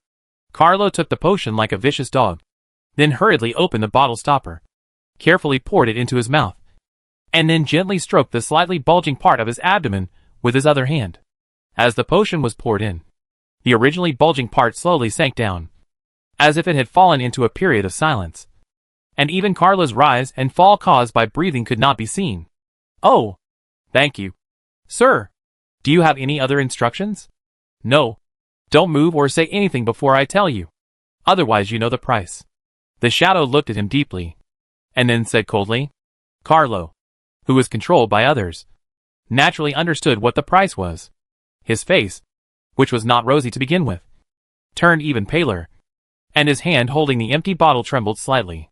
He said hurriedly, "I know. Sir, I will do as you say. So can you give me the next share in advance? I'm worried." He looked at his stomach, which had returned to its original state, and said with some concern, "Don't worry. At least let it be stable for a week. After a week, someone will naturally tell you what to do," the shadow said lightly. And then he immediately stood up and opened the door. At the moment he opened the door, his black robe and shadow were like a chameleon, and quickly transformed into the same outfit as Carlo, an inconspicuous sailor. He knew that this was not his true appearance, because he had seen this face on the deck just now. "Okay then, sir," he responded somewhat unwillingly, but this time the answer was destined to be unanswered. When the dejected Carlo raised his head again, only the hatch that had not been closed was creaking in the strong wind before the storm. "I don't want to die. I don't want to die," he muttered and swallowed the last drop of liquid in the bottle, then touched his stomach and said firmly. At this time, lightning flashed outside the window. If there was a mirror in front of Carlo, he would find that his pupils were faintly red. The journey back to the Gulf of Aden was smoother than expected. Before the rain completely fell, the immortal princess, which had just sailed out of the Gulf of Aden early in the morning, had already been safely anchored in the harbor. After the sailors finished their cable-carrying work, they went to the tavern settlement outside the Gulf of Aden in groups of 3 or 2. After all, they didn't want to fall asleep in the cabin, listening to the sound of wind and rain. Carlo was naturally among those invited. I won't go. I'm a little tired today. Hiding in the quilt, Carlo smiled and refused the invitation of the sailor to make friends. I understand. I understand. After all, I met Her Royal Highness today, so I have to be nice. Hee hee. The sailor looked clear, and then closed the door tactfully. At this time, a flash of lightning flashed outside the window, and Carlo's skin, which was originally dark due to his long-term sailor life, was faintly red. Chapter 421, Compassionate Eyes. Jinbei Coast, Gulf of Aden. The dock area, or rather the tavern area, is brightly lit tonight. A storm is brewing at sea, which has basically driven all nearby ships to the Gulf of Aden. Then, sailors who are trying to avoid the storm and resting on the boats are like sea moles, swimming ashore from the rolling waves. The only difference is that sea moles go ashore to reproduce and carry out the most primitive exercise, mating between the strong. The latter sailors, on the other hand, indulge in sensual pleasures, drinking and eating meat, and are so happy. However, in other words, it is not wrong. After all, the one who hugs the most beautiful girl in each tavern must be the strongest, not the richest. Where there are people, there are disputes, especially when everyone is drunk and others fail to pack up the drunks and bring them back to the boat. A battle without any reason or based on the root of. What are you looking at? We'll start one after another. Often at this time, the tavern owner who came out to maintain order would disappear at the right time, and then wait until the end of the battle before smiling and bringing a large compensation bill to the visitor. As for defaulting on debts, oh my god, those who dare to open a tavern in a place where good and bad people are mixed together must have a background that is either connected to the dock sheriff or to a certain lord in the inner city. With their words, most captains can only pay the money while cursing their subordinates. You have to work for me for free for 3 years. No, at least 5 years. This is the most common statement made by the captains, who came to the tavern in the Gulf of Aden when the tavern was in a mess. But it still couldn't stop the upsurge of hormones after being drunk. And the out-of-control emotions made these drunks always want to do something. For example, hey, I'm talking to you. What are you laughing at? A tall and sturdy man with a tiger shark tattoo. A bald head with the same tattoo. A mouth full of alcohol. Eyes bigger than copper bells. Asked aggressively, and his eyes were fixed on a group of people in the corner of the tavern. If Caranther was here, he would naturally recognize that they were members of the Immortal Princess. These sailors were chatting and drinking happily, and were startled by the sudden shout of this big man, interrupting the atmosphere, and their faces suddenly became a little ugly. However, after seeing that it was a drunkard, the leader still whispered a few words of persuasion. After all, there was no need to make trouble at this time. They knew that they had a mission now. And this was not the AM Empire. As sailors on the Immortal Princess, their status was not much better than that of ordinary merchant sailors. This is certainly not cowardice. But after becoming the captain of the Immortal Princess, Jessica always gave these sailors many instructions when they disembarked, and never tired of asking them to have a certain degree of self-control, and not to get angry when they saw a provocation. If something really happened, even if he understood, whether Her Royal Highness the Princess understood or not was not something he could control. If you win a fight and don't cause any trouble, everyone is naturally happy.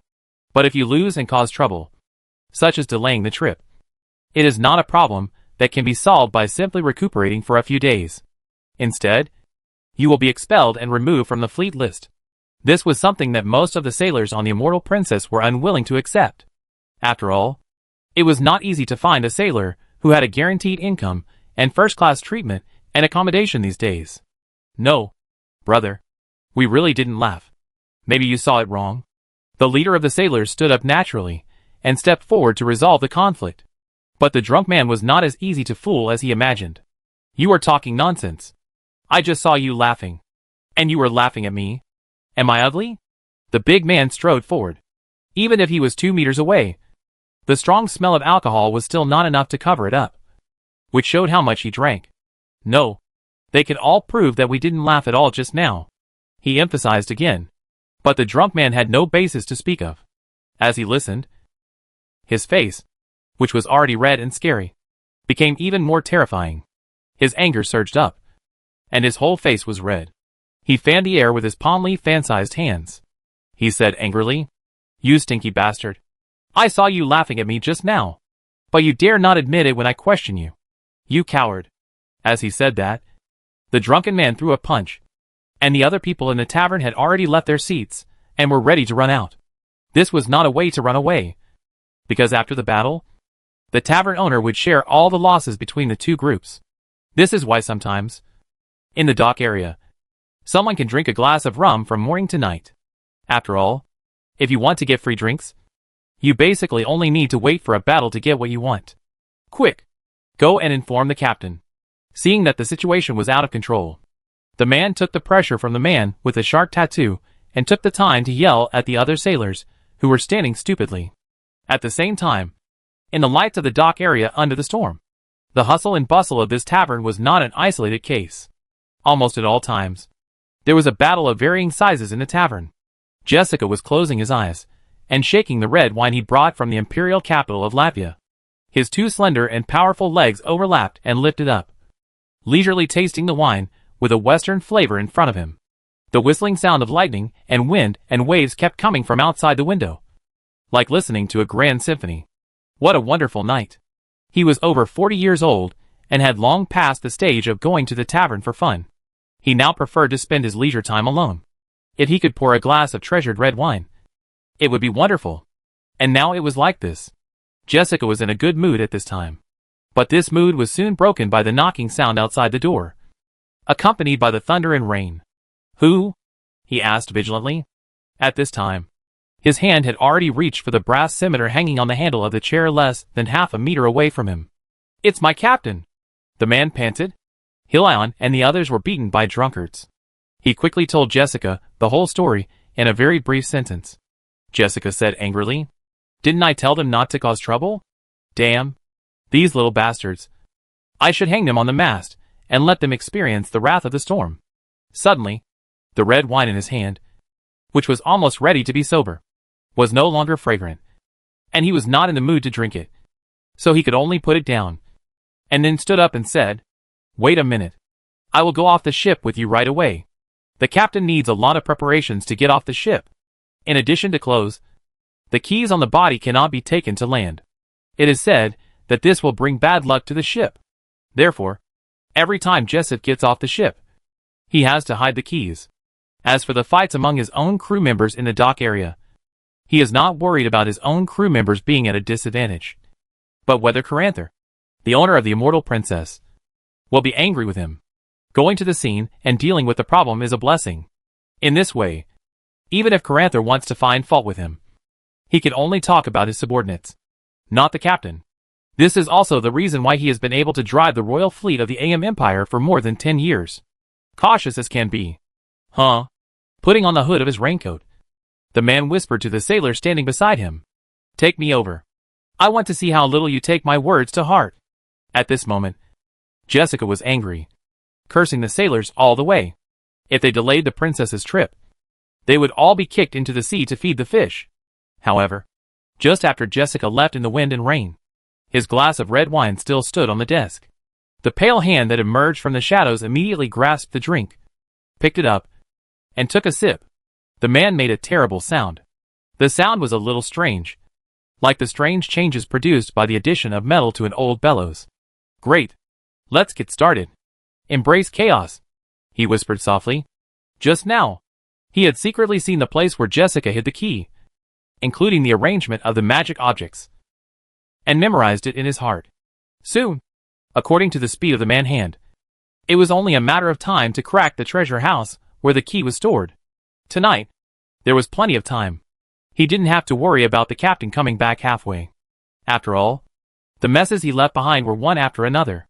He half closed his hood, revealing only his mouth and chin below his nose. And he sneered. It couldn't be simpler. Just pour this in, and everything should be over. The man thought as he looked at the bulging egg-like creatures in the dimensional bag that were trembling from time to time. But just as he was about to get the key to the water tank on the ship and pour the prepared slide eggs into it, a mysterious word sounded in his ears. This made him, who was already quite alert, react immediately, and he rolled away from the spot without even rushing to get the key. But just as he was about to escape into the shadows, A burst of strong light in the dark night directly made him fail to sneak into the shadows. And his originally translucent figure suddenly returned to its original state. "It's you?" He looked up at the girl, who suddenly broke into the door, and shouted angrily. He saw this girl beside the owner of the ship, the princess of the AM Empire, when he followed the shadow of the servant. But the newcomer did not show a trace of anger, but was a little disappointed, muttering something he couldn't understand. Compared to this, he cared more about the look in front of him. What was she disappointed about? He stared at the girl in the wide robe in front of him, stopped talking, and suddenly rushed up. This kind of look, still from a woman, made him, who was called the Son of Shadow, unable to hold back. He wanted to drink the blood of the girl in front of him as the price of angering him. He stepped lightly, turned his wrist, and a green dagger suddenly appeared in his palm. It floated up and down in the air like a green leaf in the dark night, without any trace. Unfortunately, an extremely thick barrier blocked the attack. And then he looked up at the steel creature that seemed to have just appeared from another plane in front of him. The dark and powerful arms exuding metallic luster, even compared with magic, can be called a skill beyond imagination at the joint. Iron Golem. This is also one of the strange objects that Gordon gave Nina for self-defense. And she can control the Iron Golem with her mind. Although I don't understand why you got on this ship. Your plan is doomed to fail now. Nina restrained her previous resentful expression and said seriously, "Humph. Let's wait and see." Seeing that it might not be possible to determine the winner for a while, his inner retreat surged up irreversibly. After all, the longer the time dragged on, the more disadvantageous it would be for her. But what he didn't expect was that when he turned into a black shadow, when he was about to leave, an obscure barrier with various patterns in the void blocked his way. I said, "You can't run away." Nina tore open the scroll of the dimensional anchor and looked at the man in front of her whose face could not be recognized with a smile. Time went back half an hour ago, when Nina and Caranther planned to help investigate the deliberate servant together. They had the dragon cabin and the natural sensitivity of aquatic creatures, which made Nina discover that something was wrong with Carlo at the first time. His whole body turned red, and there was an abnormal bulge on his belly that was constantly pulsating, like a pimple, or an animal's nose, which was particularly terrifying. "What's going on? What do you think, Nina?" Caranther's face was a little annoyed. And then he subconsciously looked at the girl behind him. After all, in normal times, no matter what question she asked, she could get perfect answers from her. "Slad," Nina said softly. "It's Slad. There are Slad eggs in his abdomen. What do you think, Nina? The power of chaos is beginning to gather. Look." Nina pointed to the inconspicuous ripples in the space under the candlelight. It was like transparent and invisible ripples spreading around the room. Every Slad egg in the main material plane is like this when it is born. They must absorb as much energy as possible from the Chaos Sea and then grow quickly. Of course, this is what the Dragon Heritage told her. However, what happened next caught Nina off guard. The effect of the dimensional anchor prevented the man in black from escaping into the shadow plane, thus achieving a sneak attack effect. This led to the situation when Nina felt that victory was about to be achieved and the Iron Golem she was controlling was about to defeat the enemy in front of her. The man dodged the laser emitted by the Iron Golem at a strange angle, and the laser was no longer blocked and attacked somewhere in the room. Then, after a while, the sound of cracking floors came from the air. I said, "You can't stop me. Thank you for sending me away." The dimensional anchor only blocked a three-dimensional space, corresponding to a deeper position. After the Iron Golem's multiple psychic attacks, the wooden board under his feet, which was already fragile, suddenly sank and collapsed. However, his sarcasm had no effect. But he saw pity and joy in the girl's eyes. What pity? What joy? When he really fell and looked down, he knew why she had pity. I saw a huge dragon lying on the warehouse, which should have been filled with goods. Chapter 422 Shadow Spirit. The storm stopped, and a scorching sun rose from the sea, gilding the clouds. The sea was much calmer after the storm, and some fishermen were picking up the gifts from the sea on the beach while the storm was just over. The sailors of the Immortal Princess also stepped on the rising dawn, ending a night of joy and returning to the ship one after another. However, when they returned to the deck, they found that other sailors were working hard to repair the damaged deck. They were standing in a circle, trying to fix the cut wooden boards with nails, looking down from the hull, the second floor, the third floor, and even the bottom. There were sailors working hard to repair. Judging from their lack of energy, it was obvious that they had not had time to rest as soon as they came back. And they were already sick. How could this happen? The sailors who had just returned to the ship were still a little at a loss. Until a familiar fleet leader called them. And they suddenly woke up like a dream. "Hey! Casa. And Saran. What are you doing there? Hurry up and lower the sails. We be out to sea soon." "Oh. Okay. Boss, quite." The sailor nodded hurriedly, then climbed up the cable with his sore legs and untied the rope buckle. On the other side, when the golden sunlight reflected on the mottled oak floor, in the conference room, Gordon, Nina, and Karensil, as well as other metal dragons, and people from the adventure team, including the legendary swordsman Leo, were there. Their eyes were fixed on the human figure that was slowly healing on the table. The creature, although its limbs were all broken, was still alive from its wriggling body and slightly trembling fingers. If ordinary people were here, they would probably think that they had come to the scene of a cult sacrifice due to this strange impact. The bloody smell filled the conference hall, which was very terrifying. However, they were all experienced adventurers, not to mention a humanoid creature that was torn into rotten meat. Even if this humanoid creature suddenly stood up and attacked again, most people would not change their expression and give them another knife. After all, there are many uglier and bloodier monsters on the continent of Io than this. If you are afraid of your appearance and dare not take action, then such a person is destined to not go too far on the road of adventure. Returning to your hometown to be a guard at the city gate may be a good choice. Is this the captured rat? It is carrying the eggs of the slat on its body. What does it want to do? Some nobles stared at the intruder caught by Gordon with an ugly face, and then looked at the trembling sailor in the corner of the meeting. It was Carlo who sent a message for Captain Jessica yesterday. But now he was pale and frightened, leaning against a corner, at a loss. It is obvious that they want to put these eggs into our bodies through water, without anyone noticing. And when we feel unwell, it will be too late to deal with it. But I never drink other people's water when I am outside. Even on the ship. Someone stepped forward and said, then smiled and shook the water bottle on his waist. And smiled slyly. "Do you want it? I have two. For a friendly price of 300 gold coins." He was moved by the noble in gorgeous clothes in front of him, and immediately stepped forward to sell. "Don't listen to him. It's 3 days before we get to Sumerian. I'm familiar with the owner of a small alchemy shop there. A magic kettle like yours only costs 40 gold coins. After all, there are more poor mages there than beggars in other city-states." "Hey! Hey!" The man was about to scold him for being too much and exposing his past. But the next second, the noble's words made him very happy.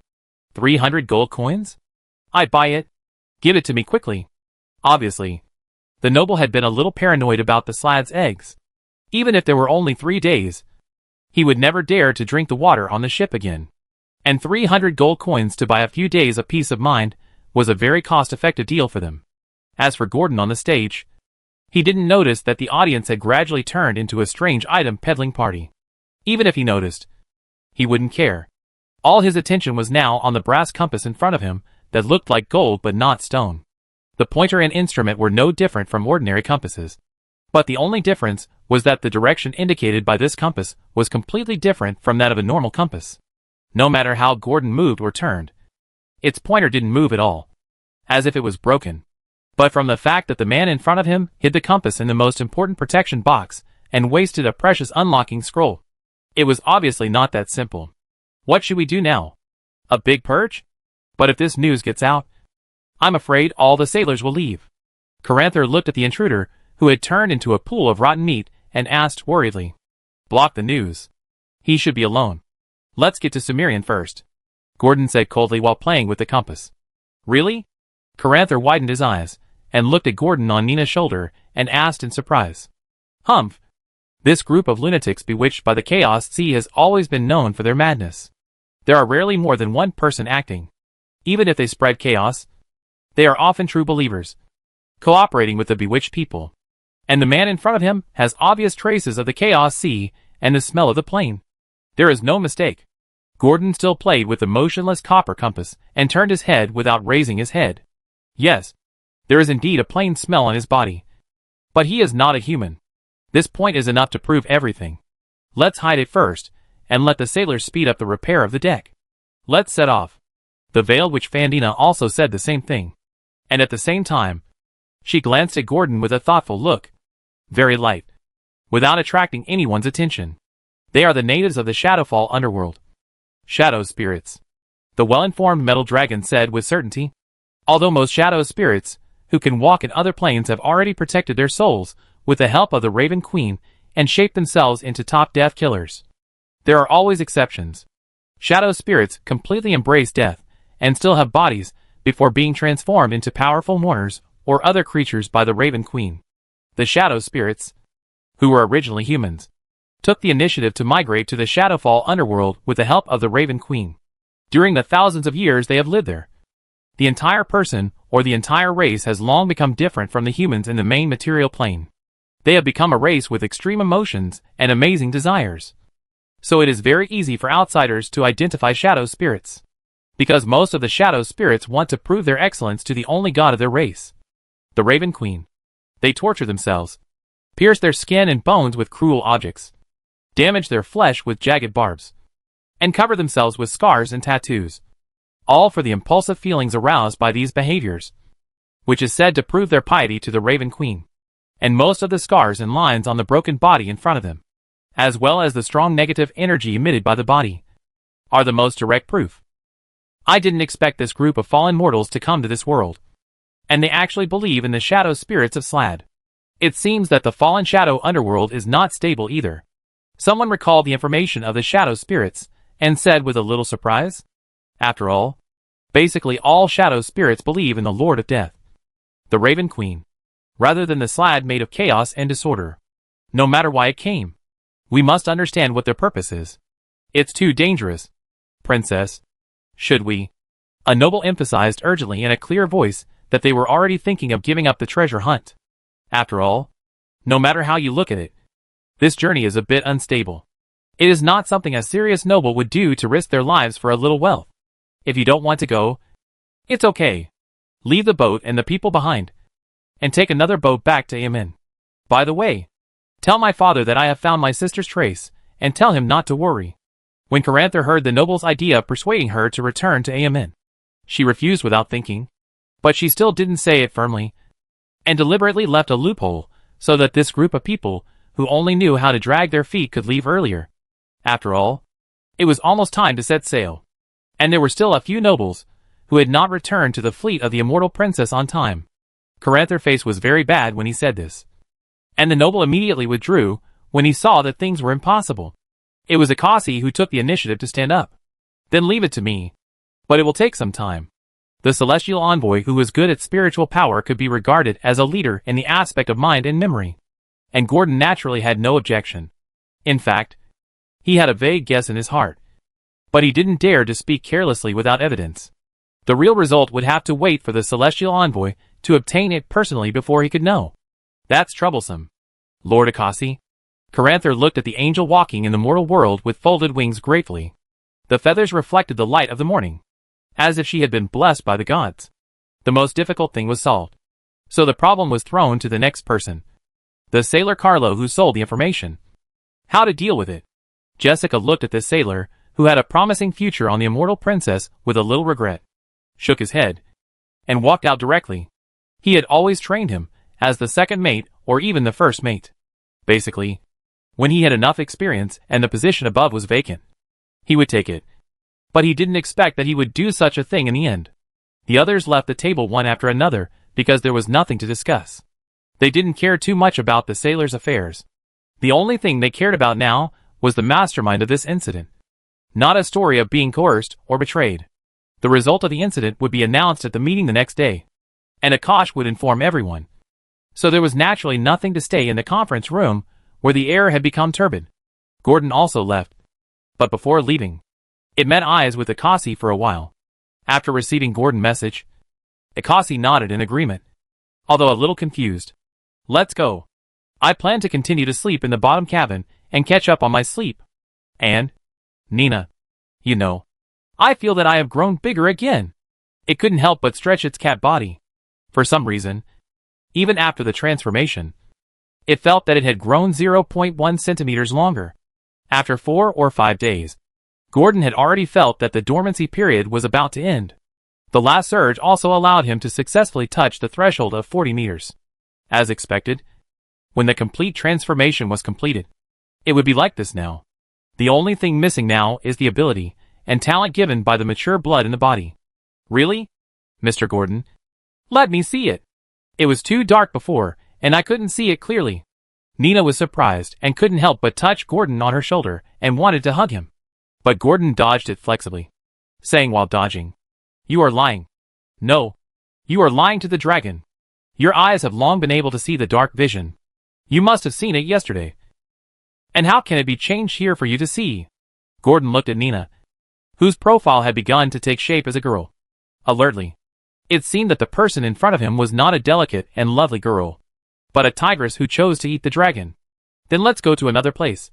Just the two of us." "No." Gordon refused sternly. "No. I just want to see it again. Really just once. Mr. Gordon. Please." Nina looked like she had obtained a great treasure, begging and acting like a spoiled child.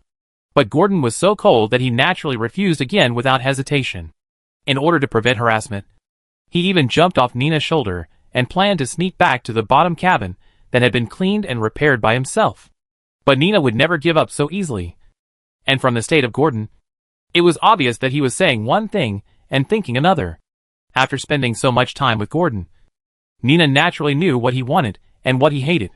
And this one was definitely not one of the things he hated. At least occasionally Nina could see a familiar look in Gordon's eyes. A look of greed and possession.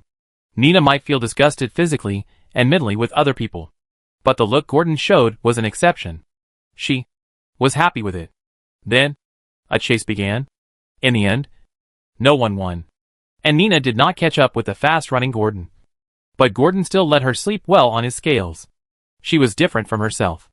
In essence, apart from the human soul, she was still just an ordinary ocean dragon. She did not have divinity, was still in the young dragon stage, and was sleepy by nature. In addition to the battle last night and the overnight investigation and search, the girl was already exhausted physically and mentally. And lying in the heart of Gordon Claws was the most comfortable and soft nest. So, when the scorching sun was hanging in the sky at noon, with the scattered sunlight from the gaps in the cabin partitions, the huge dragon could be seen lying safely on the carpet woven with gold coins in the spacious cabin. But its posture was a bit strange. With its claws together, it lay sideways against its chest, as if it wanted to rub the things in its claws into its heart and protect it tightly. From the gaps between its fingertips, it could vaguely see a slender dragon with a dark blue body and an elegant figure lying peacefully in it, sleeping soundly. It was also, a long time ago, Shadow's spirit was a human tribe living in the mortal world. Like other humans, Shadow's spirit was also afraid of death. It represents the decay of their bodies, and their helplessness in hoping to stop their decay. Shadow wizards dabbled in necromancy in hopes of ending, or at least reducing, their decay. But dark magic proved to be no answer to their troubles. Shadows turned to the Raven Queen, begging her to end their fear. And she did. In a rare moment of mercy, or perhaps out of self-interest, the Raven Queen taught Shadows to embrace the inevitability of death, rather than fear it. She promised to protect their souls after death, freeing them from the curse of undeath, and reshape the best of them into powerful new forms, such as the Wailers. Over time, Shadows abandoned their fear of death and abandoned their place in the natural world, migrating to the Shadowfell, building settlements on the edge of the Raven Queen's frigid kingdom. Gradually, they grew and spread, founding new cities throughout the plain. The long stay in the Shadowfell changed the shadows. They began to succumb to the gloom of the plain, haunted by pain. Some shady spirits simply wither from existence, first becoming incorporeal and then vanishing altogether, as their people begin to wither away in the shadows. Many shady spirits seek to stimulate their bodies and minds, committing to passion and indulgence to stave off the overwhelming gloom. Chapter 423 Meditation. The time on the ship passed faster than expected. After setting sail again, there was no sudden change in weather until we arrived at the port of Sumirin. The sky was clear, and the waves were rippling. "Oh! Sumirin! We are back again!" An adventurer stood on the deck, looking at the huge city standing on the top of the mountain in the distance, and cheered. Gordon also woke up with the help of Nina. It still needs a week of sleep before it can completely transform.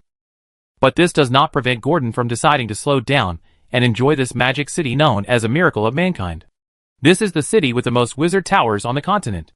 Gordon looked at the majestic wizard towers, like towering trees, halfway up the mountain with admiration. And the colorful shield rainbow lights surrounded the wizard towers. Higher up, there is an inverted mountain suspended in the sky. Standing on the top of the mountain, accompanied by the clouds in the sky. And, as the immortal princess gradually approached Sumerian, the salty and humid smell of the ocean in the air gradually turned into a calming aroma that mages often use when meditating. The light fragrance was refreshing.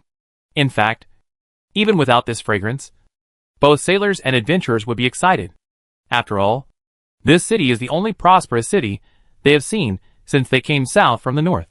It is solemn and magnificent, just like the kingdom of God on earth. Just looking at it from afar, people can't help but feel awe. Before entering the dock, the white and bright magic lights stood on both sides of the street, illuminating the entire city without a shadow. The ground was also a marble road that could accommodate cars and horses at high speeds. The environment was completely different from the cities they had seen before. If we have to compare, Luata Valley is like a small town that has just entered the Bronze Age, while Sumerian has already started to build skyscrapers. Even Kalandu, which was once famous for its free trade capital, is far from enough in front of this magic city. I will take Fandina and the others to buy supplies later. At this time, the celestial envoy Akasi walked to the side where Nina was standing, tilted his head, and said to the black cat on his shoulder, "I know. I don't need to go." "No. You can go around the city with Miss Nina. We will stay here for 2 more days, which is enough time." Akasi smiled and shook his head. "Okay then." Gordon nodded, and looked at Akasi returning to the veiled witch before moving his sight back. For some reason, he always felt that the purpose of this silent and mysterious witch might not be as pure as he imagined. But he shook his head again and laughed at himself in his heart. In this situation, it would be great if it didn't have any bad intentions, no matter if she was pure or not. As long as the final enemy was the 5-headed female dragon Tiamat, who wanted the colorful dragon to reign over Io again. "Mr. Gordon, where should we go later?" Nina looked at Sumerian in the distance with longing. Everything on it was so attractive to this little girl who had just embarked on the path of spellcasting. It could be said that this was the paradise of knowledge she had always dreamed of. Countless fellows on the path of spellcasting could exchange spell knowledge and research with each other here. And every month, or even every week, there would be new spell records in the Mage Guild, if other cities were ruled by power. As for Sumerian, knowledge is the way. As long as you have learned arcane knowledge or spell knowledge that is deeper than others, you will be admired and respected. Knowledge is power. Countless pioneers and successors of mages believe in this proverb engraved on the foundation stone of every mage tower. Comparing the origin of Sumerian, it was not founded by a legendary mage or even a high-level mage. The one who founded Sumerian was an ordinary mage who spent his entire life without being able to reach the high level of the 6th ring. Fei Yen. To be precise, Fei Yen Juete Mistra, the favored one of the goddess of magic. Although he is already a leader compared to humans, for a hero in the history of mages, this level is not worthy of his title of Pioneer of Sumerian, nor the great glory of King of Sumerian, and even less worthy of the honor of the favored one of the goddess of magic. Or it is most appropriate to describe him as a country muddy boy or a wandering wizard beggar. After all, before he founded Sumerian, he had no intention of hiding his birth or his deeds. He did not add bricks and tiles to his bloodline, nor did he write a big book about his birth. He simply said that he was a farmer's son from the lower reaches of the Jinquan River, because he met a wild wizard. He embarked on the path of a spellcaster.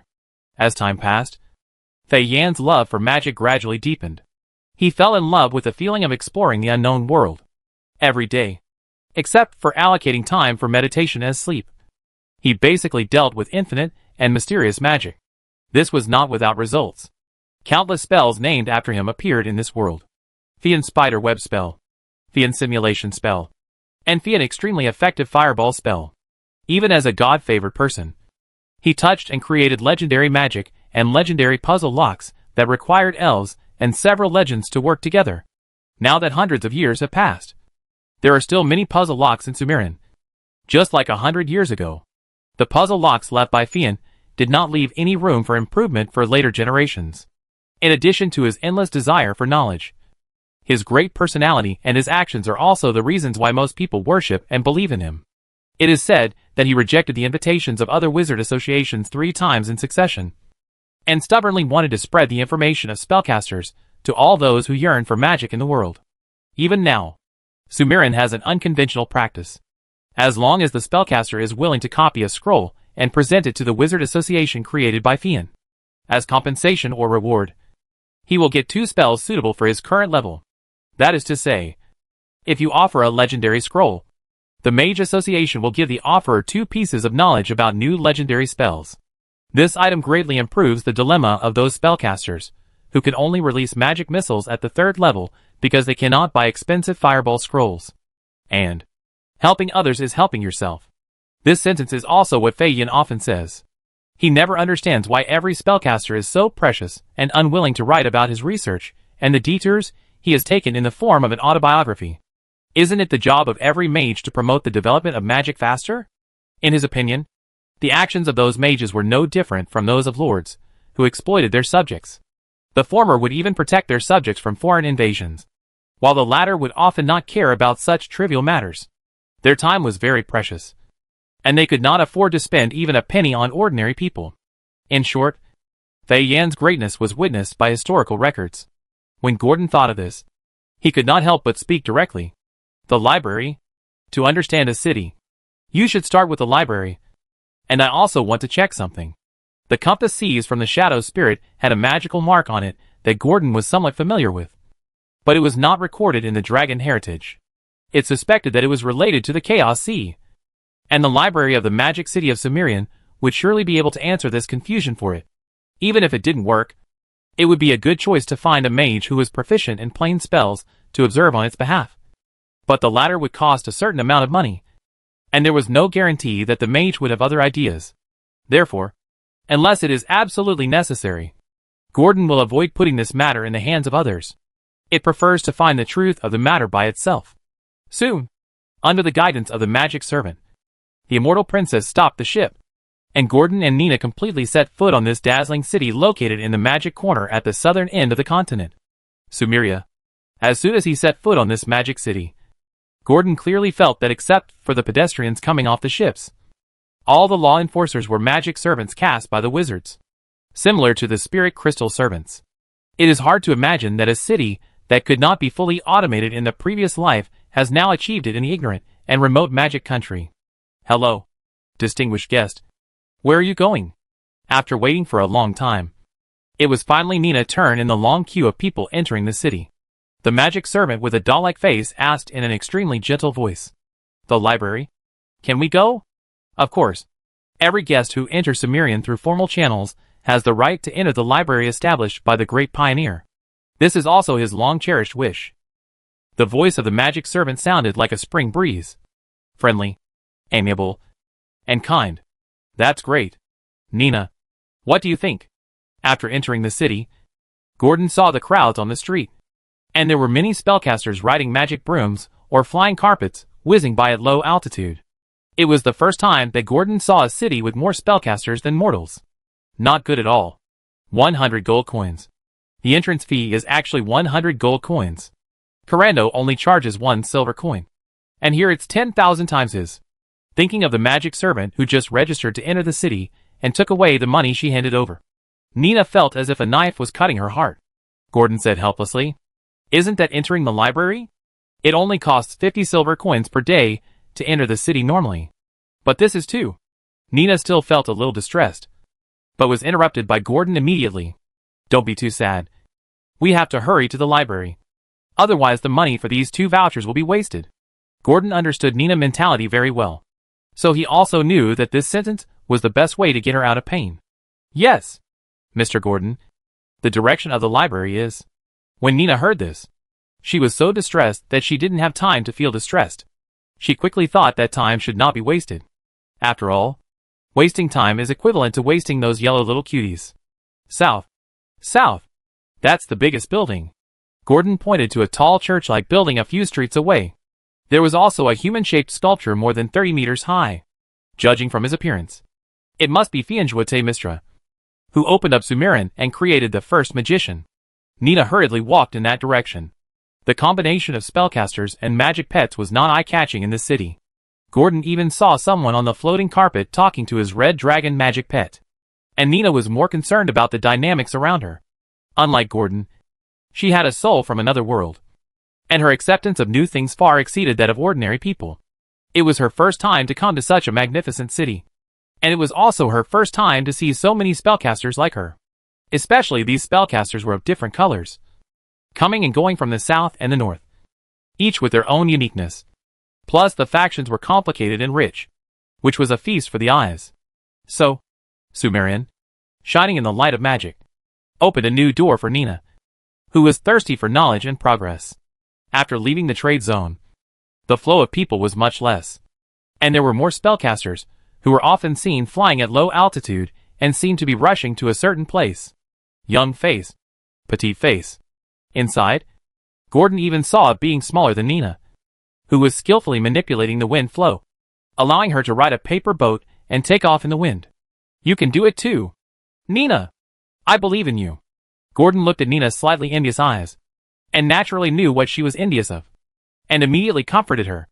No, Mr. Gordon. I just think they are all very powerful. And Nina also wants to be so powerful.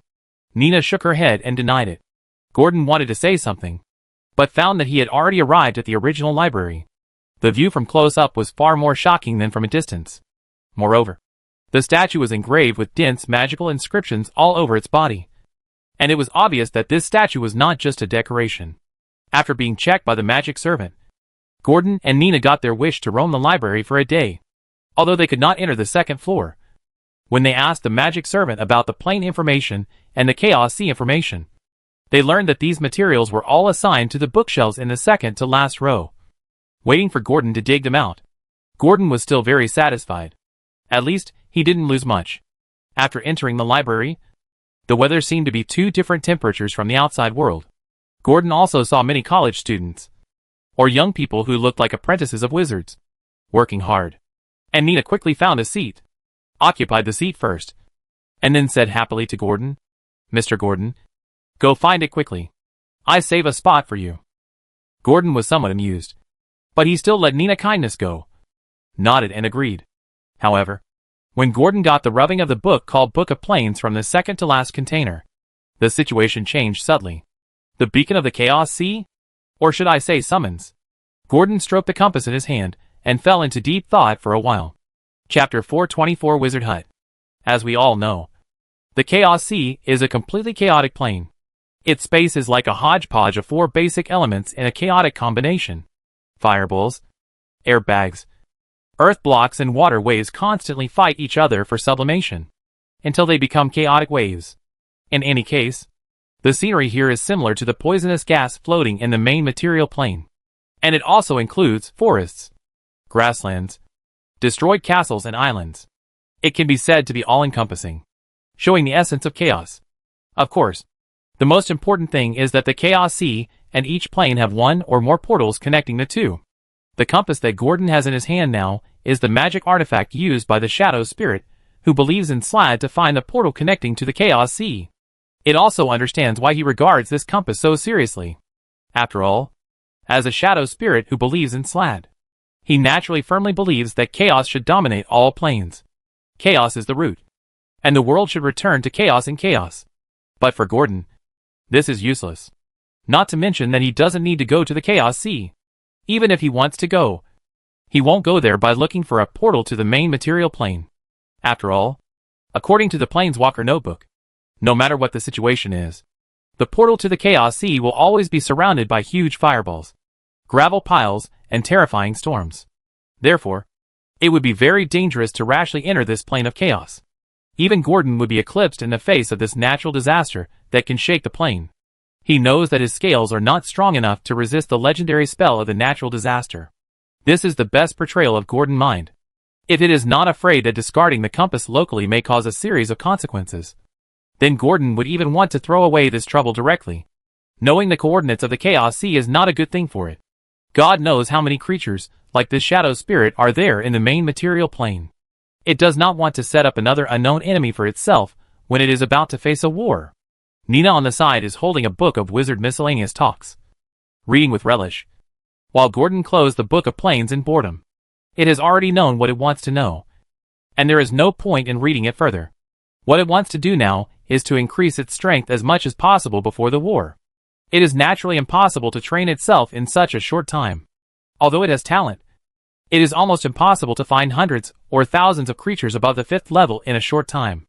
In the main material plane, even in the abyss, it has to fight at the risk of being killed by a stronger person.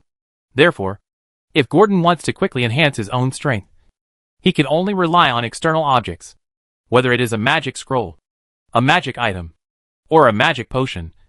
They are all good choices. Of course, if there is enough money, hiring a legendary guard is also possible. However, Gordon did not even think about excluding hiring. He might accept that Ikasa used his knowledge of legends to gain the confidence of his teammates. But he could not believe in hiring a trustworthy teammate from the adventurers. In his opinion, the probability of hiring a qualified teammate here may be less than 10%. And among the 10%, there are all kinds of legendary professionals who are not suitable for the team, or even the guard of this guy. But the most important thing is that this time, they are facing a mastermind who may be a dragon lich. So spending money on holy water may be more cost-effective than hiring a high-level professional. Haven't cute Cassie and the others gone to buy it? Nina asked with confusion when she heard Gordon's resignation. And Gordon closed the book and put it aside, saying in a low voice, "It doesn't matter if you buy more. Holy water has no shelf life. I want to go to the auction house." "Then, Mr. Gordon, I go with you," Nina said hurriedly. "No, I haven't earned back the money yet." "Oh, that's right." Nina suddenly became listless and said weakly. On the one hand, she wanted to go to the auction house with Gordon. But on the other hand, deep in her heart, she still wanted to read more in the library. "It's okay. I can go alone. Don't worry. Just wait for me here." Gordon jumped off the special chair that Nina built for him, on which there was a pile of books, and comforted her. "Well, okay." Nina no longer forced him, but just watched Gordon back quietly until he disappeared behind the door in the distance, and then turned her attention back to the 4 or 5 pages of the wizard notebook on the desk. "Can you please give me the 2 books that this person left in the library? Elements of Spellcasting, and On the Brainstorming of Wizards?" Nina called the special magic servant of the library cruising nearby, and asked it to help her find books. "Okay. I will give you Elements of Spellcasting, and On the Brainstorming of Wizards in 10 minutes. The magic servant has already set up a book-finding program in the core of the wizard settings, so it is not a problem to find tens of thousands of books in the library. Nina also saw that other people ordered the servants in this way, so she gave it a try and tasted something new. Unexpectedly, it was surprisingly considerate. After the magic servant disappeared, Nina fell into a state of intoxication again. She almost greedily absorbed the various difficulties encountered by the sages when creating magic, and then verified them one by one in her heart. Gain experience from success points and reflect on mistakes at failure points. This is what Nina wants to do. After all, she is not like Gordon, who grows rapidly. The only thing she can do is to catch up with its pace as much as possible. And this time is a great opportunity. When she was flipping through this book, she already felt that the knowledge contained in this library could make her different again on the day she set sail. The author on the title of the book was clearly printed with Fei Yen Juete Mistra. On the other side, Gordon walked out of the library gate and asked the magic servant on duty on the roadside, and learned that the largest auction in the entire Sumerian was located halfway up the mountain of the Arcane Mountain. It naturally did not go there immediately. It planned to take advantage of the time. It was still morning, and Nina agreed to meet at the library at sunset in the afternoon. So it asked if there were other auctions or famous stores. The servant did not refuse to answer because it was a cat asking for directions. Instead, he told it in more detail. Gordon soon learned about the famous auction venues and chain stores selling rare items in several major areas of Sumerian. The former are Omega Auction, Candy House and Legendary Auction, and the latter are Mage House, Victor's Third Hand, and Silver Merchants Guild. These are auctions and oddity shops that are well known in Sumeria and even in the mouths of spellcasters in nearby countries. The magic water bag that was connected to the water elemental plane not long ago is a product sold by the Mage House, which has always been famous for its high quality and low price. Gordon's location was still some distance from the nearest magician's hut, but fortunately, cats were not much slower than humans. About 10 minutes later, after squeezing through the crowd, Gordon saw the particularly eye-catching building. A silver mage tower. Not high. Only about 20 meters high. About the height of 4 or 5 floors. But the area it occupies is quite large. 3 or 4 times that of other ordinary shops. Wide at the bottom and narrow at the top. And people are constantly coming and going at the gate there. People of all races. You can even see white-haired and black-skinned drow there. Most likely believers. The drow looking up at the dark girl. Otherwise, with the camp detection at the gate, these chaotic and evil underground creatures would not be able to enter through normal channels. Arriving at the target location, Gordon naturally would not stop, but stepped in lightly. After walking to the hall of the mage's hut, which was thousands of square meters, Gordon breathed a sigh of relief, finally seeing a living person as a waiter. I saw that next to every customer in the hall was a mage's hut staff member wearing the same uniform, Nanjun Nukio, and the silver-white work robes matched them, which was very pleasing to the eye. Gordon knew that he might be ignored, so he took out his credentials and shouted, "Waiter, I need to buy something." A cat can speak, and it uses the unique accent of the Sumerians. This is the pronunciation skill that Gordon easily mastered after observing their chat just now. Using the language mastery given by the Planeswalker, this dialect has a little tongue rolling, which makes people sound a little hoarse and dull. But it is just right, and does not make people feel bored. It only makes people feel that the owner who said this has a sense of mystery and unknown. "Hello, Mr. Black Cat. Do you need to buy something?" At this time, a red-haired clerk with a pretty face came forward enthusiastically, bent down, and tried to make her eyes level with Gordon, and said enthusiastically, some people speculated that this was the magic pet of a master wizard, while others suspected that this was another bored metal dragon who came to Sumerian to have fun. "Yes, I want to buy these potions and scrolls for undead creatures, as well as breath potions for dragons and strange items for dragons." Gordon tried his best to move his eyes away from the whiteness of the clerk, and slowly put forward his request. This waiter with some weight immediately knew that this might be a big order. Buying special dragon treasures and breath potions for undead creatures are things that normal people would not buy. They didn't hear that there was an undead invasion nearby, but they would not buy things without reason. Everything has a reason. Be in awe of the unknown.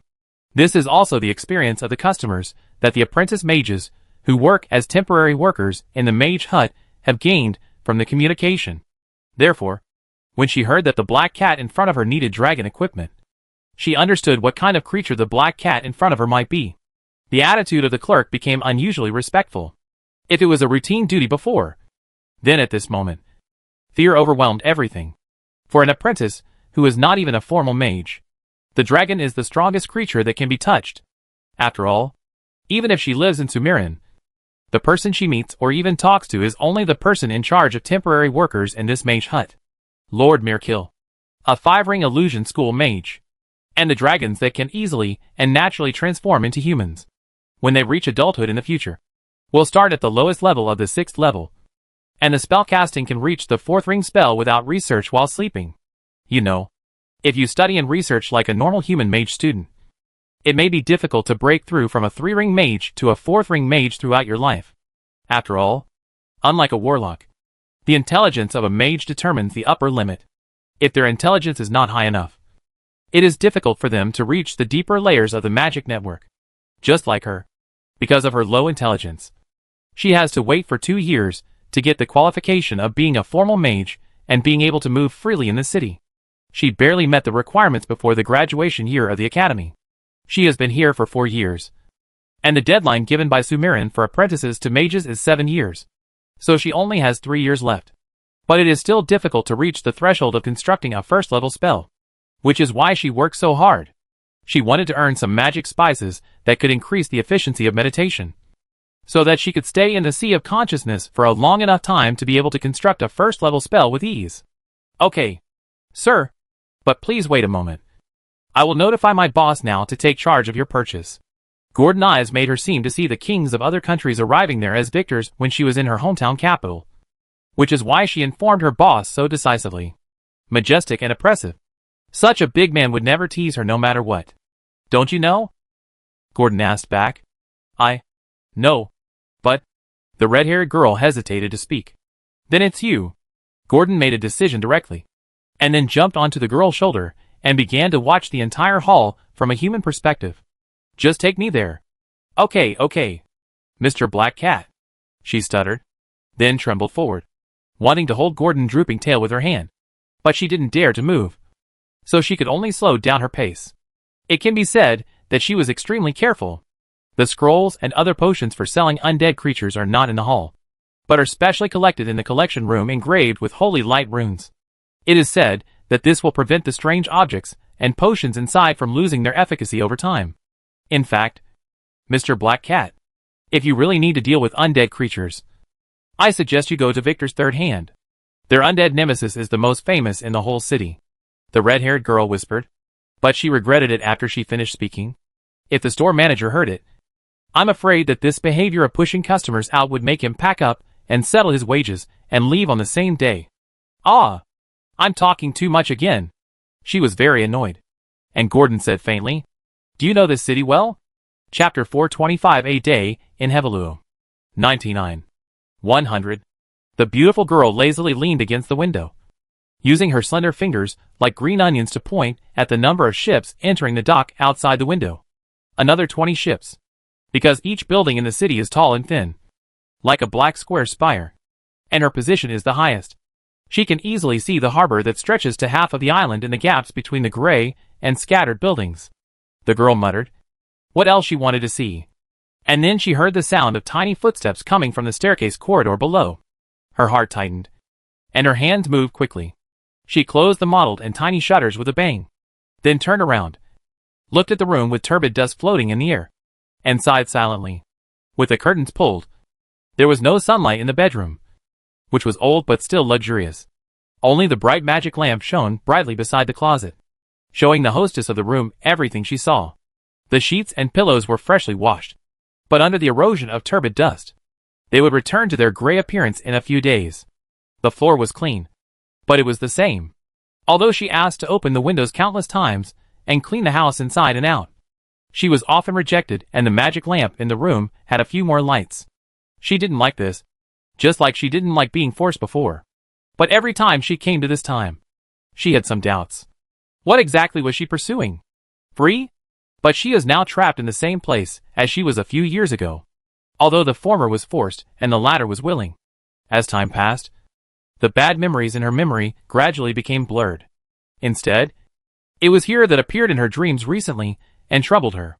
She wanted to walk out of here, but he couldn't. The girl sighed again, and when she heard the footsteps slow down a little, she stopped struggling. She leaned over to pick up the wooden strips on the floor, then picked up a small hammer and a nail and knocked on the window. Not long after, the shutters that could be opened at will were sealed again. This was her rare act of rebellion, and she took advantage of his absence to start this game that she once thought was repetitive and boring, but now greedily absorbed every ray of sunshine. Gunny? Where are you? Dear, I'm here, Heavaloo answered with a loud voice, and then skillfully stuffed the hammer and other tools in his hand under the bed. When she was tidying up her dusty dress, a thin and tall figure appeared at the door of the bedroom in front of her.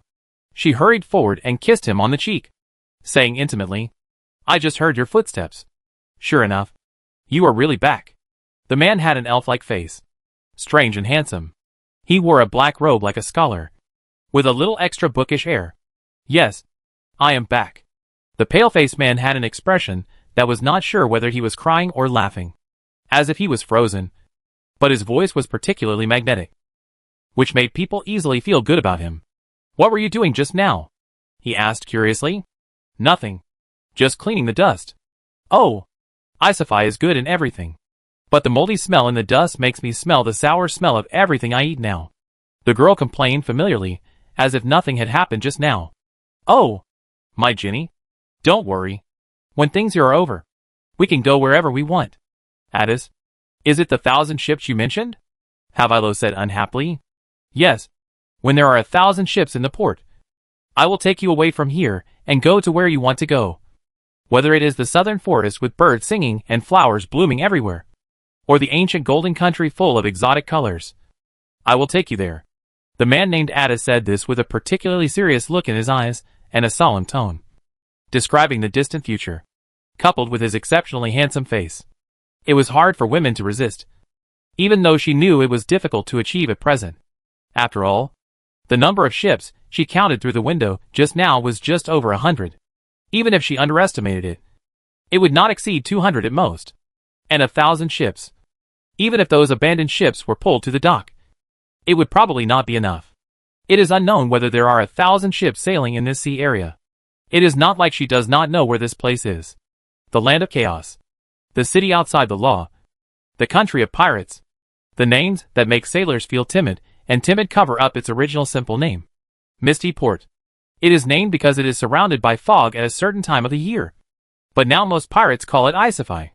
In the language of aquatic creatures, such as mermaids, it means gold and treasure. It is also the most important thing in their hearts. But you have said these words many times, and the number of ships has not increased. The girl's eyes were full of doubt. Today there are more than 100 ships. Almost. Genie. Believe me. Okay? The man stepped forward, gently embraced her slender waist, and whispered seriously with his forehead against hers. Although the girl had such intimate actions in the past, she always felt that this time it was particularly passionate and desirable. And she quickly pushed the man's body away. It's not time yet, she said. For some reason, she said something very awkward. Obviously she still wanted it in her heart.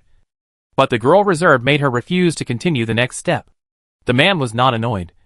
There was no disappointment on his face, but smiled and gently stroked the girl's messy hair. Well, it's not time yet. We will be together for a long time in the future. I can wait. He did not hide the desire for possession in his eyes. Looking at the girl's delicate face, he wanted to eat, but he restrained himself because the desire would only ruin everything beautiful now. Well, let's not talk about this for now. What are you going to eat today? I make it? She felt that she had done something wrong and wanted to compensate this lover who she once loved so much, but whose love was fading now. But the man looked embarrassed. But I have already eaten outside. The city lord has prepared dinner for us. Cheese soup, fresh mushrooms and roast chicken. Okay, then I eat alone. Hevelua didn't know why she felt angry. But she rarely got angry and would only sulk by herself. So now she just wanted to leave here, go back to the hall, make a cup of black tea, and treat the tea leaves in the black tea as the man in front of her and chew him up. Wait. The girl paused slightly. You didn't open the window today. No. The girl's voice was cold and hard. That's good. The man still seemed undecided, but repeatedly reminded, don't open the window. There are so many infectious diseases in this city now. You are weak, and you will be infected if you are not careful. I will be very sad when that happens. Gurney! It was still an infectious persuasion. But Hevelua was calm at this moment. No matter how beautiful the female voice was, it was just another handful of hot oil in the fire for her now. She just wanted to laugh now. She always used a reason to coax a 3-year-old child. It could be regarded as emotion. But now it seems that she was being fooled as a fool. Hevelua's anger was getting higher and higher. But the man she once loved remained indifferent, and began to lie on the bed, which was rare, as if he was resting because he was too tired. After leaving the bedroom, Hevelua was no longer in the mood to go downstairs with her skirt lifted up. She let the hem of her black cord dress whisper to each of the worn-out steps. She didn't even have time to look up and appreciate the artworks. She just lowered her head and walked down the stairs. The various artworks and oil paintings hanging on the walls were all the work of masters. No matter which one was put out, the nobles of the capital would swarm to grab it. Originally, Hevelua's favorite was this spiral staircase, because the treasures hanging on the wall were much better than those placed in her father's palace. But now, she didn't even look at him, and stepped on the stairs quickly, letting her weight vent her emotions in the stairwell. It was not until Hevelua sat in the lobby on the first floor for 2 or 3 hours that Atis, her nominal husband, woke up lazily and walked down the spiral staircase slowly, touching the handrail, and saw Hevelua sitting in the lobby, staring at a cup of black tea without a single tea leaf. He asked, Gunny, what's wrong? No more black tea? I bring you some when I come back. Without waiting for Hevelua to make a decision or answer, the man quickly made a decision. Are you going out again? Hevelua keenly caught the man's next move, and her voice was a little distorted. It had only been a short time since he came home, and he was leaving. You know, when they just met. He was not like this. Almost every day. Except for work. He was with her every minute and every moment. Whether it was playing some games or going out to see the unique natural scenery of Isafai. Now he advised her not to go anywhere. Yes, there are some things that have not been dealt with yet. And now is the most critical time, he said softly, and stepped forward, intending to hold her weak shoulders and comfort her, but was ruthlessly thrown away by the girl. She said coldly, "If you want to go, go quickly. Don't make people wait anxiously. Then I go. By the way, black tea. What flavor do you like? Light fragrance or sweet and astringent?" Addis never felt anything wrong, and didn't react at all. But his attention was on the black tea. "No, I don't like black tea." Hewiliu was too lazy to explain. All she could think about was how to end this awkward and boring conversation. She now understood what her father said. When you really walk out, you will understand what you really want. She wants freedom, and not to be constrained. And now, for the man in front of her, she has deviated from her original intention. Is it worth it? At this moment, Hewiliu's heart was in a state of conflict. But she soon collapsed again. She can't turn back anymore. Now in the most chaotic and disordered pirate city of Isafai, it is extremely difficult to leave on her own. Not to mention that her husband has a lot of connections with the pirates at the dock. Even if she successfully leaves Isafai, he will still catch up with her within 3 days. Therefore, at first glance, she has some choices. But in fact, she has no way back. From the day she agreed to his proposal, she has no way back. Suddenly, she felt a little lonely, looking at the empty but extremely bright hall. Even though it was filled with all kinds of luxurious furniture, and the carpet was made of dragon skin. But so what? Hewiliu looked at the dragon head hanging in the middle of the hall, as well as the head specimens of other creatures, and fell into deep thought. After a while, Hewiliu felt that she had fallen into a dead end. Or there was a knot in her heart. Memory is like the distorted reflection of the body under the magic lamp, reminding her all the time, "You can't retreat." In order to resolve this crux, she decided to disobey his order again today. She wanted to open the window, breathe fresh air, and bathe in the warm sunlight by the sea. However, to be on the safe side, she did not choose the bottom floor, but the upper floor, so that even if there was air with plague, it would be difficult to flow up to the top of the tower along the air flow. Thinking of this, an inexplicable force surged from her heart to her limbs again. She felt full of energy. She lifted the black skirt that fell to the ground with both hands, stepped a few steps, and quickly passed through the corridor of the hall. Then followed the spiral staircase and took the hidden tools for prying doors from the second floor. This skill was figured out by herself when she was in the palace. At that time, she was thinking about escaping all day, so she would never give up if she had the chance. Over time, her lockpicking skills improved day by day. This time she was going to the top floor of the building, which was an attic. She needed to move a ladder to go up through the dark hole.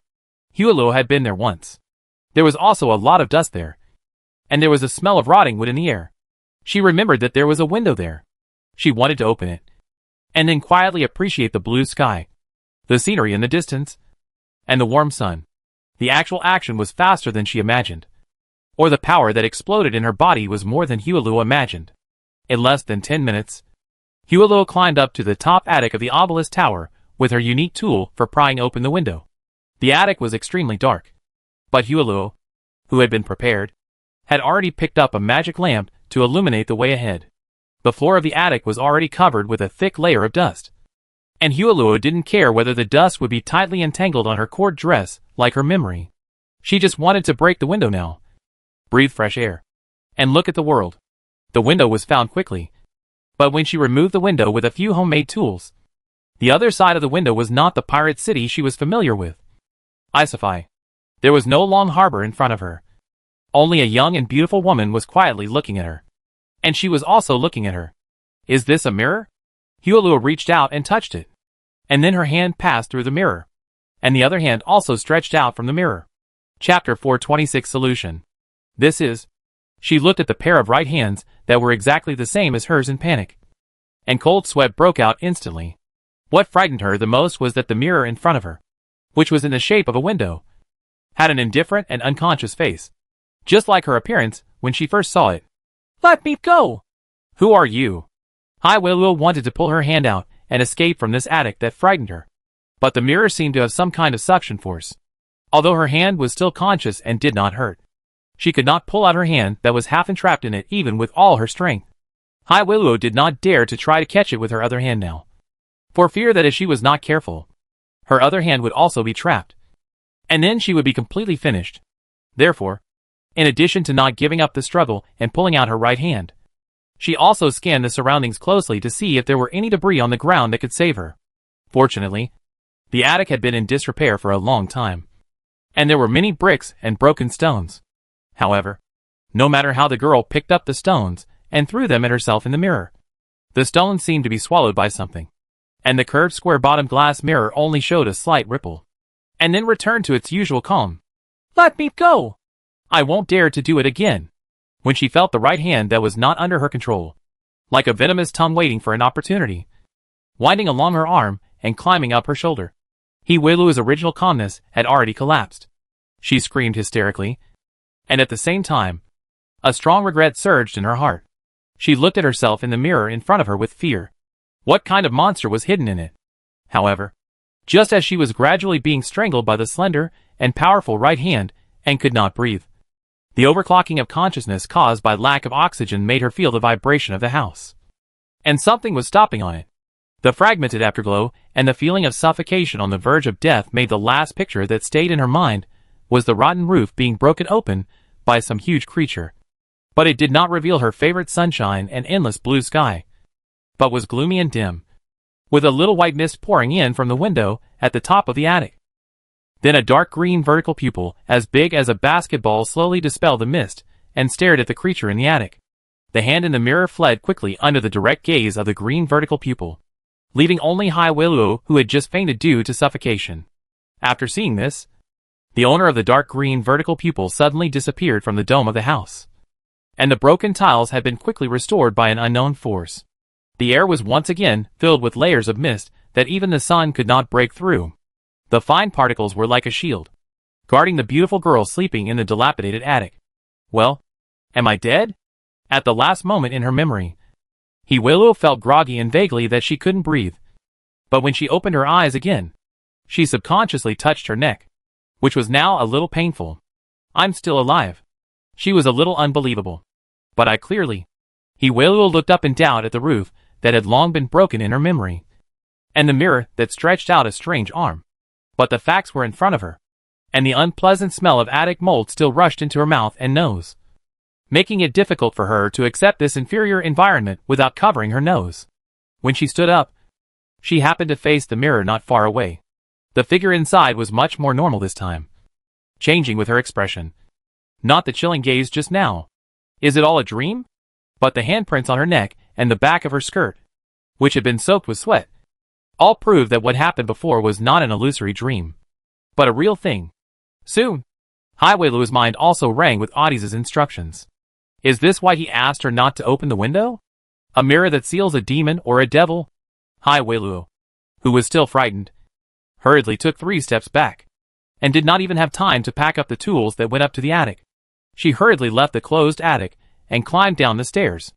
She first returned to the room and took a shower with the magic bucket. After calming down, she changed her clothes and carefully climbed up to the attic again. She didn't want to come, but she couldn't let Atis find out that she had opened the window. So she had to suppress the trembling in her heart and climbed up the stairs to the attic tremblingly. The attic was still filled with turbid dust in the air, and a faint smell of mold filled her ears and nose. But Hai Weiluo turned a deaf ear to it. She first looked forward carefully, observing whether there was anything abnormal about her in the curved square-bottom mirror of the window. At this moment, Hai Weiluo's heart was hanging in her throat. The ordinary beams and columns, as well as the debris on the ground, were like the corpses of demons in the abyss, making her terrified. Fortunately, everything that followed was a false alarm, as the last window nail was embedded in the wooden board.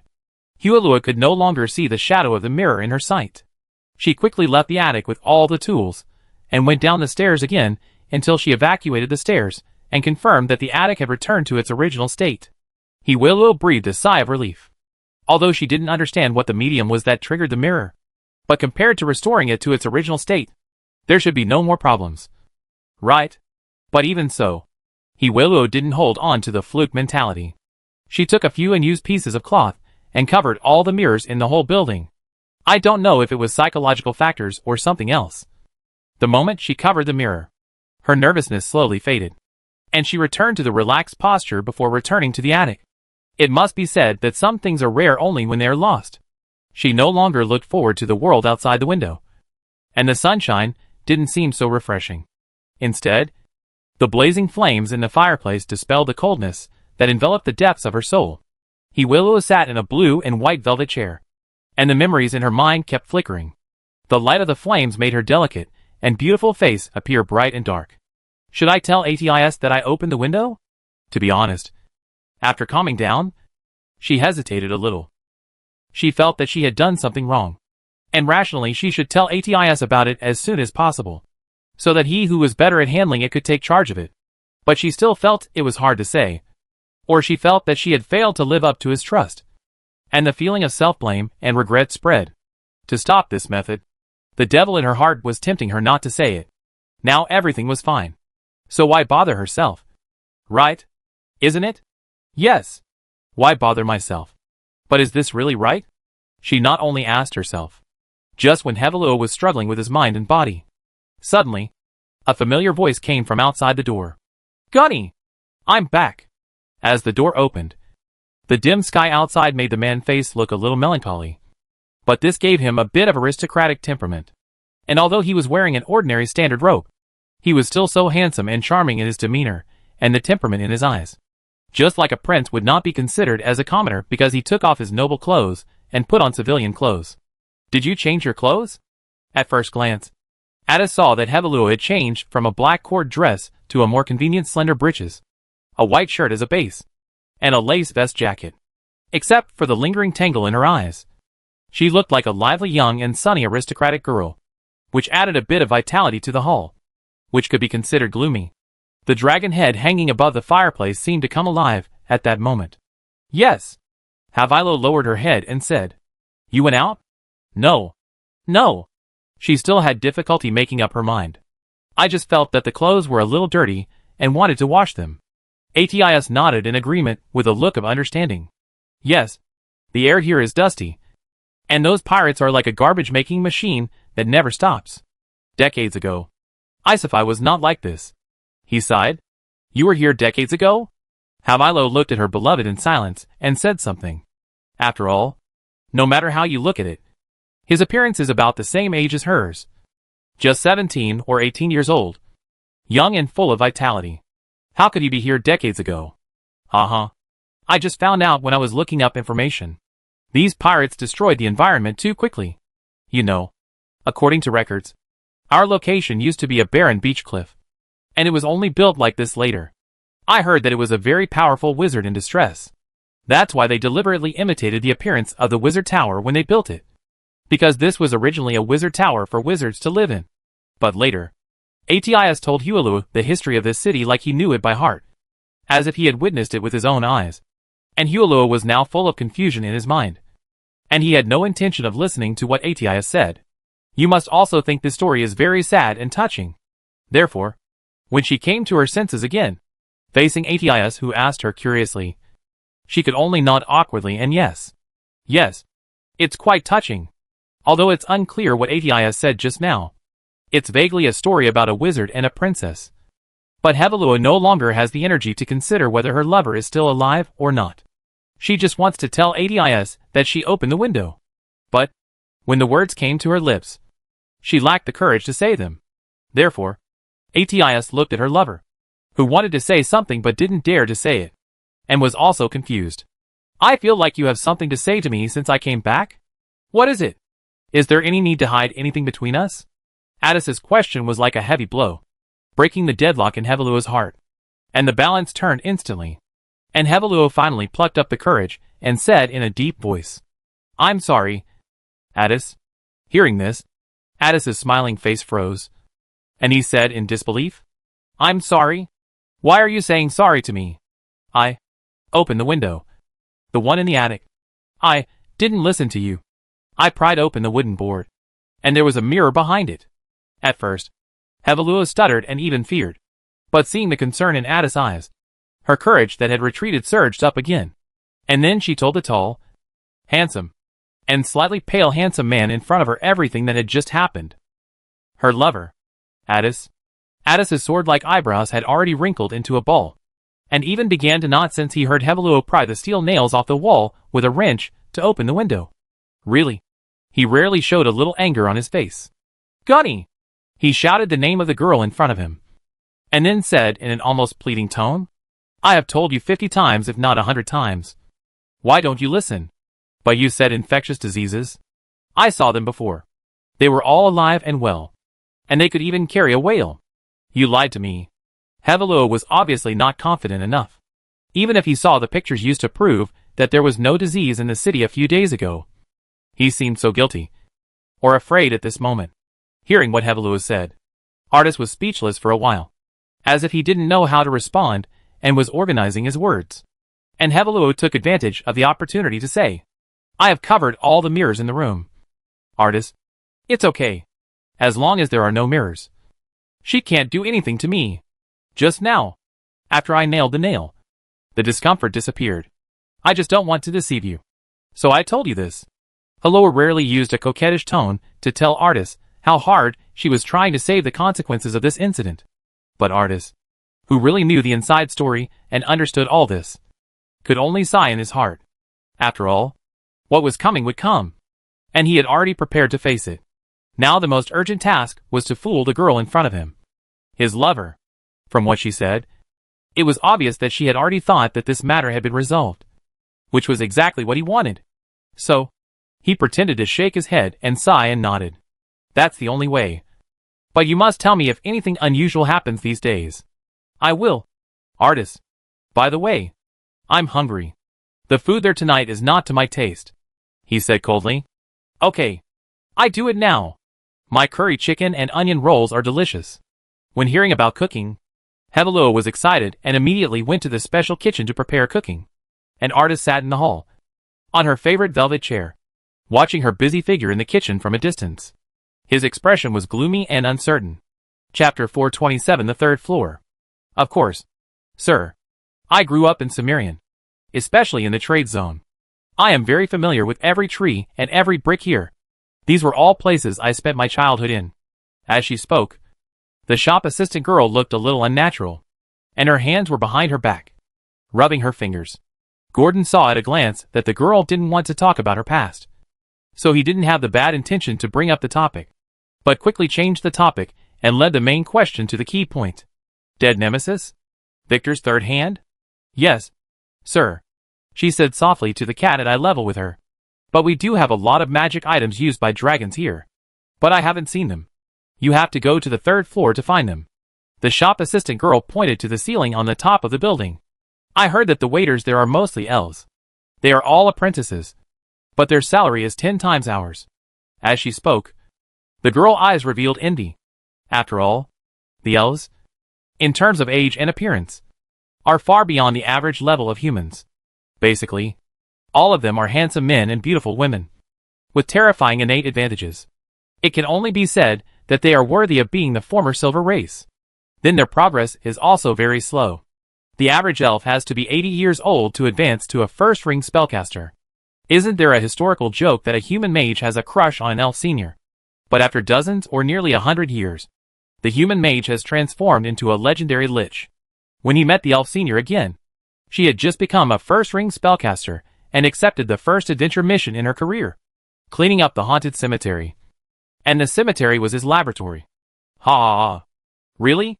After Gordon said this, the shop assistant girl mood suddenly improved a lot, and her envy and imbalanced mentality gradually recovered. Human potential is infinite. This point, she has always believed. But when she said this, her eyes couldn't help but look at Gordon. What if it's a giant dragon? Giant dragons. They are not as good as you think. A few years after they are born, they will be thrown into the wild by irresponsible parents to hunt alone. If they are lucky, they can occupy a piece of territory close to their parents' edge, barely survive until adolescence, and have a certain fighting ability. Then they can go to the mountains to occupy the land. If they are unlucky, they may be taken to the laboratory table or the Colosseum as soon as they are born. or become someone's magic pet. Just like the most pitiful white dragon, the frost giants will capture young white dragons and use them like dogs. When they cannot be controlled in adolescence, they will let the priests in the tribe kill the white dragons and transform them into zombie dragons. After death, they will still guard their altars or settlements like loyal dogs. Gordon's voice was calm and serious, which made the curious shop assistant girl a little flustered. After all, no matter how you look at this story, the giant dragon in front of him, who turned into a black cat, has an unknown past. "Sorry, sir," she said hurriedly. "It's okay. Survival of the fittest. It's fate. It's the same for you and me." Gordon grinned and said nonchalantly, "After all, whether it's a young dragon or a human, these are inevitable when they are born into this world. A young dragon living alone in the wilderness will face severe tests. And human children living in a safe village will also be abducted by goblins who sneak in. The elves living in the forest without fighting with the world will also be kidnapped or deceived by the planners. This world is fair. The Creator has endowed the dragons with power. But little do they know that behind every bit of power of the adult dragons are the wailing and unwillingness of countless young dragons that died in the middle of the journey. Their heads, bones, skins, and scales will be regarded as human trophies, or circulation items. Mortals driven by wealth will tirelessly look for their traces in the wilderness, mountains, and valleys. Whether it is wealth or fame, they can get it from the dragons. And they are upright, and will not be criticized for endless killing. Of course, the dragons are the same. They are brutal and numb, whether they are to their own kind or humans. They are so cold and ruthless. For example, among the colorful dragons, only the opposite sex can approach another dragon. This is why Gordon feels indifferent. Just like the saying goes, all the gifts given by fate have been secretly marked with a price. Dragons, humans, elves, even the Son of God, are the same. Then, are you still here? The shop assistant hesitated, not knowing whether to invite it to continue shopping or to let it go to other stores. "Take me there, but not to the third floor," it said faintly. Victor's third hand. If it heard correctly this morning, it seemed that Akasi and the others went there to purchase supplies. Since they went there, it didn't need to go there again. The celestial envoy would arrange everything for it. After all, she was more eager to win than Gordon. "Really? Then I go and notify." The shop assistant was busy trying to notify the replacement. After all, she was the shopping guide on the first floor. "No need. Just take me up there, and you get a commission." "Right?" Gordon laughed, and asked a dragon joke. "Or, are you like me, treating money like dirt?" "Ah! But," the shop assistant girl was a little entangled. After all, there was no precedent in the wizard hut. Although she was very tempted by the commission, she also wanted to keep this job. Crossing the line without authorization would attract criticism. At this moment, a very enthusiastic voice came from not far away. He was wearing the same uniform as the shop assistant girl, but his cuffs and collar were painted with gold edges, shining under the magic light. "Dear sir, welcome to the wizard hut. How can we help you?" The consul on the first floor, who received the notice, quickly arrived at the scene. After hearing that a giant dragon had visited, he didn't even drink a sip of water, and rushed here without stopping. Seeing the man and the dragon talking happily, the half-elf wizard who had worked in the wizard hut for more than 50 years breathed a sigh of relief. Then quickly put on a smile and said amiably, "Your Excellency, I, Steve Hawkins, will lead you to buy the goods you want. I have informed the owner of the museum, but he is now in the Surreal Desert, doing business with his partners. I am afraid he will not be able to come back today. If you are willing to wait, the owner will invite you to the wizard hut again, and then he will come to receive you in person. The wealth of dragons is well known, but there are very few who are willing to spend money. After all, not every dragon can bear to see their wealth becoming less and less. And finally, only a few inedible and somewhat tooth-breaking magic items are left. Therefore, Gordon's arrival and the request to buy powerful dragon items almost instantly reached the ears of Winchendon Slink, the owner of the wizard hut thousands of kilometers away. If the deal in front of him was not irresistible, he might have used the teleportation prop to return to Sumerian and personally receive and take care of the dragon. Of course, the attitude in the future depends on how much wealth the dragon can dispose of. Meeting and receiving is actually not very grand. In the past, he personally went to receive legendary professionals, whether they were teams or individuals. But the wealth of the dragon can lower this threshold. Well, thank you for your kindness and your owner's enthusiasm. But I have a good chat with this girl for the time being. If possible, let her do the shopping guide next. I won't look at the props for undead creatures. I will go directly to the 3rd floor. I heard that you have collected a lot of dragon magic items here. Gordon showed his etiquette, stated his position, and said calmly, yes. All of them were exchanged from various dragon lords by the owner with great effort. When he heard that Gordon wanted this clerk to act as a shopping guide, he showed a little surprise on his face. But he didn't say a word. There was no need to speak out about such a trivial matter. If he offended the dragon, the order would be ruined. Then he would kneel in the temple of the goddess of magic and pray for time to go back. It would be useless. He picked out the key points and replied carefully. Oh, really? It seems that your owner has a wide range of friends. It is no wonder that the mage's hut can become one of the major spellcasting shops in Sumerin by being able to exchange items from dragons. Gordon expressed his surprise and praise. His heart was naturally like a mirror. If 1 or 2 items could be said to be exchanged, if 4, 5, 6, or even more than 10 items, then the source naturally needs no explanation. The mage's hut can do business with dragons, so naturally it will interact with adventurers. And there are also many dragon slayers. Therefore, most of these so-called dragon treasures are spoils of dead dragons. But this matter will naturally be concealed from it as a dragon. After all, before they are sure of the type of dragon, they dare not casually claim that this is the relic of that dragon. Dragons have a very long lifespan.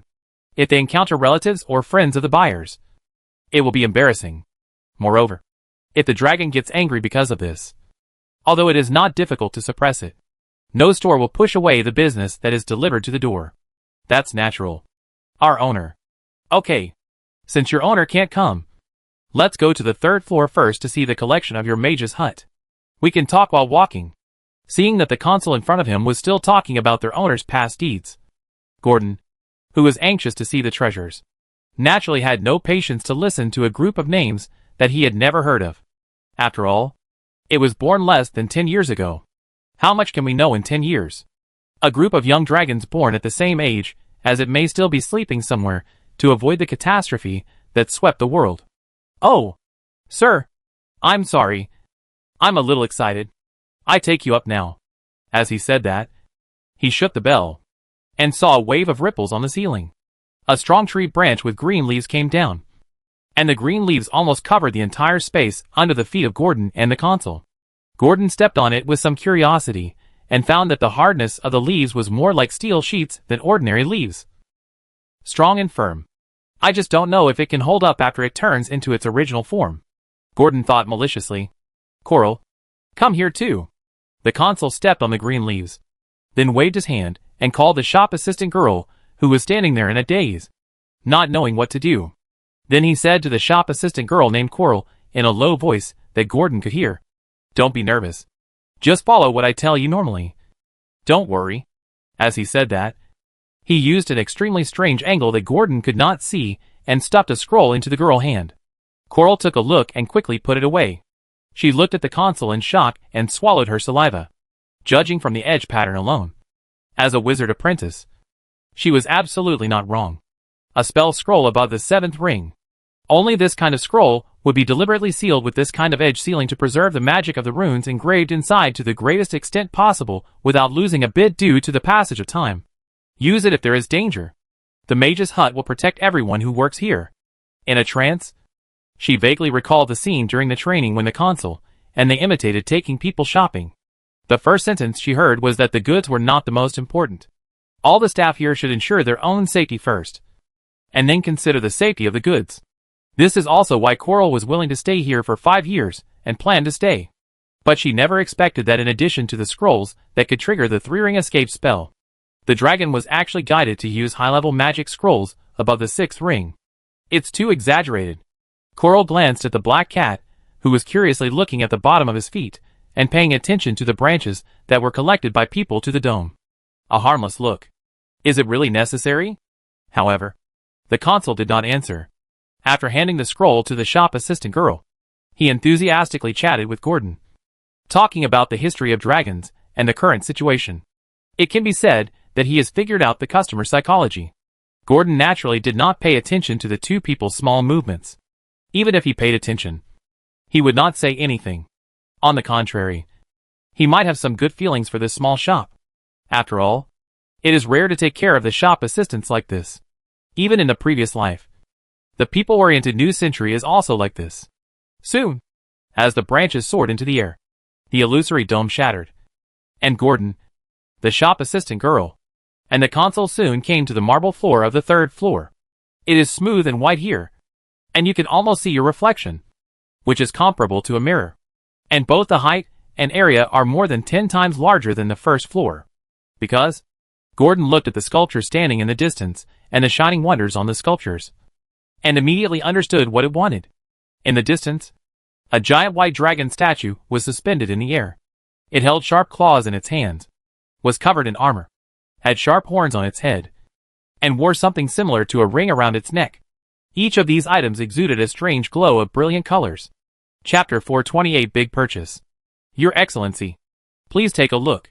This is a standard-sized adult dragon sculpture, with a body length of more than 25 meters and a wingspan of more than 28 meters.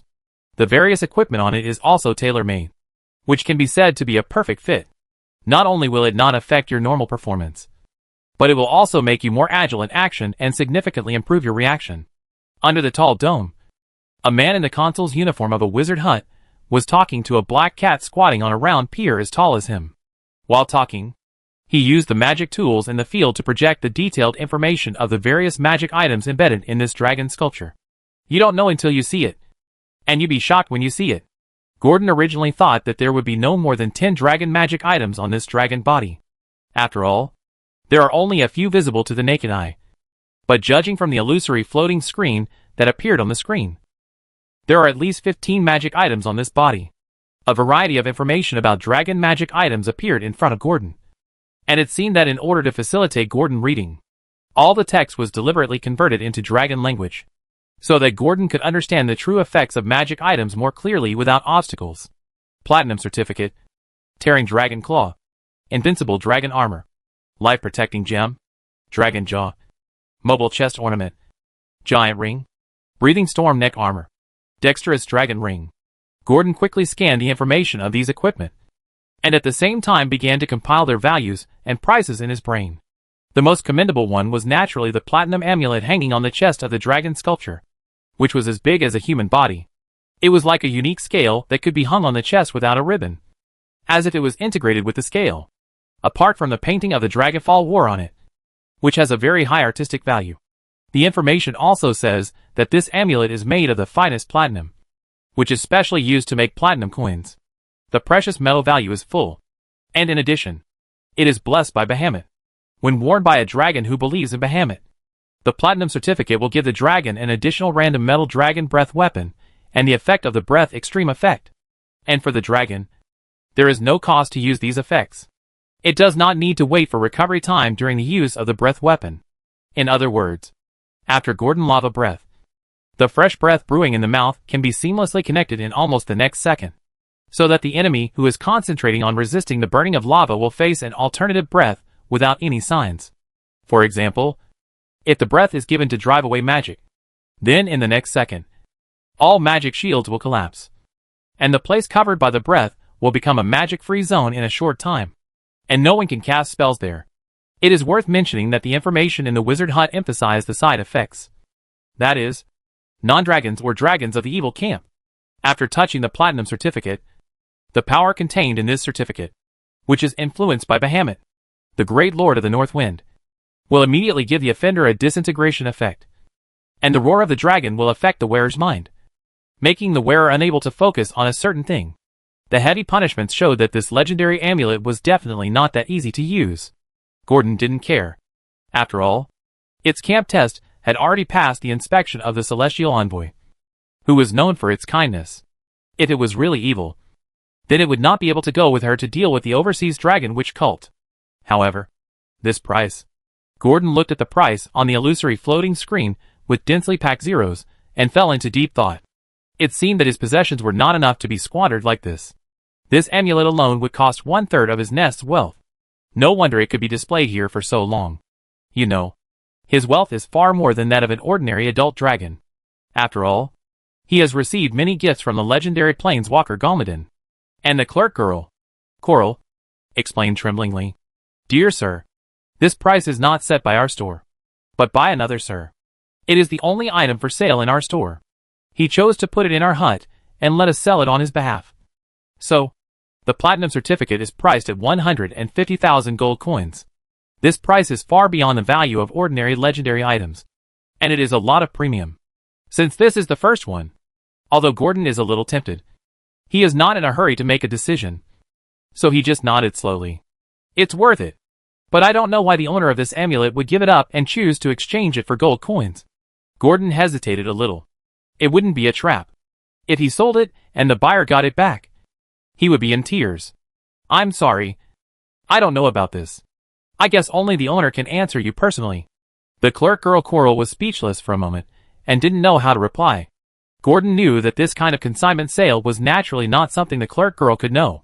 If he wanted to know more details, he might have to meet the owner of this hut. But there was no rush now. He had plenty of time. Gordon continued to look down. Tearing claw. There is only one dragon claw, worn on the right claw of the sculpture. The metal sickle-shaped blade fits the dragon claw perfectly, and is specially designed for the dragon claw. However, a dragon wearing the tearing claw cannot use a magic ring on that claw at the same time. Then when wearing it, in addition to increasing the attack range and distance, the tearing claw will increase the damage caused by the dragon claws when hitting hard, which is significantly improved, and has a 1/weak ignore effect for all shield spells. Of course, it is only limited to shield spells below legendary. For shields above legendary, the tearing claw can only barely increase the success rate of breaking the shield. Only one? And if it is not this length, it should be possible to wear a larger one than this? Gordon looked at the silver claw that looked chilly under the light of the dome with a burning gaze, and asked the shop assistant girl on the side. Two. There are two. Sir, but they are not taken out. If you want to see them, I will ask the guard to go and get them for you now. The shop assistant girl had prepared a lot of information in her mind. Almost as soon as Gordon asked, she spoke quickly and said all the information that was not displayed, including the fact that the claws can be adjusted. Even if the dragon is one size larger than this, it can be fully matched. The price is 30,000 gold coins. The price of a pair. Gordon made the decision on the spot without blinking. I want this pair of claws. You guys remember it first. 30,000 gold coins are not painful for Gordon. He can throw them out without pressure. After all, the shield-breaking effect attached to the claws makes him a little jealous. With this, at least, he doesn't have to be afraid of those wizard shields with turtle shell defense. Aw, okay. Okay. Sir. Seeing Gordon so straightforward, the shop assistant girl looked as if she had seen a ghost.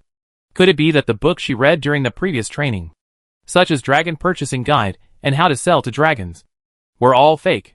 The habit of dragons who value gold coins and wealth more than their lives, and even if they are willing to buy, they may not be willing to pay for it, has been emphasized countless times in the book. Such decisiveness and directness, even if the consul had not obstructed, saying that they would settle together, and even the black cat in front of them would pay on the spot. Coral also fell into deep thought after handling it. Is it really a dragon? She didn't dare to look at Gordon with doubt, and could only mutter in her heart. Or was the book fake, compiled by those bad scholars to make money, and the real dragons are still very generous? Just when Coral had cursed the scholars who compiled and sold the book 10,000 times in her heart, Gordon's eyes had already turned to the next magical item. Invincible dragon armor. The black armor that covered the entire abdomen of the dragon sculpture, as well as the shoulders and hind legs, was also shining with an incomparable obsidian color. Under the light, the colorful black dragon mind was swaying. Legendary item. Another legendary item. Gordon looked at the information and was greatly surprised that Sumeran was indeed a famous magic city on the continent. Here, legendary items were like cabbages picked up on the roadside. 2 of the 3 items were found, and it was obvious that this was not the end, but the beginning. The invincible dragon armor was made thousands of years ago by Ponshu, the legendary gray dwarf craftsman in Steelcast City. As its owner, it had a head with glowing flame star. It was made by the legendary red dragon lord Casimir, who was called the dwarf. It took more than 10 years to make it. The various rare minerals invested in it were the sum of decades of excavation by a dwarf tribe, and even some of Casimin's original assets. When it was successfully cast and Casimin wore it, there was a powerful red dragon lord in the dark areas of Io that were ruled by drow, mind-suckers, and eye demons. He drove all the drow and black dragons, and all those who did not submit to him out of the ground. Even mind-suckers can only be wronged under the red dragon majestic flames. There is no other reason. The invincible dragon armor has the hard work of the Grey Dwarves and the deep hatred for the mind-suckers. After wearing it, the red dragon will have the same effect as the Grey Dwarves, the nemesis of psychic energy, and will be immune to most psychic energy and have a certain counterattack ability. It can be said that the mind-sucking monster, which is proud of its psychic power, can only be at a loss when encountering this thing. There is no better choice except to escape. In addition to immunity to psychic power, the dragon armor also has the natural defense ability of +5 magic items.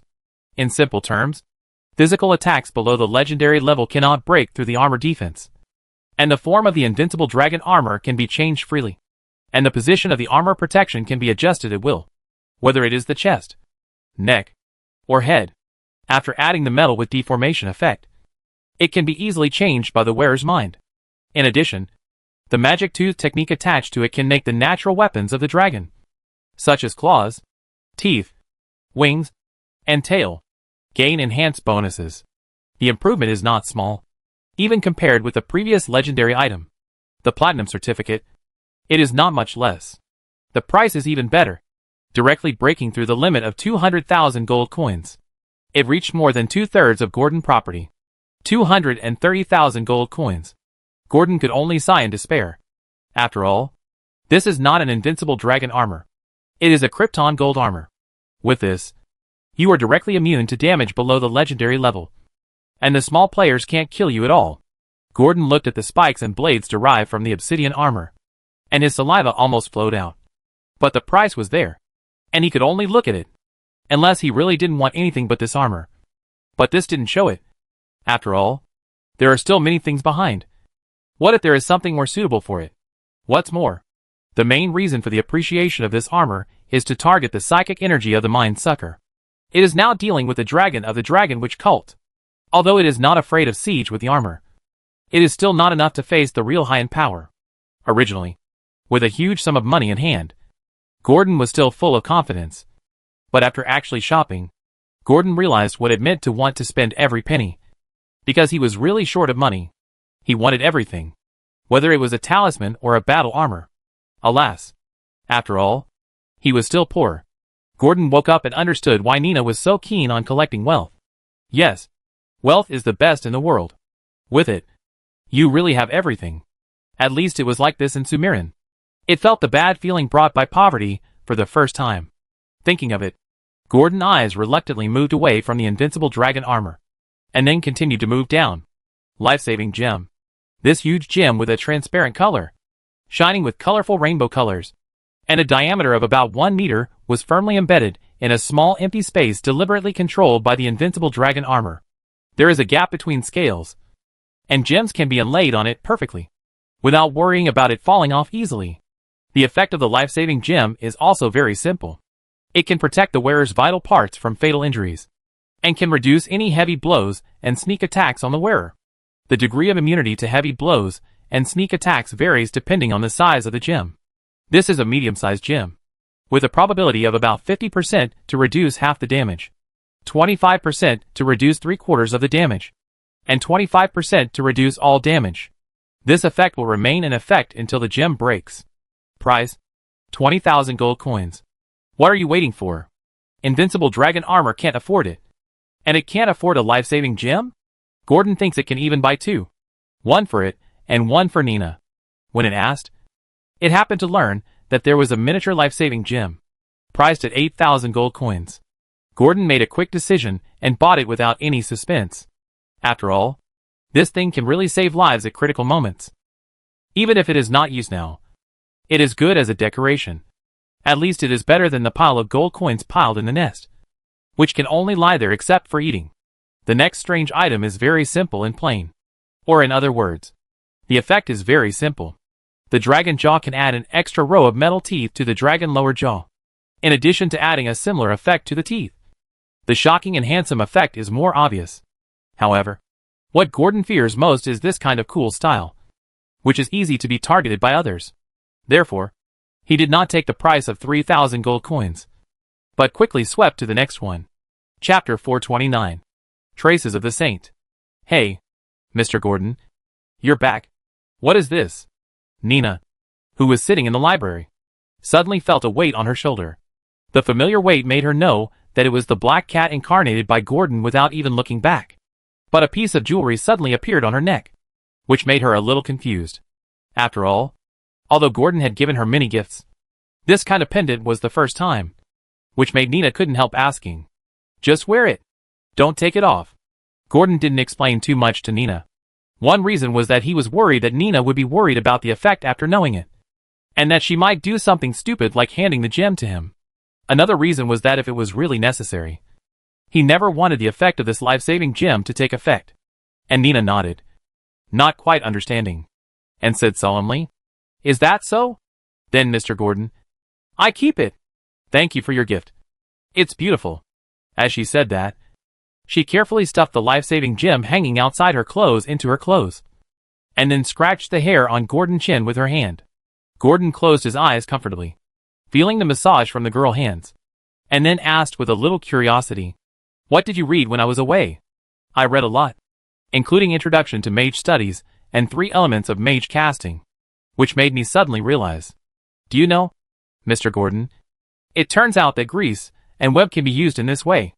If you cast it on the armor of your teammates, you can let the teammates who are caught by the monster escape. And the web is even better at detecting terrain. It can spray spider silk and detect enemies passing by the ground through induction." Nina was so excited that she almost showed Gordon what she had learned that day.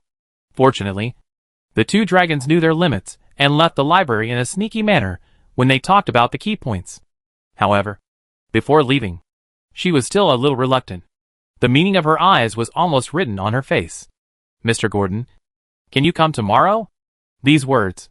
"Can't I apply for a library card here?" "No." Nina shook her head. "Just now I asked the magic servants here, and they said that if you want to borrow books here, you must not only pay a large deposit, but also sign various restrictive contracts. And then a counselor of Sumerian must guarantee it." Nina's voice was a little lost when she said the last part. "I don't know anyone. And the deposit is several thousand gold coins. Nina will be satisfied if we continue to come tomorrow." Mr. Gordon, what are you doing?" Nina suddenly found that the black cat that was originally sitting on her shoulder pounced and landed easily, and then ran towards the library service center not far away. When Nina thought that Gordon was going to ask again, she found that Gordon was talking to a strange man who appeared beside him at some point. The man was extremely respectful to Gordon and nodded and bowed. Then the man took out something to prove his identity, and quickly directed the magic servant at the front desk. After a while, Gordon ran to Nina with a gold-plated circular emblem and told her with his mind, "Here, this is the library card of Sumerian Library. Tomorrow, you can prepare the books you want to read and ask the magic servant to copy them for you." Gordon quickly jumped back onto Nina's shoulder and handed the silver-haired girl the gold-plated badge with the silhouette of the city of Sumeria. "Ah! Really?" Nina was overjoyed. "Mr. Gordon, how did you do it?" She was a little excited. After all, she was just a child who had not even reached adulthood. It was normal for her to have difficulty controlling her emotions when facing a gift from her beloved. What's more, this was the library card she had been thinking about. With it, she was sure that her growth pace and efficiency would definitely be improved a lot, so that she could shorten the distance between her and Mr. Gordon more quickly. It was just a small deal. Gordon proudly shook his tail. And at this time, Nina realized that there was an inconspicuous black ring on Gordon's tail. Like a ring on Gordon's furry tail. It was difficult to see without careful observation. Transaction? Nina turned her head and looked at Gordon's swaying tail with a sharp gaze. She was very curious, but she was very reserved. She did not go up to grab it directly, nor did she ask Gordon if he could let her see his tail. Instead, she quietly waited for Gordon to tell her. She thought that as long as Mr. Gordon could tell her, he would tell Nina, and Gordon did the same. It told Nina very frankly about its purchase experience in the wizard hut just now, including the items it bought. Of course, It concealed the life-saving gem. Nina did not care much. Her focus now was on the magic items that she could clearly see that Gordon had bought. Giant ring. According to the effect that Gordon said, it can not only increase the power of the tail, but also make the tail expand several times, just like a giant, so that the giant tail that is swung over can crush everything. Can such a small ring really make Mr. Gordon's place become very big? Nina poked the shiny giant ring. Giant didn't care about Nina's touch. Anyway, he had already touched what he should have touched. What he was more concerned about now was the next action. Of course, he did not forget to urge Nina to put it down when she had enough fun. When she returned to the immortal princess at the dock, she could play whatever she wanted. Anyway, Gordon didn't need these magic items for the time being, so it was no problem to lend them to her for a while. Oh, got it, Mr. Gordon, Nina responded obediently, then let go of its tail and began to walk towards the dock while chatting with Gordon about the details of the wizard hut. She was not upset that Gordon did not take her with him. After all, she felt that she had gained a lot in the library. She might not be willing to go to the wizard hut, but even so, Gordon still planned to take Nina with him to the wizard hut to get dressed. The first adventure had to be more serious. Anyway, she could borrow 5 to 10 books at will with the library emblem she got from the owner of the wizard hut tomorrow. And the time limit could be up to 5 years. She just needed to return them on time. Even if she was missing, she just needed to register in time, and it would not be a big deal. This was the privilege of Winston Slink, the owner of the wizard hut. As a member of the House of Commons of Sumeria, the two quickly returned to the immortal princess. And just at the last second before stepping out of the city gate, the sunset fell into the heavy shadows behind the mountains, and the last ray of golden light disappeared on the sea, leaving only a faint colorful sunset color, accompanied by the sea breeze, making the two people walk more comfortably.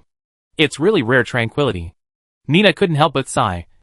The seagulls in the distance cried together, and the waves beat on the embankment that was more than 10 meters high. Pedestrians and merchants at the dock were intertwined. There were groups of sailors who were clamoring to go to the city to drink. There were also businessmen who were rushing to catch the next sea flight. And there was a family of 3 standing on the embankment to bathe in the sea breeze, walking and chatting with smiles. All kinds of things in the world, all in sight, driving all the way from the north. I have seen too many withered and destroyed cities, among which there are naturally new city-states that have been reborn from the ashes. But there are also city-states that have been unable to recover and only ruins are left. The impact of the Saints' catastrophe was spreading like a virus. Gordon had mentioned once whether he wanted Nina to go back to the orphanage where they had stayed. After all, it was only a few hours away from the harbor where they were staying. Even if they rode horses, it would only take half a day to go back and forth. If they flew in a straight line, it would probably take less than 2 hours. But Nina finally refused. She didn't dare to face it. Although the orphanage had been demolished and rebuilt, she still couldn't accept that her former home had become the ruins she had witnessed along the way. She didn't even have the desire to inquire about the news. And she locked herself in the room at that time. Gordon was still asleep at that time and didn't know. Therefore, it is difficult for it to personally experience what a peaceful place means in this world.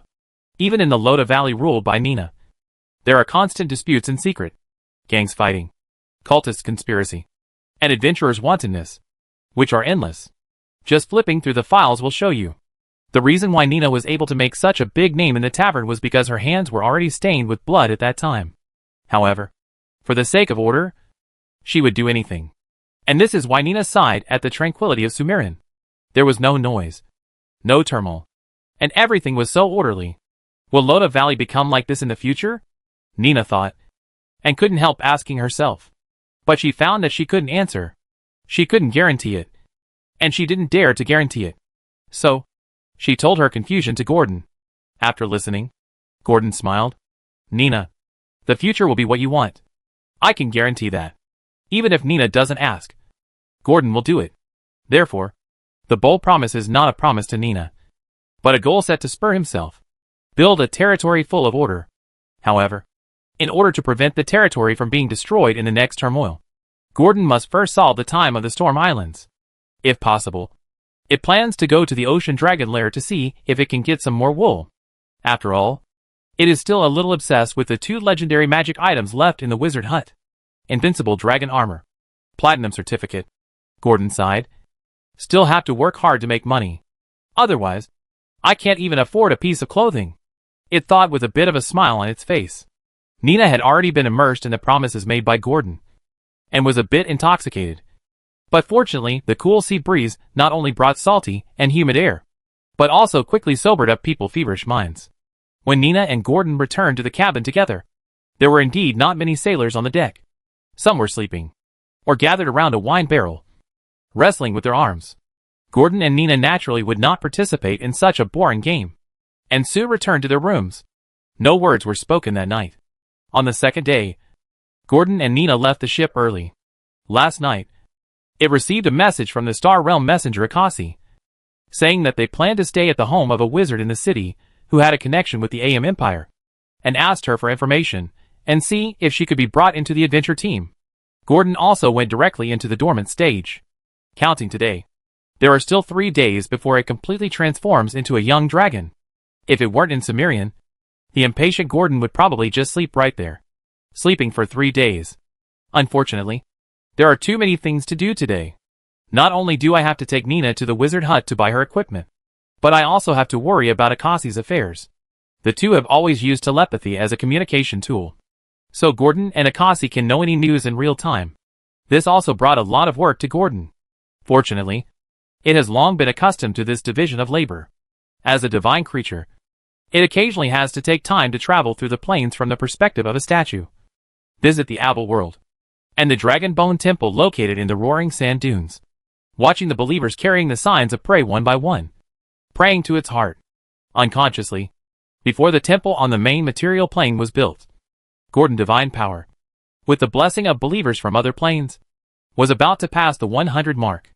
Gordon didn't know what divine abilities 100 points of divine power could unlock, but it didn't stop him from longing for every bit of power that could make it stronger. However, just as Gordon and Nina were planning to take advantage of the few people in the morning to choose carefully in the wizard hut, a strange smell on the road immediately attracted its attention. The greedy and tempting smell came from a corner not far away. This smell is... Gordon recalled the smell of the top floor of the White Pillar Wizard Tower in the Apal world. Looking at the pile of meat with no soul and squirming flesh. Although it can't be said to be exactly the same, it can be guaranteed that this smell is definitely related to God. Of course, it could be a descended saint, or it could be a god who came from the astral world to the main material plane and planned to kill. But unfortunately, both guesses were wrong. Gordon followed the smell and smelled it. There was no trace of anyone in the dead-end alley behind the corner, and there was no noisy noise nearby. Could it be that this was just a saint passing by? Not knowing which god incarnation this was, Gordon thought to himself, I don't know if they still go to the toilet after becoming saints. If they do, then, Mr. Gordon. Just as Gordon was trapped in a strange cycle, Nina call woke it up, and it responded immediately. Then it quickly took Nina away from here. Nina didn't ask, and it didn't take the initiative to speak until the two dragons walked into the wizard hut and made sure there were no ears and eyes around. Gordon said softly, Just now, when I left, did you see anything? Chapter 430 Undercurrents in the City. I didn't see anything, Mr. Gordon. Nina shook her head, then looked around again, and looked at the lonely pedestrians in the alley, and nodded again and again. I really didn't see anyone else here. Well, then I know. Gordon squinted his eyes thoughtfully, not knowing what he was thinking. But he didn't continue to ask. So Nina didn't ask curiously, although she was indeed curious about what Gordon was thinking. Just as Gordon was still thinking carefully about the scene just now, a woman with rare purple hair, wearing the most common wizard robe in Sumerian, and wearing the emblem of the city's academy was walking leisurely in the corridor. She could see the alley below from her position. She glanced at the combination of a man and a cat and smiled lightly. Interesting. She gently uttered a breeze-like voice, which disappeared with the footsteps. However, her gaze did not stay on the strange pair for too long, but walked straight along the corridor to the end of this floor of the mansion. An ancient oak door is quite common in the lower district and the old town of Sumerian. After all, there used to be a large oak forest near here. At that time, in order to cut trees here, Fei Yin, the founder of this magic city, had to make many harsh treaties with the local tree people, such as limiting the number of trees cut down each year and the number of seedlings cultivated, which were all strict requirements. However, as the territory gradually expanded, Sumerian power became stronger and stronger, and the contract that once bound the city was gone with the migration of the tree people and the elves. However, with the birth of new technology, wooden doors made of oak were gradually replaced. It can even be said that everything in the city that can be replaced has been replaced with something related to magic, including doors, magic doors, crystal doors, and even secret doors all appear in Sumerian. The entrance to the wizard hut is a unique secret door. When necessary, the hut can even close the entrance and hide everything in the hut in another half plane, so as to ensure maximum safety. Dong dong dong. The purple-haired woman knocked on the wooden door very elegantly with a staff shaped like a spiral spear, and at the same time, a little fluorescence began to brew from the bloody gem in the spiral staff. Who? A simple and old voice came from inside, sounding like a woman. I'm looking for Katusha. I'm her friend. Is she there? Her voice was very gentle, and you can imagine the smile on her face when she said this. However, if you look through the crack of the door, you will find that the smile on her face has not increased or decreased, which is indescribably weird. The people inside heard the name, and after a while, accompanied by footsteps, a slightly surprised question came from inside. Is it Little Liv's friend? She is still in the Magic Academy, and has not returned yet. You can go to the academy to find her first. She usually only comes back on holidays. But no matter how much she asked, when the footsteps gradually approached, the woman who opened the door saw the purple-haired woman in wizard costume, and the ornaments on her chest. She was still very enthusiastic to explain to her why her daughter had not returned home. But in the end, she couldn't help asking, didn't Little Liv tell you that she doesn't usually go home at this time? I just happened to pass by here, and I remembered that Katusha told me that her family used to live here. So I came to visit her, and wanted to see who the parents were who could raise Katusha to be so outstanding. In my opinion, your honor is no less than any other outstanding representative in any other city for raising such an outstanding student for the academy and Sumerian. The purple-haired woman unobstructed boasting made the woman, whose face showed that she was quite beautiful when she was young, even more smiling, and she waved her hands quickly. No. It's all because of Little Liv's hard work since she was a child. I didn't help at all.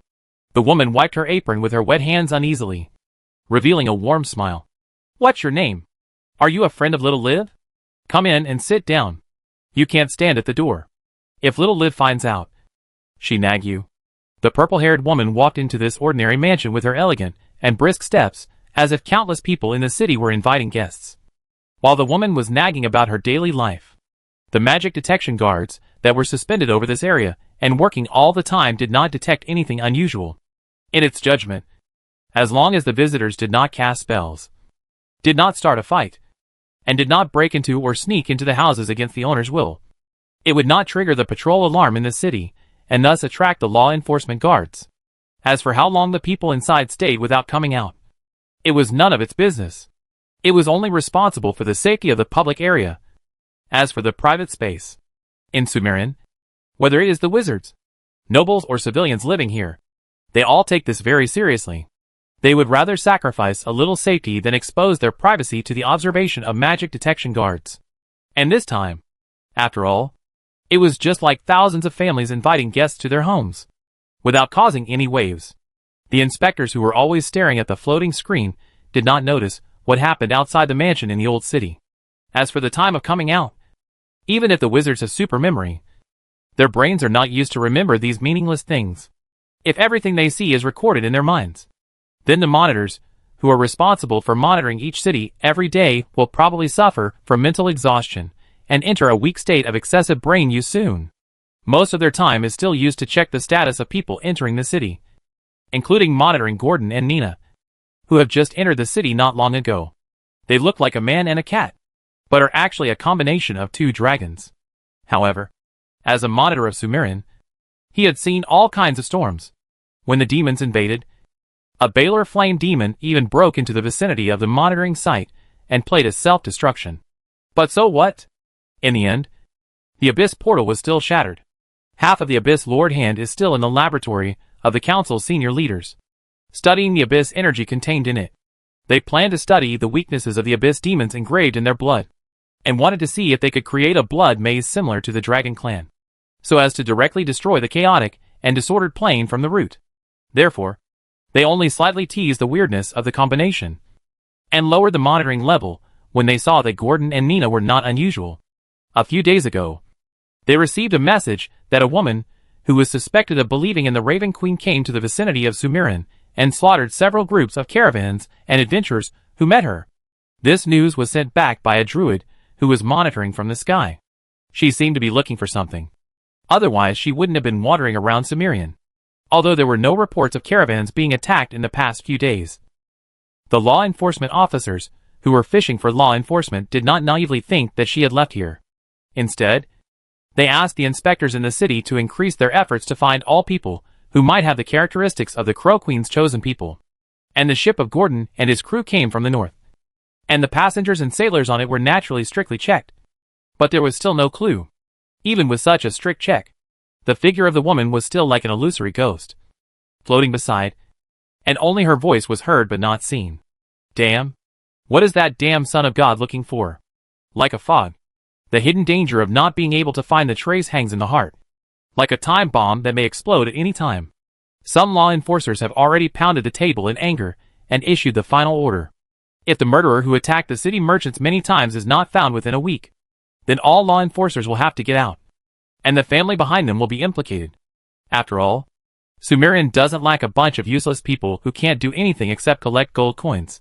If the matter is really exposed, it won't be as simple as getting out of here. Maybe she has left, someone said in a deep voice. Or she has found what she wants. Before she takes action, she should not attack the caravan again. You can take back all the spies sent outside and strengthen the internal martial law. What we can be sure of before is that she dare not enter the city. Or she is still a little afraid of monitoring Sumerian. Otherwise, she would not choose to take action outside the city. Now she is no longer taking action outside the city. If she doesn't leave, then the final possibility is... Before he finished speaking, his subordinates exclaimed, "Then will she be?"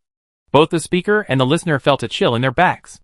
If it is true, then the voter may have sneaked into the city. And sneaked into the city by means unknown to them. Should we notify? Some people hesitated. After all, such a big thing must be notified to the upper level anyway. Otherwise the entire law enforcement department will not be spared if they are really blamed. Boss Jotanst has gone to discuss with the chief of the Star Council to try to narrow the scope and see if the prophecy can be used to capture the location of the person in the city. Hearing this, many people breathed a sigh of relief. Jotanst, the CEO of the law enforcement department, plus the chief of the famous Star Council, the city's leading legendary astrologer. These two together. Sumerian is not to say trembling. But no matter who it is, they can't ignore this power. But we also have a mission. Don't let go of any corner of the city, especially the academy. No mistakes are allowed. The number of wizard apprentices and the resources of the academy are far beyond what money can calculate. The reason why Sumerian is the only independent city in the southern principality that is even above the Federation is because it has the most spellcasters and the most comprehensive spellcasting system in the continent. If the involvement of the Son of God really affects the academy, causing heavy casualties or the theft of some treasures, then their law enforcement and supervision departments will bear the brunt of the consequences. And they must take the first pot firmly. No matter what. We must do a good job of martial law in the city. But we must not let the wind show. We must be loose on the outside and tight on the inside. Next, I plan to have you split into two groups. One group will look for missing people in the city, or residents who have entered the city from outside the city in the past few days. The second group will check for suspicious foreign elements. Don't let them fish in troubled waters. Strict and measured instructions were issued in an orderly manner. Everyone performed their duties. Some checked the residents who returned recently. Some checked the whereabouts of foreign personnel. And some surveyed the trajectory of personnel. The team of law enforcers who were heading to the college area were sorting out the magic wand charging and the magic carpet tools for transportation to prevent them from making mistakes if they encounter a battle or emergency next. Just when Sumerian alert was silently raised to the highest level, and the law enforcement department attacked with all its forces, Gordon and Nina had already arrived at the door of the wizard hut. As usual, the shop assistant girl named Coral came forward to greet them. Gordon keenly felt that when it came, other shop assistants cast envious glances at Shanu. Of course, there was no lack of jealousy. But the rules of the wizard hut prevented them from even saying a tentative word. And they could only watch Shanu lead one person, and one cat to the various series of props specially prepared for fledgling wizard adventurers in the hall. Gordon, who had just spent a lot of money yesterday, was also particularly enthusiastic at this time, especially after visiting the robe area. Gordon discovered that there were so many styles of robes. In addition to those for ordinary people, there were also robes specially for Dragonborn, with a retractable round hole specially opened on the back for sticking out the tail. Besides this, there are also various cute robes, such as the costumes for beast men. And the cat suits are even more ridiculously cute. Gordon felt that Nina was particularly suitable for the robe, with a black cat head painted on it, and decorated with gold threads. Miss Nina, this is the latest Dark Knight star of the Wild Beauty series. Pack it up. So, the sales talk of the clerk quarrel was only halfway finished by Gordon's first decision. Nina was also quite satisfied looking at the Dark Knight star in the mirror that had naturally covered the original robe, especially with a black cat standing on the shoulder. Not to mention how well it matched. But even so, Nina still couldn't help looking at the price tag with heartache. But in public, she didn't feel embarrassed to complain to Gordon. She now knew clearly that she just needed to let Gordon pay quietly, instead of still complaining about the housekeeper who made a few gold coins today and lost a few gold coins tomorrow like in the nest. Anyway, as long as Mr. Gordon is happy, if it is happy, then I am happy too. Thinking of this, Nina couldn't help but smile, which made Gordon, who was originally worried that Nina would say that he was wasting money, slightly startled, but soon understood what she meant. An indulgence that can be indulged. Then come bigger.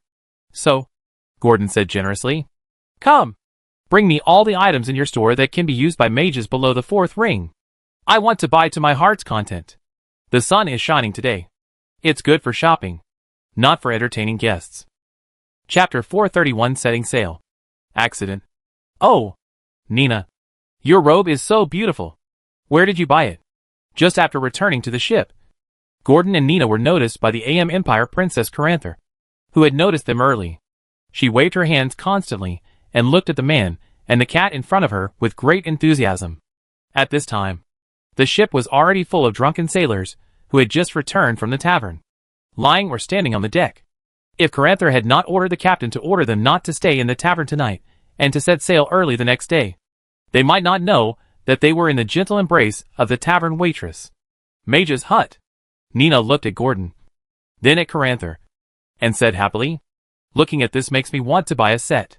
Caranther was surprised and moved his hands up and down at Nina, touching left and right. It must be said that Nina, wearing this black robe with a black cat logo and a dome witch hat, really looks like a knowledgeable little witch. But she looks more cunning and smart. Very smart and lovely. No wonder Caranther had an idea. Sure, it's not expensive, but this hat is a bit expensive. Gordon hasn't taken out all the things he bought for Nina yet. Her whole outfit costs no more than 4,000 gold coins, and the most expensive one is the hat, which is worth more than 3,000 gold coins, and has entered the ranks of high-level magic items. Full cheese witch hat. The effect is very simple, which is to allow the wizard to store 1 to 10 spells that do not exceed his own caster level in the hat. The number depends on the level of the stored spells, with the highest being a 7-ring spell. As long as you carry it, you can add extra spell slots. But because of the limited ring spells, the price of this hat has not reached 5 figures. However, even if it is 5 figures, Gordon, whose wealth has doubled, is not afraid. As for why his wealth has increased, it started with the day when Gordon brought the hard currency collected from the Mage Tower to the French cottage. The things he brought were very simple. A lot of magic artifacts that were not used or could not be used temporarily, such as servant equipment specifically used in mage laboratories or research rooms, and magic artifacts that can only be used by specific professions, and some with unknown uses, such as a hat that flashes green light, a necklace that can change gender when worn. These were once Galmadin collections, but now, they were all brought to the magic cottage by Gordon for evaluation. Of course, the finale item was naturally the adamantine golem that Gordon had taken great pains to send to the main material plane with the dimensional ring by the fire element, once the guardian of the white pillar. Now, apart from the body with various rare ores and materials, the only valuable thing is probably the energy core that remains in the body and is not completely damaged. Gordon used the valuation to estimate that each golem is worth about 20,000 to 30,000 gold coins. But he did not expect that each adamantine golem was valued at about 50,000 gold coins in the wizard hut. But it will decrease as the goods increase. So Gordon temporarily did not sell the third golem, and told them that there were only 2 golems.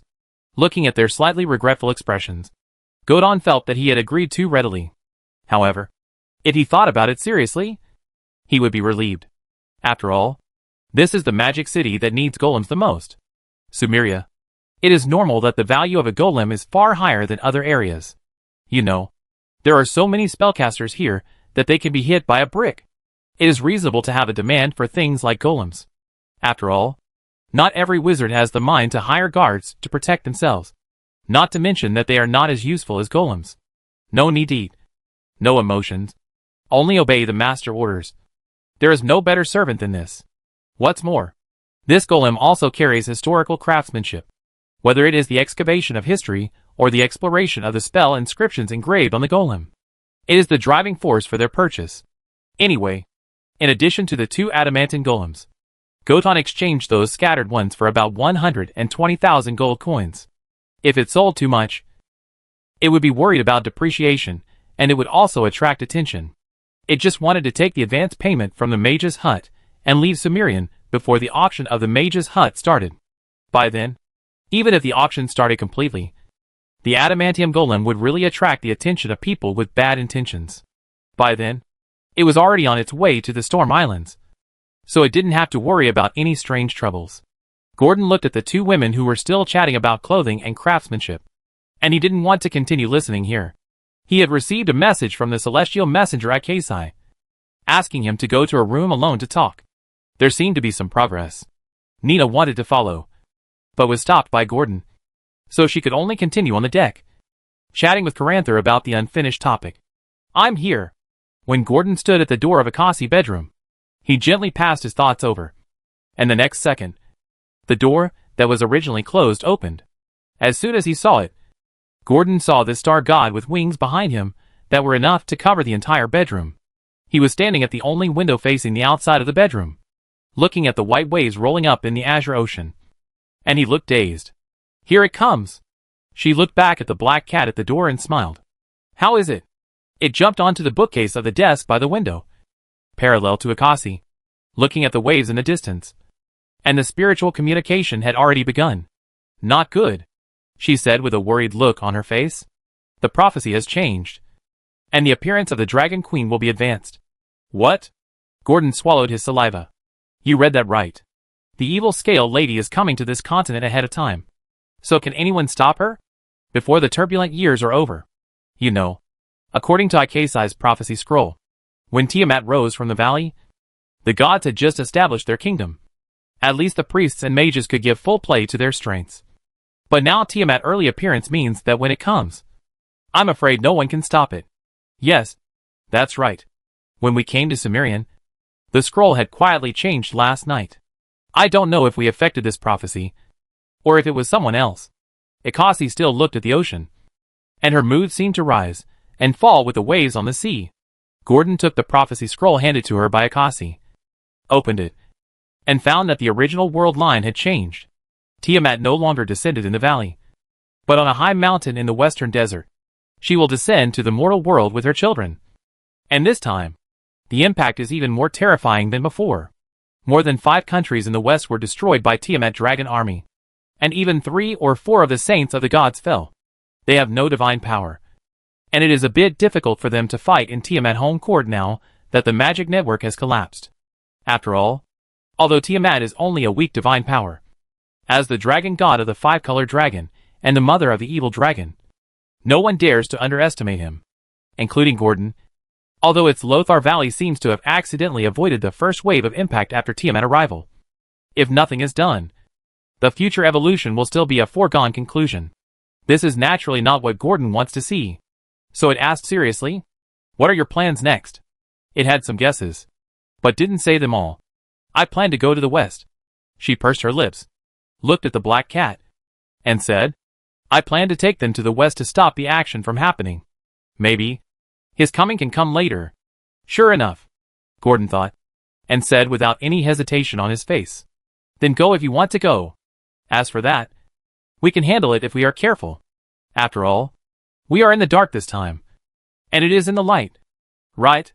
Gordon did not show any worry, but began to comfort Akasi, making her believe that her choice was not wrong. But the kind-hearted celestial envoy could not bear to abandon his teammates and let his companions face the enemy that he should not face. It's okay. Don't worry. How many people do you plan to take away this time? My Lord Witch and the Golden Dragon brother and sister. Akasi detailed the plan that had been carefully considered last night. During the process, she asked Gordon to act with them more than once, but the answer she got was a refusal. Let's not talk about whether it can help. It's dangerous enough to take Nina to the gathering place of Storm Islands. If it personally participates in the event of Tiamat Advent, it feels that its trump cards are not enough, let alone guaranteeing Nina's safety. Therefore, Gordon refused without thinking and told Akasi that he would do his best. Since he couldn't push it down, it was also an idea to win by trickery. After all, apart from Akasi and others who left, it was not alone. The soldiers of Caranther, the adventure team hiding in the dark to protect her, and the legendary swordsman were all guarantees for its trip. To be honest, even if it couldn't win, Gordon believed that it could still retreat unscathed. After all, the Dragon Witch cult was not a fool. Fighting to the death, without interest, was not a good result for both parties. This was also the reason why Gordon's face remained unchanged when he heard that Akasi was leaving to go to another newly opened battlefield. If it and Nina really had to go to the enemy's base alone in the end, it would definitely hide in a place where Tiamat would not be affected after the arrival of Tiamat without saying a word, and survive this wave first. Sumerian is a good choice. After all, it has never seen any information about the fall of this magic city in the prophecy scroll. On the contrary, there are continuous turmoil in the north. Relocate the nest again? Maybe it should be put on the agenda. Gordon looked at the rays of light in the sky outside the window while thinking about several plans for the future. If it really has to give up again, it is still a little reluctant. After all, it has established good relations with G and other things. Even the relationship with the neighboring countries is handled by Nina with ease. And it has established a connection with the princess of a country. If it really has to start from scratch in another place, it will not be as refreshing as Rika Island. All aspects of things are more troublesome. I am very sorry, Sir Gordon. Akasi apologized again, and her knot in her heart still could not be untied. But Gordon knew that no matter how much it said, it would be useless. She could only let herself cross the hurdle in her heart.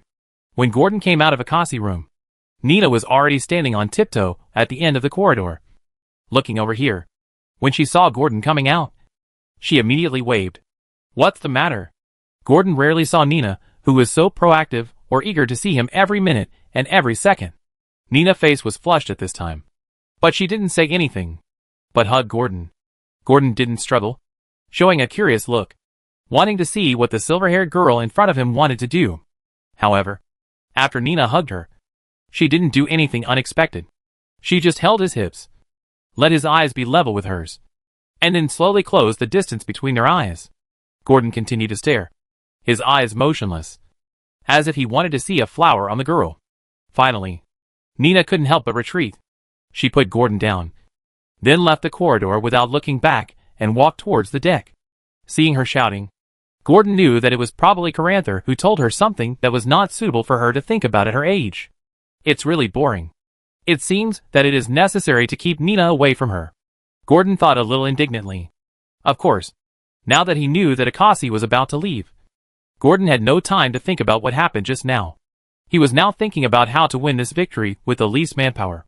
Fortunately, all the potion scrolls against the undead purchased by Akasi were left behind this time. Otherwise, Gordon would have to spend more time to find the person in charge of the wizard hut. Before Akasi officially announced, Gordon planned to call the few people who stayed to talk separately. Whether it is the legendary swordsman Leo, the blonde boy who escaped from the Storm Islands, and his teammates, they are all indispensable for this operation. If Gordon wants a more secure victory, then it is very necessary to have a deeper communication with them.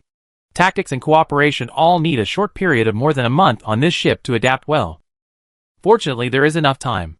Gordon calculated his own sleeping period, plus the adaptation period. There should be some time to discuss with them many times. Gordon does not think that his wisdom is enough to overwhelm everyone. So whether it is tactics or opinions, he will consult other people's ideas. learn from others' strengths, and make progress. What's more, the authorities are confused, and the bystanders are clear. It is not a god. Let alone, gods can make mistakes. I hope that on the day before the coming, they can already face this already uneven battle calmly. Chapter 432. Search Ikasi, and the others left quietly. After a night, the sky was white as a fish belly, and a red sun was rising. Gordon Mind Connection had lost the divine messenger who came from the star realm and brought prophecy. I hope she can succeed soon. This world can no longer collapse like this.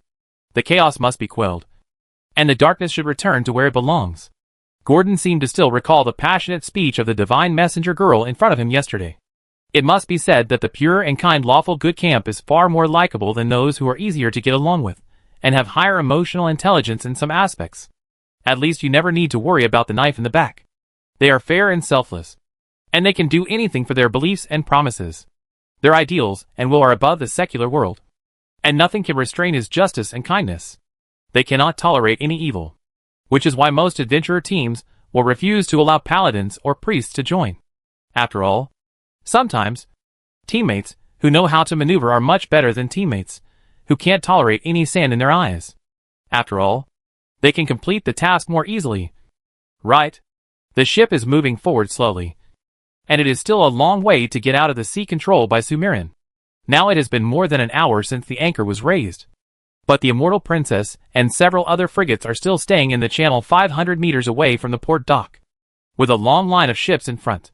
When setting sail, Gordon heard from Caranther that the location of the ship's outlet in front had been tightly sealed by the Sumerian spellcaster team, and all ships that wanted to leave the dock had to be searched. In theory, there was no such search process, because in Sumerian, whether leaving or entering the city, it was necessary to undergo a strict search, plus a screening with the assistance of magic. It should be difficult for cultists or smuggled goods to get through. So outside the dock, in most cases, Sumerian law enforcement team did not care. Just need to control the city gate. And this sudden ship screening. It is obvious that something happened in the city that was enough to alarm the whole city. And they were so angry that they did not give up any hope to catch the culprit. Ah, Mr. Gordon. Good morning. The door of the lower cabin was opened, and Nina, who was in high spirits and had changed her clothes, was yawning and walked in through the door as if nothing had happened. These days, she has gotten used to coming to Gordon early in the morning. It can be said that she wanders from her room to the lower cabin in a half-awake state. It has become a muscle memory. She can do it subconsciously without thinking about every corner and step. But she looks particularly cute today. After all, she changed into another set of magician costumes she bought yesterday. Dragon maids. Well, not bad. Looking at the slender aqua-blue dragon tail that unconsciously swung behind Nina, Gordon had the urge to hug her. Just got up? Gordon asked. Yes. What's wrong? Nothing. Gordon shook his head and continued to lie on the ground and stare at the scenery outside the window. From here, he could already see the long line of ships in front of the ship, which was like a fence on the sea.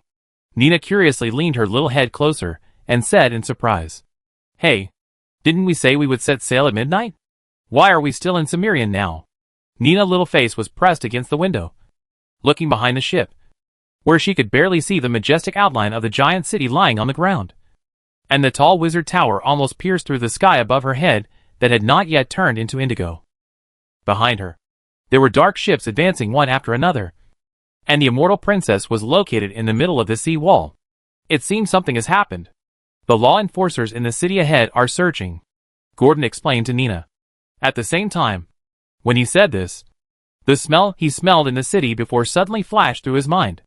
Although he didn't see anyone, for some reason, Gordon was sure that the strangeness in the city must be related to the smell of the god, or the suspected saint, the son of God he smelled yesterday. After all, the kind of smell that makes it salivate can only be eaten by gods or things related to gods. Oh, really? I go and see. Mr. Gordon, are you going with me? Nina immediately became energetic. She was not anxious at all because of the delay and inability to go out to sea, but was curious about what happened. After all, this time was her real adventure. Since becoming a spellcaster, she rarely went to other areas except the surrounding areas of Loda Valley, and even went out to sea a few times. not to mention the strange events she encountered. She was like a novice adventurer, full of curiosity about everything. Let's go! Gordon was also curious about the development of this incident. Hearing from the sailors, it might be better than waiting in the bottom cabin. The two dragons set off, and soon reached the deck from the bottom cabin. The golden light of the rising sun sprinkled on the silver-plated handrails, and the entire sea surface was dyed red, mixed with the cool sea breeze and the slang of sailors from all over the world. Gordon took a deep breath, then squatted on Nina's shoulder, and walked to the bow where the crowd was crowded. Calanther also stood there, looking at the fleet struggling to move forward in the sea with a sad face. According to this efficiency, if they want to leave Sumerian, they may be able to walk much faster than this speed, provided that they have to give up the immortal princess. Unlike Nina, she was tasked with saving her sister, Hevelo. As for time, she wanted to fly to the Storm Islands, which was a month away, and then go to the famous pirate city to rescue the princess of the empire, who was in trouble. But the speed of the ship could not be changed by Calanther's will. The ship in front was like a solid iron wall, firmly blocking the direction of the immortal princess. This ship was several times larger than other ships, and it was extremely difficult to turn the rudder, let alone move forward. How long will it take? Her eyebrows were wrinkled. Reporting to Her Highness, I have handed the things you gave me to a member of the law enforcement team. I believe they should send someone to check in advance, and then let it go soon. The person who said this was a court mage dressed in luxurious clothes, very different from other sailors. He was holding a ringed staff made of dead wood, and gems in his hand. The crystal clear white gems hanging in the ring reflected the magnificent light under the rising sun. Gordon had never seen this person before. He must be the guard team guarding Calanther, that the Star Realm envoy knew about by using the legend. It is said that the leader is a legendary warrior, and the others are high-level professionals, which means that the average level should have reached the level of 7th level extraordinary and 8th level heroes. Calanther also looked at Gordon and Nina approach. She nodded, told the court mage that she already knew, and then forced a smile and welcomed him. Good day. Nina. Good day. Lord Gordon. Good morning. Calanther. Morning. It seems that the matter has been resolved, Gordon asked slowly. As soon as it found that the speed of the ship was slowing down, it contacted Calanther and got the previous news. And now it seems that Calanther has solved the dilemma and chose to let the law enforcement team search first, so that he could use the special channel provided by the law enforcement team to leave Sumerian early. Yes. I have asked Master It to take my credentials to negotiate. If nothing goes wrong, they will come over later. That's what she said. But Calanther's brows were still furrowed, and no matter how the sea breeze blew, it couldn't blow away the cloud of worry between her brows. Then what's there to worry about? Don't worry. Your sister will definitely be safe. Gordon naturally saw that she might have thought of Hevelo because of this incident, and thus began to worry about her biological sister, who was thousands of miles away. Yes, Calanther, your sister will be fine. Nina stepped forward to respond, and the original curious look on her face gradually faded. She stepped forward to hold her hand and encouraged her. I was waiting for Mr. Gordon. As she said that, she pulled Calanther aside and began to speak from her own experience, taking Gordon's departure as an example to tell Calanther that no news is the best news, and so on. Perhaps she suddenly thought of it, or perhaps the words of the dragon girl reminded Calanther of something, and the princess's worries were relieved a little, and she began to chat calmly. And Gordon learned from her the follow-up of the maritime blockade. I learned from Mage that the reason for the maritime martial law is that an apprentice from the Mage Academy died in the old city of the city. It is said that the means were very cruel, and he was a habitual offender. The old city is where the trade area and the residential area meet. Gordon suddenly became alert and remembered what happened yesterday. Even Nina frowned slightly. From the posture of Gordon, tail raised high, it felt that the matter was not simple. Well, to be precise, it happened on the north side of the residential area. It is not wrong to say that it is close to the trade area. Anyway, the person died, and it was found that the murderer killed several spellcasters in the city who used to disguise their identities in addition to that person. Now the Parliament has been alarmed, in order to buy time for the legendary spellcasters in the city to predict and break the fog. The whole city is now under martial law. Even the people on the ship, who were resting at the dock last night, will be strictly checked. At this point, Calanther breathed a sigh of relief. Fortunately, She had asked all the sailors to return to the ship yesterday. Otherwise, this wave of martial law would take a long time until the murderer was found. After all, in this turbulent year, many prophecy spells are not accurate. Caranther, who once asked a famous astrologer in the country to find the whereabouts of his sister, has a lot to say about this. Moreover, the assassin who can deceive various tests, successfully sneak into the city as someone else, and then take the opportunity to cause trouble is obviously not so stupid, nor so simple. It is not impossible that there are more than one spellcaster in this city, and there are 2 legendary astrologers who have made achievements in the prophecy system. Therefore, whether it can be solved in a short time is still a difficult puzzle to guess. Is it a saint? Gordon asked his guest directly, and he must have had the answer over there. But Caranther shook his head and looked at the surrounding environment before whispering, "It's the Son of God." Son of God? Although it was somewhat similar to his guess, Gordon was still a little surprised. After all, there were many sons of God. He had once pretended to be the son of the dragon god in the fairy wilds. But at this time, the son of God he met was obviously not as normal as usual. And judging from his actions, this son of God would not do meaningless things. Then, why did he take a great risk to sneak into the magic city of Sumerian and assassinate an apprentice of a mage student? Gordon's doubts emerged one by one as the identity of the mysterious person was revealed that day. His thoughts were also surging like waves, and he began to speculate on the truth behind it. Who is the deceased? Is it worth making such a big fuss? The deceased is said to be an inconspicuous apprentice among the students. I think his name is Jertiasha or Liv. It's not mainly because of this person, but because the murderer has killed many people before, outside the city, so that the caravans of those guilds cannot leave Sumerian by land. Caranther, who knew a lot of the truth behind it, said a little confused. She also didn't understand why a son of God with such a high status would assassinate an ordinary mage student apprentice. At this moment, 3 or 4 black spots flew from a distance. At first glance, they looked like flying birds. But if you look closely, you can find that there are people sitting on the flying birds. The appearance of the flying birds gradually appeared in everyone's vision. Griffin, looking at the 3 or 4 magical creatures with golden feathers, eagle heads and lion bodies, full of arrogant aura, and the various magic elites flipping down from the backs of the griffins. The deck fell silent for a while. The handsome wizard in the lead saw Caranther at the bow at a glance. He asked respectfully, as soon as he came up, "Is it Princess Caranther?" "It's me," she replied quickly. "Well, now please notify everyone on the ship to stand on the deck, including any creatures. We will conduct detection." The leading wizard used a softer tone to force Caranther to agree to issue this call, and Gordon stood aside with some doubts.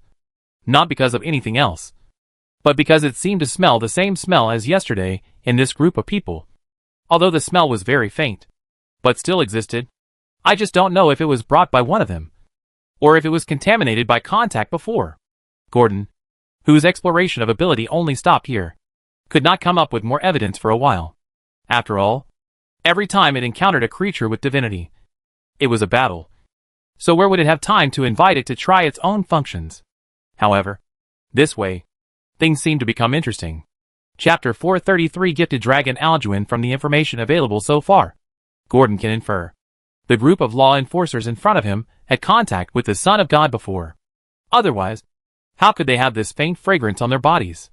And judging from the concentration of the smell, it must not have been too long since they met or touched each other. Otherwise, this smell would soon be blown to unknown harbors and straits with the sea breeze. The most important thing is that this group of self-proclaimed elite mages did not realize that the culprit they had been pursuing had passed by them, and even did not realize it. For a moment, Gordon looked at this group of law enforcers with the unique pride of this spellcaster, belonging to the elite team of Sumerian, and it was a bit funny, or to say, seeing them chanting the spells used for reconnaissance meticulously. He really wanted to laugh. Of course, in Gordon's current situation, it could not make a gesture of laughing. After all, it had not yet decided whether to tell this group of law enforcers that they had missed the target. It's not that Gordon didn't want to say it, but mainly because if it took the initiative to remind, let alone whether Sumerian law enforcement team would be entangled in how it found it. And Gordon didn't think that the murderer who could hide from the law enforcement team would be that weak. If it took the initiative to point it out and found the murderer but failed to catch him, then it would suddenly not sleep well. After all, being targeted by a murderer, or an evil one, is definitely not a good thing. Moreover, Gordon was not sure what Sumerian attitude would be after he took the initiative to say it. If it was ambiguous and didn't make its position clear, and it was detained directly, then this adventure would probably end early. Therefore, unless it is necessary, Gordon will not take the initiative to point out this matter, especially now that the law enforcement team is still on the immortal princess. If he really points it out, the murderer has not been caught, and he may be suspected of being a criminal suspect who cries "Stop thief" by the law enforcement team who wants to make up for his mistakes. Gordon does not want to endure the taste of having to speak out his pain for a second. However, there are many ways to point out, and it is not limited to telling directly. It seems to be a good choice to be roundabout. Gordon looked at the group of people standing on the deck about 50 meters away from it and Nina, and hesitated. What method should be used to let them know that he has contacted the Son of God without exposing himself safely? Gordon pondered for a while until the sailors, passengers, and nobles under the deck came up from the deck one after another. After confirming that there was no one, he waited for the law enforcement team to start the inspection. Gordon's mind suddenly had a flash of inspiration, and then he bowed his head and said a few words to Nina, and then disappeared from her arms. The disappearance of the black cat did not attract much attention. Most people's attention was attracted by the law enforcer from Sumerian standing on the high platform of the deck. Moreover, Gordon's figure was agile and shuttled in the shadows. Even if others saw him, they would treat it as dizziness. Therefore, when the law enforcer team really began to split into two groups, one side used a large range of magic objects similar to the pursuit of the real murderer to start batches of inspections of the crowd standing on the deck. As long as they are in Sumerian, any creature that dares to kill Sumerian students and apprentices in the city will be stained with a magic mark that cannot be removed within a few days. This mark will last for a long time. And in addition to identification, it also has the function of positioning. But for some reason, this time the positioning is always erratic. It can be said to be dense. There are more than 300 or 400 positioning marks in the east and west of the city and on the sea, and the number is still increasing. It is impossible to check them in a short time by manpower alone. This is why the sea blockade is implemented. If there is no blockade, many bright spots with marks will leave Sumerian unimpeded. This is obviously unacceptable to these self-righteous spellcasters. Killing their apprentices is not important, but leaving directly in front of you, and you can't do anything about it. This is something that no one can tolerate. As the law enforcement team passed by one with the special artifacts for detecting marks. On the other side, the law enforcement team that went deep under the deck and entered the interior cabin of the immortal princess also began to detect on the spot meticulously. The cabin is so big that it is impossible to check every room. Not to mention efficiency. The magic they have learned does not allow them to have such a treasure mountain without knowing how to use it. The magic ripples similar to camp detection quickly appeared in 3D, with the law enforcement team as the center point, spreading up, down, left and right. Then, in the eyes of the caster, the gorgeous cabin walls in front of them, like a forest castle, gradually faded, and the gray world appeared above, below, left and right. 5 ring spells. Surin's powerful detection of creatures. Sumerian unique spell is also a relatively powerful auxiliary spell in the prophecy system. Whether entering the dungeon maze for exploration or going to the uncertain jungle wilderness, this spell can allow the caster to clearly understand every move around him. It can be said that any suspicious creature will appear in their field of vision in the form of soul energy. Above their heads, they can see a blue ocean that gathers into a dark mass.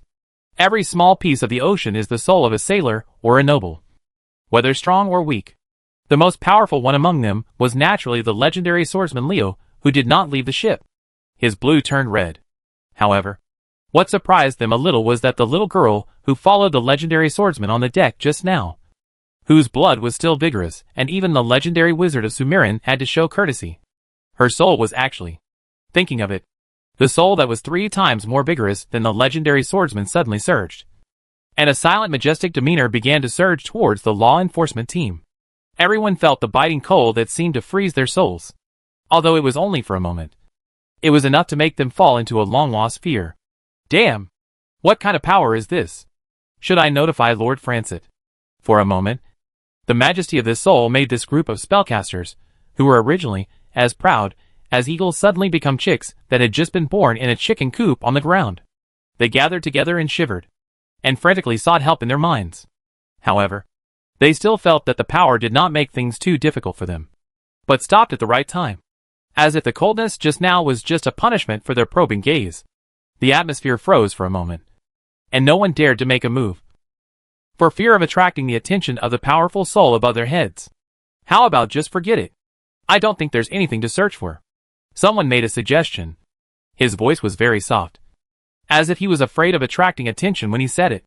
Then, someone in the team showed an intention. But the next second, this sentence was covered by another more sharp word. Look! What is that? The person who said this was a young wizard.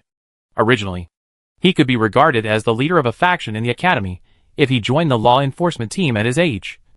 But at this moment, he was more like an old farmer who had discovered something incredible, panicked and fearful, as if he was afraid of attracting the fear of unknown creatures.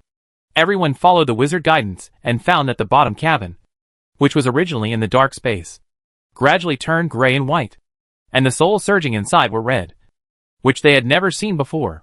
The color was so red that it was whitish, like a ball of fire, burning everything alone under the blue soul ocean. What is that? Everyone almost jumped up.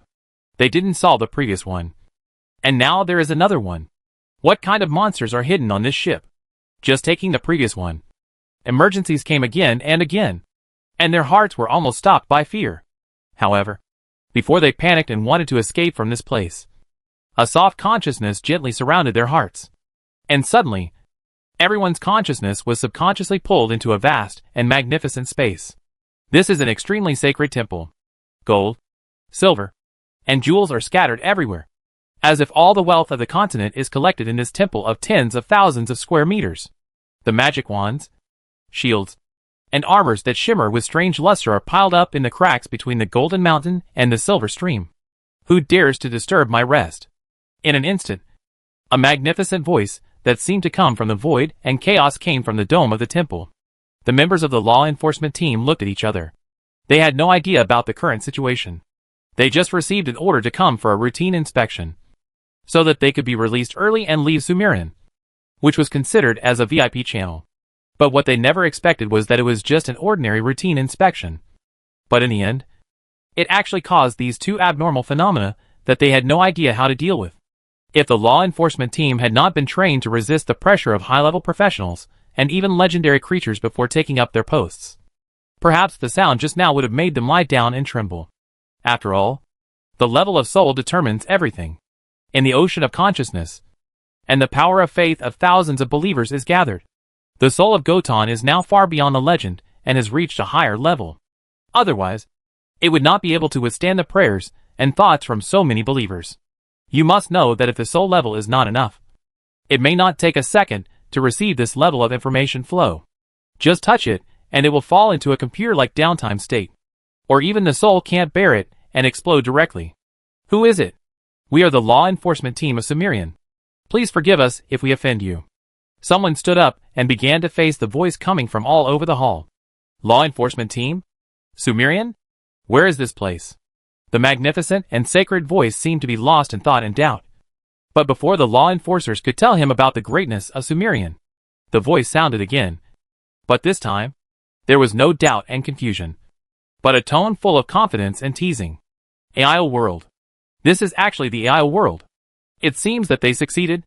Well, Sumerian, the most powerful magic city on the continent. I don't know how it compares to Mitsuki Spring. The nagging words were less majestic, but more normal. Then the law enforcers saw that the mountain of gold piled up to hundreds of meters high began to tremble slightly. And then a pair of black and red dragon wings that were enough to cover half of the space suddenly rushed out from under the gold and spread out to cover the dome in front of everyone. The scorching breath contained under the scales of the wings was so hot that even in the soul state, it felt a little hot. Then, there was the huge body, which was 3 points thicker than the largest wizard tower in Sumerian. The arcane pillar. And the whole body was like cast iron, full of explosive power. The black scales that were larger and thicker than the shields could make all the warriors who wanted to slay the dragon extinguish their dreams, and choose to take off their armor on the spot, and return to the village to be an ordinary farmer. The eerie dragon raised its head with a unique deformed beauty, and held it high. Its dark golden vertical pupils looked down at everyone coldly. without a trace of emotion in its eyes. As calm as a windless lake, without a ripple. Dear foreign traveler? Is this your first time in this plane? Can you tell us your name? This is not an impolite request. We just want to address you more politely. Some mages looked at this dragon species that did not belong to any common species on the continent. Whether it was a colored dragon or a metal dragon, they did not have a greater visual impact than the creature in front of them. The dragon in front of them was like a giant god who had just awakened from the magma, crushing down with a magnificent power. Gordon himself was also very satisfied with its void shape.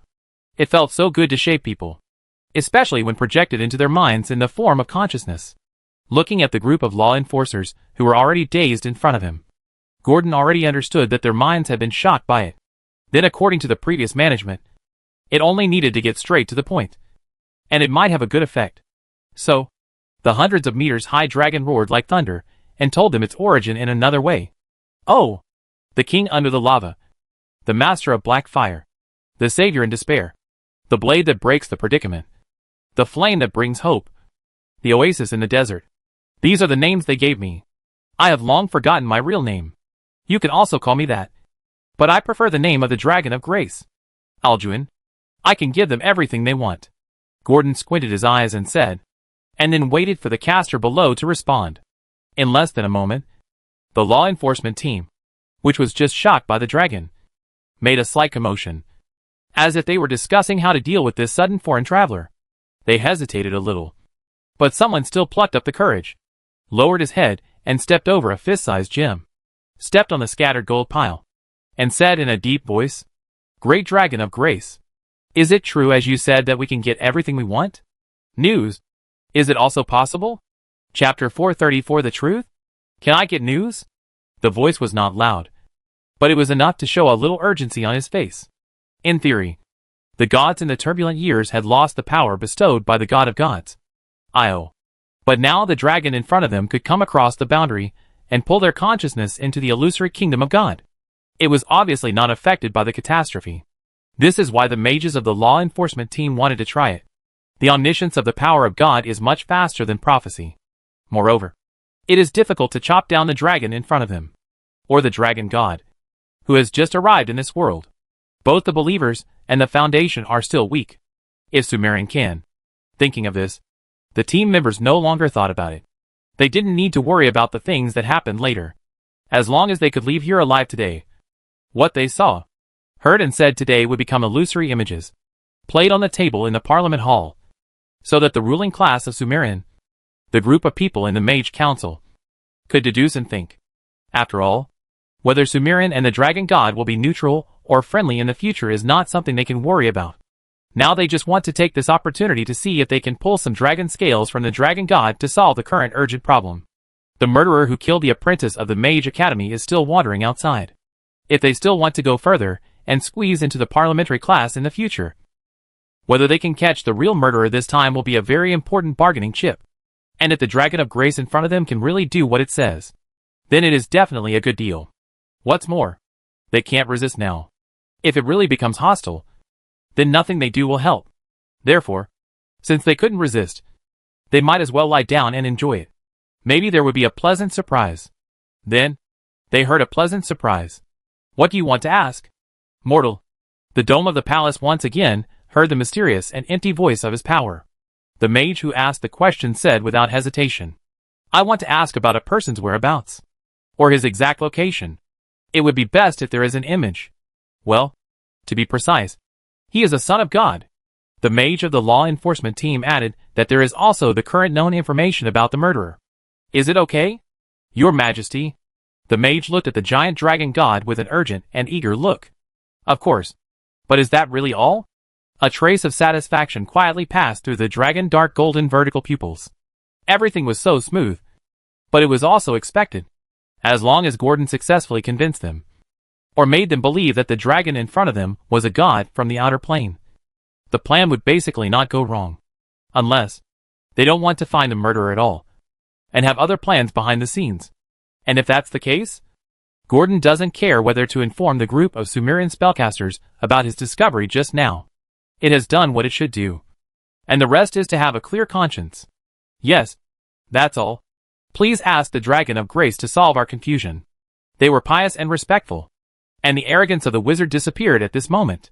But what they didn't expect was that after they finished speaking, they didn't hear the dragon answer, but his thunderous laughter. Hee hee. Lucky mortal. Or unlucky? Interesting. Interesting. Please tell me. Dragon of Grace. The law enforcement team was confused and had no idea what the dragon said. So they immediately asked with a more humble attitude than before. This time, they heard what they wanted to hear. But at the same time, cold sweat and surprised looks appeared on everyone's face almost at the same time. The one you want to find is among you. The dragon vertical pupils rarely revealed a hint of teasing. And it carefully glanced at the guy on the deck just now.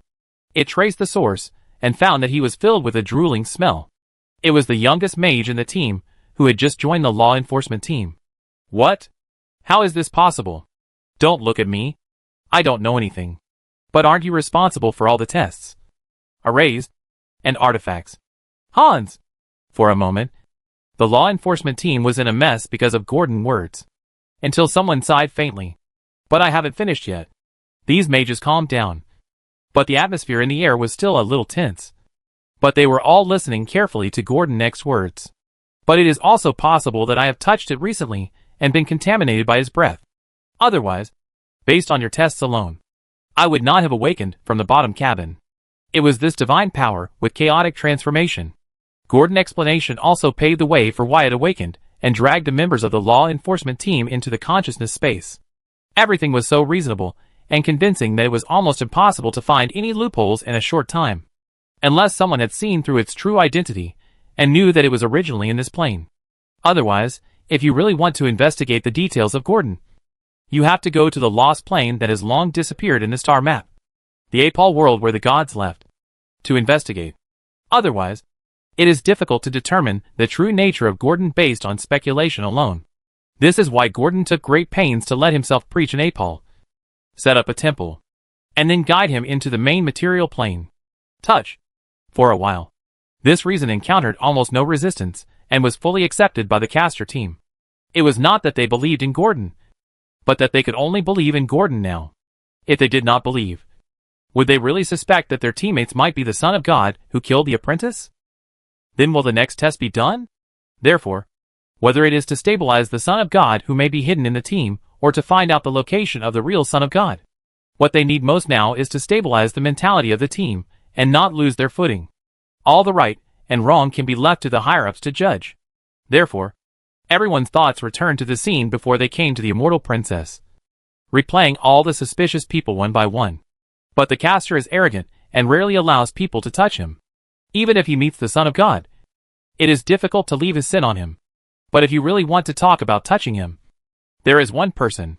For a moment, everyone's eyes were focused on the young mage, whose face gradually became solemn. Is it her? The young mage pointed at himself in disbelief, and his eyes seemed to have not come back to his senses, still staying in the past scenes. Because today, he was the only one who had physical contact with people other than the team during the search. She was a ragged female stowaway who was caught by the captain and was about to be thrown into the sea. Stowaways are common in any coastal area. Most of them are people who can't make a living in the local area and plan to try their luck in another place. A small number of them are heading for the new world full of gold that people often hear about. And this group of people are generally called earth rats by sailors on the sea. They took a bag and hid in the utility room at the bottom of the cabin with the cargo, while the guards were not paying attention. Then they moved every night to look for leftover food in the kitchen garbage. Although this kind of rat can't step on land alive, death can't stop the group of losers who dream of gold. They flock to it one by one, and use various methods to avoid the fair and go to the New World. The Fran Pearl sailing from Pearl Cape to the port of Vitez in the New World was the target of this group of earth rats. However, this stowaway was a little different. She was covered in dust, hunched over, and had brown hair common in the south. At that time, the law enforcement team had just searched the ship, and the captain was loudly scolding this woman, who had no special features in any way. Her shrunken chest and thin body, that could be blown down by a gust of sea breeze, made it hard not to suspect that even if the captain did not rush her off the ship, she would probably not be able to see the prosperity of the New World with her own eyes. The other sailors were sitting in the sundries boxes and rattan chairs on the deck in groups of 3 or 2, watching the excitement. until they found the law enforcement team coming. They slightly restrained their sitting posture and looked at them nervously. Most people are always like this, wantonly looking at people who live worse than them, and humbly and cautiously looking at people who are above them. But they forgot that, fundamentally, they were all the same kind of people, whether they were wizards, sailors, or beggars. At the moment before they were born, they were the same. However, the center of the incident did not shift because of the arrival of the law enforcement team. They were still arguing, which also attracted the attention of the law enforcement team. But before they could get close, the loud noise inside, the captain scolding, and the woman's stubborn voice came into everyone's ears one after another. The clues of this matter, like a puzzle, gradually appeared in their minds as the two quarreled. After sorting it out, they knew what was going on. The captain claimed that she was a despicable stowaway, and the woman kept stubbornly saying that she bought a ticket and got on the ship. But the captain laughed at her in a sarcastic voice. The fare to the New World is at least 50 gold coins. But you only have one. We are not a charity here. But I don't want your room, as long as I can lie on the deck. The woman was still stubborn. You all agreed before. But you lied to me. This gold coin is of unknown origin and is crudely made. The captain became even more angry and threw the gold coin with a blurred outline on the deck like trash. Although he originally just wanted to recruit a free sailor, he didn't expect the woman who took off her cloak could make him so reluctant. Men are better than her. This is probably one of the reasons for his anger. But this reason is really hard to say. So the gold coin became the only excuse. The woman was still unmoved and said that her gold coin could be used, and no matter what, its issuance and workmanship would not affect its value. No matter how ugly or rough it is still a gold coin. Seeing that he could not convince the ugly woman who would get angry if he looked at her for one more time, the captain was almost drowned by anger. However, this incident was destined to be unconvincing and undecided. Before the woman was about to be thrown into the sea by the angry captain and ordered to be thrown into the sea with her gold coins, she was stopped by the law enforcement team, who separated the crowd and arrived in time. Of course, they were not here to rescue the stowaway. They did not even care about this trivial matter. Instead, they first notified the captain of the ship in a serious manner that they would stop now to accept the inspection from the Sumerian law enforcement team. If they disobeyed, they would immediately detain the ship and wait for the trial of the parliament in the name of the murderer. The captain naturally did not dare to stay. He could only put away his humble smile, then curse at the stubborn woman who was still bending over to pick up the gold coins, and then notified the sailors to call the passengers under the deck to the deck, ready to be inspected by the law enforcement team at any time. Everyone was working purposefully, except for the woman, who was alone and separated from the crowd, still tightly holding the gold coin in her hand, as if she wanted to prove that it was indeed valuable. But the hustle and bustle in the distance was destined to have nothing to do with her. But the lonely back figure still made the young mage in the law enforcement team feel sorry for him. He had just left the academy and came into contact with society. Although he had the arrogance of a mage, his sympathy had not been completely lost by experience and tempering. He walked forward with a gold coin with the outline of the city of Sumerian engraved on the front and the emblem of the Mage Council on the back, and gently asked the woman in front of him if she could make an exchange with him. She exchanged the gold coin in her hand with the special Sumeria gold coin in his hand, which was called Golden City coin. You know, the value of the latter currency can even be exchanged for 5 gold coins of the same weight issued by other countries in the black market, because it only circulates among mages. It has a high collection value in the hands of nobles. But what the young mage never expected was that the transaction he thought would be 100% successful was rejected by the woman. She said, "My gold coin cannot be exchanged for the gold coin in your hand. I know this one. It is a mage coin. But I think the gold coin in your hand is more valuable than mine." Although the mage was a little surprised, he didn't care and still insisted on exchanging gold coins. He really couldn't bear to see this woman, who looked about the same age as him, thrown into the cold sea. And the only thing he did was to take the opportunity to give the gold coin to the woman to comfort his overflowing sympathy. But when he said this, the woman's eyes really lit up and grabbed his hand. He asked excitedly, "Really? Do you really think my gold coin is valuable?" "Yes, ma'am." Although it was not pleasant to be grabbed by a skinny hand like a ghost claw, the young mage still maintained etiquette and spoke as politely as possible. After the transaction, they went to check, and they did not ask about the woman's results. But the scene of grabbing the hand was engraved in everyone's mind. Because on the way, other teammates mentioned the kindness of the young mage more than once. According to them, this kind of lowly people is the most suitable to test the temperature of the burning hand. Chapter 435 Opportunity, that is to say, the Grey Stowaway is the murderer they are looking for? Although this result is unbelievable. If the god in front of them, who calls himself the Dragon of Grace, has not deceived them, then the result is inevitable. And they can't think of any reason why the dragon god in front of them would deceive them. So without spending too much time, several members of the law enforcement team, including the young wizard, have accepted this answer. That is, the stowaway just now is really the murderer. Thinking of this, the spellcasters of the law enforcement team suddenly feel a little itchy. Damn bitch. How dare she be so arrogant? Shouldn't she be trembling in a dark corner, praying to the god she believes in to protect her from being found by the outsiders? How can she be so blatant? But I still have some lingering fears in my heart. After all, this murderer is not the kind of weak little dog-headed man or goblin that grows freely in the wilderness. He has indeed killed many adventurers and caravan guards, and even killed several famous spellcasters in Sumerian silently, and then used their appearance to enter and exit the city, hiding from the guards and the magic detection barrier. It is mysterious, and the most terrifying thing is that no one knows her true appearance. Thank you, Your Majesty. We will remember your help and report it to the Parliament. If there is nothing else, can you let us go? If there is anything else we can do for you, we will never refuse. The member of the law enforcement team has already lowered his posture at this moment. If he did not retain a trace of the arrogance of a mage, his tone would probably be almost pleading. If they were asked to pay a little price and leave here early, they would definitely be very willing. However, Gordon just nodded slightly, still maintaining a contemptuous attitude, and nodded very coldly. My affairs will naturally be done by my believers. You don't need to participate. As for leaving, you can leave anytime and anywhere. I have already got what I want to know. Interesting.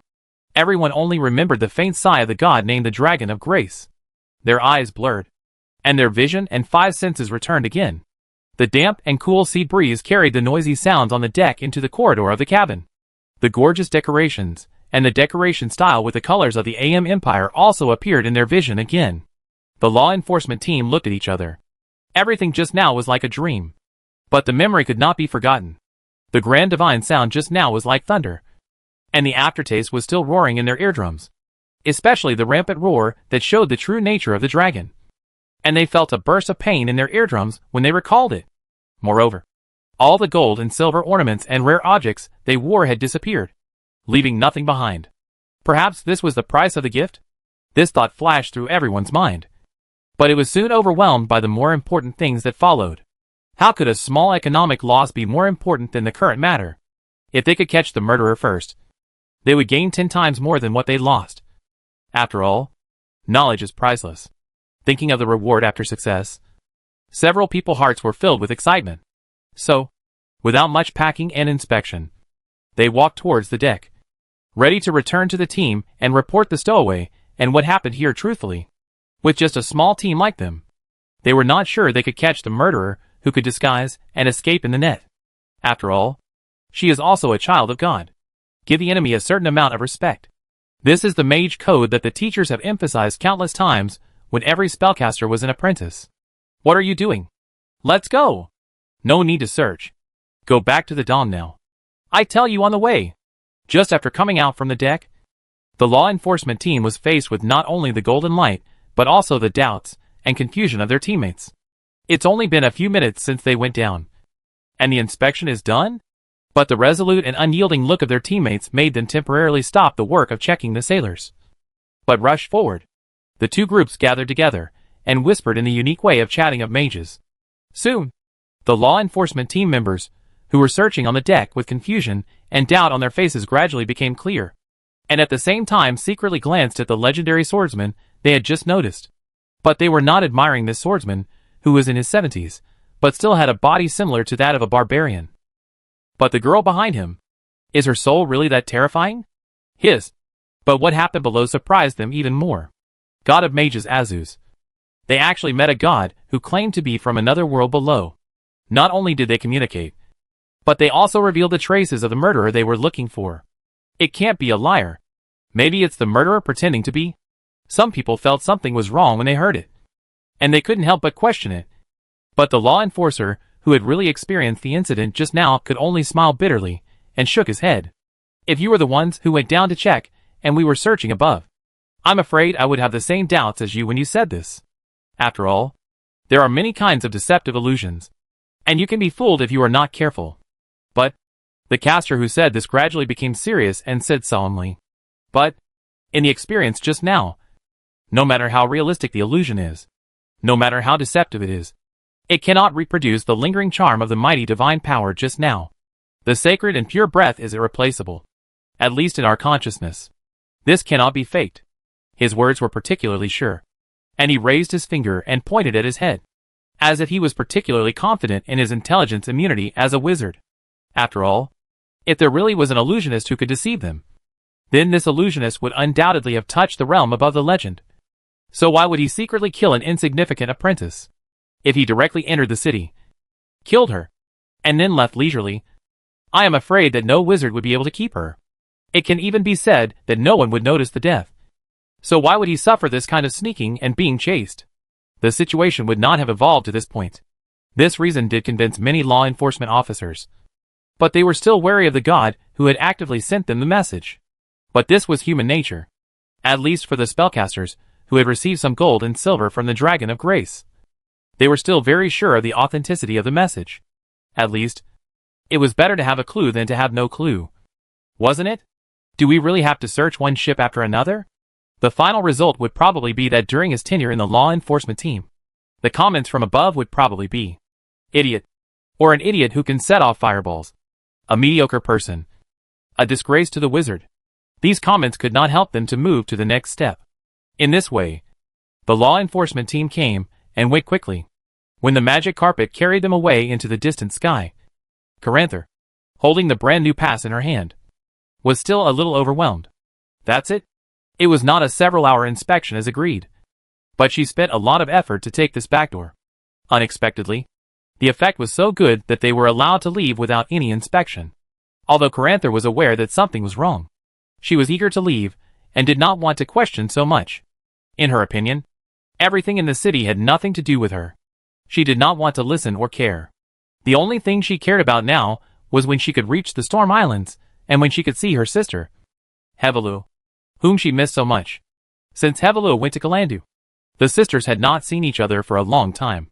If it weren't for the difficulty of the mage's positioning to cross the ocean and reach the Storm Islands that had never been reached, she might have already led the team to the foggy port where sin and chaos coexisted. Where is Lord Gordon? Caranther, who was holding the pass and was a little ecstatic and wanted to share the good news, was the first to find Nina, but he didn't notice the black cat that always accompanied her, and couldn't help asking. Nina showed a mysterious smile and said lightly, Mr. Gordon is already waiting for you in the cabin meeting room. Before leaving, he told me that as long as the law enforcement team left, you still have Sir Leo, Andy, Jelen and others. Oh, is that so? Okay. I will tell the captain to turn the rudder now. Leave here, and go to the conference room. After receiving the notification, Caranther carefully put away the pass with the Sumerian law enforcement mark, and then quickly passed through the crowd to communicate with people in the captain's room at the back. And Nina did not stop, but quickly took the news that Gordon had already told her, and told the legendary swordsman, Andy's adventurer companions, and the metal dragon Jelen and others who were originally on the deck. They did not hesitate after receiving the news, and walked directly and decisively towards the steps of the deck. There are too many strange things encountered today, and holding a meeting to exchange information may be a good choice. Not to mention that this is the first meeting held by the remaining people since Ikasi left. Soon, Gordon, who was lying on the window in the conference room, saw the metal dragon, Andy and others, as well as the legendary swordsman and his two little followers, who came one after another. It can be said that these days, except for sleeping, these three people are inseparable. But Gordon didn't care about these. He was now thinking about how to speak. Now was different from the past. In a huge conference hall, not even a quarter of the seats were filled. Many people had to stand to listen to the content of the meeting. It can be seen that Ikasi took away much of the power originally used to attack Misty Port this time. But Gordon also understood very well After all, the enemy they faced this time was not like him. It was just a giant dragon suspected of being a dragon lich, one of Tiamat's many subordinates. If they failed to successfully stop the Advent ceremony, they would most likely face the saint clone of Tiamat who descended to this world. The pressure and difficulty brought by that were far beyond what Misty Port could achieve. Seeing that everyone had arrived one after another, although there were still a few people who had not arrived, Gordon did not delay the group of people for a few people. He jumped lightly and jumped onto the long mahogany table full of historical patterns in front of everyone's eyes. The nails were retracted, and the soft cushions of the cat allowed it to move silently on the table. As it moved, a spiritual ripple that spread to the entire hall was also activated, and Gordon's words that could not be questioned rang in everyone's mind. You all know the story. A cruel reality is before us. The celestial envoy Ikasai has left us, along with many like-minded friends. Therefore, now, the only ones who are willing to go to the Storm Islands to crush the dragon cult's conspiracy are the few dragons present here, and you humans. Both the number and strength are far less than 1/5 of what they used to be. Therefore, there is something I don't want to say, but I still have to say it. If you are timid, you can get off the ship now. In addition to signing the necessary confidentiality agreement, we promise not to embarrass you in the slightest. After all, honor and life are not one and the same. And the same is true for ideals and reality. I have no intention of forcing you to be enemies of the dragon cult. Nor have I thought that you will not be able to get off the ship after you get on. I will give you a choice. But this should be the last chance. I hope you will consider it carefully. Now, those who do not want to continue to go to the Storm Islands can communicate with me telepathically tonight. I will never embarrass you. After saying this, Gordon used his side profile, which looked extremely majestic at the moment, and showed the domineering power of a cat-like creature, to glance at the crowd around him with uncertain expressions. Obviously, several people were struggling in their hearts, but they were embarrassed to say it because of their teammates' feelings. That's it. That's all I have to say.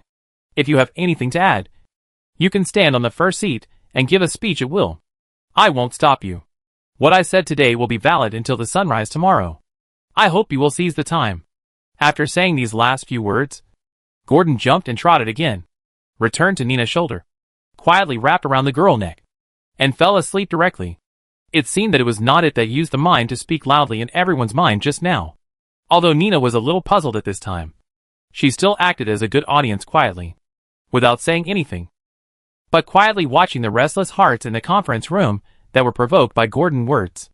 Do you want to? My fiancé is still waiting for me to go back. I said it when I came out.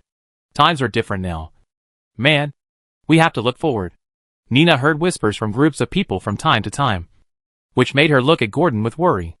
Mr. Gordon, is this the situation you want to see? And Gordon turned a deaf ear and continued to doze off, while the unfinished plan in his heart was still being conceived. And the beginning of this plan was the moment it knew from Akasi that they were leaving. And it was built. Chapter 436 Transformation. Beginning, no one knows how many people went to communicate with Gordon that night. But the only thing they know is that when the ship completely left Sumeran and arrived at the last port of the Io continent, it was about to enter the ocean voyage. When their meeting was held again, the number of people was less than half of the first time, including Andy's group. Many people had lost their traces, and 2 copper dragons and a silver dragon had also left the metal dragon side, leaving only the bronze dragon Jelen and a young female dragon named Facasalina, a hybrid of gold and silver dragons. Her incarnation was a moon elf, with the same bright silver hair as Nina. She had always been alone on the ship. Even when the ship arrived in Sumeran and the first meeting, she did not come out of her room. It was not until the second time, when she was about to leave the Io continent and enter the ocean route, that she sat alone on the high back chair farthest away from the podium. The beautiful face of the elf was obscured by the bangs that fell to her eyes, which not only made it difficult to see her expression, but also gave her a sense of mystery. Gordon only looked at her slightly, and then his sight was withdrawn from the farthest female dragon. It must be said that if she didn't show up again, Gordon might have really forgotten her. After all, after 2 waves of disembarking, Gordon couldn't remember who left and who stayed. However, until today, the teammates or companions that could be confirmed have been completely determined. Although the number of people is small, Gordon is still quite satisfied. At least his psychological bottom line has not been touched. Obviously, There are still many people who take unknown risks to fight against the impending evil, although they all had various reasons. Gordon's eyes shifted from Princess Caranther of the Aemon Empire to the stubborn and somewhat lost teenager Andy, and then to Nina, who was holding a mage book borrowed from Sumerin and was studying hard. He was a little absent-minded, but when he thought of the plan, he was planning. His originally erratic heart was completely settled. In any case, everything must be done before it can be said. Fantasy is useless. Some things must be done. Escape is useful, but it can't escape forever. The turbulent catastrophe will end one day. If it wants to ignite the divine fire and officially become a god, then there is not much time left for it now. And this time is the most suitable opportunity for training. Unlike the reckless behavior in the otherworld plane, the difficulties in the main material plane can make it truly look directly or face the consequences of failure. Whether it is tempering the mind or training consciousness, it is the best choice. Oh, not bad. It brewed in its heart for a moment, and then used this as an opening remark, which sounded in the hearts of everyone in the conference hall. At this time, facing the departure of his companions and an uncertain future, as the leader of this team, the most important thing for Gordon is to give them confidence and paint them a beautiful blueprint that they can see. Simply put, it is to paint a pie in the sky. Otherwise, without its heart-strengthening agent, the immortal princess will still be a month away from the Storm Islands. Even if they are mentally prepared at this time, I am afraid that when they really get off the ship, their inner mentality will change. What's more, Gordon Pie in the Sky has never really deceived them. Whether it is the plan in his mind or the reward after arriving at the Storm Islands, it is very feasible. The treasure map of the Ocean Dragon Lair, the potion of the undead creatures, the scroll, and Gordon's grand plan and blueprint. Just like this, as it bathed in the golden light of the morning, accompanied by the cry of seagulls outside the window, and the sound of ships breaking through the waves. They were told. The original melancholy of parting also saw the spark of hope in their eyes, as the things were revealed one by one. Even without them, we can succeed. With these words, Gordon's words are like a brand, and the sound is like thunder. This is the call of divinity that it secretly blesses, and it is also a new divine power awakened in the talent column after the divinity reaches 100 points. It can make any creature, after hearing his words, regard it as the truth, and the degree of belief and probability depends on their degree of faith. But even so, it still has a good effect on non-believers. As time goes by, this idea in the minds of these people will gradually deepen, and every time when they feel discouraged and confused about the road ahead, this brand is like a guiding light, dispelling the fog and illuminating the direction they are going. A different kind of charlatan. As Gordon watched the eyes of the crowd begin to change, he felt a little horrified. He also understood at this moment. Perhaps this is why the spokesperson of the cult is hated by everyone. It is just a few words from this unprofessional charlatan that are so terrifying. What about the professionals? With strong psychological suggestion and various unpredictable abilities, it is not difficult to brainwash a group of mortals, or even professionals, into fanatics. Coupled with a chaotic nature, it is easy to make the originally orderly area dominated by collapse and chaos. Of course, this was also determined to a certain extent by Gordon's original status, which made this speech gain a 1 + 1 greater than 2 increase. Otherwise, who would believe him if he let an unknown person make up something out of thin air? Moreover, Gordon took out both the rare objects and the scrolls. When the scrolls, potions and various prepared rare objects were piled up on the table, the impact on everyone's heart was not comparable to weak words. Only by taking 2 approaches can there be miraculous effects. It was just that Gordon subconsciously ignored the effects of the items on the table. In general, when most people left the meeting completely, the confident smiles on their faces no longer showed the confusion and helplessness before the meeting. And Gordon finally breathed a sigh of relief. Finally, the matter was resolved. And this was the result it got after deliberately screening the adventurers who stayed on the Immortal Princess. Although the decision was a bit reckless, it was still safe after the end. Otherwise, if one person is not firm during the ocean voyage, then this temporary team will be in danger. The next thing to do is to transform as quickly as possible, then adapt to the body, and then perfect the plan. If possible, it is best to send a few people to the misty port to explore the way. Gordon went through the things to do next in his mind, and then selected a few important things and secretly put them in the top priority column in his mind. After the meeting, Nina and Karen Hill went to the cabin warehouse to check the supply status. This was the last supply before the ocean voyage. Whether it was fresh water, wine, or other meats, vegetables and fruits that were easy to preserve. They could not be sloppy. After all, human soldiers are not like it. They have divinity and can survive without eating, drinking or sleeping. Food shortage and water shortage are taboos in ocean voyages. Although the ocean itself is a huge food storage place. If you have to run for food every day, you may not be able to reach the Storm Islands in a month. Therefore, in order to solve the problem once and for all, it is better to make the immortal princess not have to worry about anything.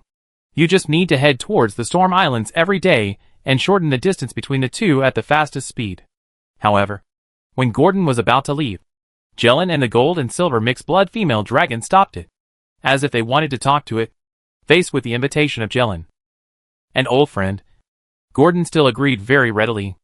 After all, they had been in the sewer of Kalandu, and the friendship between the two dragons was not bad because of the cult summoning ceremony. After meeting, Gordon and Nina also had a good chat. Moreover, Jellin and the mixed metal dragon named Thakasalina called him, and Gordon was also very curious. But when he, Jellin, Thakasalina, and the other three dragons stayed in a separate small room, the black cat, the seabird with colorful feathers, and the moon elf were sitting on a round table. Gordon looked at their serious and eager expressions, and suddenly understood what they wanted to do. Sure enough, Jellin's first sentence exposed his purpose. Jellin, is the Lord of Gifts you mentioned last time true? Of course. Hasn't the glory of my lord been revealed to you? Gordon was referring to the night on the snowy mountain in Loda Valley. When it regained its true form, the group of young dragons were like chicks that had not yet fully grown. It took less than 5 years for the dragons to grow from the size of hounds to the huge size that can now cover the entire immortal princess. Is that so? Can you recommend it to us? But you have to tell us first. If you believe in it, what are the requirements? Or tell us in advance what strange doctrines it has. Jaren hesitated, but it seemed that he was ready to move. It also wanted to join the Lord of Grace that Gordon had mentioned before. The impact brought by this dragon god from the outside world that day was always hovering in Jaren's mind. Of course, the requirements and doctrines are not complicated, similar to other churches of the gods, all of which are the set of the lawful camp. Jaren briefly told about the doctrines of the Lord of Grace it created, and then the pupils of the cat costume swept towards the moon elf girl. Thakasalina, do you want to join the Lord of Gifts?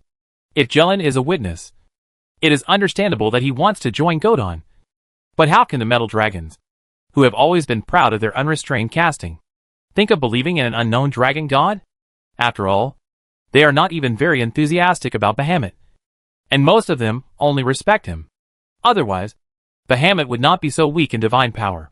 You know, the divinity given by a giant dragon is still quite considerable. And Nina is a proof of this. According to Goton's statistics, the source of its divinity accounts for the largest proportion from this cute and lovely giant dragon girl. Bahamut's fanatics are mostly from the dragonborns it transformed. And those dragonborn paladins are the source of Bahamut's faith. As for the hybrid metal mother dragon created by the gold dragon and the silver dragon who transformed into moon elves, Thakasalina said with a little unnatural expression after hearing what Goton said. Is it not possible? Or does your god also resist hybrids? The silver-haired moon elf lowered her head, and it was difficult to see her expression. Only the sentences mixed with common language and dragon language highlighted her current confusion. Oh, no, I don't mean that. I just said, Goton hurriedly explained, and looked at Jellin with a look of help. The more believers it has, the better. And these are 2 giant dragons that are delivered to the door. So how can Goton refuse them? If he was not afraid of exposing his purpose by being too enthusiastic, maybe Goton would have patted his chest and made a promise. Promising a promising future. Girin was still a little hesitant. After all, besides Godon, he had not seen a second confirmed case of this dragon god. Perhaps Nina was the second case, but she lacked adventure and rarely killed, so her strength and size did not improve significantly. Now she has not even started the hibernation of the young dragon. Of course, he still believed what Godon said, so he helped appropriately. With Thakasalina under the steps, she sighed faintly.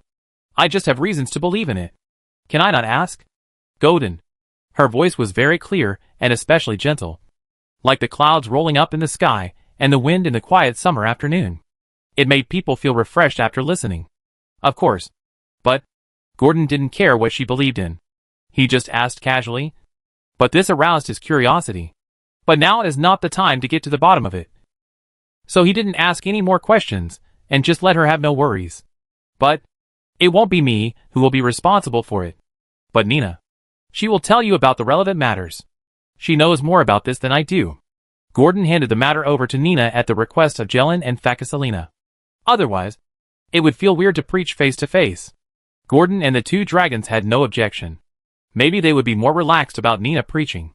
So, the three dragons talked about the Dragon Witch cult, the coming of Tiamat, and the information exchanged between metal dragons. Jelen learned a lot of secrets about the dragon clan. And they also knew that the metal dragons had been prepared for the coming of Tiamat. But most of their combat power was used in another battlefield. And they did not know much about the Storm Islands and the ritual altar in another place. This is why they received the news and came directly without much resistance. It is related to Tiamat. So we must not be careless. But what Gordon did not expect was that in addition to them, Giran actually said that there would be another metal dragon joining in the middle. And it was the metal dragon Andy had mentioned before. Codename Justice. This made Gordon a little overjoyed, so that his plan would be more perfect. Soon, the chat ended. Gordon also returned to the bottom cabin. Sleep began. Chapter 437 Ocean of the Dead. On the first day of Gordon's slumber, the Immortal Princess and the escorting fleet had left the last port for supplies and headed for the vast ocean. Since the meeting ended, most people's wandering hearts gradually settled down, and a month of life on the sea began. Since Caranther specially selected the most suitable season of the year for long-distance sailing, the Awakening month, just avoiding the summer thunderstorms and autumn winds. This month is the only month before the storm when the storm can rest. This is why the Immortal Princess only encountered one storm from the north to Sumerian, and that storm was suspected to be man-made. But even so, the sailors and navigators on the Immortal Princess did not relax for a moment. The sea is changeable. Although the Awakening month is a suitable season for long-distance sailing, it does not mean that there will be absolutely no storms. These outstanding sailors with professional maritime skills and knowledge of geography and meteorology were able to truly demonstrate their abilities after they actually went out to sea and sailed into the seas filled with blue oceans. The sailors lost their lazy appearance and became extremely smart and capable. In less than a day, the helmsman had turned the rudder and deviated according to the information given by the navigator to bypass the sea beasts. A group of Shahwa fishermen dancing and hunting in the waves, and a brewing miniature tornado at sea. This was not because they were cautious, but because these were all orders from Caranther to avoid any factors that might affect the fleet's navigation. In fact, it stands to reason that whether it was Shahwa fishermen or sea beasts, facing a behemoth like the Immortal Princess, less than 100 of them would probably not even have the heart to covet. Most of them are still happy to attack those fishermen who go out to sea to fish, and plunder delicious food from their fishing nets and cabins. Of course, when there are enough of them, they will also try to go ashore for further raids. In short, there is actually no difference between them and goblins. Goblins and dog-headed people on land. Except that the environment is different. I don't know what the princess thinks. I am not afraid of 50 of those fishmen. Deviation means more time, which will naturally cause some arguments. Some sailors think that the princess they are loyal to is too timid. They dare not even run into the group of Shahwa fish and avoid them from a distance. Should elephants give way to ants? This is the idea of most sailors. They have served on many ships, and there are many sailboats that are much smaller than the Immortal Princess. They have also drifted on the sea for decades. No one understands marine life more deeply than them. It is difficult to hatch a huge empire of Shahwa fishmen near the coast. Most of them will be surrounded and suppressed by adventurers in the surrounding areas as soon as they are formed. It is not impossible for amphibious creatures living in reef caves to have a 100-to-1 casualty ratio when facing well-prepared adventurers. Therefore, in their view, giving way and taking a detour is simply nonsense. But what can we do about it? Otherwise, you go up and persuade the beautiful princess? Tell her that the only danger near the coast often comes from humans, not sea beasts. Someone squinted his eyes, hunched his body, and hid in the shadows to wipe the unloaded crossbow arrows. This is a unique 3-pronged crossbow arrow with a sharp blade and a bleeding groove. What does bleeding mean in the ocean? It is self-evident. The smell of blood can attract all the hungry predators nearby. If the timing is right, The giant beasts sleeping in the deep sea will occasionally come up to breathe and eat some fragrant snacks. I just think that Her Royal Highness is too cautious. The man muttered and poured himself a bottle of rum from his saliva bag. But we can no longer afford any losses. If we fight on the first day of the voyage, there will be another month. How many unnecessary battles will we have to go through on the way? The adults in the cabin cannot be disturbed. Do you really think we can solve it? A sailor who seemed to understand Caranther thoughts also interrupted. But there are still a few who agree. After all, in their opinion, even if there are hundreds of Shahwa fishmen, those timid guys are not a concern. Real men on the sea are not afraid of these. But when talking about these, some people will inevitably talk about the things they need to worry about during this voyage. For example, someone smiled and said, "I smell it." Then Samet, "What are you most afraid of? You have been sailing on the sea for many years, right? If you were asked to sail, which route would you least want to sail?" The sturdy man who just said that he was fearless even with 50 Shahwa fishmen waved his hands with red and blue anchor tattoos, his arm muscles bulging, and he looked very imposing. When he said this, many idle sailors on the deck had come over. Life on the sea is extremely boring, so listening to other sailors' past experiences is a good way to relieve boredom and entertainment. Of course, most people don't take it seriously. After all, the sailors' mouths are open to those who understand. It is a basic operation to boast that the 1-meter-long monster hunted is nearly 1,000 pounds, or nearly a ton of deep-sea giants. However, the sailors did not gather to really listen to these, but were simply bored and wanted to see what they could eat. Some even had malicious intentions, and wanted to poke holes in the storytellers' mouths. Seeing others blushing and embarrassed was their favorite scene. I don't have any routes that I'm afraid of. Only women would hesitate here and there. Real sailors are not afraid of any challenges. Ha ha. The strong man named Sumter would naturally not admit that he had any routes that he was afraid of. But his words attracted a small round of boos. And the sailors who knew him showed a look of watching the show. Sure enough, within 2 seconds, there were mocking voices of dismantling. But I remember 7 or 8 years ago, on the Golden Star, who was the one who cried and shouted that he didn't want to go to the New World route, and even found an excuse, saying that he wanted to go home and marry his fiancée. Susan? That's right. Sumter, the person who spoke, was a thin man with a claw-like scar at the corner of his eye. He was wearing black slim leather armor and breeches suitable for combat and sailing. But he was very neat. Both shoes and clothes were so spotless, as if brand new. This is very rare among sailors who have been fighting against wind and waves for many years and no longer care about their image. Golfer. Sumter's gritted teeth came. But this only made the man named Golfer more rampant. Hee hee. How do those female sirens in the ferry sea taste? Sumter. Enough. Golfer. Shut up. Sumter blushed when he said the word siren. He had forgotten that there was a crew member on the same ship as him. At that time, they slept in the upper and lower bunks at the stern. They knew what color underwear they wore every day. Not to mention what happened in the past. The eyes around him suddenly became excited. Some looked at Sumter. This sturdy and strong man, who could be called a little giant among sailors, was actually related to some sea enchantress siren. The atmosphere of charm and ambiguity suddenly emerged. And some people couldn't help but urge him. Golfa, tell me, what happened in the past? And what about Siren? Yes, yes. Don't keep us in suspense. The protagonists around him, plus the underwater monsters that the bards often use to lure sailors into the sea with their songs, immediately aroused the curiosity of a group of people, and Golfer showed a teasing expression, as if waiting for Samet's response. Samet was dejected, with a look of despair on his face. Finally, after weighing the pros and cons, he said to Golfer helplessly, I know. 1.5 boxes of quota. No more. Damn it! Golfer, you are like this every time you don't have wine. Hee hee. Deal?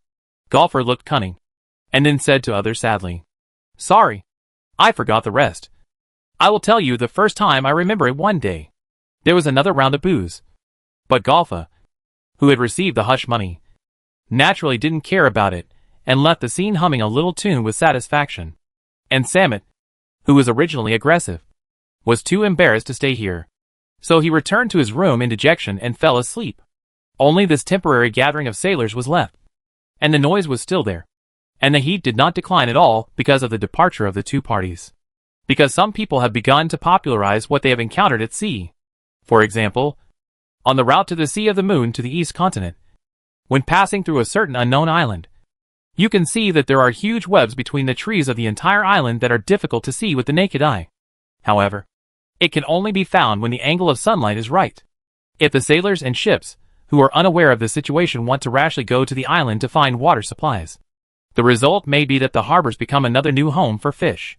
It is said that there is a connection to the dark area, and the spiders there are all raised by the drow. But no one knows the truth. For example, the more common sea monsters in the ocean. If most sailors are on duty at night, they can always see the giants in the deep sea briefly surface for a month or two. There are many ways for giants to appear. For example, sailors can clearly see a shadow larger than the ship passing by the bottom of the ship, hiding in the deep sea with waves. Another example is that in the dark night at sea, a dim light suddenly appears on the sea surface, like the moon covered by clouds. When you look directly at it, you will find that it is a giant eye as big as a tower shield. There are countless such sightings. Of course, most of them that can be told are peaceful with such giants. There are still few real conflicts. After all, those people either return to the port with the giant symbol or have been buried in the sea with the ship. Such incidents are often the latter. In addition to the above, there are the Thuras who enforce justice and are known as the Marine Patrol Guards, the Kraken who is the nightmare of all ships, and the floating sea graves that take ships as collections and wander in the vast ocean, also known as the place where the journey ends. The discussion among the sailors was heated until an old sailor came out and ended the whispering discussion, because this time he talked about a place that all sailors hate to discuss less. Calm Belt. As the name suggests, it is a sea without wind. Although ships are equipped with a certain number of wind singers to help ships get rid of the dilemma of insufficient speed when there is no wind or light wind, when they really step into the depths of the calm belt, in addition to the dilemma of food shortage and lack of fresh water, they will face more difficulties. Except for those sailors, pirates, and smugglers who tie their heads to their waists and come to fight for wealth. Most sailors avoid the calm belt. After all, God knows when they will fall into the calm belt and drown in the deep sea with those ships that can no longer leave it. I have heard of what you said, but you probably haven't heard of this one. This is the strangest thing I have ever encountered in my life. The moving doldrums. That was a long-distance voyage I took in the year of the storm. 16 or 17 years ago. I remember the location very clearly. It was also the golden route to the New World. But there were many more ships at that time than now. I was employed by a caravan run by the gnomes as their navigator. The old sailor sat on a wooden box, lit a hookah, and took a puff. His pupils were not bright in the sunken eye sockets like a skeleton, and they were as deep as the dark seabed. He just continued to preach. At that time, I was very proud of becoming a navigator at a young age. In addition, there were not many dangers in the range from near sea to far sea, so I didn't pay much attention to the sea chart. The general goal remained unchanged. Anyway, that trip was not urgent. He also entered the sage time before boarding the ship at the harbor. He had no desire for the time being and just wanted to sleep a little longer. But it was during this lazy time that when I woke up again, I found that the ship had entered the doldrums. Logically speaking, this route is still hundreds of nautical miles away from the most famous Halkidiki doldrums. It is impossible for it to appear here. But it did happen. Then what happened? Someone asked. Then, the old sailor chuckled and closed his eyes, as if he could see the scene if he opened his eyes.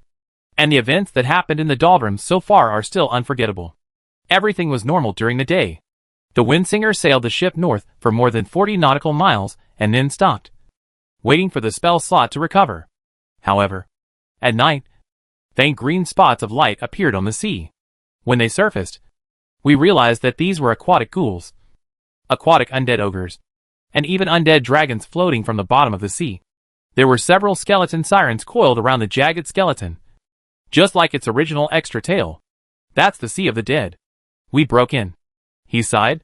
Chapter 438 Chaotic Magic Zone. On the third day of sailing in the open sea, the fleet was sailing in an orderly manner on this sea that could be called calm for the time being, before reaching the turning point. That is, the junction of the waterway between the New World and the Storm Islands. The direction of the fleet's sailing was no different from the normal sailing direction of ships heading to the New World for trade. But due to the turmoil in the past few years, coupled with the unpredictable situation in the new world itself. This route is longer than other routes, so it has been abandoned for the time being.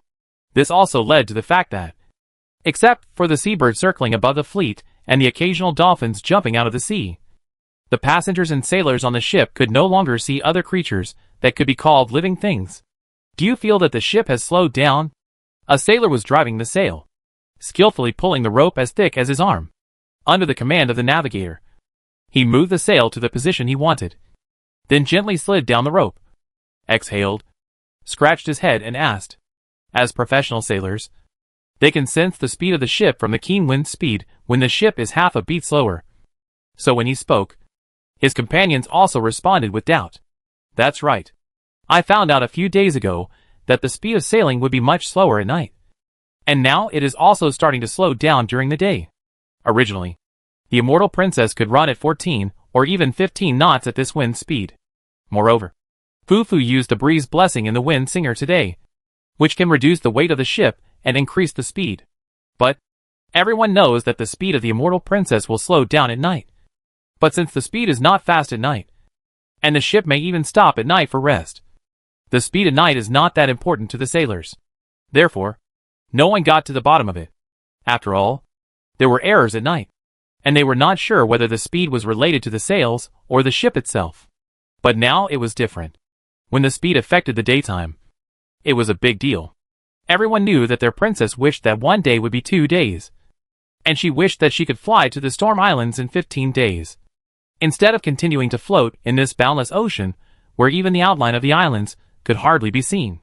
Therefore, when the captain went to the princess's room to handle affairs on the grounds of the ship's speed, and asked Caranther for the first time to inspect the ship at the next gathering point, his face was full of guilt. In his opinion, the speed of the ship must be related to the fact that the Immortal Princess did not conduct a serious inspection before departure.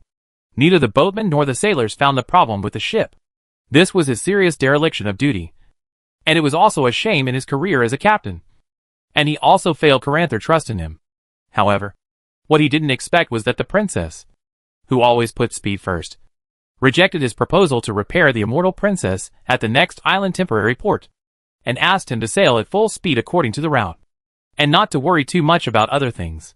What a fool! The old captain, who had been fighting against the wind and waves on the sea for more than 30 years, wanted to spit out this word. But looking at Caranther's eyes, he finally swallowed the advice. This was no longer something he could dissuade. However, Caranther's reaction made him waver a little, thinking that the girl was impatient and didn't want to waste time for inspection. After all, from Caranther's face, there was no sign of urgency about the ship's speed starting to slow down during the day, as if the book in his hand was more important than what he had said before. This was not in line with common sense. So in the end, the captain, whose temples were already slightly gray, stood up and said goodbye without hesitation, and sighed deeply after walking out of the door. Perhaps this was no longer something he could get involved in. Caranther, who had no idea that he had simply rejected his subordinate's proposal, had been imagined by a middle-aged man to be a big drama of internal fighting, was now looking at Nina, who was flipping through the spell book on the desk and studying seriously. She put down the spell book that she had read over and over again for 2 or 3 times, but still couldn't understand. And she didn't know how Nina could read it. But now she didn't want to know this. But, as he spoke, Caranther had already rubbed his head over and shared a book with Nina, cheek to cheek. The above is still full of theoretical knowledge that Caranther cannot understand. Psychic power, spells, scrolls, magic patterns, and all kinds of knowledge that she half understands are displayed like a hodgepodge on the magic secret book, which looks no different from the heavenly book. However, Caranther did not pay attention to this, but asked quietly, "Nina, how is it?" "Well, Mr. Gordon, it should be soon. It told me a few days ago that it should make a concerted effort and wake up after the transformation. Now more than 3 days have passed. If nothing unexpected happens, it will only be these 2 days. What's wrong?" Nina adjusted the glasses that she only wore when reading, and looked at Caranther seriously. "What do you want to do with Mr. Gordon?" No. Caranther waved his hands and smiled. "I'm just curious. After all, I slept longer this time than any other time." Of course, she couldn't say that because Mr. Gordon was too heavy. The immortal princess was carrying a dragon and couldn't move fast at all. She could only laugh and try to get over the topic. Nina didn't care. She was never the type to get to the bottom of things. Seeing that Caranther didn't want to say more, she continued to look down at the book she hadn't finished. There were still a few days before Gordon transformation. She had to study as hard as possible in these few days to surprise Mr. Gordon. Nina thought of the new method she learned in the spell book.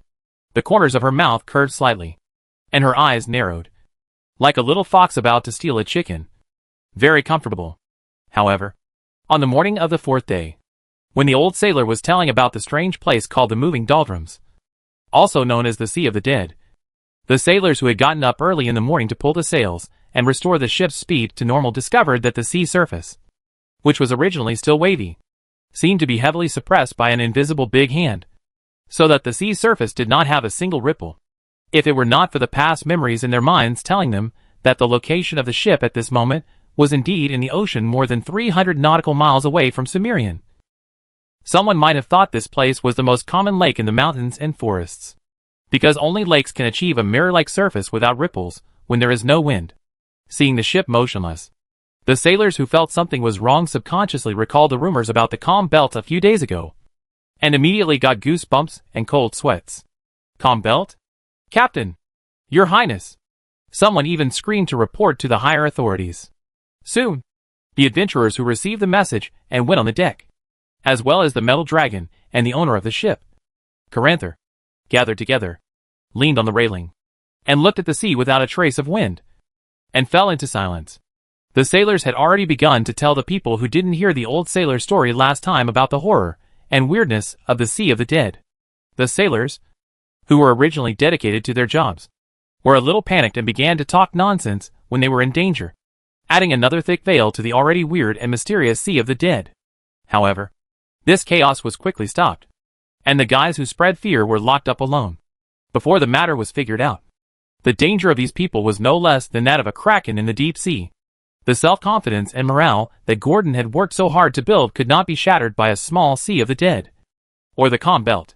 Caranther quickly summoned the captain of the ship to ask questions. This time was different from the previous events that she knew the cause of. This sudden calm ring, which came faster than a storm, made her mood a little chaotic so far. What is going on? She looked up at the captain, who was saluted to her meticulously below, and waved her hand, indicating that there was no need for too much etiquette. She just wanted to know the reason for the matter, not to hold an opening ceremony of a ball among nobles here. Reporting to Her Royal Highness, I have sent people to check. I just asked the sailor who was on duty last night. He was well prepared. Or rather, he had already prepared a lot of things in his mind before he came. What did he say? Caranther asked. He said he didn't find anything unusual. But what? Just before dawn, fog appeared on the sea, and from then on, the sound of the waves could not be heard. Are you sure? Caranther was a little confused. Fog? After a fog, there was no wind. I have sent people to ask the sailors on duty that night about the time when they heard the sound of the waves for the last time. I believe the result will be known soon. The captain responded calmly and easily. Obviously, Caranther had prepared for the questions before he officially reported back, and he had spent a lot of time thinking about them. Got it. Where's Fufuk? Seeing Caranther nod slightly, Captain Jessica was relieved. He expected Fufuk, the wind singer. Jessica said slowly. Fufuk? Reporting to His Highness, Fufuk has gone to the stern, intending to use the wind magic to see if she can push the ship several miles away from this strange area. Oh!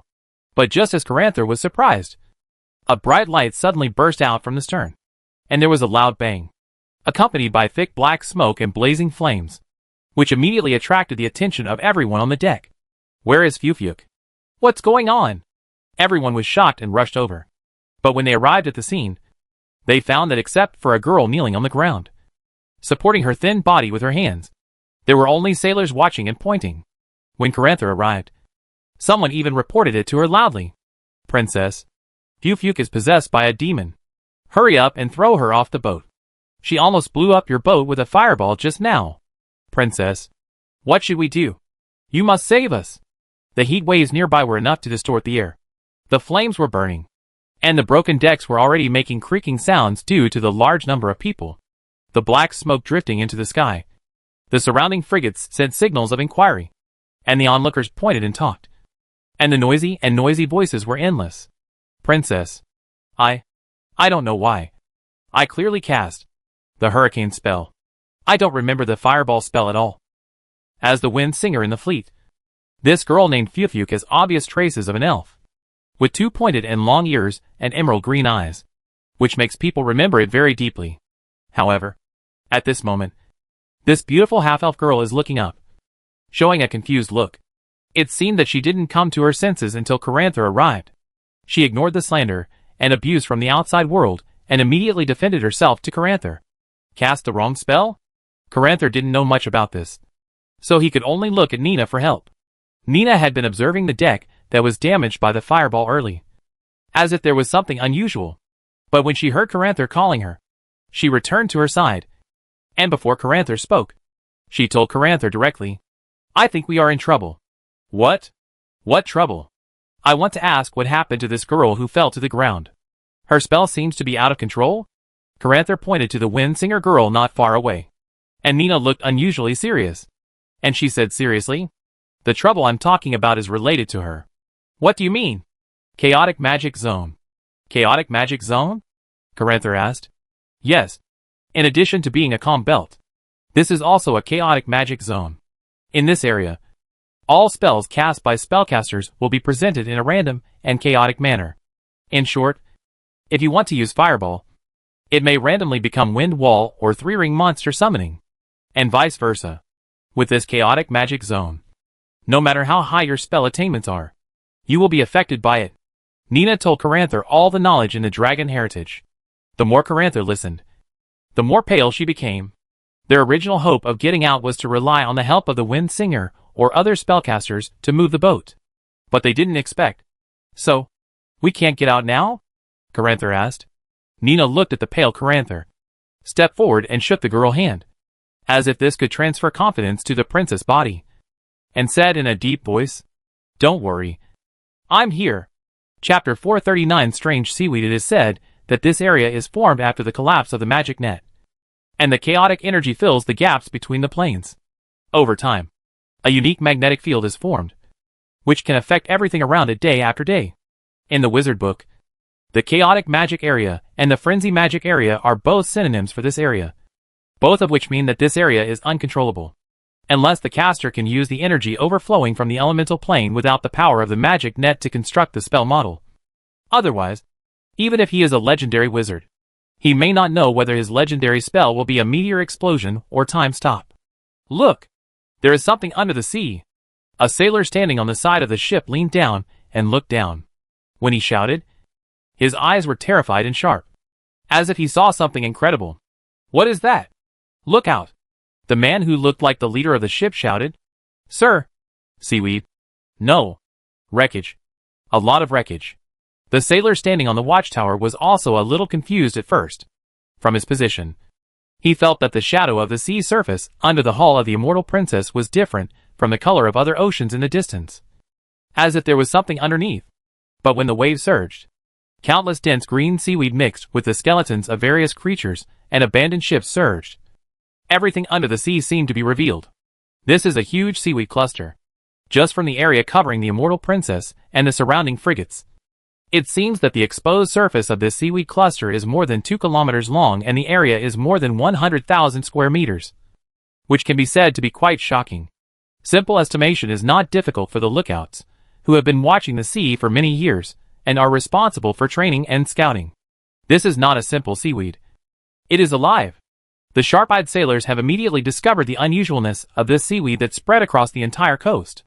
They are like a whole, breathing slowly, just like people.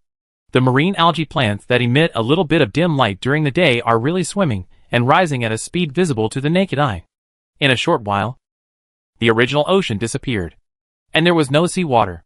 Instead, wherever you look, there are dark green seaweed with wet water vapor that is thriving and rising, lifting the debris and ruins gathered in the seaweed one by one. The hull of the immortal princess also began to shake and sway, as if something was pushing it from below. It's it! It's it! It's bigger again! It's even more beautiful. It's the one that devoured my companions. And Tiffany. An old and trembling voice sounded from the crowd.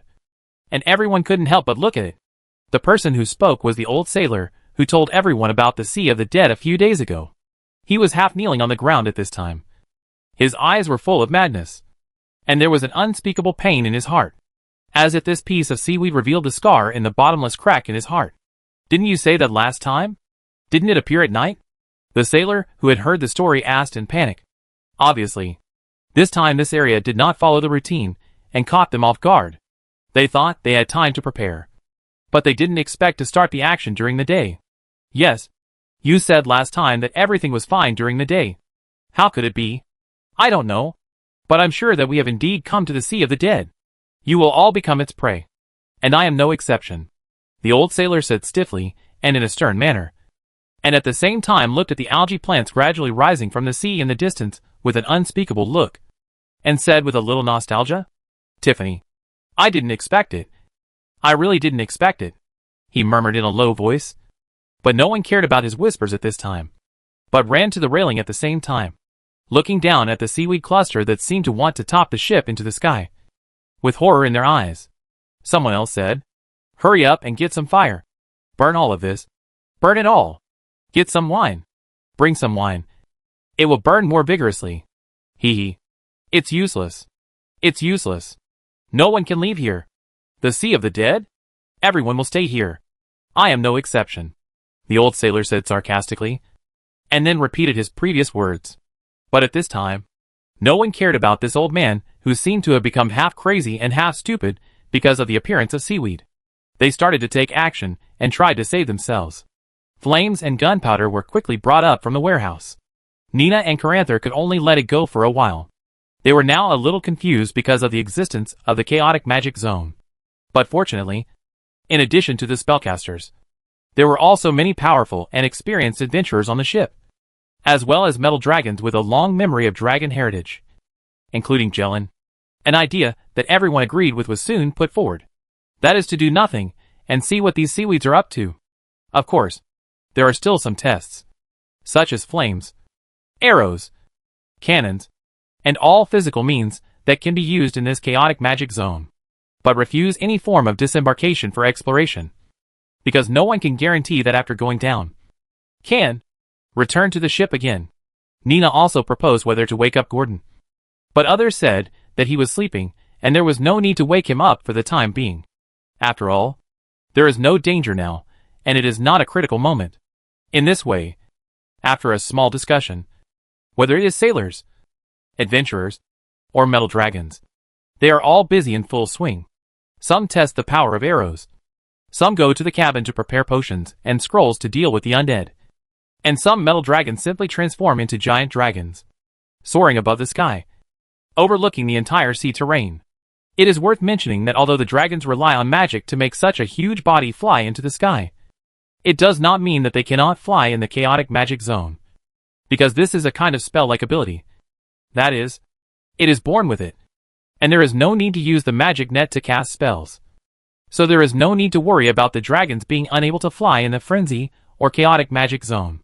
Nina is also a rare case in the public eye, transformed into a water-blue young dragon with a slightly big head compared to other young dragons. During the dormant period of Gordon, she has to shoulder what she should do.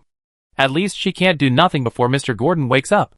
The appearance of the dragon's strong support also made the sailors, who were about to panic because of the strange phenomenon of seaweed, suddenly feel a lot more at ease. At least there is a way out. After all, no matter how powerful this strange seaweed is, it can't control the sky. In this way, whether to call for help outside the field or to take people away from here, it is free to choose. However, when the giant dragon flew to the border of the seaweed, something unexpected happened to everyone. The graceful and colorful metal dragons rushed back without looking back, as if they had seen a ghost. And Nina, who was following behind and flapping her dragon wings, and had only flown half the distance of the seaweed, looked confused. What's going on? Quick! Come back quickly! Nina, don't get close to there. Jellin, who turned back, kindly reminded Nina. What happened? Nina looked at the blue sky in the distance. The sea surface connected to the seaweed was still as blue as a mirror, and the sea and the sky were connected. Nothing unusual could be seen. Let's go back to the ship first. Jelen, who was still frightened, naturally felt that the air was not a good place to chat. And Nina could only continue flapping her dragon wings and followed Jelen with difficulty. Returning to the immortal princess. The sailors on the princess have already started experiments on this matter. Flames, acid, holy water, and any crops that can have an effect on living things were poured down by these sailors. Unfortunately, the effect was worse than expected. Whether it was holy water, gunpowder, or acid, the former was basically ineffective, and the latter was also useless. Only the flame had some effect. But although it could cause damage to the seaweed, the effect was minimal. A barrel of black gunpowder that could sink a noble manor house was taken out and matched with a large bottle of lethal fire glue. The final effect was only to make a pit with a radius of 10 meters temporarily restored to liquid state. But even so, the flames burning on the sea surface could not stop the crazy gathering of seaweed. All the sailors on the immortal princess could see that at the explosion pit, seaweeds from all directions were extending their branches to the flames one after another, trying to extinguish the flames with their bodies.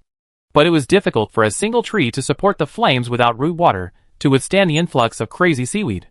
Sure enough, it took less than half a minute for the flame to be extinguished by the seaweed, and the wound of the aggregate soon became covered with seaweed again. At this time, Nina did not observe the changes of the seaweed like others. She was discussing the situation with several other metal dragons in the small room in the unique dragon language. What's going on? Jelen? Just now it seemed that something was chasing you from behind. I think your agility just now definitely broke through the normal dragon speed. It's really a miracle. Nina asked first. She was forced to return halfway through the flight, and had a lot of questions at this time. After hearing this, Jelen sighed deeply, and then looked at the two giant dragons on his left-hand side and said, Vantera, Kyle, you guys felt it too, right? Yes. Jaren, I felt it. The people who said this were a halfling who was a bronze dragon like Jaren, and a golden dragon who looked like a purebred sun elf. However, both Vantera, who was a bronze dragon, and Kyle, an elegant male golden dragon who always felt that he was different from other dragons, were terrified. Obviously, what they had just faced was definitely a state that they could not resist. Especially Vantera, who had lost the mentality of even snapping his furry toes at this time, and was terrified. But just as he was about to whisper, he was interrupted by a clear voice. Time poison. Someone answered first. And at the same time, the wooden door was pushed open. The girl who walked in was a mixed-blood girl of gold and silver dragons. She said this coldly, and then sat next to Nina, sitting upright, as if what she had just said had nothing to do with her. However, she was the first one to lead the incarnation and rush out just now, so she must have deeply experienced the feeling. For the time poison, although our bronze dragon inheritance memory, its name is the aging curse. Jaren nodded slightly, then looked at Nina on the side and said, That's why I stopped you just now. If you approach rashly, you may become the first dragon to die of old age in the young dragon stage. Ah? Time poison. Isn't this? Nina was a little scared when she heard it. This term appeared in the dragon heritage, but she never expected that she would encounter it this time. Time poison is said to be a nest effect that can only be formed near the time dragon nest, similar to the earth fire of the molten dragon, the storm of the bronze dragon, and the dark vortex. Any creature that approaches the time dragon nest must undergo one or more physical tests.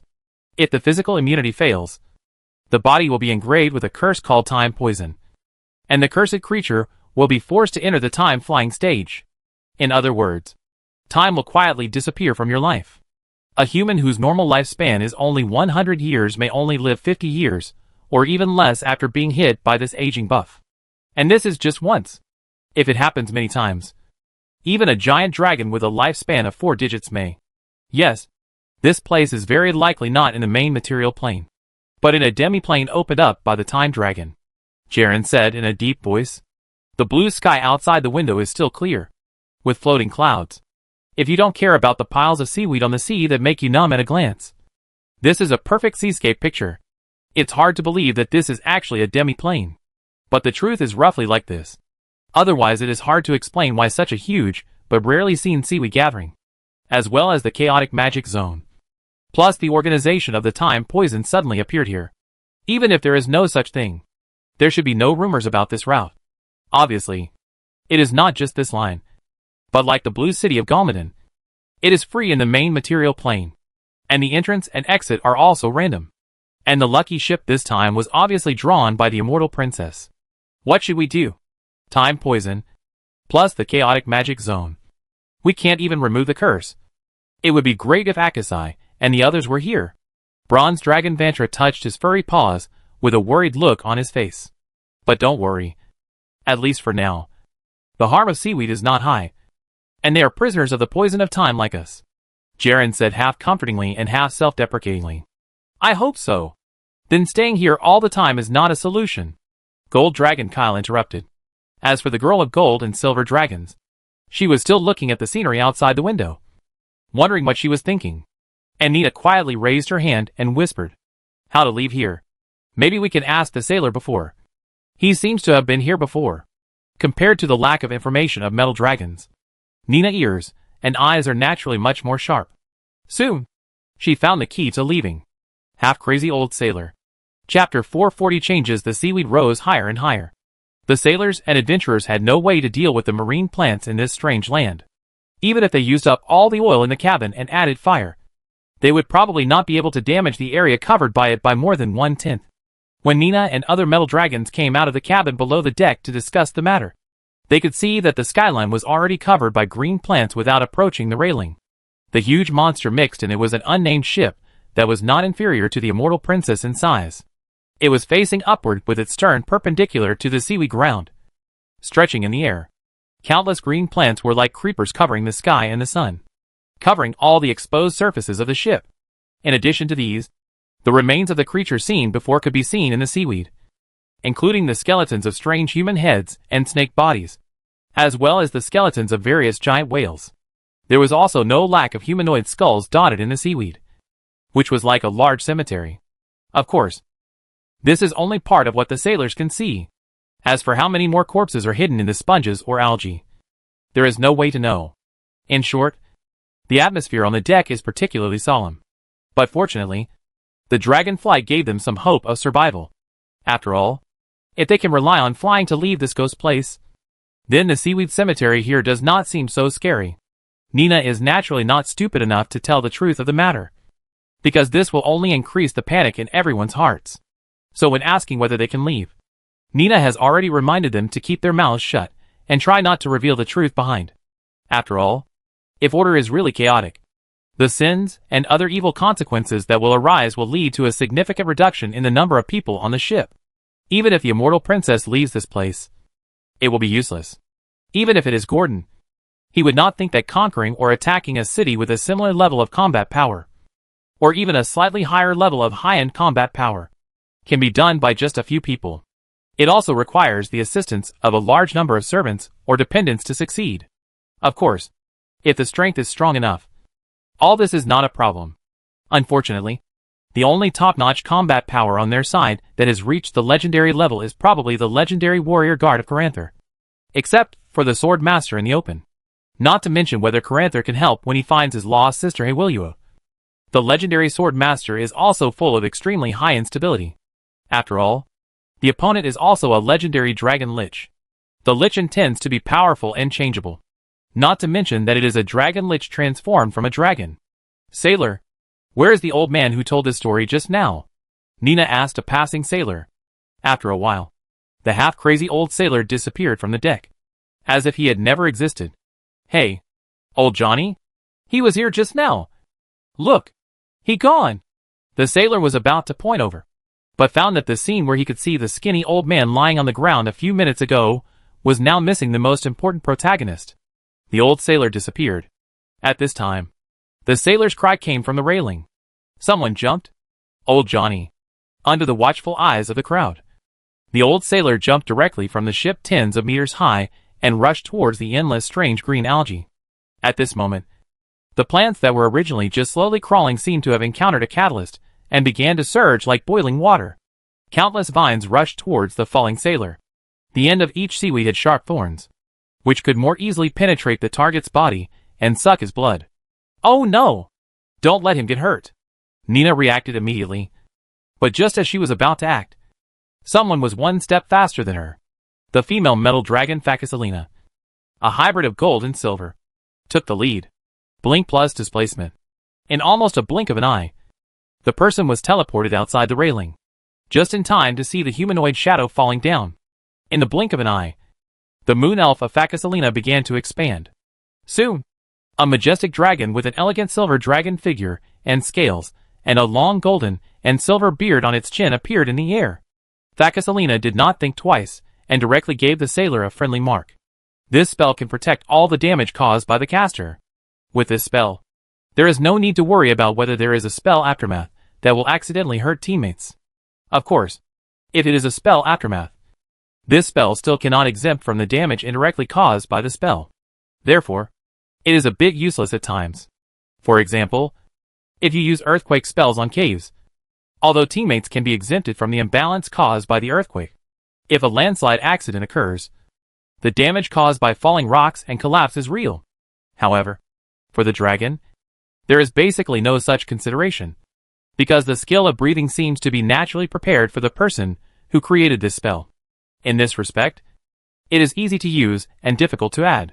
After all, breathing is a talent that has no shape or form and cannot exert any influence on the surrounding environment.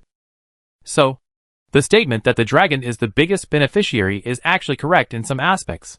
After the spell was familiar with marking the old sailor, Facasalina's neck, which was made of a mixture of gold and silver scales, shrank slightly inward by half an inch, and a visible bulge appeared on her chest.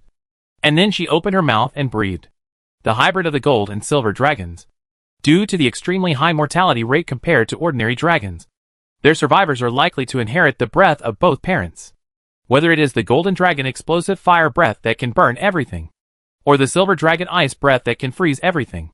Of course, breathing is not just about opening your mouth and spitting out as you imagine. Each dragon needs to have a human-sized dragon heart to make it beat majestically, and then pass the elemental energy through the base blood vessels that each dragon has. And then the base blood vessels will store the converted elemental energy in the dragon upper stomach, so that the dragon can breathe out at any time. As for the orange-red flames that are about to burst out of the throat, Facasalina obviously chose the breath of the golden dragon. The solution is more direct. Just spray directly. Don't have any pressure. So, after a blink of an eye, the dragon that was just raised high just now, at this moment, poured out a triangular three-dimensional fire curtain from its mouth. The golden dragon explosive fire breath is said to be comparable to the red dragon scorching breath, and even slightly better than it at the same age. Therefore, when the outer edge of the dragon breath showed a hot orange-red color, and the color became lighter as it went inward until it turned into a hot white light, no one dared to underestimate the power of this breath. After all, it is said that the breath of an adult golden dragon can even instantly vaporize 3 layers of marble more than 1 meter high. Although Facasalina is a golden dragon hybrid, she can perfectly play the role of the golden dragon bloodline. Although she cannot compare with the terrifying breath that vaporizes marble, she can still declare war on this mysterious sea area with ease. The golden flames pouring out of Facasalina's mouth found almost no obstruction, and directly burned the seaweed under the ship in an instant like a god descending from heaven.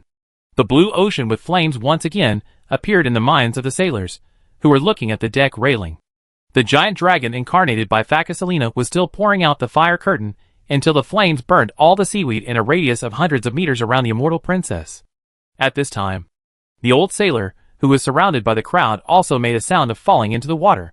The biggest threat has been eliminated, and there is nothing to worry about. This is what most people think. And Facasalina, who snatched food from the seaweed, also returned to the deck with the sailor she had just pulled up from the bottom of the water.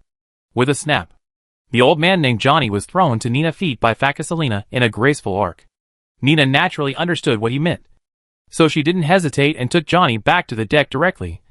And the other metal dragons also arrived in time. When the creatures transformed by the dragons came to the conference hall one by one, Johnny had been awakened from his coma by Nina healing magic. Tiffany! Tiffany! The seriously injured old man still hadn't forgotten his previous oath. He murmured the name of his beloved who had died. His face was ashen, and he could not see any emotion. Your Tiffany is no longer here. Don't you want to avenge your Tiffany? Nina couldn't help asking directly. Or maybe her situation was no less than that of the old sailor in front of her, and she had a deep understanding of it. Revenge? Hee hee. You can't destroy them. They are endless. Even if this breath can destroy so many water lilies, it is not the end, but just the beginning. How do you know if you don't try? Nina rarely showed a trace of stubbornness.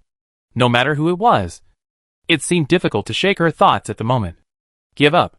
You should leave here quickly. Just like me. Leave here and don't come back. Johnny sighed. His eyes regained some rationality and clarity. Although he didn't know whether the previous madness was true or false, it was still good to have this intention. I refuse. I will fight with you to the end. After all, leaving alone is not a good choice. Okay then. Seeing that he couldn't persuade Nina, Johnny gave up asking questions and could only look at the dragons around him with a nervous expression. After all, apart from the previous Sea of Death, it was the first time that it was stared at by so many dragons. What do you want to do with me? Having his suicide process interrupted, Johnny, who seemed a little annoyed, took the initiative to ask. Ask about leaving. How did you leave here? Can I not answer? Johnny's face was a little hesitant. After all, this matter has been buried in his heart for so many years. He can't accept telling a second person or even a third person. But unfortunately, no matter how bad Johnny's temper is, he can't resist the heavy pressure from the metal dragon. After giving a little sweetness, he finally spoke faintly. She is the captain's daughter, a girl with a pirate dream. When we went to the New World, the captain's daughter also came on the ship. I met her on the 10th day of Ningxia Moon. On the 13th day, we confirmed our relationship. Although I didn't marry you, it was pretty crazy. At least I didn't have much free time during those days. For some reason, Johnny's narration always carried a vague sense of melancholy and regret. I didn't know whether he regretted coming here or regretted meeting the captain's daughter named Tiffany. The following is a typical story of a poor boy who counterattacked a rich and beautiful woman until he came here. 15 minutes later, Johnny didn't omit too much, and basically told everything he should tell. After listening to such a long story, the minds of the people began to change. There is of course an answer to leave here, but whether this ship can leave this strange space before it gets dark is an unknown. And the night represents death and rebirth. Countless resurrected monsters will attack the immortal princess like a tide. Whether it can hold on at that time is also an unknown. After all, in the chaotic magic area, the spells of the caster are randomly restricted, and no one can be sure that their next shot is really a fireball. Both the ranged spells and the single target spells that increase damage are difficult to use. Therefore, when it comes to night, the only ones who can really use them for defense, besides the soldiers and adventurers on the ship, are a few metal dragons. Of course, if the legendary swordsman can help, the first night will be completely smooth and can be easily passed. I can still spit out that breath twice, and I need to rest for several days. I have just spit out all my survival. Vacheselina still has that expressionless face, and her cold voice makes it easy for people to associate her with aloofness. Other metal dragons followed suit, following behind Vacheselina, and began to talk about their own inventory. Now the spell-like ability has become the best way to solve urgent problems. When the time comes, you will split up, and each of you will need someone to man the stern, bow, and railings on both sides. Now we also need to notify the members of other ships to pack up, and use the cables to reach the immortal princess to gather strength in one place, so that the defense can be more effective with half the effort. Nina spoke in an orderly manner. It was hard to imagine that a few years ago, she was still a beggar who was despised by others. The only places she could stay were the back alleys and sewers of the tavern. Now, she has the style of a leader. Although she relied on the remaining majesty of Gordon and the relationship with Caranther, it must be said that her unique personality charm still made many people subconsciously believe her words. So, a simple coping method was formed.